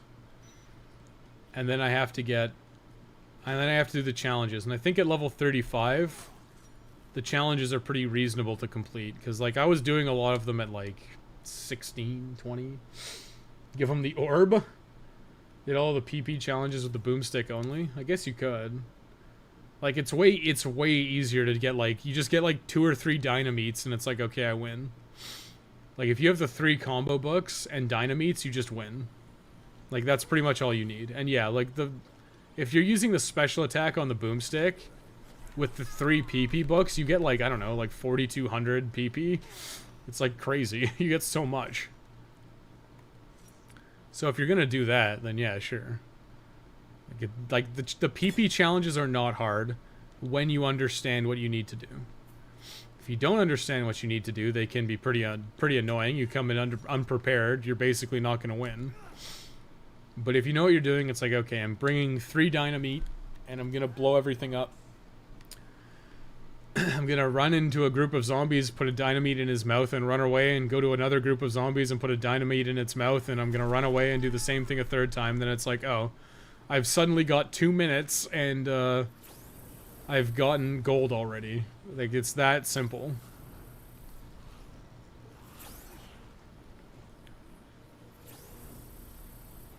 Damn, Laser Eyes is actually... This might be the best combo weapon they added, honestly. It's pretty fun, too, just because it's stupid. What's this? Jared needs Zombrex. Do I give a hoot? I mean, I could. I could go and give Jared Zombrex. You know what? I probably will. You did all the PP challenge with boomstick only. Yes. Iceborne man, I love you. You're welcome. Lol PP. Oh no. It's happening again. Should just start calling it EXP. Gotta go chat with a buddy. I must sadly depart. Hey man. You take it easy. We'll talk later for sure.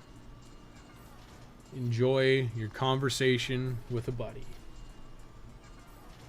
Grab a buddy. Have a conversation.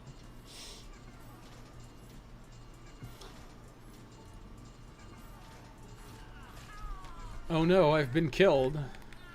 Get off of me. Why am I even still gambling? It's because there's nothing else to do. Have you ever seen the small cutscene that plays if you don't give Jared Zombrex? Yeah, Sullivan like cocks his gun.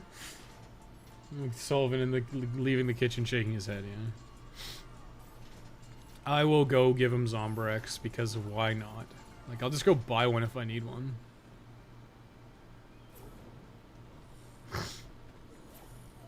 You could just let Frank die.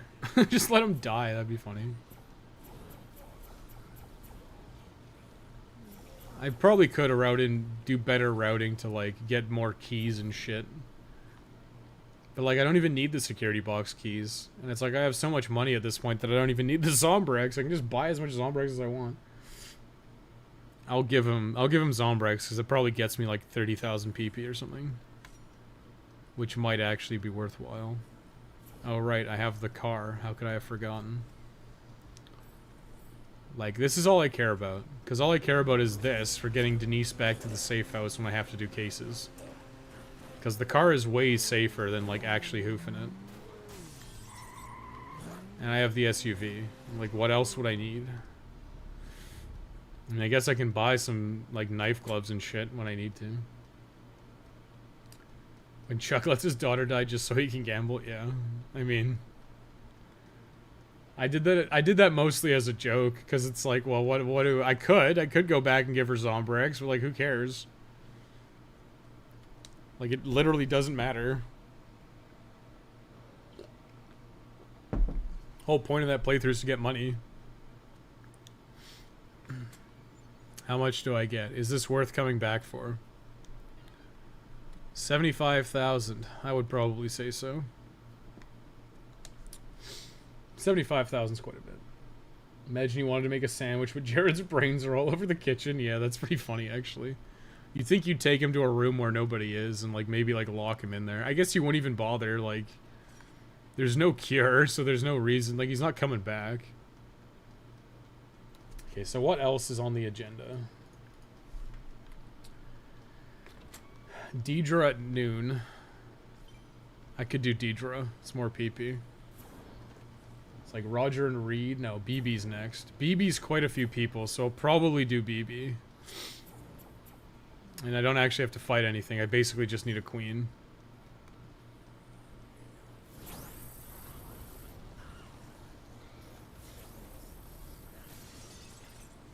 So Deidre's at noon. I just go to Hot Excitorama.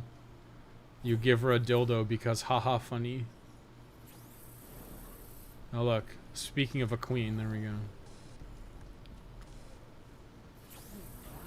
Get Deidre.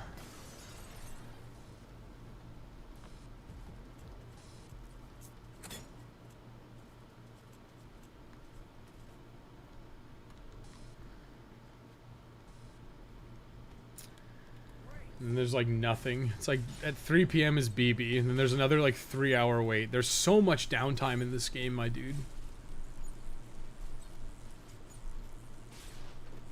Like at 3 p.m. is when I have to give Richard his thing. So I have so long. Like it's like 12 now. There's another 3 in-game hours before BB becomes available. And I gotta do Snake in the Grass.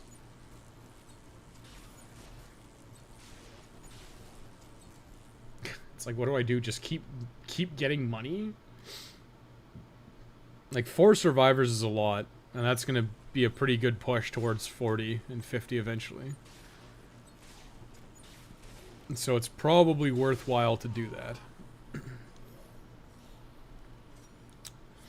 don't even need 2 queens. I just need 1 for BB.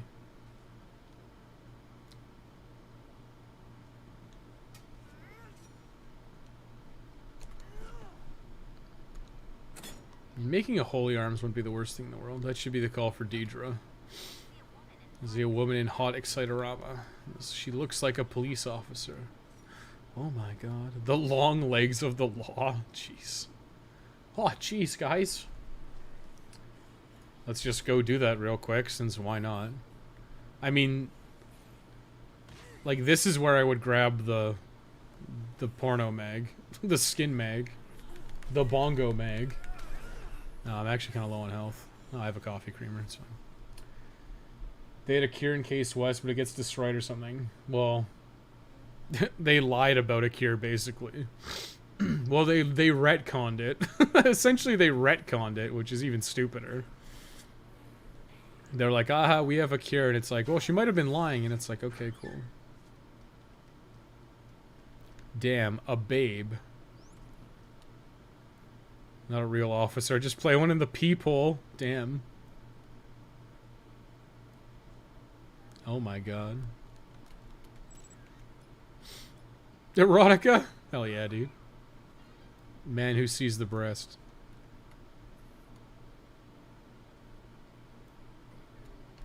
No, don't laugh at me. Don't laugh. Stacy, what police officer dressed up as a slutty Halloween costume? Well, here's a funny meme. You guys want a meme? Here's a meme for you. Oh, what the hell's going on? Handy chipper. Watch this. And then she goes like, no way, I'm not giving that back. Oh. Is the handy chipper just in my inventory forever now? No telling when I'll find another one of these. Haha. Well, like, maybe, like, literally anywhere.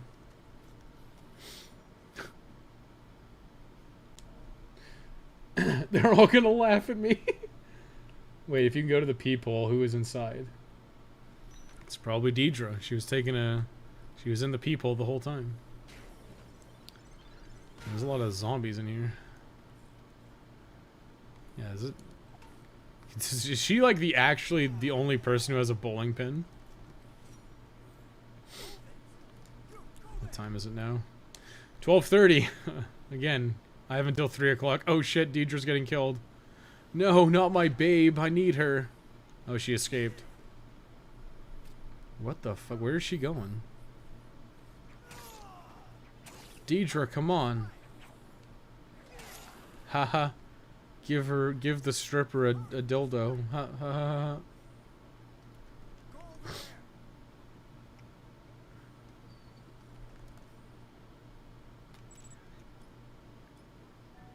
Drama. Are Frank and Chuck getting off to zombie? No. No, it's Deidre. There's girls in there. Or maybe videos of girls, I don't know. Here we go. Hey Deidre, do you like my car? It's a sports car. I am a man of wealth. Get in my sports car. Oh shit, he's got a car! The car we sold him. Should really go up the left side more because, you know, reasons.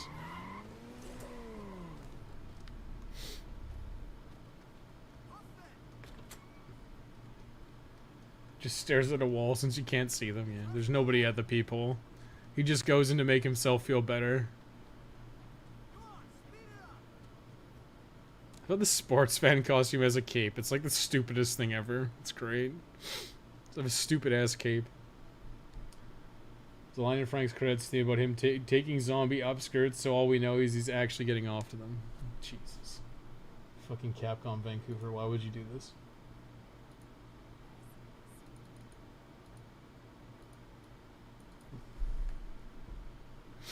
Damn. She giving me the tips.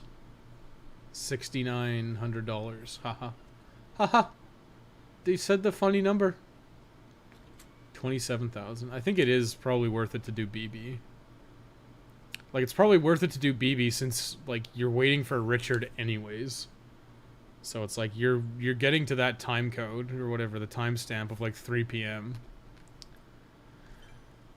And since you're waiting till 3 or 4, wait, is he here? You actually gonna be like, hey, snake in the grass? No, not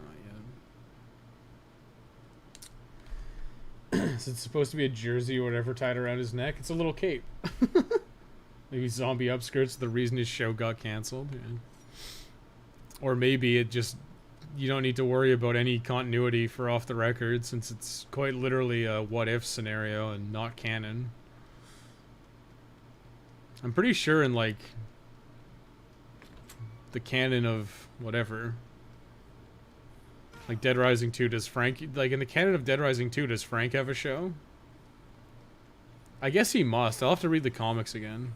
I actually don't know where mine are. I know they're somewhere around. Like obviously they're somewhere around here, but I don't know exactly where they are. It's like a little cape. It's just like a little cape. A little tie, a little knot in the front. God, I wish the sports fan outfit wasn't so good. Like, and it's available, so it's like, why would you not use it? You can just find it in game. So like, yeah, of course I'm gonna use it. And it sucks because now I'm running around looking like a big dumb idiot for the whole game, and for the whole guide series, like for the whole however many playthroughs it takes, which will be like, it'll be like Sandbox Part 1. Then you'll do this playthrough. Then you'll do Sandbox Part 2, and then you'll do the final playthrough. And I mean, hopefully you get to level 50. Like I'm pretty sure I'll just farm PP. Well, and then it'll probably be like Sandbox Part 3. Although honestly, it might just be get to 100,000 kills to get you to level 50. That might be a thing that happens. Because you really want to be level 50 before going into Alpha versus Omega, if at all possible.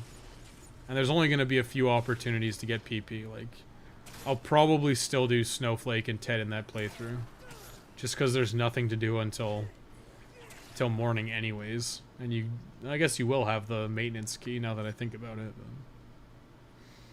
But zombie girls can't say no. Okay, we're going too far. Shutting it down, going too far. It's fine to joke about the booba. It's not so fine to joke about that.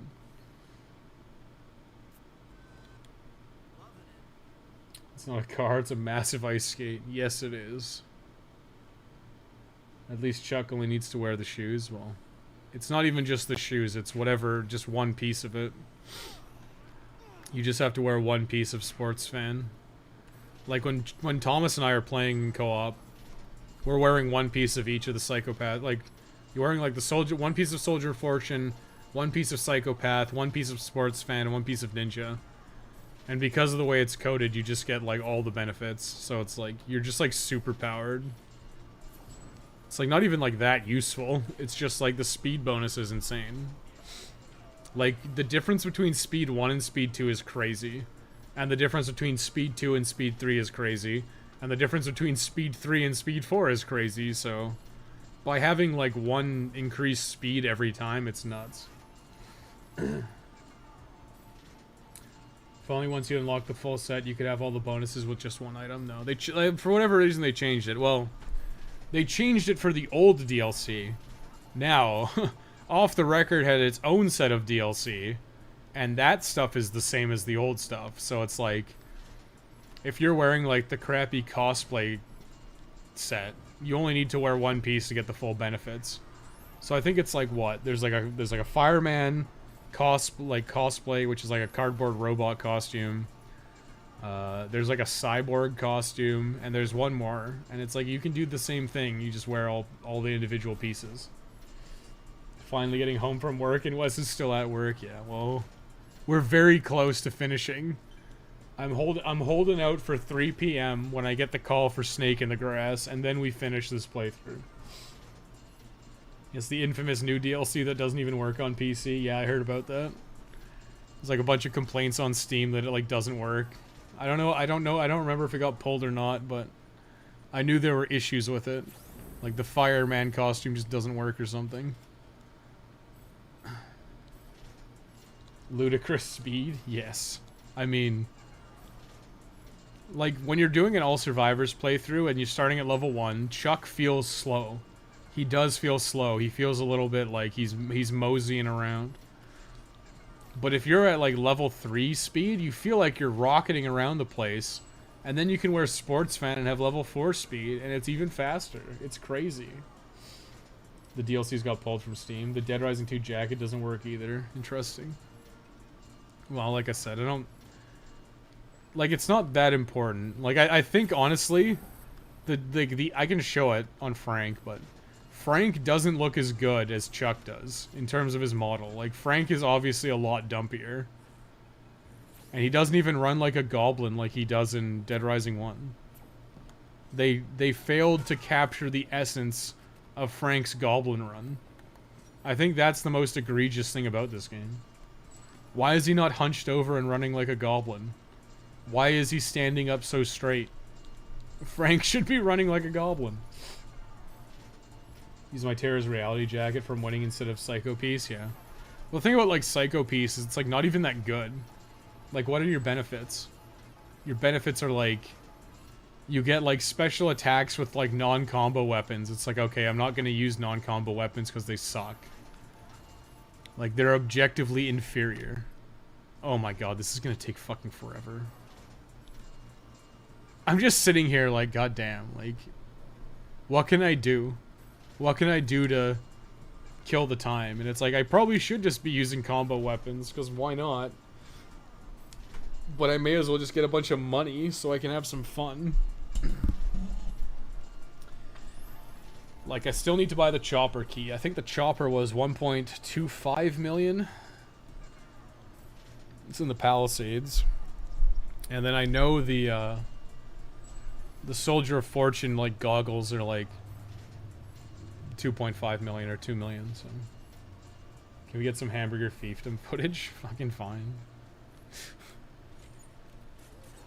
You want to see Hamburger Fiefdom? Here we go. Because I'm literally bored and I have nothing to do. I would probably recommend that you just farm PP at this point in the guide. I'd probably be like, yeah, just go to the Palisades or get a... Yeah, it's probably Fire Spitters are probably your best bet. But here we go. This is Hamburger Fiefdom right here. There we go. No genre.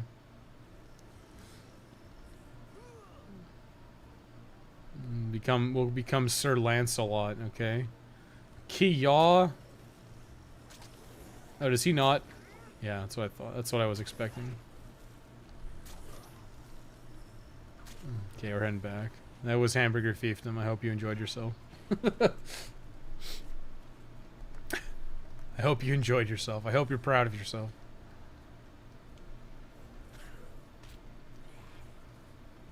It makes me not want to play Dead Rising 1 is that Frank rolls everywhere on PS4 for some reason.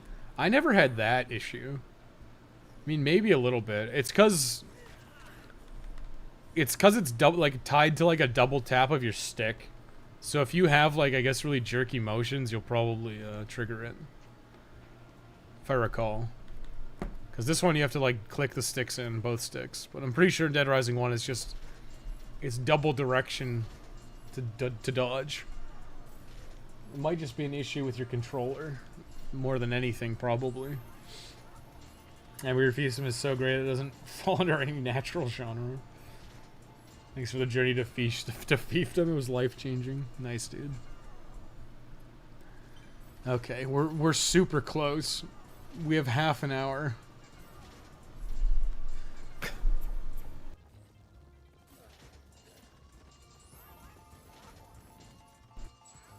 I mean, how much money have I made? I had like 6 million at some point. And then I bought this SUV and the sports car. PS4 versions are too casual. I believe that the aggressiveness of the zombies, timings, and animation were somehow cut due to the transfer. It's possible. I wouldn't be surprised if the Xbox 360 version was the worst version. Which is funny. Because my all achievements guide is done on 360. And my all survivors guide is done on PS4. Like, if I did it now, I would do it all on PS4. Even though it crashes, like, just save often. It's a pain in the ass that it crashes, but it's not the end of the world. As long as you're saving frequently.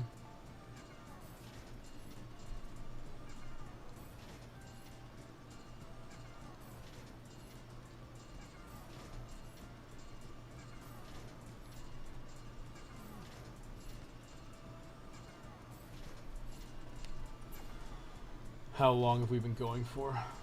Must the torture end?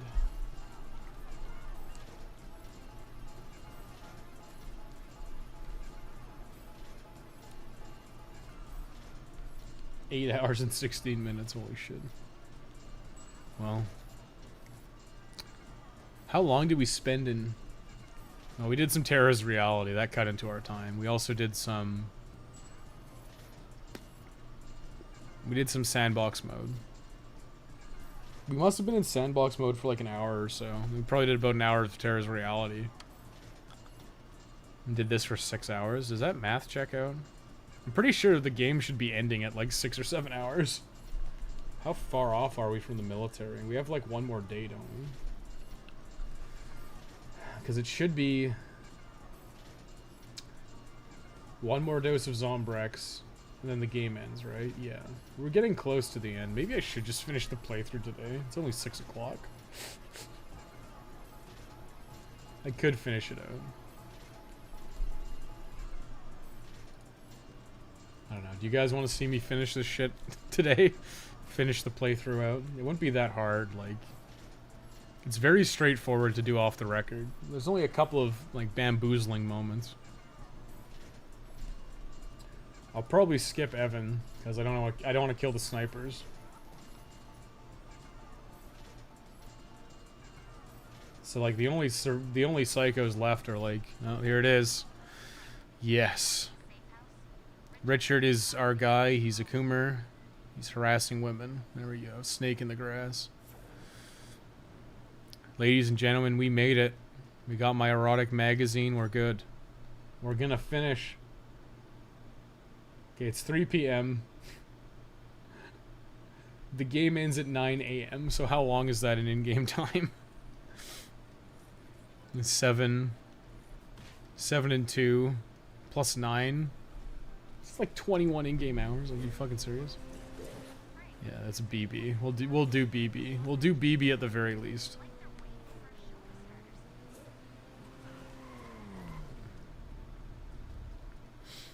We'll do Richard, we'll get the trophy, and we'll save. And then we'll finish BB and we'll evaluate where we're at. Why not? Well, because I'm getting tired. She's with pineapples? What, BB with pineapples? I got some pizza, so I'm chilling. Nice, dude. Completing OTR in one sitting. It's not something that I would usually do. Usually I take breaks like every hour. And, like, I'd probably break it up into 2 days so I'm like fresh. Because I start my like eyes start to glaze over when I'm doing shit like this. First is all the food is gone, then I can't talk to my girlfriends. Damn, every girl's a girlfriend. $100, yeah. These usually cost $10. I'll be in the bathroom. Well, let me use it first, you creep. Creepy pervert. Yeah, there you go. Team player, 60,000 PP. So that was the last thing we needed to do this playthrough. So realistically, we're clear from now on. Like, we don't have to do any survivor stuff. I'm going to. Because, like, you may as well do BB since we're here. Like, with no hint of irony. It's probably going to get us, what, like 60,000 times 4, like, twice? It's going to get you, like, maybe, like, up to 500,000 PP? Probably not quite that much, but...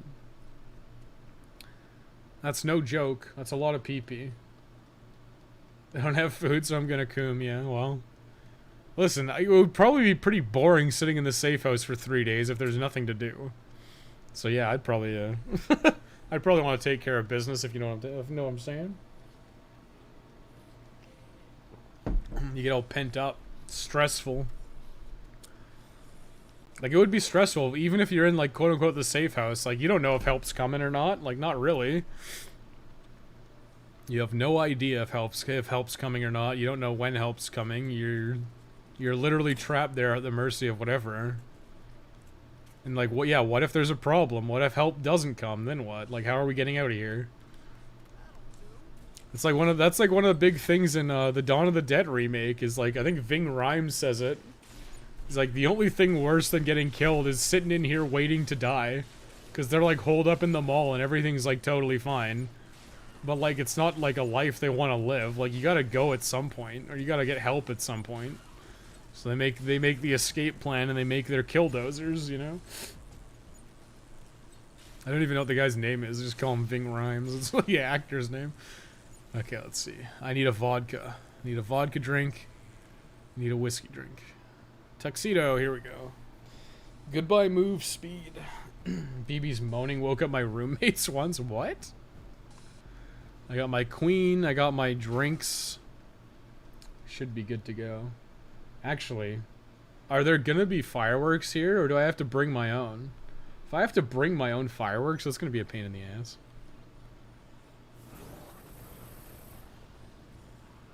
God, that gets you so much PP. Are laser eyes, like, secretly OP? I'm thinking they're OP. That gets you, like, the same level as knife gloves. And it's like a way wider cleave arc. Wonder if Nick learned how to make combo vehicles from the Dawn of the Dead remake. They made their own set of killdozers. Do I want to watch the BB cutscene? I kind of do. For that big old donk, but at the same time, I've got things to do.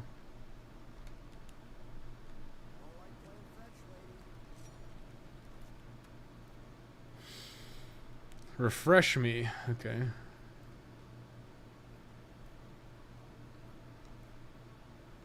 Gather some fans. Oh. These weren't here earlier, that's for sure. I think I can do this, like... Just celebrate, dude.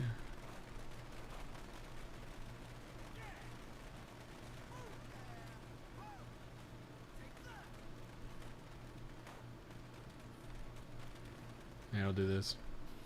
Yeah!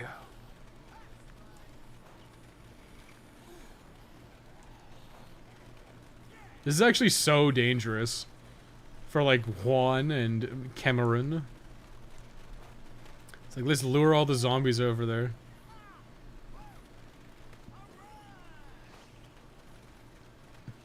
Should be enough, right?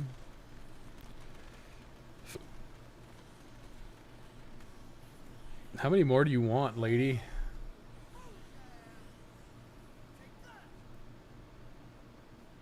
Lady, we're so close. I was like, what? You're short like a couple?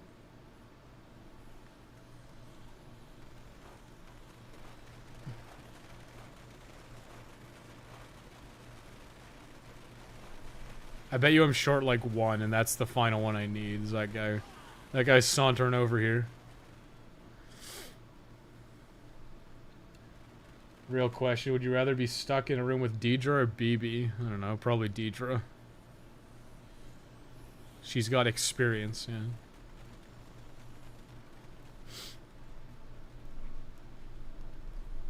Although she did laugh at me, and I'm not a big fan of that.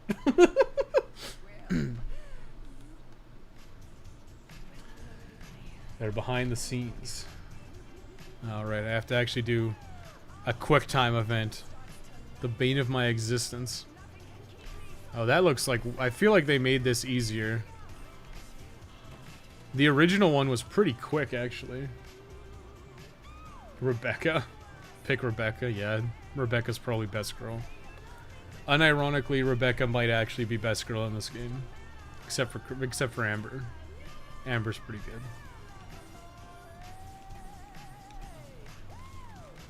But if I wanted someone who was not mean, I would probably pick Rebecca. Although Rebecca's kind of... I don't know. Rebecca's kind of flirty, I guess.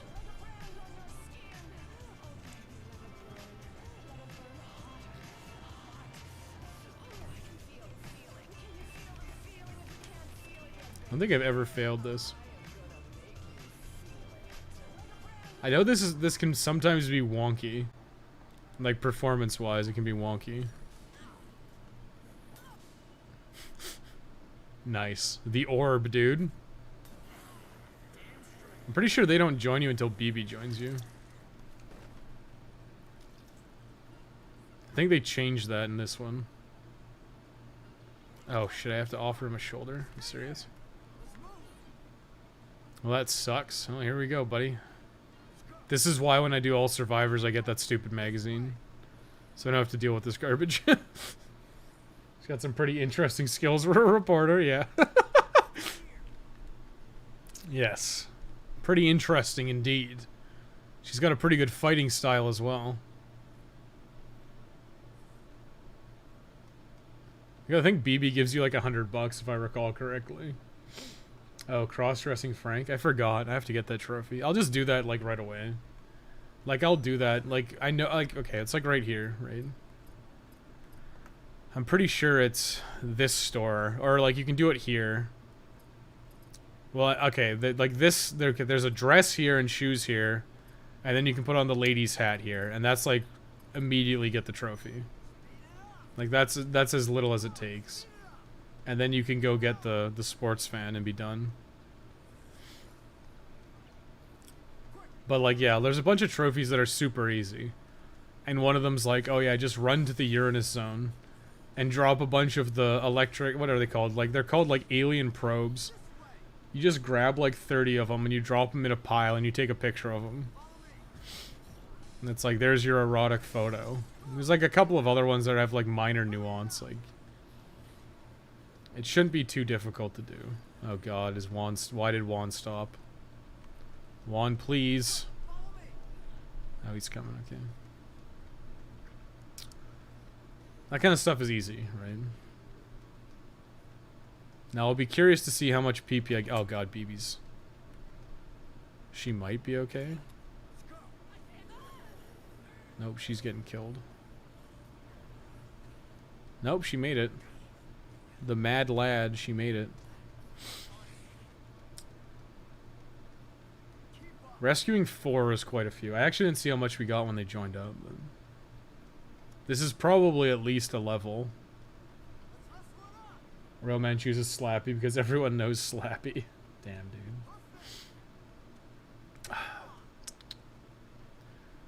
It's one of the big problems here. There's a bit of a conundrum here, right? So conundrum 1 is I could just end this playthrough now. But I know all subsequent survivors that I rescue give me a lot of PP gains. Like, it's just how it is. Like, the further you get into the game, the more you get. So what's BB gonna give me? Gives me $100, yeah. $100 dues. Escort complete. Level up, yeah. Of course. Nice. Ranged attacks, sick. Okay, that was like an entire level. I was like that far in 37, now I'm that far in 38. 50,000, that's 200,000. Oh no. 50,000? I guess BB gives you 50 and then everyone else gives you less? That's kind of crazy. It's kind of mean-spirited.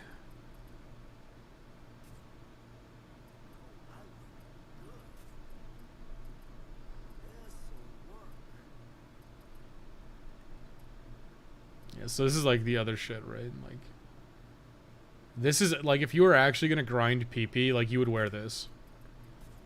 This actually gives you so much extra PP, it's kind of hilarious. I've actually seen this. A fireman outfit. The chef.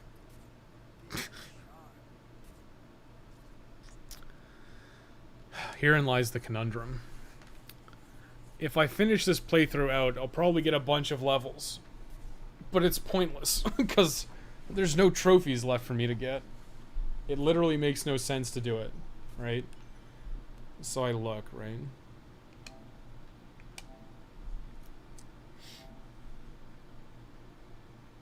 This stuff is all like whatever. I can do this playthrough if I'm really pushing it. That is like super easy to get. You'll 100% get that while going for the PP stickers, right? So it's like, okay, I can do this. I can do this while I do all the challenges, because that's going to have me running all around the place. That I can, like, you know, I can do the co-op one here. Like snapshot skill, I think you get it at like level 15 or something. So I can do that anywhere. I can do that anytime. This one I need to do. Well, you have to do the co-op challenges in co-op, so you can take that one or whatever. I would probably do the kill 5 psychos in co-op together, like this playthrough. This is all happening when I do Denise. These are just going to happen when I do the 100,000 kills in sandbox mode. Dominoes. That one I get with the boomstick after the first challenge. So I'll literally like finish the rooftop challenge, and then I'll go through and I'll make a boomstick and I'll use the combo weapon or the special attack. So that one's easy. Stupid thing. My stupid AC is just being annoying. Okay. 50 combo cards I should get naturally. I should get naturally too, but the problem is I don't want to like finish everything and then not be level 50 is my conundrum. This one I'll do. Oh yeah, this one is like... I'm pretty sure there's a challenge to do that anyways. Like, I'm sure one of the challenges in sandbox mode is to kill a bunch of zombies with the amusement park rides. So I can probably double dip that one. Yeah, dress up completely in women's clothing. Don't consume any meat, dairy, or alcohol until the military arrives. Denise, attack and damage Sergeant Boykin. Okay. So the question is it even worth it to finish this out? Like, there's so much in-game time left. Like, there's so much time. Just take your time, whatever. Like, we're at 3 p.m. basically. What is it, 4 o'clock? So the next survivor doesn't even spawn for another hour. That's Nina, Cora, and Summer, which is probably a good one. Like, it might be better to go for them, because that's like another 3, and it's only like an hour of extra time. So we'll go for them. But it's like, do I need to wait for like another 12 hours to do Roger and Reed? There's like, I could do Evan too, but it's like, I don't want to do the snipers. I'd prefer not to do the snipers in these versions if possible. So I could do Evan, but Evan is also like, I could do Evan, but Evan is also in the path of the snipers, so I'd probably have to kill the snipers, which I would prefer not to do. Oh, what? Why am I wearing sandals? Oh, whatever. I don't remember putting on sandals ever. Whatever, it doesn't matter. Forgot where the sports fan clothes are. Oh, they're in the Palisades, so I can just put them on. I think this actually happened to me in my All Survivors guide, didn't it? I forgot to put on the sports fan clothes as soon as I got back to the safe house. This like 100% happened to me in my All Survivors playthrough. Like 100%.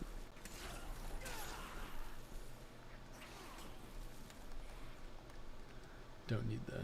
Well, keep gambling, I guess. Just keep gambling. I think after I get Nina, Cora, and Summer back, I'll stop. Because that's a bit much for me already. I'm getting kind of hungry. I've been streaming like literally all day. And I have nothing to show for it. Booba and PP. Well, it'll cost me a little bit of cash. It'll cost me some money. But I'll gain a bunch of PP. And at this point, money's not really a problem. Once I have over like $1 million, it's not an issue. Because I need to get, I'm gonna need to give TK $1 million. Okay, I've got 4 million. Very cool. I just realized Banana Hammock Frank exists. Yes, he does. Maybe an amusement park. Lure and flatten zombies underrate the attractions. Yeah, it's just gonna require you to bring, like, all you have to do is get a bunch of the firecrackers, which they're all around the place.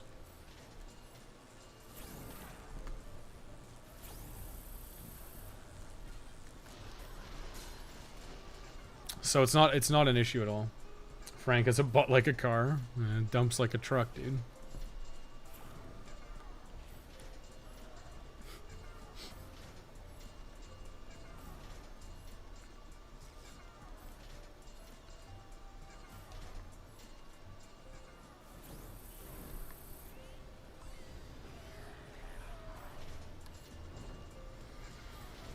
I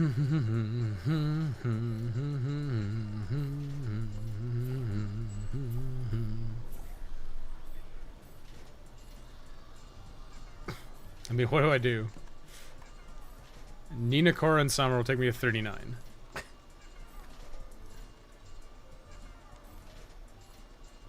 I don't know. I could play this out. I could play this out for like no reason. And it's like, do I even bother? Like, there's no point. That's what's so crazy about this, is there's actually no point. And I'm frustrated by this, because it's like, okay, I do like 75% of a playthrough. And like right at the end, I'm like, oh yeah, I don't even bother finishing. It feels wrong. But it's like actually pointless. Like, I bet you. Like, I'll probably get to 40. I could probably reasonably push this to 40. If I do, like, what's after? Like, what's next? Like, at 6 is Nina, Cora, Russell, or Summer. I could do Evan, but I'd have to deal with the snipers. Sven asked for a bottle of whiskey at 9. And then midnight is Roger and Reed. And then at 1 is the like, basically the last two. Which is like Lillian and Camille.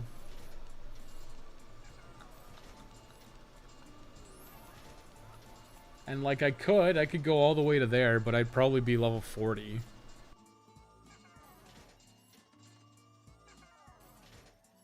I guess my main question is, if I have all of the PP magazines, like if I have plus 30% PP, and I go into sandbox mode, and I do all of the PP challenges and all of the zombie kills challenges with all my combo weapons and most of the combo cards, will I be able to go from 40 to 50?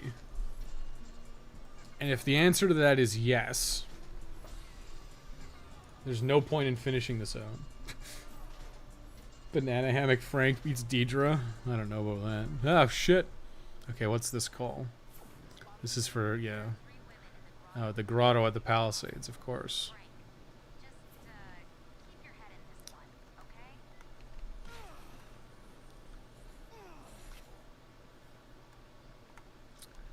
Like, this stuff is, like, close enough to be worth it. Like, doing BB makes sense. Since it happens at, like, the exact same time as Snake in the Grass. So you finish Snake in the Grass, you grab... Like, BB's also really fast. Like, it doesn't take, like, that much time. And then, okay, since there's another 3 right now, like, this is probably where I'd end it. Get to, like, 39, maybe 40, it depends.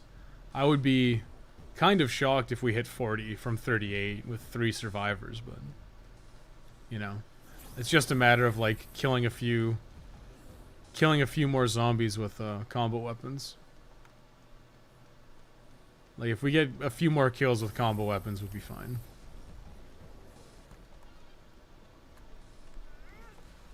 And, like, I can do that in sandbox mode. Like, there's no time limit in sandbox mode. I can take all the time I need to get to level 50. And, like, I still need to get, like, 90,000 kills. So, it probably doesn't actually even make sense to stay here this long. It probably doesn't even make sense to do fetching females. You have to get so many kills that the bonus is probably not even worth it. Okay, so there's 39. I imagine that getting these 3 will take me to 40. I can't see that not happening.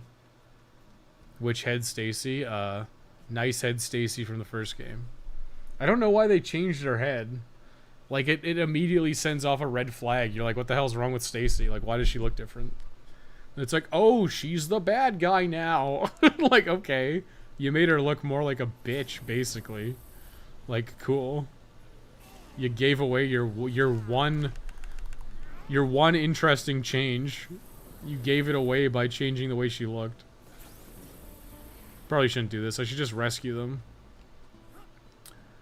Pretty sure I've already gone off the water slide.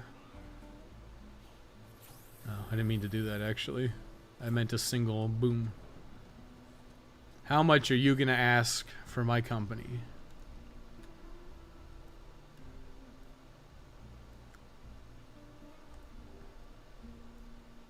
Oh, she only wants 10 grand. That's like so small potatoes, dude. Let's go. Let's move.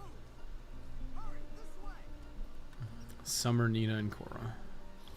12,500 join bonus. Damn, that's nothing. It's actually nothing. Blambo spam? We could... I mean, there's a lot of stuff we can spam. Like, I think the most efficient one is probably the fire spitter, honestly.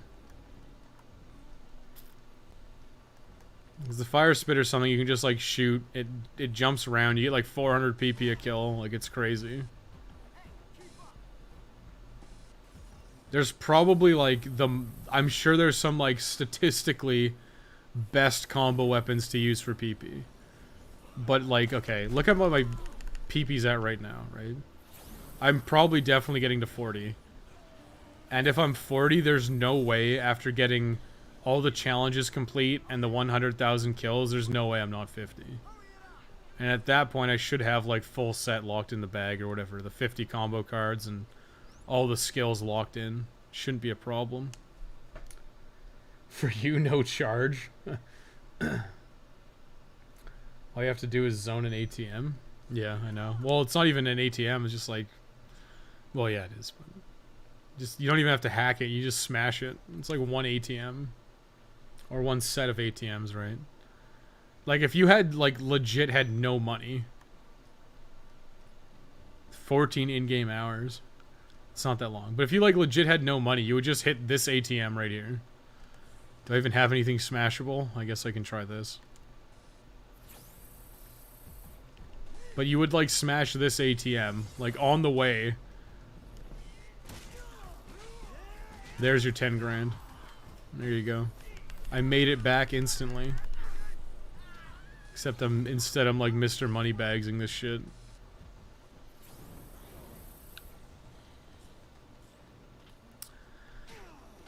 Yeah, I mean, it's probably not even worth it, you know? If you want, like, the notebook filled, then sure, but do I care? Like, I'm missing a bunch already, but it's like... Did I miss anyone? I missed a couple, actually. We specifically missed Elrod and Trixie Lynn. Did we miss anyone else? I don't really think so. But we specifically skipped them. It's like not even a big deal. And this should definitely take me to level 40. And I'm thinking at level 40, that's fine. I'm thinking 40 is more than enough. He's yelling at zombies. Oh yeah, that's Evan the clown. It's kind of funny they put Evan so late. Dolphin Bowl Air Cash Grab with 3 gambling books for PP. I mean, you could. I think it's just like, I don't know. We'll be fine. Oh, it didn't quite get me to 40. That sucks. 25,000. Why do they give so little compared to like BB's group? So what? 25,000. If I had the or not the gambling magazine. If I had the. Oh my god, where is it? If I had the erotic magazine, I would have gotten another, what, 5,000 from each one? Would have only been like 15. It might have pushed me to 40, but I'm fine with that. What if Evan even exists in canon? No, probably not. Like I guess he might, but like this game is non-canon, right? Yeah, look what they did to Stacy. This gave her like resting bitch face.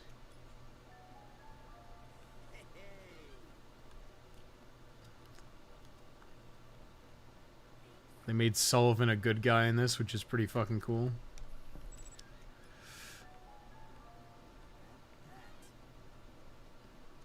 I think we're done. I don't think there's anything else to do. Like, it's like, yeah, you could finish the playthrough out, but what's the point, right? I would probably just end it after BB, honestly, because like, who cares? Resting bitch face. Have you never heard of that? No, default. That is a very common expression. It's not a misogyny reviews thing. Have you never heard of resting bitch face? It's actually a thing. Look it up. It is actually a thing. I'm not making it up. Resting bitch face on Google. Oh, there's a Wikipedia article about it. There's a Wikipedia article about resting bitch face. Very fucking cool. The concept has been studied by psychologists and may have psychological implications. Nice, dude.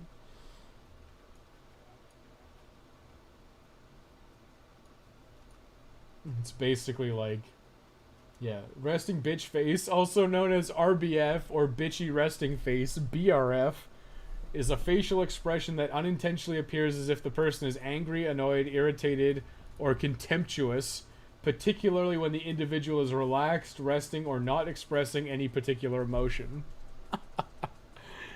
It's basically like, yeah, someone is just like sitting there and they look angry, even though they're not. Oh boy. What a good way to end the stream. Top 10 most useful Wikipedia pages. Yeah, here's the one for resting bitch face. I found it super useful. I think we're calling it there. I'm tired. We've been streaming for like 9 hours. I think 9 hours. No, 8:47. We're just shy of 9 hours. As far as I'm concerned, it's 9 hours.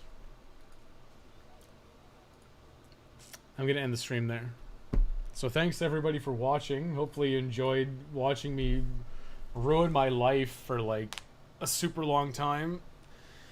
We got a super chat. Thanks for the super chat. That's always cool and fun. Ugh. So we're going to finish the playthrough there. I'm not going to do any more on stream anytime soon in terms of this game, because I think we've got it solved. And I need to finish Dead Rising 2, but that should be it. Just grind cash. Grind cash, do the survivors as they come up, because there's God knows how much free time. And then I'll work on getting Dead Rising 2 done. And then we'll move on. Life ruined. Yeah, I think it's safe to just end it there. Like, I don't think there's any point to finishing the playthrough out, because we have so much to do. Like, we've got like 20 challenges. There's also 20 challenges in co-op, so that's going to be like a lot of PP. So I don't think we're ever going to run out of PP. So thanks for watching, and we'll see you when we see you next. Good night.